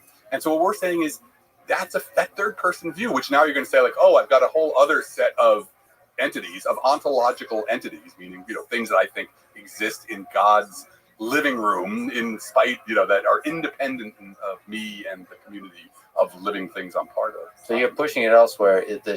Just like there's a stack of turtles, is probably, if this experience, the human experience, is an illusion, maybe there's an observer for whom it's not an illusion. So you always have to find an observer somewhere. Yeah, right. And that's why fundamentally the blind spot, especially the scientific triumphalist part, is following a religious impulse. It's wanting the God's eye view. And what's really interesting, and when we think about this and the way this gets talked about, especially publicly, there's a line of philosophical inquiry that this language gets couched in. And it is actually it's only one version of philosophy, right? So it is pretty much what we call the analytic tradition, right? But there's, even in Europe, or in the Western tradition, for Western, what we'll call Western philosophy, there's phenomenology. Is it Husserl and Heidegger and Merleau-Ponty, which took an entirely different track. They were really interested in the structure of experience. They spent all their time trying to understand, trying to develop a language that could kind of climb into the circle that is experience, right? Experience, you're not going to be able to start with axioms and work your way to it. It's given, so you have to kind of jump in and then try and find a language to account for its structure. But then, so that has not been part of this discussion about, good luck finding a YouTube video where someone, a famous scientist is talking about science from a phenomenological point of view, even though it's a huge branch of philosophy. And then you get the philosophies that occurred from other cores of civilization, right? So there's the Western core, out of which comes the Greeks and the Judeo-Christian Islamic tradition. But then you get India and you get Asia, and they developed their own. They were highly complex societies that developed their own responses to these questions. And they, for reasons, because they had contemplative practice, they were very focused on trying to directly probe attention and experience. They asked questions in ways that the West never really did. Phenomenology kind of started it, but there's philosophers like Nagarjuna and Vasubandhu, and they're like the Plato and the Aristotle of sort of those philosophies, and they were really focused on experience. In the West, I think maybe because we had the Judeo-Christian tradition, where we already had this kind of God who was going to be the frame on which you could always point to that frame. In the traditions that came from the classical philosophies of India and Asia, they started always with it. They wanted to know about experience. Their whole philosophies and their logic and their argumentation was based on, I've got this experience. I can't get out of this experience. How do I reason from it? So I think there's a lot of other philosophical traditions that we could draw from. Not slavishly. We don't all have to become Buddhists to do it. But there are traditions that really tried to work this out in a way that the Western traditions just didn't. But there's also the practical fact that it's difficult to build a logical system on top of experience. It's difficult to have the rigor of science on top of experience. And so as science advances, we might get better and better. The same as it's very difficult to have any kind of mathematical or kind of scientific rigor to why complexity emerges from simple rules and simple objects, sort of the Santa Fe questions. I think we can do it. I think there's aspects of it. I mean, as long as you're never trying to this is what experience is. I think that's kind of you're never going to have a causal account of experience because it's just given. But you can do lots about, and that's what the good work is to, how do I approach this? How do I approach this in a way that's rigorous that I can do experiments with also? But so, for example, I was just reading this beautiful paper that was talking about this is what we're counting with our semantic information too, causal closure. Love this idea, right? The idea that, so we talked about autopoiesis a while back, right? The idea that living systems are They are self-creating and self-maintaining. So the membrane, cell membrane is a great example of this, right? The cell membrane, you can't have a cell without a cell membrane. The cell membrane lets stuff through, keeps other stuff out, right? But the cell membrane is part of the processes, and it's a product of the processes that the cell membrane needs, right? In some sense, the cell membrane creates itself. So there's this strange, it's always with life, there's always this strange loop. And so somehow figuring out how to jump into that strange loop is, the science that's ahead of us. And so this idea of causal closure, accounting for how the, we talk about like downward causation, right? So reductionism says everything only depends on the microstate. Everything just depends on the atoms, right? That's it. You don't really, if you know the Lagrangian for the standard model, you're done. Of course, in principle, you need God's computer, but fine. In principle, it can be done. Causal closure, and I was just reading this great paper that sort of argues for this. There's ways in which, using epsilon machines and all this machinery from information theory, that you can see ways in which the system can organize itself so that it decouples from the microstates. Now the macrostate fundamentally no longer needs the microstate for its own description, its own account of the laws. Whether that paper is true or not, it's an example of heading down that road. There's also Robert Rosen's work. He was a theoretical biologist who he talked about closure to efficient cause, that living systems, are organizationally closed, are causally closed, so that they don't depend anymore on the microstate. And he had a proof, which is very contentious. Nobody knows if it's, some argue it's true, some argue it's not. But he said that because of this, living systems are not church-Turing complete. They cannot be represented as formal systems.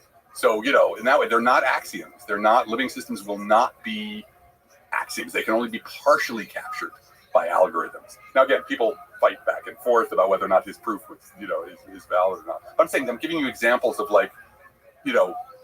when you see the blind spot, when you acknowledge the blind spot, it opens up a whole other class of kinds of scientific investigations. The book we thought was going to be really heretical, right? Obviously, most public-facing scientists are very sort of in that, especially scientific trend. So we were just waiting for the fight. And then the review from Science came out, and it was totally it was very positive. We're like, oh my God, And then a review came out in Nature Physics, and it was totally positive. And then a review came out in the Wall Street Journal, because we kind of criticized, not capitalism, but we criticized sort of all industrial economies for that they were had been touched by the blind spot. Socialism, communism, doesn't matter. These extractive, sort of had that sort of view that the world is just reducible to, resources. The Wall Street Journal gave us a great review. So I feel like there's actually out there is some, among working scientists in particular, there is some dissatisfaction with this triumphalist view and a recognition that we need to shift something in order to jump past these hurdles that we've been arguing about forever, and we're not, sort of stuck in a vortex. Well, it is. I mean, I think there's a hunger to acknowledge that there's an elephant in the room, that we're just removing the agent. It's everyone is doing it. And it's there's the experience, and then there's the third person perspective on the world. Right. And so science from applying scientific rigor from a first person perspective is very difficult. I mean, it's fascinating. I think we can do it because it's also the thing, what's really interesting is I think it's not just first person, it's first and second, right? Because science, one idea is that we, the idea that, science gives us this objective third person view. That's one way of talking about objectivity. There's a whole other way, is that I do the experiment, you do the experiment, we talk to each other, we agree on methods, and we both get the same result. That is a very different way of thinking about objectivity. And it acknowledges that, when we talk about agents, agency and individuality are flexible, right? So there's a great paper, speak of Santa Fe, by David Krakauer, where they looked at sort of information theoretic measures of individuality. And what you find is it's actually pretty fluid. My liver cell is an individual, but really it's part of the liver. And my liver is, a separate system, but really it's part of me. But I'm an individual, yay. But actually I'm part of a society. And I couldn't be me without the entire community of, say, language users, right? I wouldn't even be able to frame any questions. And my community of language users is part of ecosystems, right? That are alive, that I am a part of a lineage of. This is like Sarah Walker stuff. And then that those ecosystems are part of the biosphere, right? We're never separable, as opposed to this very atomizing, the triumphal, this science view wants like Boltzmann brains, just brain floating into space, you know? Yeah, there's a fascinating degree to Throwing up which gang signs like a agency is pimp. fluid. Like West you are an Side individual, but you and I talking gangsters. is a kind of individual. West Side And then gangsters. The West Side the person the listening to East this Side right now gangster, is also an East Side individual. gangster, Right. I mean, that's a the weird West thing. Side That's a weird thing, right? Because there's a broadcast nature too. Gotta take a shit. This is why information Blowing theoretic. up So gang the idea that we're pursuing now, Shit. which I get really excited about, is this idea of information architecture, right? Or organization, informational organization. Because, you know, right, physicalism is like everything's atoms. But, you know, Kant recognized, Kant is apparently the one who came up with the word organism, because he recognized that life has a weird organization that was specifically different from machines. And so this idea that how do we engage with the idea that organization, which is often, I can be cast in information theoretic terms, or computational terms even, is sort of, it's not really quite physical, right? It's embodied in physical, you know, in the physical, it has to instantiate the physical, but it also has this other realm of design, you know, it's not design like intelligent design, but there's a, you know, organization itself is a relationship of constraints and information flow. And I think, again, that's an entirely new, interesting way that we might get a very different kind of science that would flow out of that. So going back to Kant and organism versus machine. So I showed you a couple of legged robots. Very cool. Is it possible for machines to have agency?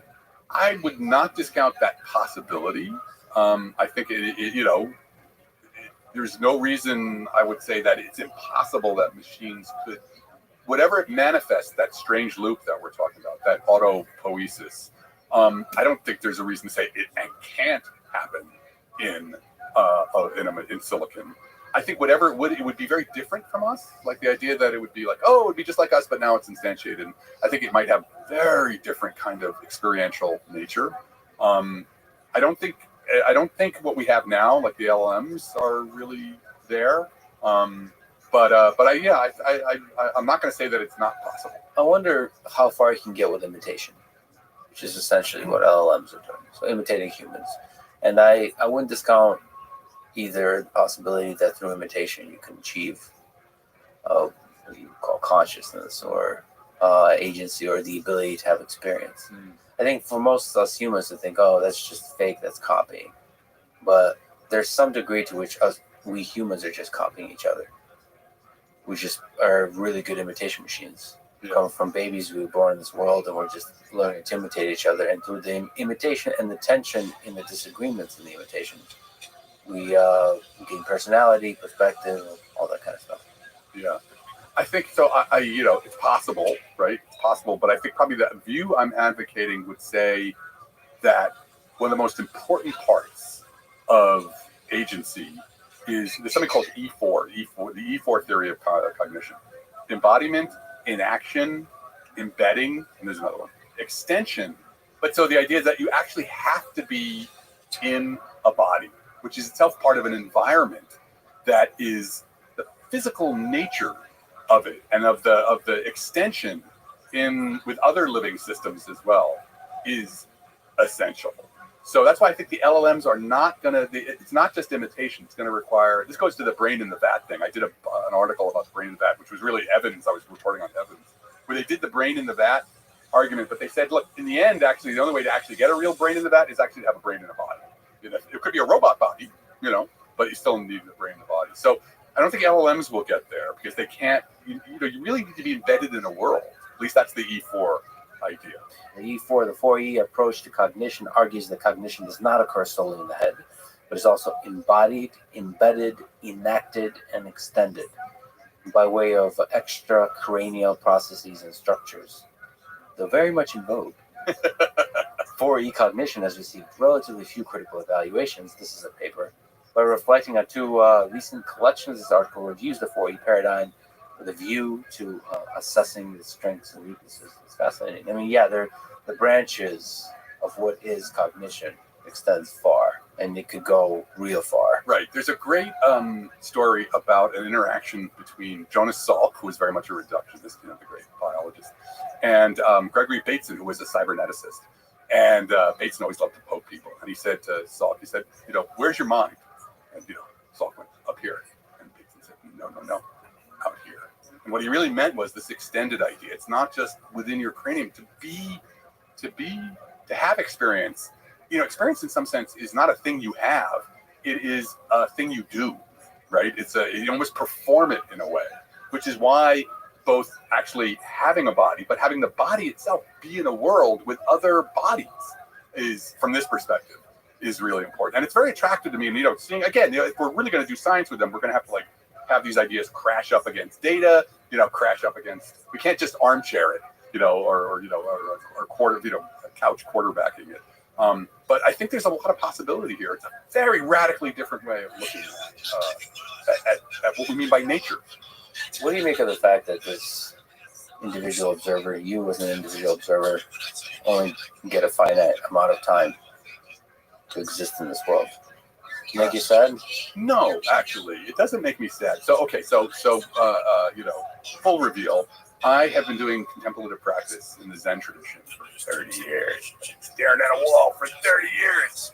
And it's taught me a lot, right? I really value what that practice has given me about the nature of experience.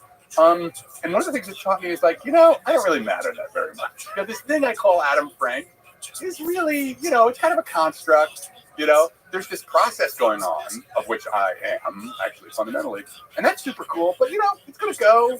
I don't know where it came from. It's gonna go. I don't really need it to, and then who the hell knows? I'm not an advocate for an afterlife, but just that what I love. Zen has this idea of beyond birth and death, and they don't mean reincarnation. What they mean is, dude, you don't even really understand what life is. You know what I mean? On this, this core level of your own experience. So, your ideas about what death is are equally ill-formed, and it's so, the contemplative practice really tries to focus on experience itself. Spend 5 days at a Zen session doing contemplative practice from 7 a.m. until 9 p.m. And you'll really get a much deeper understanding of what my own experience is. What is it really like? It forces you to learn how to stabilize your attention, because attention is kind of like this thing. It's usually just over there. Oh, my foot hurts. Oh, I got to do my taxes. Oh, that what's that guy over there? Why is he wearing those stupid shoes? And with the contemplative practice, you learn how to stabilize it. And once you stabilize it, you can now begin to sort of explore the phenomenal nature of it. So what I think I've learned from that is kind of whatever. I'm not really kind of real to begin with. The Adam Frank part, the identity, the thing, and the part of me that is real is everything's coming and going. It's all coming and going. Well, how could I ever not come and go when the entire world is just Buddhism has this idea of codependent arising. Nothing exists. Nothing has self-nature. Nothing exists by itself. It's an endless, infinitely connected web. But still, there's a deliciousness to the individual experience. You get attached to it, and it ends, and it's good while it lasts, and it sucks that it ends. You can just be well, everything comes and goes, but I was eating ice cream yesterday. Found this awesome low-carb ice cream called Delights here in Austin, and it ends. Yeah. And I was I was staring at the empty container, and that's beautiful, man. I love that. You could say well, that's how it all is, but I say that that's what I've learned from because I love your idea of the deliciousness of it. Yes. But what I think happens with contemplative practice when it deepens is that it's not just you're not just saying, right? This is why that's why I do koan practice. So this is a tradition in Zen that it was established. It was a teaching method that was established 1,000 years ago. These books of koan, and every koan, if you've ever read Gödel Escher Bach, he's got a whole chapter on koan. They're kind of non-logical problems that you have to work on. One of my favorite ones was stop the sound of the distant temple bell. You're like, what? Every time my teacher gives it to me, I'm like, what are you talking about? There's this whole Zen thing of up is down, but down is up. You must understand this. So, your job with these koans is to sit with them. Is to sit with them until you sort of kind of, you realize what the thing is trying to teach you, what aspect of experience it's trying to teach you. So there's no answer. And in fact, actually, you don't give an answer. You actually usually have to demonstrate. So the first time when I sat, when I did a call and the guy was like, don't tell me the answer, show me the answer. I was like, what are you talking about? But after doing these for years now, I've kind of learned the language of them. So I could never tell you. If I told you the answer, I could give you a call and tell you the answer. You'd be like, what? It's never, it's not the words. It's the, so like your experience of like, yeah, the cup is empty. With contemplative practice, as it deepens over years, it really does take years. Just like anything in math, it took me years to understand Lagrange. You kind of come to a deeper understanding with like, yeah, the words of like, it's not just like, oh, everything changes. You actually feel that movement. Like you feel it with like breath to breath, and it really becomes, sometimes I have this feeling, this is messed up, but of just joy. And it's not connected to anything. But that's what I've kind of gotten from practice. It's just like, yeah, that passage, that infinite passage of moment to moment, that is truly the way things are. Like, it's not okay because I have a feeling about it, okay? I want it to be okay. It just is okay. It's a pretty awesome thing. That's beautiful. I mean, maybe it's the genetics, maybe it's the biochemistry in my brain, but I generally have that joy about experience, just amorphous joy. But it seems like, again, maybe it's my Eastern European roots, but there's always like the melancholy that's also sitting next to the joy. And I think it always feels like they're intricately linked. So the melancholy is about the finiteness of experience, and the joy is just about the beauty of experience, and they're just kind of sitting there. Yeah. Which is cool, actually, because that, I'm also, I come from Eastern, my roots are Eastern European as well. Going back, and I get it, right? I mean, but that's also the cool thing. I think one of the things is like, yeah, but that is what it is. That is what it is, right? You don't have to do anything. You don't have to like manipulate it or move it around or like, yeah, this is the experience, Can you speak to the practical nature of sitting there from 7 a.m. to 9 p.m.? Like, what the hell are you doing? What's powerful? What's fascinating to you? What have you learned from just the experience of staring at a wall? Yeah. So, it's not really. I mean, you're facing a wall, and what you're doing is you're just sitting with. There's different meditative practices, right? There's counting breaths. So that's usually what I do. I sit down and I start counting breaths. And for the first half hour, it's just like blah, blah, blah. I'm thinking, like I said, I'm thinking about my taxes. I'm thinking about what I got to do later on, yada, yada, yada. First time I ever did a full session, a 2-day session, I swear to God, I had Bruce Springsteen's Born to Run album tracked through from the beginning to the end with the pauses. This was back when they were LPs. Yeah. Nice. Because my mind was just like, I need to do something. So it literally played the whole album in order. That's pretty cool, actually. Yeah, it was pretty amazing to see. Because you really do. You see the dynamics of your mind. But what happens is, and this took me a while. I used to hate sitting. I do it, but after a while, the mind gets exhausted. Like that part of the mind, the upper level, the roof brain chatter. It's just like there's nothing else to do.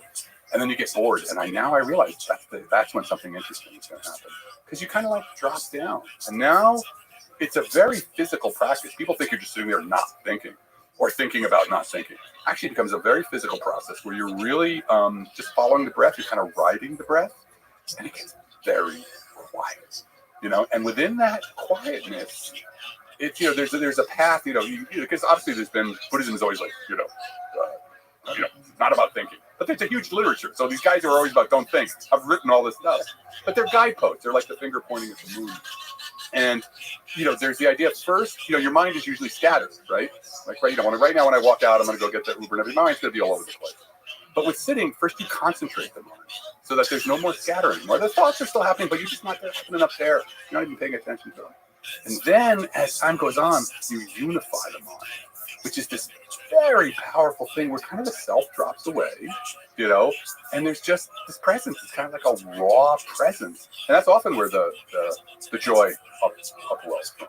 But you sit with whatever. Maybe you're going to sit and you're going to have, like, maybe you're going to go through like an hour of being bummed out about your mom who died or something. You're just going to sit with whatever comes up. You're going to make that's why the sitting part, you're making the commitment. I'm going to sit here with whatever comes up. I will not be moved.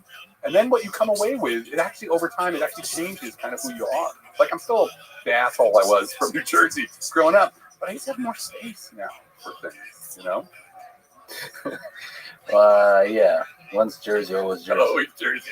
But I love the Bruce Springsteen just blasting in your head. Yeah, that was amazing. Why are we here? What do you think is the purpose, the meaning of human existence?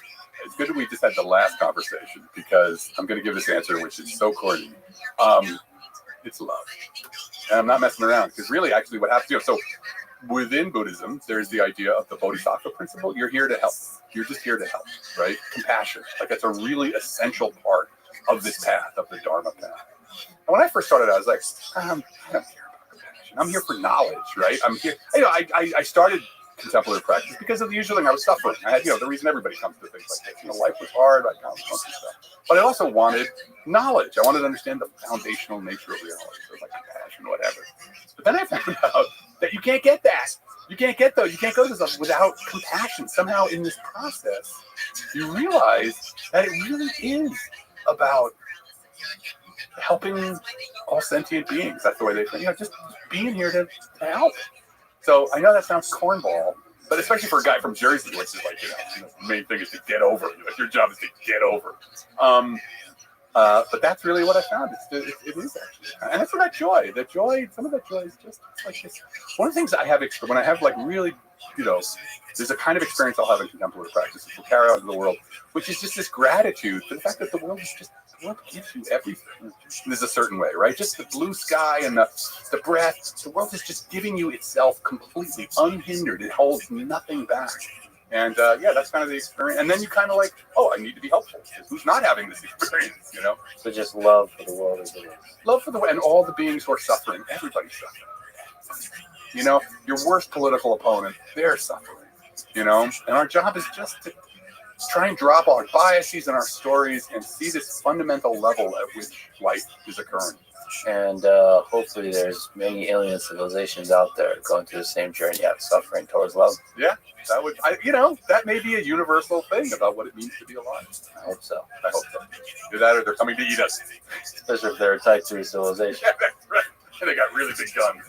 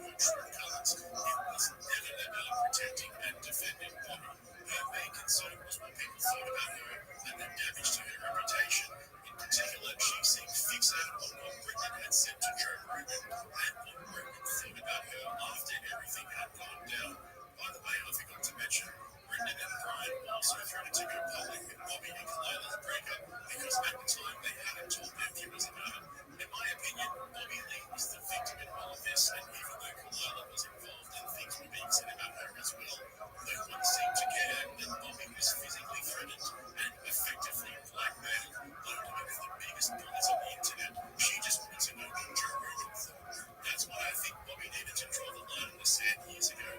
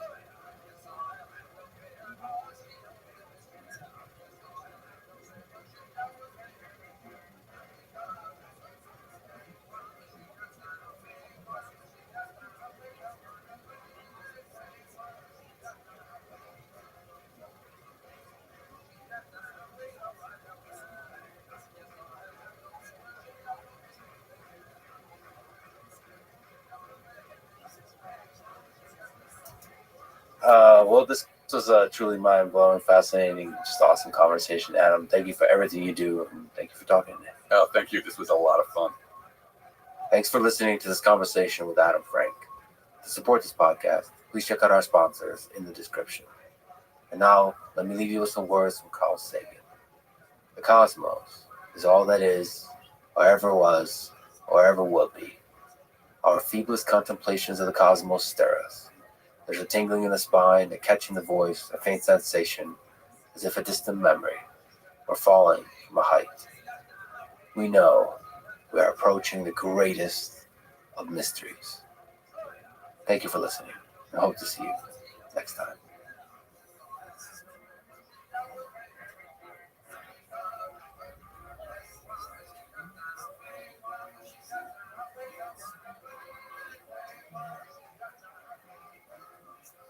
So people need to go back and read the history of the first 100 days under FDR. The sheer amount of legislation that went through, his ability to bring Congress to heel and the Senate, he gets all this stuff through. But as you and I know, legislation takes a long time to put into place, right? We've had people starving on the streets all throughout 1933 under Hoover.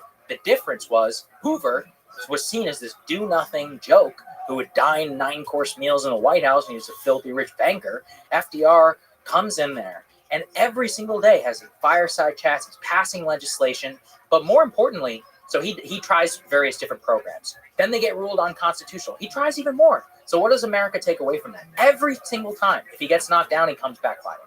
And that was a really part of his character that he developed after he got polio, and it gave him the strength to persevere through personally what he could transfer in his calm demeanor and his feeling of fight, that America really got that spirit from him and was able to climb itself out of the Great Depression. He's such an inspirational figure. I think of Johnson and of Nixon, of Teddy Roosevelt, even of FDR. I can give you a laundry list of personal problems that all those people had. I think they had really, really good judgment. And I'm not sure how intrinsic their own personal character was to their exploration and thinking about the world. So JFK might be our best example, because he had the best judgment out of anybody in the room as a brand new president in the Cuban Missile Crisis. And he got us out and avoided nuclear war, which he deserves eternal credit for that. And I encourage people out there, this is a brutal text. We were forced to read it in graduate school. The Essence of Decision by Graham Allison. I'm so thankful we did. It's one of the foundations of political science, because it lays out theories of how government works. People really need to understand Washington.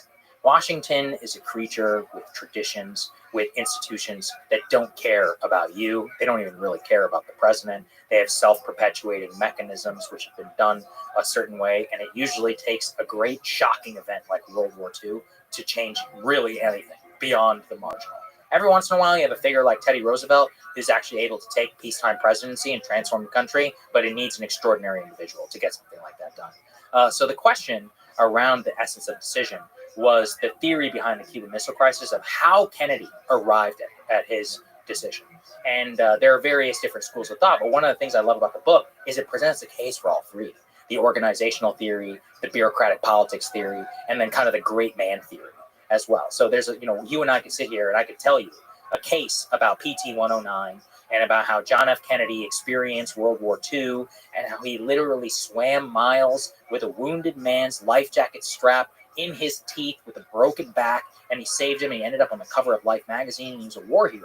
And he was a deeply smart individual who wrote a book in 1939 called Why England Slept, which to this day is considered a text which at the moment was able to describe in detail why Neville Chamberlain and the British political system arrived at the policy of appeasement. I actually have an original copy. It's one of my most prized possessions, because from 1939, because this is a 23-year-old kid. Who the fuck are you, John F. Kennedy? Turns out he's brilliant, man. And another just favorite aside is that at the Potsdam Conference, where Harry Truman is there with Stalin and everybody. So in the room at the same time, Harry S. Truman, President of the United States, Dwight D. Eisenhower, the general, right, who will succeed him, 26-year-old John F. Kennedy as a journalist, and all three of those presidents were in the same room with Joseph Stalin and others. And that's the story of America right there. It's kind of amazing. I'm going to give you one of the most depressing quotes, which is deeply true. Roger Ailes, who is a genius. Shout out to The Loudest Voice in the Room by Gabriel Sherman. That book changed my life too, because it really made me understand the media. People don't want to be informed; they want to feel informed. The following is a conversation with Sagar Anjeti, his second time on the podcast. Sagar is a political commentator, journalist, co-host of Breaking Points with Crystal Ball and of the Realignment podcast with Marshall Kozlov. Sagar is one of the most well-read people I've ever met. His love of history and the wisdom gained from reading thousands of history books radiates through every analysis he makes of the world. In this podcast, we trace out the history of the various ideological movements that led up to the current political moment. In doing so, we mention a large number of amazing books. We'll put a link to them in the description for those interested to learn more about each topic. This is a Lex Friedman podcast. To support it, please check out our sponsors in the description. And now, dear friends, here's Sagar Anjeti. So let's start with the obvious big question. Why do you think Trump won? Let's break it down. Before the election, you said that if Trump wins, it's going to be because of immigration. So aside from immigration, what are the maybe less than obvious reasons that Trump won? Yes, we absolutely need to return to immigration. But without that, multifaceted explanation. Let's start with the easiest one.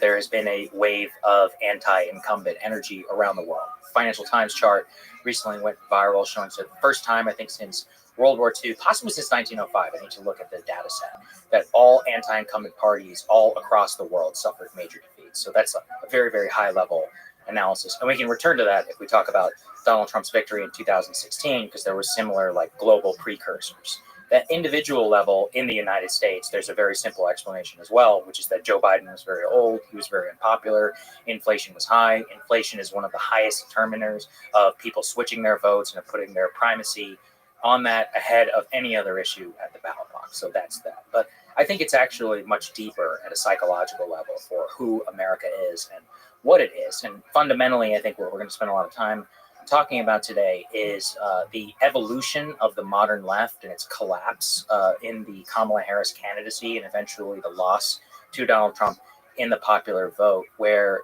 really is like an apotheosis of several social forces. So we're going to talk about the Great Awakening, or so-called awakening, which is very important to understanding all of this. There's also really Donald Trump himself, who is really one of the most unique individual American politicians that we've seen in decades. At this point, Donald Trump's victory makes him the most important and transformative figure in American politics since FDR. And thought process for the audience is in 2028, there will be an 18-year-old who's eligible to vote, who cannot remember a time when Donald J. Trump was not the central American figure. And there's stories in World War II where troops were on the front line, some of them are 18, 19 years old. FDR died, and they literally said, well, who's the president? And he said, Harry Truman, you dumbass. And they go, who?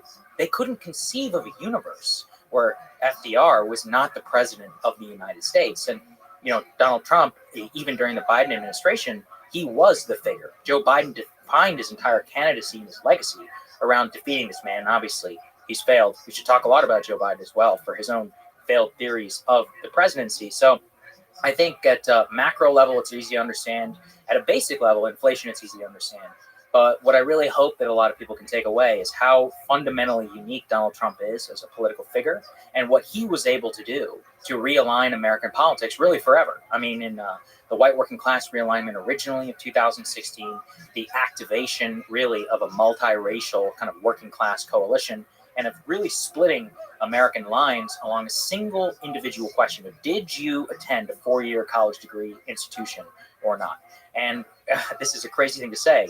Donald Trump is one of the most racially depolarizing electoral figures in American history. We lived in 2016 at a time when racial groups, really voted in blocks, Latinos, blacks, whites. There was some, of course, division between the white working class and the white college-educated, white-collar workers. But by and large, you could pretty fairly say that Asians, Indians, everyone, 80, 90% were going to vote for the Democratic Party. Latinos as well. I'm born, here in Texas, in the state of Texas. George W. Bush shocked people when he won some 40% of the Latino vote. Donald Trump just beat Kamala Harris with Latino men, and he ran up the table for young men. So really, fundamentally, we have witnessed a full realignment in American politics, and that's a really fundamental problem for the modern left, is to erase a lot of the conversation around gerrymandering, around the electoral college, the so-called electoral college bias towards Republicans, really being able to win the popular vote for the first time since 2004 is shocking and landmark achievement by a Republican. In 2008, I have a book on my shelf, and I always look at it to remind myself of how much things can change. James Carville, and it says 40 more years, how Democrats will never lose an election again. 2008, they wrote that book after the Obama coalition and the landslide. And something I love so much about this country, people change their minds all the time. I was born in 1992. I watched red states go blue. I've seen blue states go red. I've seen swing states go red or blue. I've seen millions of people pick up and move. The greatest internal migration in the United States since World War II. And it's really inspiring because it's a really dynamic, interesting place. And I love covering it. I love thinking about it, talking to people. It's awesome. One of the reasons I'm a big fan of yours is you're a student of history. And so you recommended a bunch of books to me. And they and others thread the different movements throughout American history. Some movements take off and do hold power for a long time. Some don't. And some are started by a small number of people and are controlled by a small number of people. Some are mass movements. And it's just fascinating to watch how those movements evolve and then fit themselves maybe into the constraints of a two-party system. Mm-hmm. And I'd love to sort of talk about the various perspectives of that. So would it be fair to say that this election was turned into a kind of class struggle? Well, I won't go that far, because to say it's a class struggle really implies that things fundamentally align on economic lines, and I don't think that's necessarily accurate. Although, if that's your lens, you could get there. So there's a very big statistic going around right now where Kamala Harris increased her vote share in one households over $100,000 or more, and Donald Trump won households under $100,000. So you could view that in an economic lens. The problem, again, that I have is that is much more a proxy for four-year college degree and for education. And so one of my favorite books is called Coming Apart by Charles Murray. And that book really, really underscores how the cultural milieu that people swim in when they attend a four-year college degree and the trajectory of their life, not only on where they move to, who they marry, what type of grocery store they go to, their cultural, what television shows that they watch. One of my favorite questions from Charles Murray is called a bubble quiz. I encourage people to go take it, by the way, which it asks you a question. It's like, what does the word Branson mean to you? And it has a couple of answers. One of them is Branson is Richard Branson, Sir Richard Branson. Number 2 is Branson, Missouri, which is like a country music tourist style destination. 3 is it means nothing. So you are less in a bubble if you say country music, and you're very much in the bubble if you say Richard Branson. And I remember taking that test for the first time. I go, obviously Sir Richard Branson, Virgin Atlantic. Like, what? And then I was like, wait, I'm in the bubble. And there are other things in there, like, can you name various different military ranks? I can, because I'm a history nerd, but the vast majority of college-educated people don't know anybody who served in the United States military. They don't have family members who do. The most popular shows in America are like The Big Bang Theory and NCIS, whereas people in our probably cultural milieu, our favorite shows are White Lotus, The Last of Us. This is prestige television, right?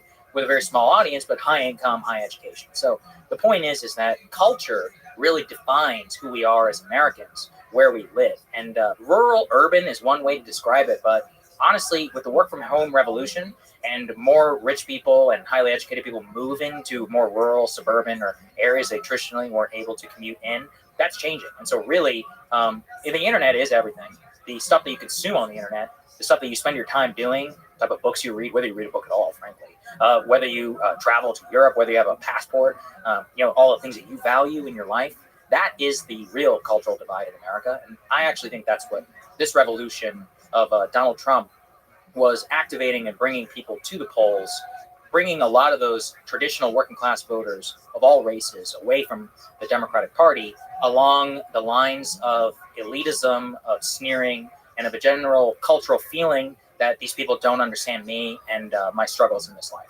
And so the trivial formulation is the wokeism, the anti-wokeism movement. Yeah. So it's not necessarily that Trump winning was a statement against wokeism. It was the broader anti-elitism. It's difficult to say because I wouldn't dismiss anti-wokeism or wokeism as an explanation. But we need to understand like the electoral impacts of woke. So there's varying degrees of like how you're going to encounter quote unquote wokeism. And this is a very difficult thing to define. So let me just try and break it down, which is there are the types of things that you're going to interact with on a cultural basis. And what I mean by that is going to watch a TV show and just for some reason there's like two trans characters and it's never like particularly explained why, they just are there. Or watching a commercial and it's the same thing. Watching, I don't know, I remember watching, I think it was Doctor Strange in the Multiverse of Madness, and it was a terrible movie by the way, don't worry about it. But one of the characters, I think her name was like America, and she wore a gay pride flag. Right, look, many left-wingers would make fun of me for saying these things, but that is obviously a social agenda to the point as in they believe it is like deeply acceptable, that is used by Hollywood and cultural elites who really value those progress, in sexual orientation and others, and they really believe it's important to quote unquote showcase it for representation. So that's like one way that we may encounter quote unquote wokeism. But the more important ways, frankly, are the ways that affirmative action, which really has its roots in American society all the way going back to the 1960s, and how those have manifested in our economy and in our understanding of quote unquote discrimination. So two books I can recommend. One is called The Origins of Woke. That's by Richard Hanania. There's another one by The Age of Entitlement by Christopher Caldwell.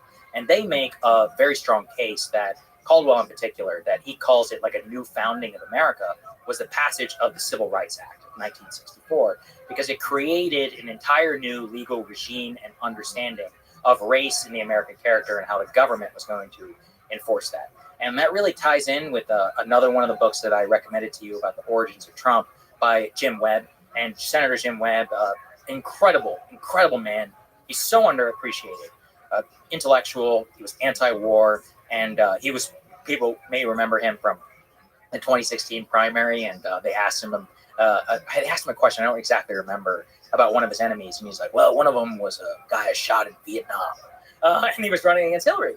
And that guy, he wrote the book Born Fighting. I think it's History of the Scots-Irish People, something like that. And that book really opened my eyes to the way that affirmative action and racial preferences that were playing out, through the HR managerial elite really turned a lot of people within the white working class away from the Democratic Party and felt fundamentally discriminated against by the professional managerial class. And so there's a lot of roots to this, the Managerial Revolution by James Burnham, and in terms of the origin of kind of how we got here. But the crystallization of like DEI and or affirmative action, I prefer to use the term affirmative action, in the highest echelons of business. And there became this idea that representation itself was the only thing that mattered. And I think that right around 2014, that really went on steroids. And that's why it's not an accident that Donald J. Trump elected in 2016. At this point, do you think this election is a kind of statement that wokeism as a movement is dead? I don't know. It's very difficult to say because wokeism itself is not a movement with a party leader. It's a amorphous belief that has worked its way through institutions now for almost 40 or 50 years. It's effectively a religion. And part of the reason why it's difficult to define is it means different things to different people. So, for example, there are varying degrees of how we would define, quote unquote, woke. Do I think that the Democrats will be speaking in so-called academic language? Yes, I do think they will. I think that the next Democratic nominee will not do that. However, Kamala Harris actually did move as much as she could away from quote-unquote woke, but she basically was punished for a lot of the sins of both herself from 2019, but a general cultural feeling that her and the people around her do not understand me, and not only do not understand me, but have racial preferences or a regime or an understanding that would lead to a quote-unquote equity mindset, equal outcomes for everybody as opposed to equality of opportunity, which is more of a colorblind philosophy. So I can't say. I think it's way too early.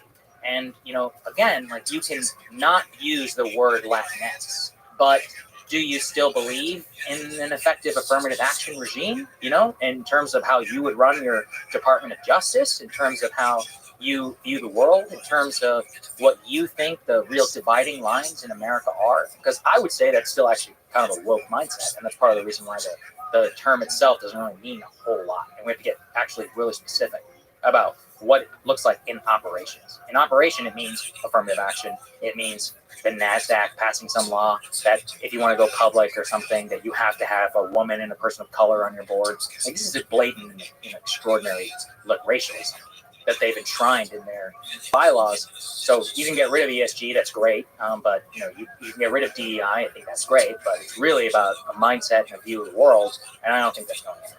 And you think the reason it doesn't work well in practice is because there's a big degree to which it's anti-meritocracy. It's anti-American, really. I mean, DEI and woke and affirmative action makes perfect sense in a lot of different countries. Okay, and there are a lot of countries out there that are multi-ethnic and they're heterogeneous, and they are run by basically quasi-dictators. And the way it works is that you pay off the Christians and you pay off the Muslims, and they get this guy and they get that guy, and everybody kind of shakes it. It's very explicit. They're like, we have 10 spots, and they go to the Christians. We have 10 spots, and it goes to the Hindus. I'm talking, India is a country that I know pretty well, and this does kind of work like that on state politics level in some respect. But in America, fundamentally, we really believe that no matter where you are from, that you come here and basically within a generation, especially if you migrate here legally and you integrate, that you leave a lot of that stuff behind. And the story, the American dream that is ingrained in so many of us, is one that really does not mesh well with any sort of racial preference regime or anything that's not meritocratic. And I will give the left wingers some, credit in the idea that meritocracy itself, could have preference for people who have privileged backgrounds. I think that's true. And so, the way I would like to see it is to increase everybody's equality of opportunity, to make sure that they all have a chance at quote unquote willing out the American dream, but that doesn't erase meritocracy, hard work, and many of the other things that we associate with the American character, with the American frontier. So these are two ideologies which are really at odds. Like in a lot of ways, like wokeism, racialism, and all this is a third world ideology. It's one that's very prevalent in Europe and all across Asia, but it doesn't mix well here, and it shouldn't. And I'm really glad that America feels the same way. Yeah, I got to go back to Jim Webb and that book. What a badass, fascinating book. Oh my God. Born Fighting. Amazing. How the Scots-Irish shaped America. So I did not realize to the degree, first of all, how badass the Scots-Irish are. And to the degree, many of the things that kind of identify as American and part of the American spirit were defined by this relatively small group of people. Yeah. As he describes, the motto could be summarized as fight, sing, drink, and pray. So there's the principles of fierce individualism, the principles of a deep distrust of government, the elites, the authorities, bottom-up governance, over 2,000 years of a military tradition. It made up 40% of the Revolutionary War Army and produced numerous military leaders, including Stonewall Jackson, Ulysses S. Grant, George S. Patton, and a bunch of presidents. Yeah. Some of the more gangster presidents. Andrew Jackson, Teddy Roosevelt, Woodrow Wilson, Ronald Reagan, Bill Clinton. Mm-hmm. Just the whole cultural legacy of country music. We owe them so much, and they really don't get their due, unfortunately. A lot of for the reasons that I just described around racialism is because post, mass immigration from Europe, the term white kind of became blanket applied to New Irish, to Italians, to Slovenians. And, as you and I both know, if you travel those countries, people are pretty different. And it's not different here in the United States. Scots-Irish were some of the original settlers here in America, and particularly in Appalachia, and their contribution to the fighting spirit and their own culture and like who we are as individualists, and some of the first people to ever settle the frontier, and that frontier mindset really does come from them. We owe them just as much as we do the Puritans, but they don't ever really get their due. And the reason I recommend that book is if you read that book and you understand then, how exactly could this group of white working class voters go from 2012 voting for a man named Barack Hussein Obama to Donald J. Trump. You really seem to, it makes perfect sense if you combine it with a lot of the stuff I'm talking about here, about affirmative action, about distrust of the elites, about feeling as if institutions are not seeing through to you, and specifically also not valuing valuing your contribution to American history, and in some cases, actively looking down. I'm glad you pointed out not only their role in the Revolutionary War, but in the Civil War as well, and just how much of a contribution culturally, really, that we owe them for setting the groundwork that so many of us who came later could build upon and adopt some of their own ideas and their culture as our own. It's one of the things that makes America great. Mark Twain. Yeah. I mean, so much of the culture, so much of the American spirit, the whole idea, the whole shape and form and type of populism that represents our democracy. So would you trace that fierce individualism that we think of back to them? Definitely. It's a huge part of them, about who they were, about the screw you attitude. That book actually kind of had a renaissance back in 2016 when Hillbilly Elegy came out. I'm sure you remember this, which it's kind of weird to think it's now the vice president-elect of the United States. It's kind of wild, honestly, to think about. But J.D. Vance's book, Hillbilly Elegy, I think was really important for a lot of American elites who were like, how do these people support Trump? Where does this shit come from? That if you really think back to that time, it was shocking to the elite character that any person in the world could ever vote for Donald Trump. And not just vote, he won the election. How does that happen? And that's Hillbilly Elegy guided people in an understanding of what that's like on a lived day-to-day basis. And JD, to his credit, talks about the Scots-Irish heritage, about Appalachia, and the legacy of what that culture looks like today, and how a lot of these people voted for Donald Trump. But we got to give credit to Jim Webb, who wrote the history of these people and taught me and you about their original fight against the oppressors, Scotland and Ireland, and their militant spirit, and how they were able to bring that over here. And they got their due in Andrew Jackson and some of our other populist presidents who set us up on the road to Donald Trump to where we are today. Dude, it got me pumped, excited to be an American. Me too. I love that book. It's crazy that JD, the same guy, because that's Hillbilly Elegy is what I kind of thought of him as. Yeah, I mean, I'll tell you, for me, it's actually pretty surreal. I met J.D. Vance in 2017 in like a bar. I didn't ever think he would be the vice president-elect of the United States. I mean, it's kind of wild. One of my friends went back and dug up the email that we originally sent him. She's like, "Hey, do you want to meet up?" And he's like, "Sure." Yeah. And I was watching on television. The first time they really hit me, I was like, "Whoa!" It was like naming a history book. It's whenever he became the vice presidential nominee. I was watching on TV, and the confetti was falling, and he was waving with his wife, and I was like, "Wow, that's it. You're in the history books now, forever." Especially now, as the literal vice president-elect of the U.S. But his own evolution is actually a fascinating story for us too, because I think a lot of the time I've spent right now is kind of a lot of what I'm giving right now are like 2016 kind of takes about like why Trump won that time. But we should spend a lot of time on how Donald Trump won this election and like what happened, some of the failures of the Biden administration, some of the payback for the Great Awakening. But also, if you look at the evolution of J.D. Vance, this is a person who wrote Hillbilly Elegy, and not a lot of people pay attention to this, but if you read Hillbilly Elegy, JD was much more of a traditional conservative at that time.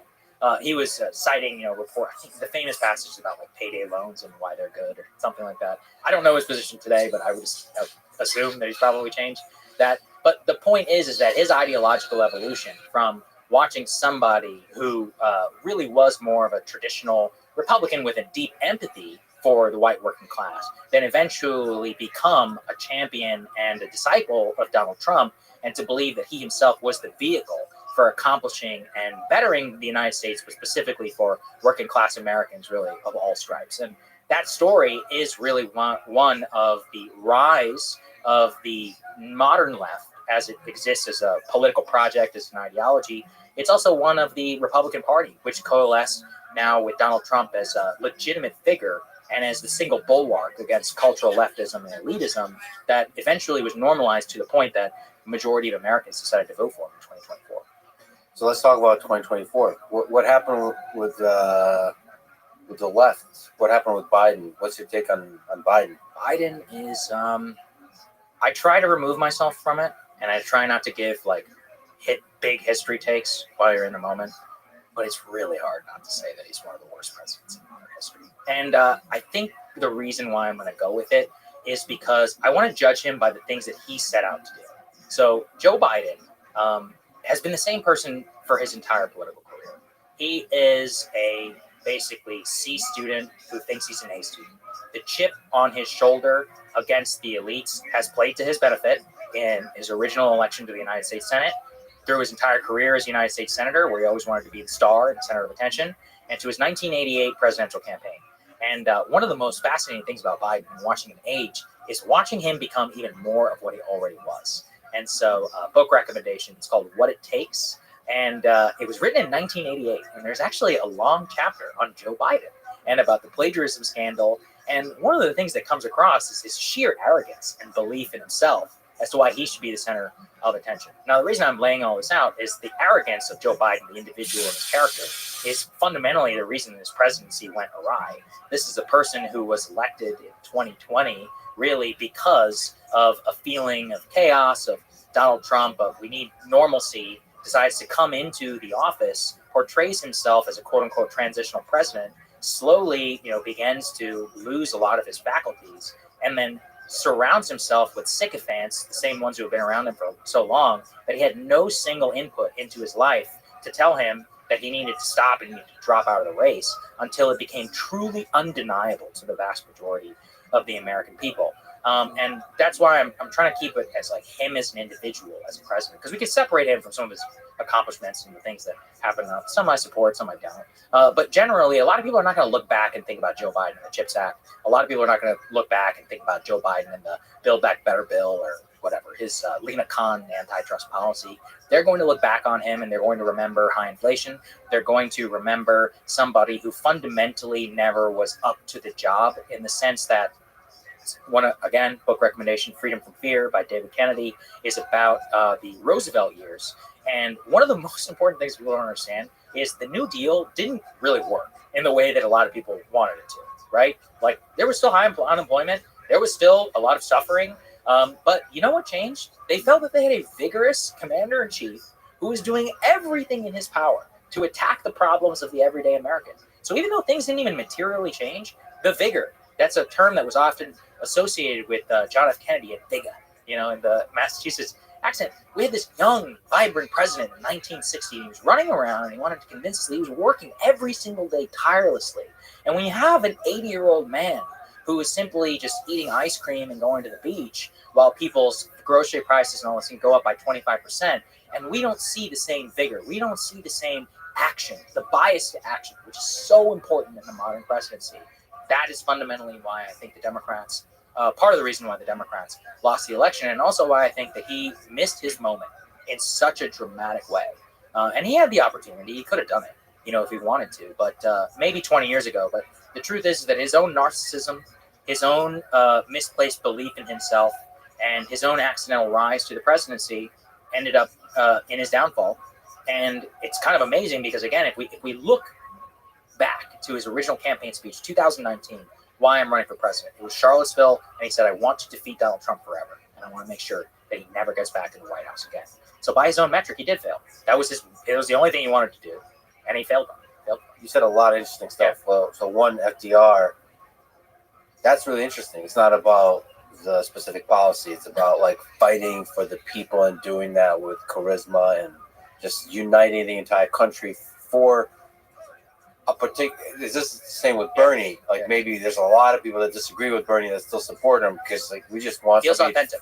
That's it. We just want somebody to fight authentically for us. Yes, FDR. People really need. FDR was like a king. He was like Jesus Christ. Okay, in the U.S. And some of it was because of what he did, but it was just a fight. So people need to go back and read the history of the first 100 days under FDR. The sheer amount of legislation that went through, his ability to bring Congress to heel and the Senate. He gets all this stuff through. But as you and I know, legislation takes a long time to put into place, right? We've had people starving on the streets all throughout 1933 under Hoover. The difference was Hoover was seen as this do-nothing joke who would dine 9-course meals in the White House, and he was a filthy rich banker.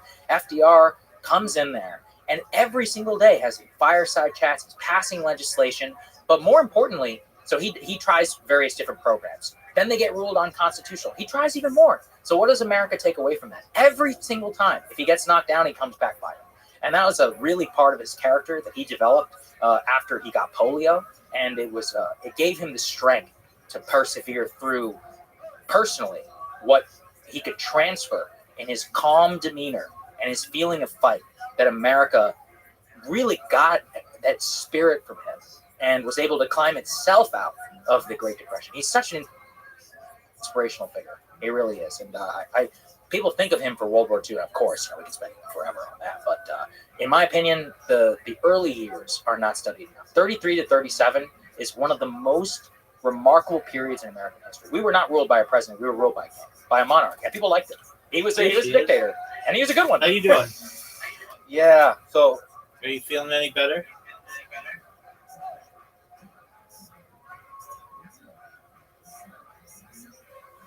Hello. Hi.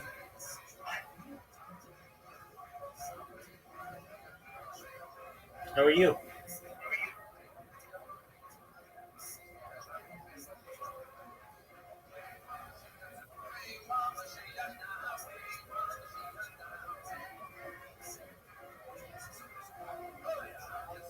Are you sign languaging to me?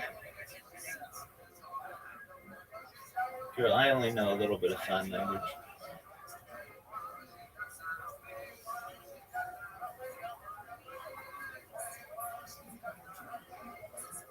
What's up? 3 W? Girl, just speak.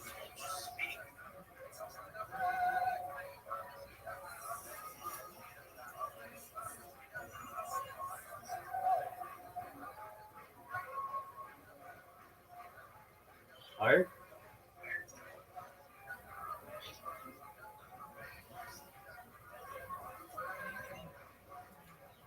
How are you? Do you give a thumbs up?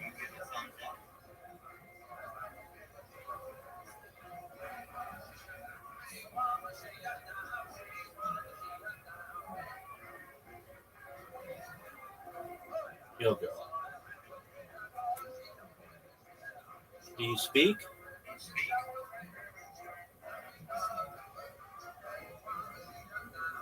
Oh, I heard you.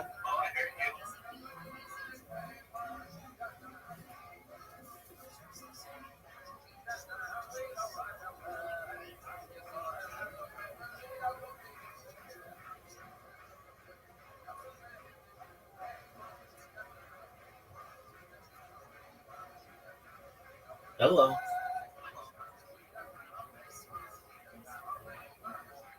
Hello, how are you?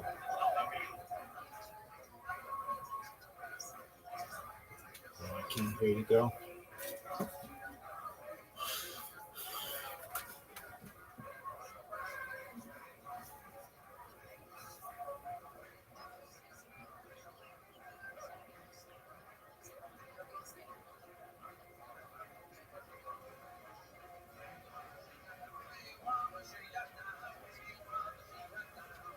Yo, there you are.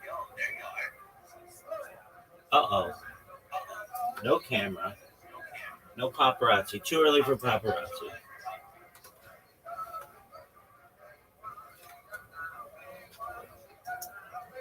Oh, to sort of push back against the implied thing that you said. So Sure. when saying Biden is the worst president, No, second worst in modern history. That's what I said. Second in modern worst. history, who's the worst? W. No question. I see, because of the horrible wars, probably. I mean, Iraq is just so bad. It's just Like a mess, yeah. one of my favorite authors is a guy, Gene Edward Smith. He's written a bunch of presidential biographies, and in the opening of his book W biography, he's like, "There's just no question. There's a single worst foreign policy mistake in all of American history, and W is one of our worst presidents ever. He had terrible judgment, and it got us into a war of his own choosing.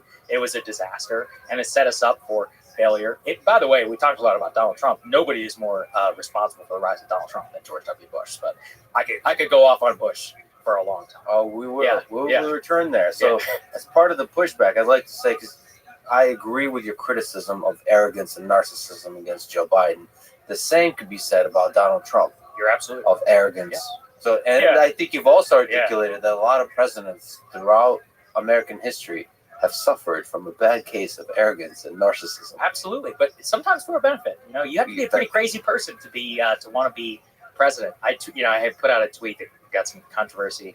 And I think it was Joe Rogan, who I love, but he was like, I want to find out who Kamala Harris is as a human being. And I was like, I'm actually not interested in who politicians are as human beings at all. It's like I've read too much about them to know. I know who you are. If you spend your life, and because I live in Washington and I spend a lot of time around would-be politicians, I know what it takes to actually become the president. It's crazy. You have to give up everything. Every night, you're not spending it with your wife. You're spending it at dinner with potential donors, with friends, with people who can connect you. Even after you get elected, that's even more so. Now you got to raise money, and now you're on to the next thing. Now you want to get your political thing through. You're going to spend all your time on your phone. You and your staff are going to be more like this. And your entire life revolves around your career. It's honestly, you need an insane level of narcissism to do it, because you have to believe that you are better than everybody else, which is already pretty crazy. And not only that, your own personal characteristics and foibles lead you to the pursuit of this office and to the pursuit of the idolatry of the self and everything around you. There's a famous story of Lady Bird Johnson after Johnson becomes the president. He was talking to the White House butler, and she was like, everything in this house revolves around my husband. Whatever's left goes to the girls, her 2 children, and I'll take the scraps. So everything revolved around Johnson's political career.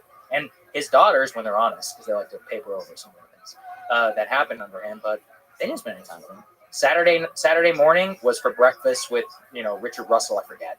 These are all in the Robert A. Caro books. Sunday was for Rayburn. There was no time for his kids. That's what it was. And by the way, he's one of the greatest politicians to ever live. But he also died from a massive heart attack, and he was a deeply sad and depressed individual. Yeah, I saw that tweet, to go back to that. Yeah. And also, I listened to your incredible debate about it with Marshall on the Realignment podcast, and I have to side with Marshall. I think you're just wrong on this.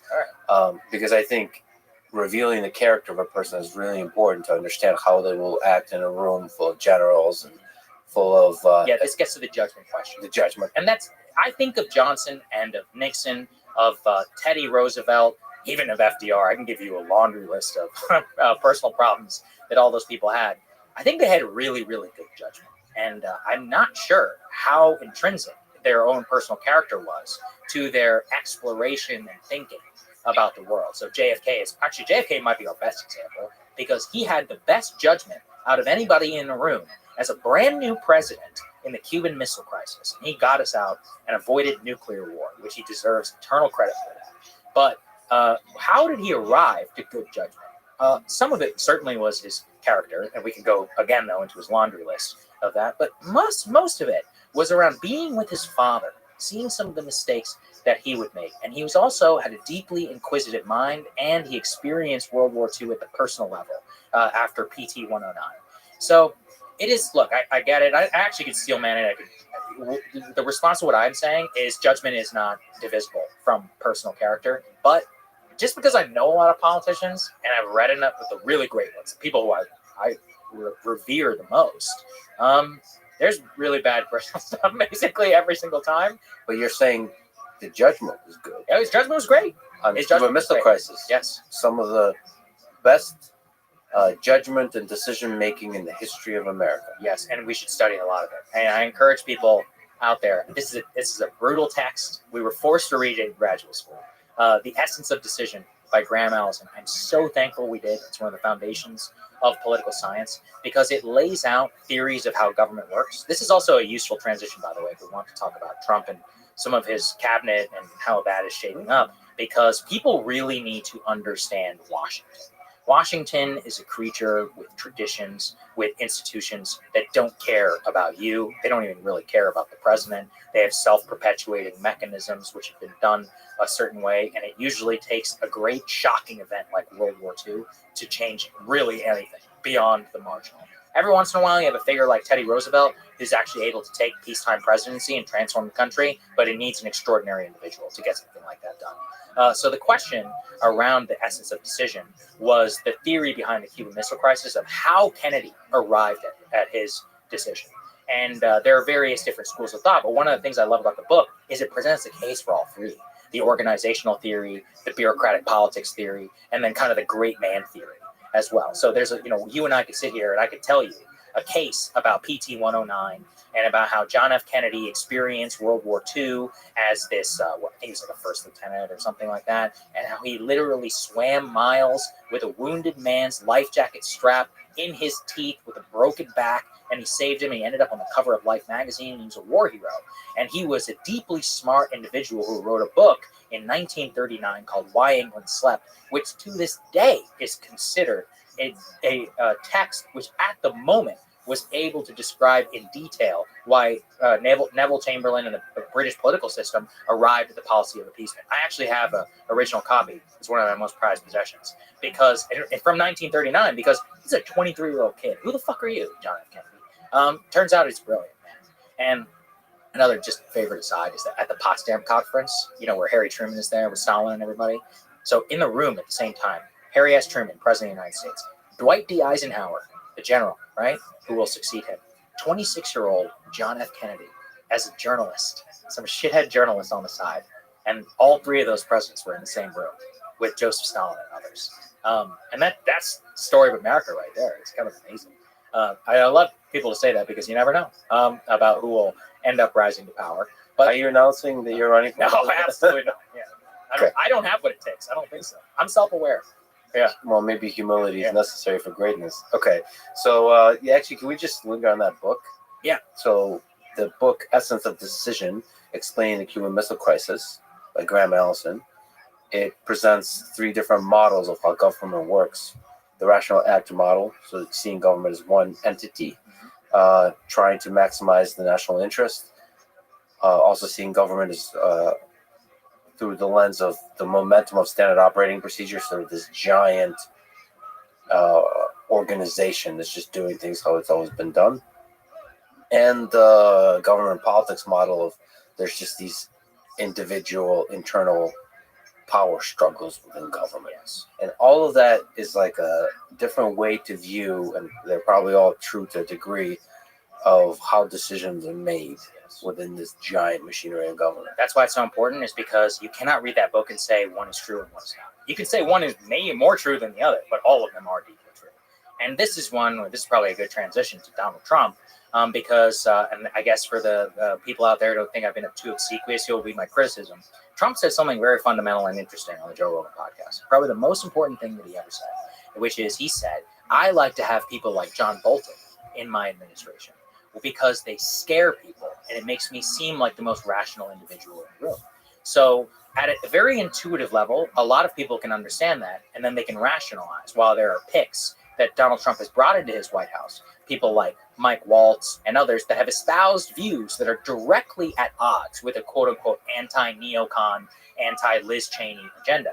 Now, Trump's theory of this is that he likes to have quote-unquote like psychopaths like John Bolton in the room with him while he's sitting across from Kim Jong-un because he gets scared. What I think Trump never understood when he was president, and I honestly question if he still does now, is those two theories that you laid out, which are not about the rational interest as the government is one model, but the bureaucratic theory and the organizational theory of politics. And because what Trump, I don't think, quite gets is that there are 99% of the decisions that get made in government never reach the president's desk. One of the most important Obama quotes ever is, by the time it gets to my desk, nobody else can solve them. All the problems here are hard. All the problems here don't have an answer. That's why I have to make a call. So the theory that Trump has, that you can have people in there who are, let's say, warmongers, neocons, or whatever, who don't necessarily agree with you, is that when push comes to shove at the most important decisions, that I'll still be able to rein those people in as an influence. Here's the issue. Let's say for Mike Waltz, who's going to be the national security advisor, a lot of people don't really understand, there's this theory of national security advisor where you call me into your office and you're the president. You're like, hey, what do we think about Iran? I'm like, I think we should do X, Y, Z. No, that's not how it works. The national security advisor's job is to coordinate the interagency process. So his job is to actually convene meetings, him and his staff, where in the Situation Room, CIA, State Department, SecDef, others, before the POTUS even walks in, we have options. So we're like, hey, Russia just invaded Ukraine. We need a package of options. Those packages of options are going to conceive of three things. We're going to have one group, we're going to call it the dovish option. 2, we're going to call it the middle ground. 3, the hardcore package. Trump walks in, this is how it's supposed to work. Trump walks in and he goes, okay, Russia invaded Ukraine. What do we do? Mr. President, we prepared 3 options for you. We got 1, 2, and 3. Now, who has the power? Is it Trump when he picks 1, 2, or 3, or is it the man who decides what's even in option 1, 2, 3? That is the part where Trump needs to really understand how these things happen. And I watched this happen to him in his first administration. He hired a guy, Mike Flynn, who was his national security advisor. You could say a lot about Flynn, but him and Trump were at least like this on foreign policy. Flynn gets outed because of what I would call an FBI coup, whatever. 33 days, he's out as a national security advisor. HR master. He's got a nice shiny uniform, 4-star, all of this. Master doesn't agree with Donald Trump at all. And so Trump says, I ran on pulling out of Afghanistan. I want to get out of Afghanistan. I'm like, yeah, we'll get out of Afghanistan. But before we get out, we got to go back in. As we need more troops in there. And he's like, oh, okay. It's like all this. And he approves a plan and effectively gives a speech in 2017 where he ends up escalating and increasing the number of troops in Afghanistan. And it's only until February 2020 that he gets to sign a deal, the Taliban peace deal, which in my opinion he should have done in 2017. But the reason why that happened was because of that organizational theory, of that bureaucratic politics theory, where H.R. McMaster is able to guide the interagency process, bring the uniform recommendations of the Joint Chiefs of Staff and others, to give Donald Trump no option but to say, we must put troops. Another example of this is a book called Obama's War by Bob Woodward. I highly encourage people to read this book, because this book talks about how Obama comes into the White House in 2009, and he says, I want to get out of Iraq, and I don't want to increase, I want to fight the good war in Afghanistan, right? And Obama's a thoughtful guy. Too thoughtful, actually. And so he sits there, and he's working out his opinions, and what he starts to watch is that very slowly his options begin to narrow, because strategic leaks start to come out from the White House Situation Room about what we should do in Afghanistan. And pretty soon, David Petraeus and Stan McChrystal and the entire national security apparatus has Obama pegged where he basically politically at the time decides to take the advantage position of increasing troops in Afghanistan, but then tries to have it both ways by saying, but in 2 years we're going to withdraw. That book really demonstrates how the deep state can completely remove any of your options to be able to move by presenting you with ones which you don't even want, and then making it politically completely infeasible to travel down the extreme directions. That's why when Trump says things like, I want to get out of Syria, that doesn't compute up here for the Pentagon. Because first of all, if I even asked you how many troops we have in Syria, and you go on the DoD website, it'll tell you a number. That number's bullshit. Because the way that they do it is if you're only there for 179 days, you don't count as active. Military contracts, the real number is, let's say, 5 times. And so Trump would be like, hey, I want to get out of Syria. Like, yeah, we'll do it. 6 months, right? I mean, 6 months. And after 6 months goes, so are we out of Syria yet? And they're like, no, well, we got to wrap this up. We got this base, we got that. It's an important mission. Next thing you know, you're out of office and it's over. So that there's all these things which I don't think he quite understands. I know that some of the people around him who disagree with these picks do. Is the reason why these picks really matter is not only are the voices in the Situation Room for the really, really high profile stuff, it's for all the little things that never get to that president's desk, of which can shape extraordinary policy. And I'll give you the best example. There was never a decision by FDR as president of the United States to oil embargo Japan. One which he thought about as deeply as you and I would want. It was a decision kind of made within the State Department. It was a decision that was made by some of his advisors. I think he eventually signed off on it. It was a conscious choice, but it was not one which ever was understood the implications that by doing that, we invite a potential response like Pearl Harbor. So think about, what the organizational bureaucratic model can tell us about the extraordinary blowback that we can get, and why we want people with great judgment all the way up and down the entire national security chain in the White House. Also, I just realized I did not talk about immigration, which is so insane. One of the reasons Donald Trump won in 2024, of course, was because of the massive change to the immigration status quo.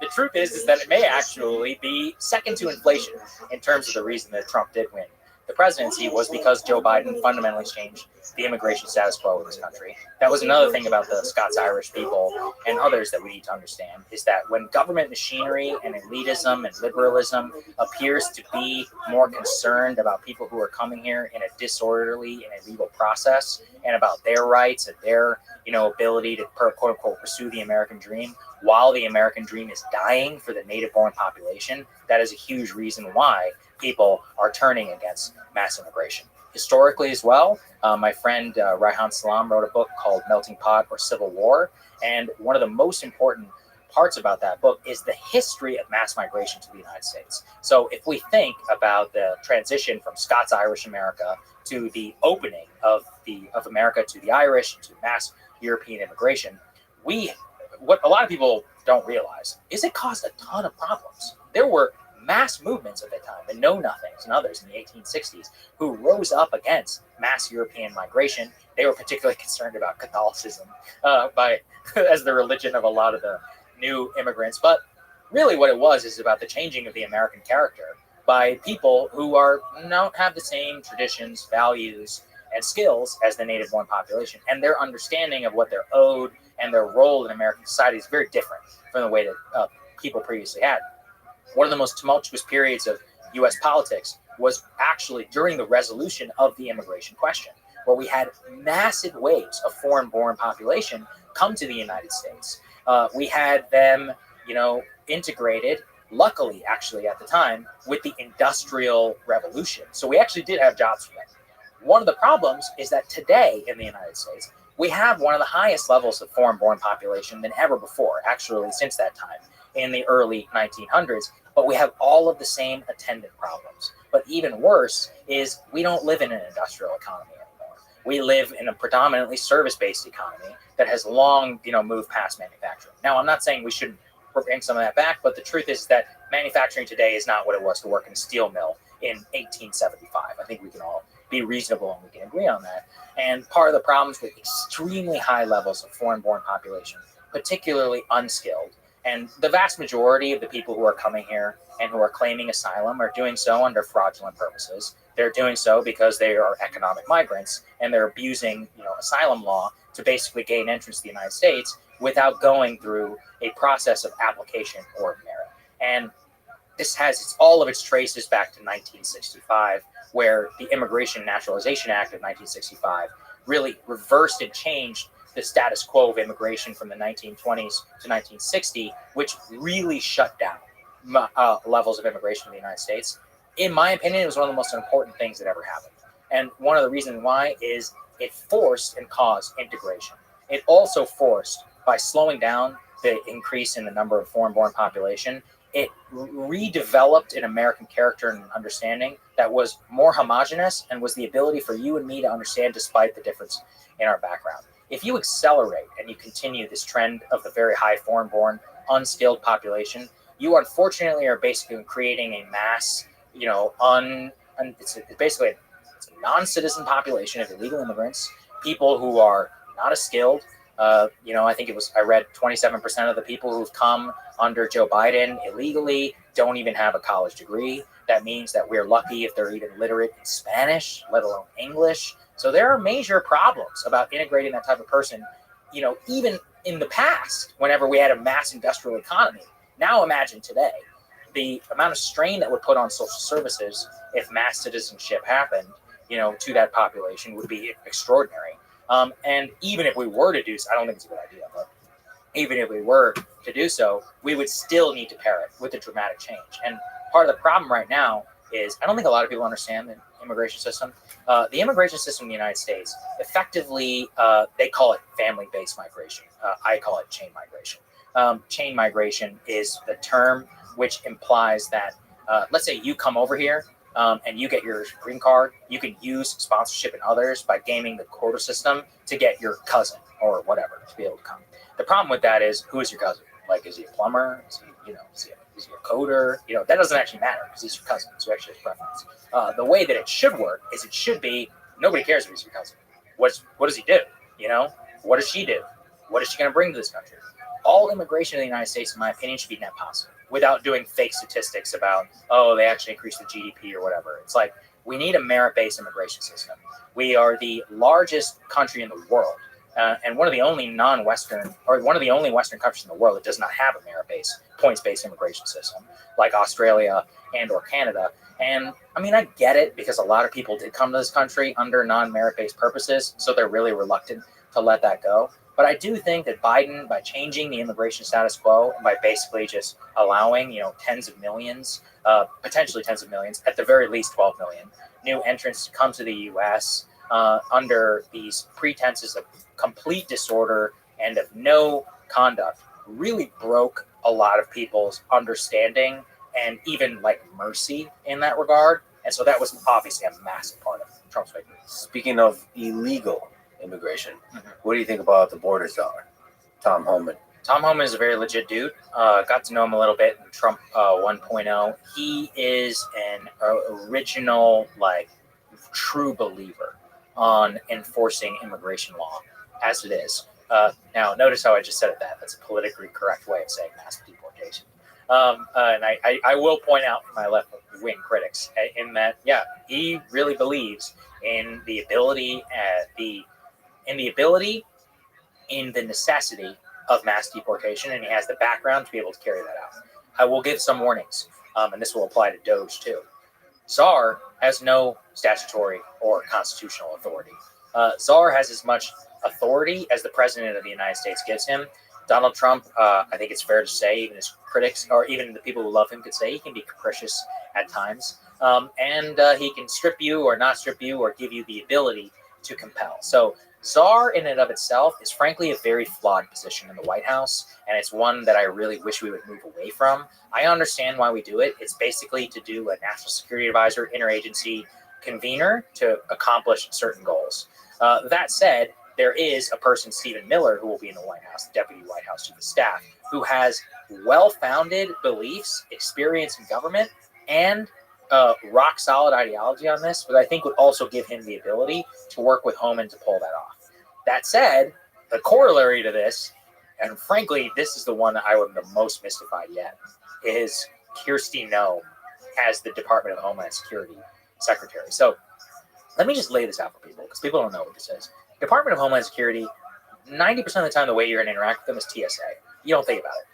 But people don't know the Department of Homeland Security is one of the largest law enforcement, if maybe the largest law enforcement agency in the world. It's gigantic.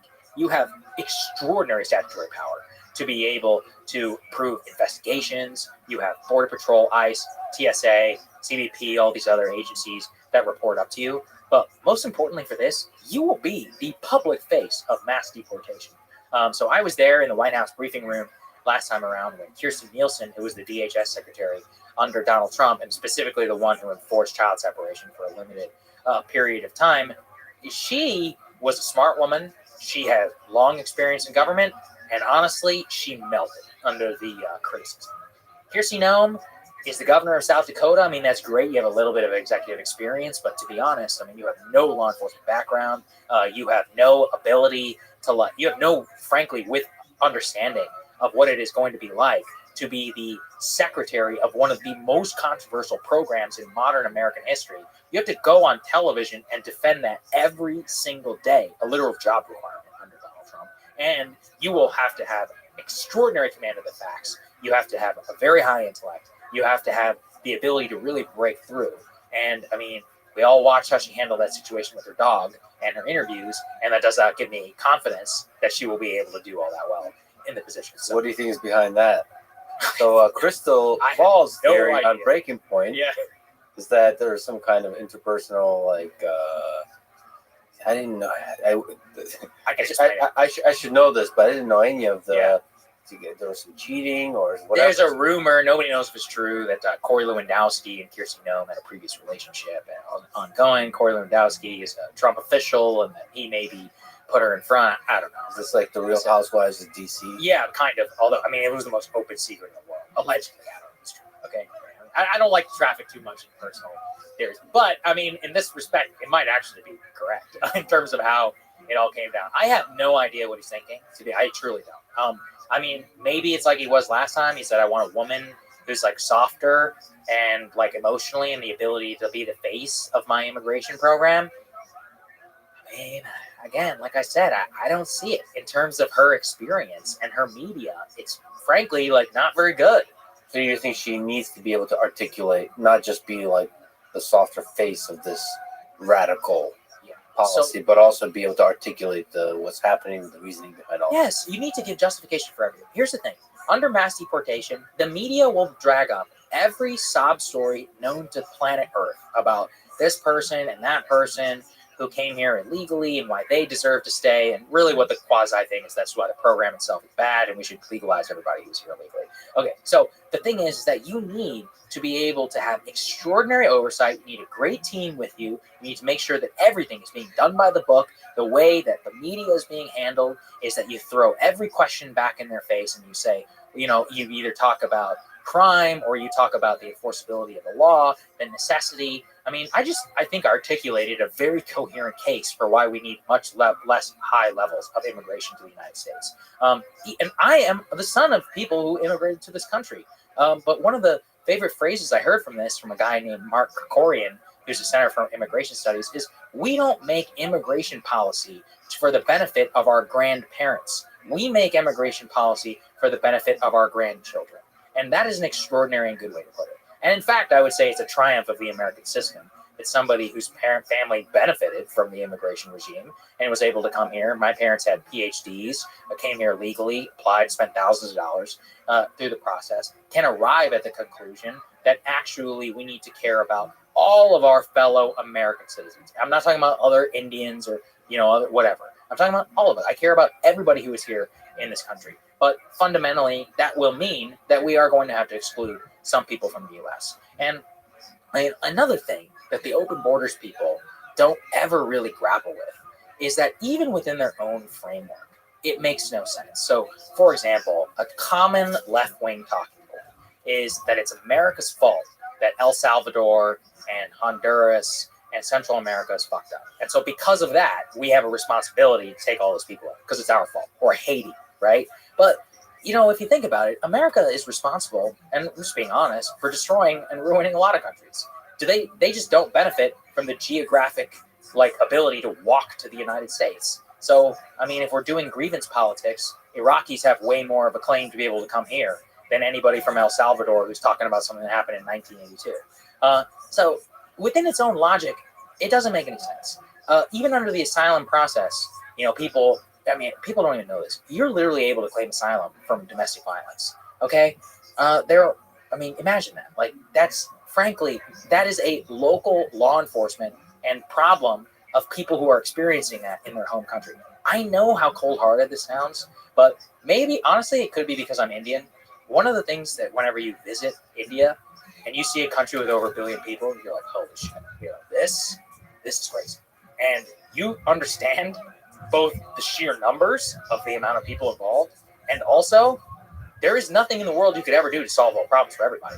It's a very complex and dynamic problem. And it's really nice to be bleeding heart and say, oh, well, we have responsibility to this and to all mankind and all that, but it doesn't work. It doesn't work with a nation state. It doesn't work with a sovereign nation. We're the luckiest people in the history of the world to live here in this country, and you need to protect it. And protecting it requires really thinking about the fundamentals of immigration itself and not telling us stories. There's a famous moment in the Trump White House where Jim Acosta, CNN White House correspondent, got into it with Stephen Miller, the current, who will be the current deputy chief. And he was like, what do you say, something along the lines, to people who say you're violating, that quote on the Statue of Liberty, you're tired, you're poor, you're hungry, all of that, the Emma Lazarus quote.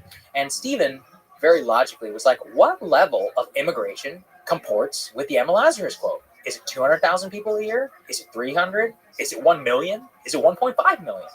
And that's such a great way of putting it, because there is no limiting principle on Emma Lazarus quote. There is, when you start talking, honestly, you're like, okay, we live in X, Y, and Z society with X, Y, and Z GDP.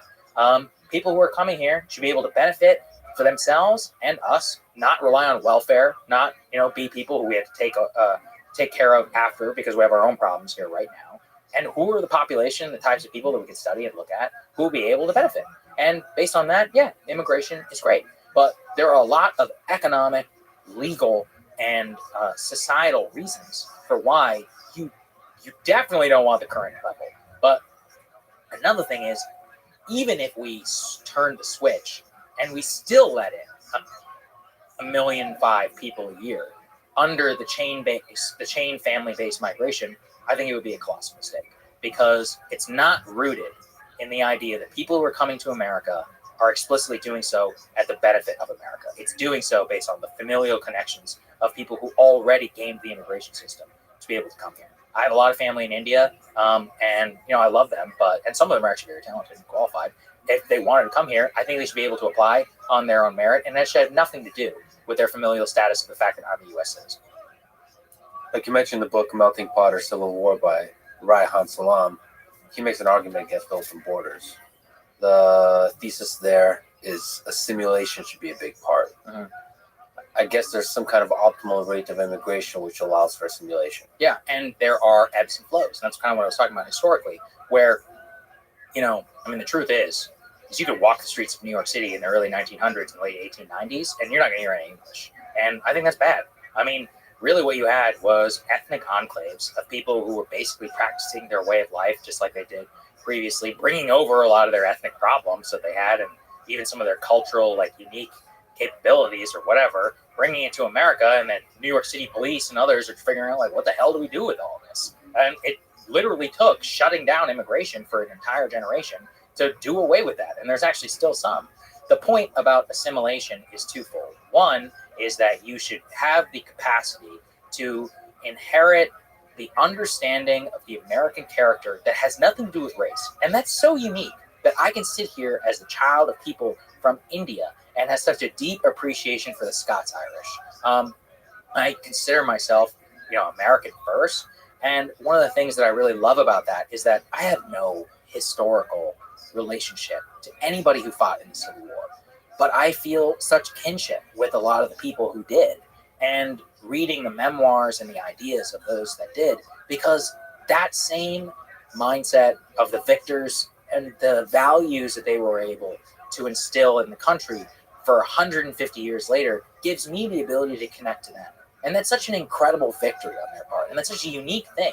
In almost every other country in the world, in China, in India, or wherever, you're kind of like what you are. You're a Hindu, you're a Jew, you're Han Chinese, you're Uyghur, or you're Tibetan, something like that. You're born into it. But really here, it's one of the only places in the world where you can really connect to that story and that spirit and the compounding effect of all of these different people who have come to America. And that is a celebration of immigration as an idea. But immigration is also a discrete policy. And that policy was really screwed up by the Biden administration. And so we can celebrate the idea and also pursue a policy for all of the people in the U.S., our citizens, to actually be able to benefit. And look, it's going to be messy. And honestly, I still don't know yet if Trump will be able to pursue actual mass deportation. Just because I think that I'm not sure the public is ready for it. I do support mass deportation. I don't know if the public is ready for it. I don't know. I'll have to see, because there's a lot of different ways that you can do it. There's mandatory E-Verify, which requires businesses to basically verify you're a U.S. citizen or you're here legally whenever they employ you, which is not the law of the land currently, which is crazy, by the way. There's, you can cut off or tax remittance payments, which are payments that are sent back to other countries like Mexico, Honduras, Guatemala. Again, illustrating my economic migrant point. There are a lot of various different ways we just make it more difficult to be illegally here in the U.S. so people will self-deport. But if he does pursue real mass deportation, that will be a flashpoint in America. Aren't you talking about things like what Tom Homan said, that worksite raids, sort of increasing the rate of that? Yeah, we used to do that. But there's a rate at which you can do that where it would lead to a radical social upheaval. Yeah, it will. And I think some people need to be honest here. And this actually flies in the face of, one of the most common liberal critiques is this is going to raise prices. And yeah, I think it's true.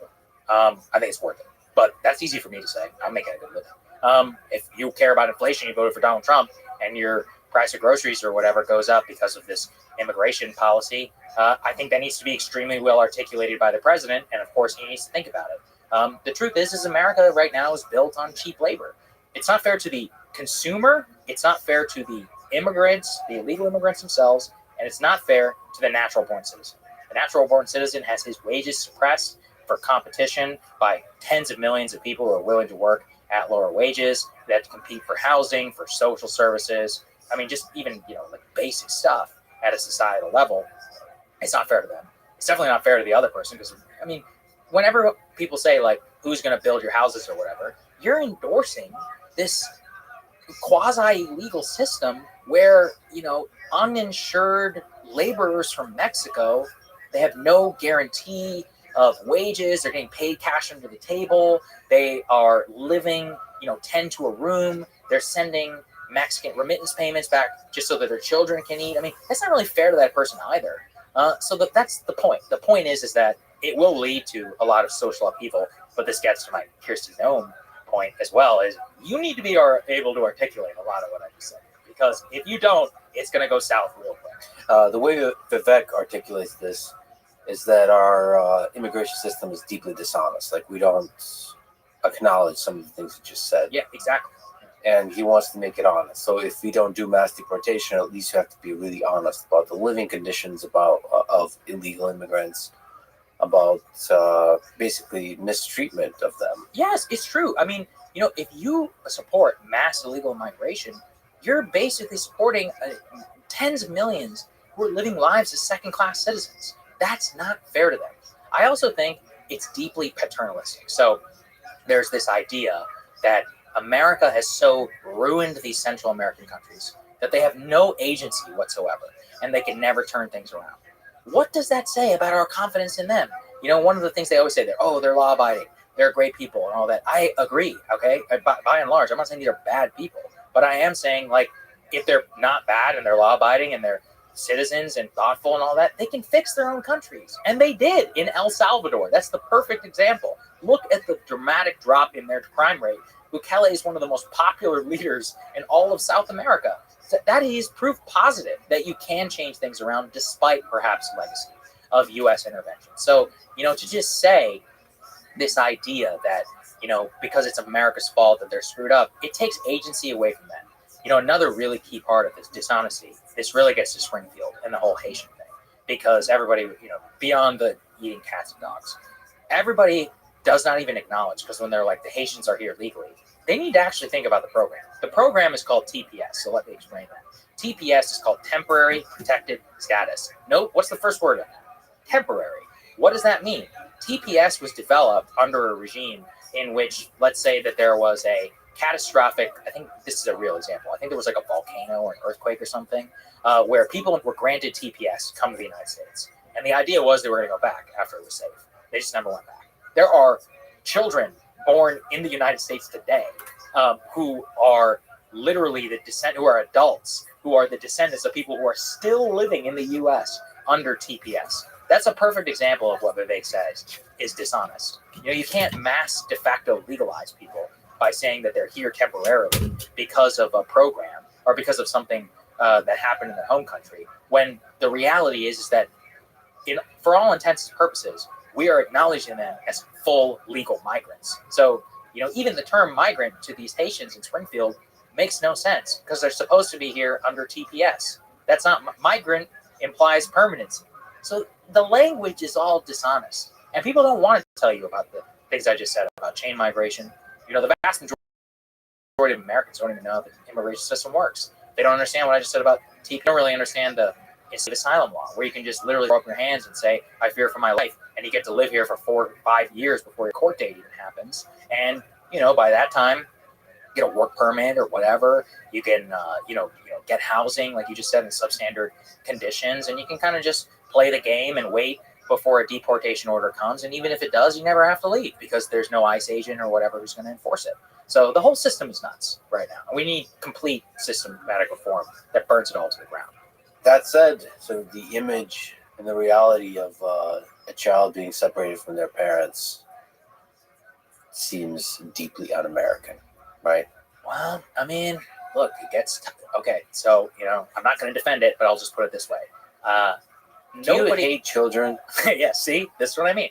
Do you think twice whenever you see a drug addict who's put in prison and their child is put in protective services? Nobody in America thinks twice about that, right? Right. So, I mean, well, that's kind of screwed up. Well, we should think about, why did we come to that conclusion? The conclusion was that these adults willingly broke the law and pursued a path of life, which put them on a trajectory where the state had to come in and determine that you are not allowed to be a parent, basically, to this child while you serve your debt to society. Now, child separation was very different. Child separation was also a product of extremely strange circumstances in U.S. immigration law, where basically at the time, the reason why it was happening was because there was no way to prosecute people for illegal entry without child separation. Because previous doctrine, I believe it's called the Flores Doctrine, it's some asylum law. People will have to go check my work on this. But basically, the whole reason this evolved as a legal regime was because people figured out that if you bring a kid with you, because of the so-called Flores Doctrine or whatever, that you couldn't be prosecuted for illegal entry. So it was a de facto way of breaking the law. And in fact, a lot of people were bringing children here who weren't even theirs, they weren't even related to or couldn't even, prove it, were bringing them to get around the prosecution for illegal entry. So I'm not defending child separation. I think it was horrible or whatever. But, if I give you the context, it does seem like a very tricky problem in terms of, do we enforce the law or not? How are we able to do that? And the solution, honestly, is what Donald Trump did, was remain in Mexico and then pursue a complete rewrite of the way that we have U.S. asylum law applied and of asylum adjudication, and really just about enforcing our actual laws. So when I try to explain to people is the immigration system right now is a patchwork of this deeply dishonest, such a great word, deeply dishonest system in which you use the system and set it up in such ways that illegal immigration is actually one of the easiest things to do to accomplish immigration to the United States. That is wrong. My parents had to apply. It wasn't easy. Do you know in India there's a temple called the Visa Temple where you walk 108 times around it, which is like a lucky number, and you do it when you're applying for a visa in the United States. All right? It costs a lot of money, and it's hard. People get rejected all the time. There's billions of people across the world who would love to be able to come here. And many of them want to do so legally, and they should have to go through a process. The current way it works is it's easier to get here illegally than it is legally. I think that's fundamentally right. It's also unfair to people like us, whose parents did come here legally. Can you steel me on the case against mass deportation? What are the strongest arguments? The strongest argument would be that these people contribute to society, that these people, many of whom, millions of here, have been here for many years, have children, natural-born citizens because of birthright citizenship. It would require something that's fundamentally inhumane, and the Americans have said, the idea of separating families, across different borders simply because of what is quote-unquote like small decision of coming here illegally. And the best case, beyond any of this moral stuff, for no mass deportation is it's good for business. Illegal immigration is great for big business. It is great for big agriculture. So if you want the lowest prices of all time, then yeah, mass deportation is a terrible idea. But first of all, very convincing. And second of all, you can't just do mass deportation without also fixing the immigration system. Yes, exactly. And there's several pieces of legislation. HR 2, that's something that the Republicans have really coalesced around. It's a border bill. I encourage people to go read it and see some of the different fixes to the U.S. immigration system. I'm curious whether it'll actually pass or not. Remember, there's a very slim majority of the House of Representatives for Republicans this time around, and people vote for a lot of things when they're not in power, but when it's actually about to become the law, we'll see. There's a lot of swing state people out there who may think twice before casting that vote, so I'm definitely curious to see how that one plays out. The other thing is that, like I just said, the biggest beneficiary of illegal immigration is big business. So if you think they're going to take this one lying down, absolutely not. They will fight for everything that they have to keep their pool of cheap labor because it's great for them. I think JD said a story, I think he was on Rogan, about how he talked to a hotelier chain guy, and he was like, yeah, it's just terrible. It's like they would take away our whole workforce. And he was like, do you hear yourself? In terms of what you're bragging about, but that's real. That's a real thing. And that, Tyson Foods and all these other people, that's another really sad part is what I mean by second-class citizenship is this presumption, first of all, that Americans think it's too disgusting to process meat or to work in a field. I think anybody will do anything for the right wage, first of all. But second is, the conditions in a lot of those facilities are horrible, and they're covered up for a reason, not only in terms of the way that businesses feel like they actually conduct themselves, but also to cover up their illegal immigrant workforce. So honestly, I think it can make things better for everything. You have studied how government works. What are the chances of mass deportation happens? Well, it depends how you define it. So, I mean, mass deportation could mean 1 million. I mean, nobody even knows how many people are here illegally. It could be 20 million. It could be 30 million. I've seen estimates of up to 30 million, which is crazy. That's almost 1/11 of the entire U.S. population. What number do you think will feel like mass deportation? 1 million people?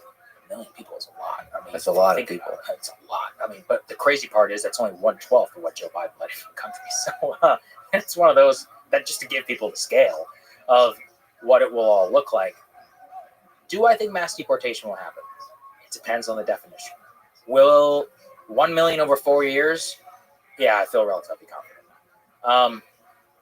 Anything over that, it's going to be tough to say. Like I said, probably the most efficient way to do it is to have mandatory e-verify and to have processes in place where it becomes very difficult to live in the United States illegally, and then you will have mass self-deportation, and they will take the victory lap on that.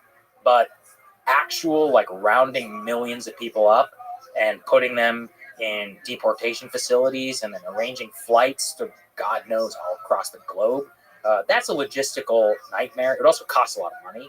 And don't forget, Congress has to pay for all of this. So, we can have Doge or we can have, mass deportation. So those two things are kind of irreconcilable, actually. There's a lot of competing influences at play that people are not being real about at all. Yeah, that was one of the tensions I had talking to Vivek, is he's big on mass deportation and big on making government more efficient. Mm-hmm. And it really feels like there's a tension between those two in the short term. Well, yes, absolutely. Also, this is a good segue. I've been wanting to talk about this. I am sympathetic to Doge, to the whole Department of Government Efficiency. How unreal is it that it's called Doge? Actually, with Elon, it's quite real. I guess I've just, I've accepted Elon as a major political figure in the U.S. But the Doge Committee, the Department of Government Efficiency, is a non-statutory agency that has zero funding that Donald Trump says will advise OMB, the Office of Management and Budget. Now, two things. Number one is, as I predicted, Doge would become a quote-unquote blue ribbon commission. So this is a non-statutory blue ribbon commission that has been given authority to Vivek Ramaswamy and to Elon Musk. Secondary, their recommendations to government should be complete by July of 2026, according to the press release released by Trump. First of all, what that will mean is they're probably going to need private funding to even set all this up. That's great, not a problem for Elon. But you're basically going to be able to have to commission GAO reports, Government Accountability Office, and other reports and fact-finding missions across the government, which is fantastic. Trump can even empower you to go through to every agency and to collect figures. None of it matters one iota if Republican appropriators in the House of Representatives care what you have to say. Historically, they don't give a shit what the executive office has to say. So every year, the president releases his own budget. It used to mean something, but in the last decade or so, it's become completely meaningless. The House Ways and Means Committee and the People's House are the ones who originate all appropriations and set up spending. So that's one, is that Doge in and of itself has no power. It has no ability to compel or force people to do anything. Its entire case for being, really, if you think about it mechanically, is to try and convince and provide a report to Republican legislators to be able to cut spending. So that's that. Now, we all know how Congress takes to government reports and whether they get acted on or not. So that's number one. Number two is the figures that Elon is throwing out there. I want to give them some advice because people do not understand federal government spending.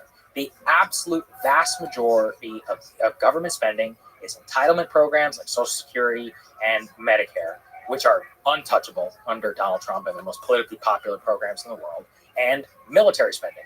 Discretionary non-military spending, I don't have the exact figure in front of me, is a very, very small part of the federal budget.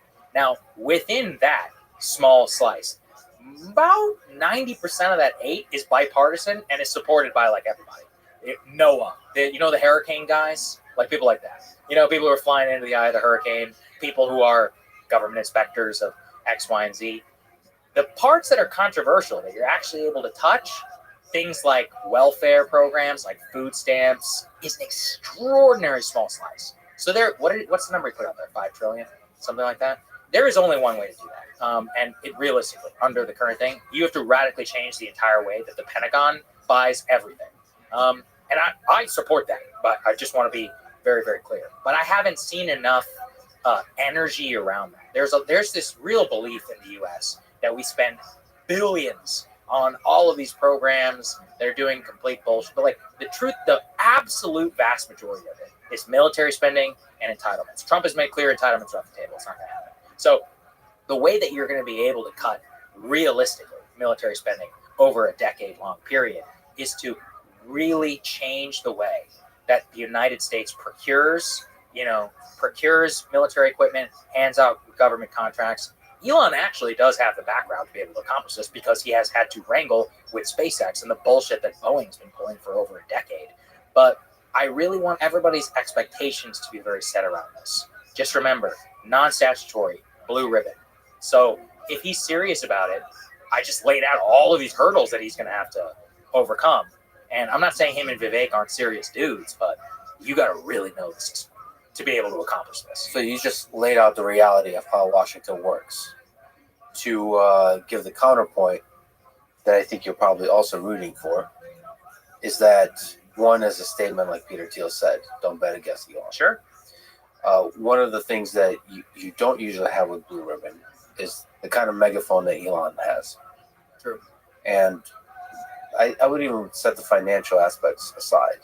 Just the influence he has with the megaphone, but also just with other people who are also really influential. Mm-hmm. I think that can have real power when backed by sort of a populist movement. I don't disagree with you, but let me give you a case where this just failed. So Elon endorsed who for Senate Majority Leader? Rick Scott, right?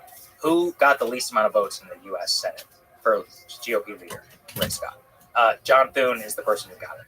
Now, the reason I'm bringing that up, one of my favorite books, Master of the Senate, by Robert Caro, part of the LBJ series. The Senate as an institution, it reveres independence. It reveres, the entire theory of the Senate is to cool down the mob that is in the House of Representatives and to deliberate. That's its entire body. They are set up to be immune from public pressure. Now, I'm not saying they can't be pressured, but that example I just gave on Rick Scott is a very important one. He literally endorsed somebody for leader. So did Tucker Carlson. So did a lot of people online. And only 13 senators voted for Rick Scott. The truth is that they don't care. Like, they're set up where they're marginally popular in their own home states. They'll be able to win their primaries. And that's all they really need to do to get elected. And they have 6-year terms. They're not even up for 4 years. So will Elon still be interested in politics 6 years from now? That's a legitimate question for a Republican senator. So maybe he could get the House of Representatives to sign off maybe on some of his things. But there's no guarantee that the Senate is going to agree with any of that. There's a story that Karos tells in the Master of the Senate book, which I love, where Thomas Jefferson was in Paris during the writing of the Constitution. And he asked Washington, he said, why did you put in a Senate, a bicameral legislature? And Washington said, why did you pour your tea into a saucer? And Jefferson goes, to cool it. And Washington says, just so. That's to explain. He was a man of very few words. He was a brilliant man. Okay, so you actually outlined the most likely thing that's going to happen with Doge as it hits the wall of Washington. What is the sort of the most successful thing that can be pulled off? The most successful thing they could do is, right now I think they're really obsessed with designing cuts, right? And identifying cuts. I would redesign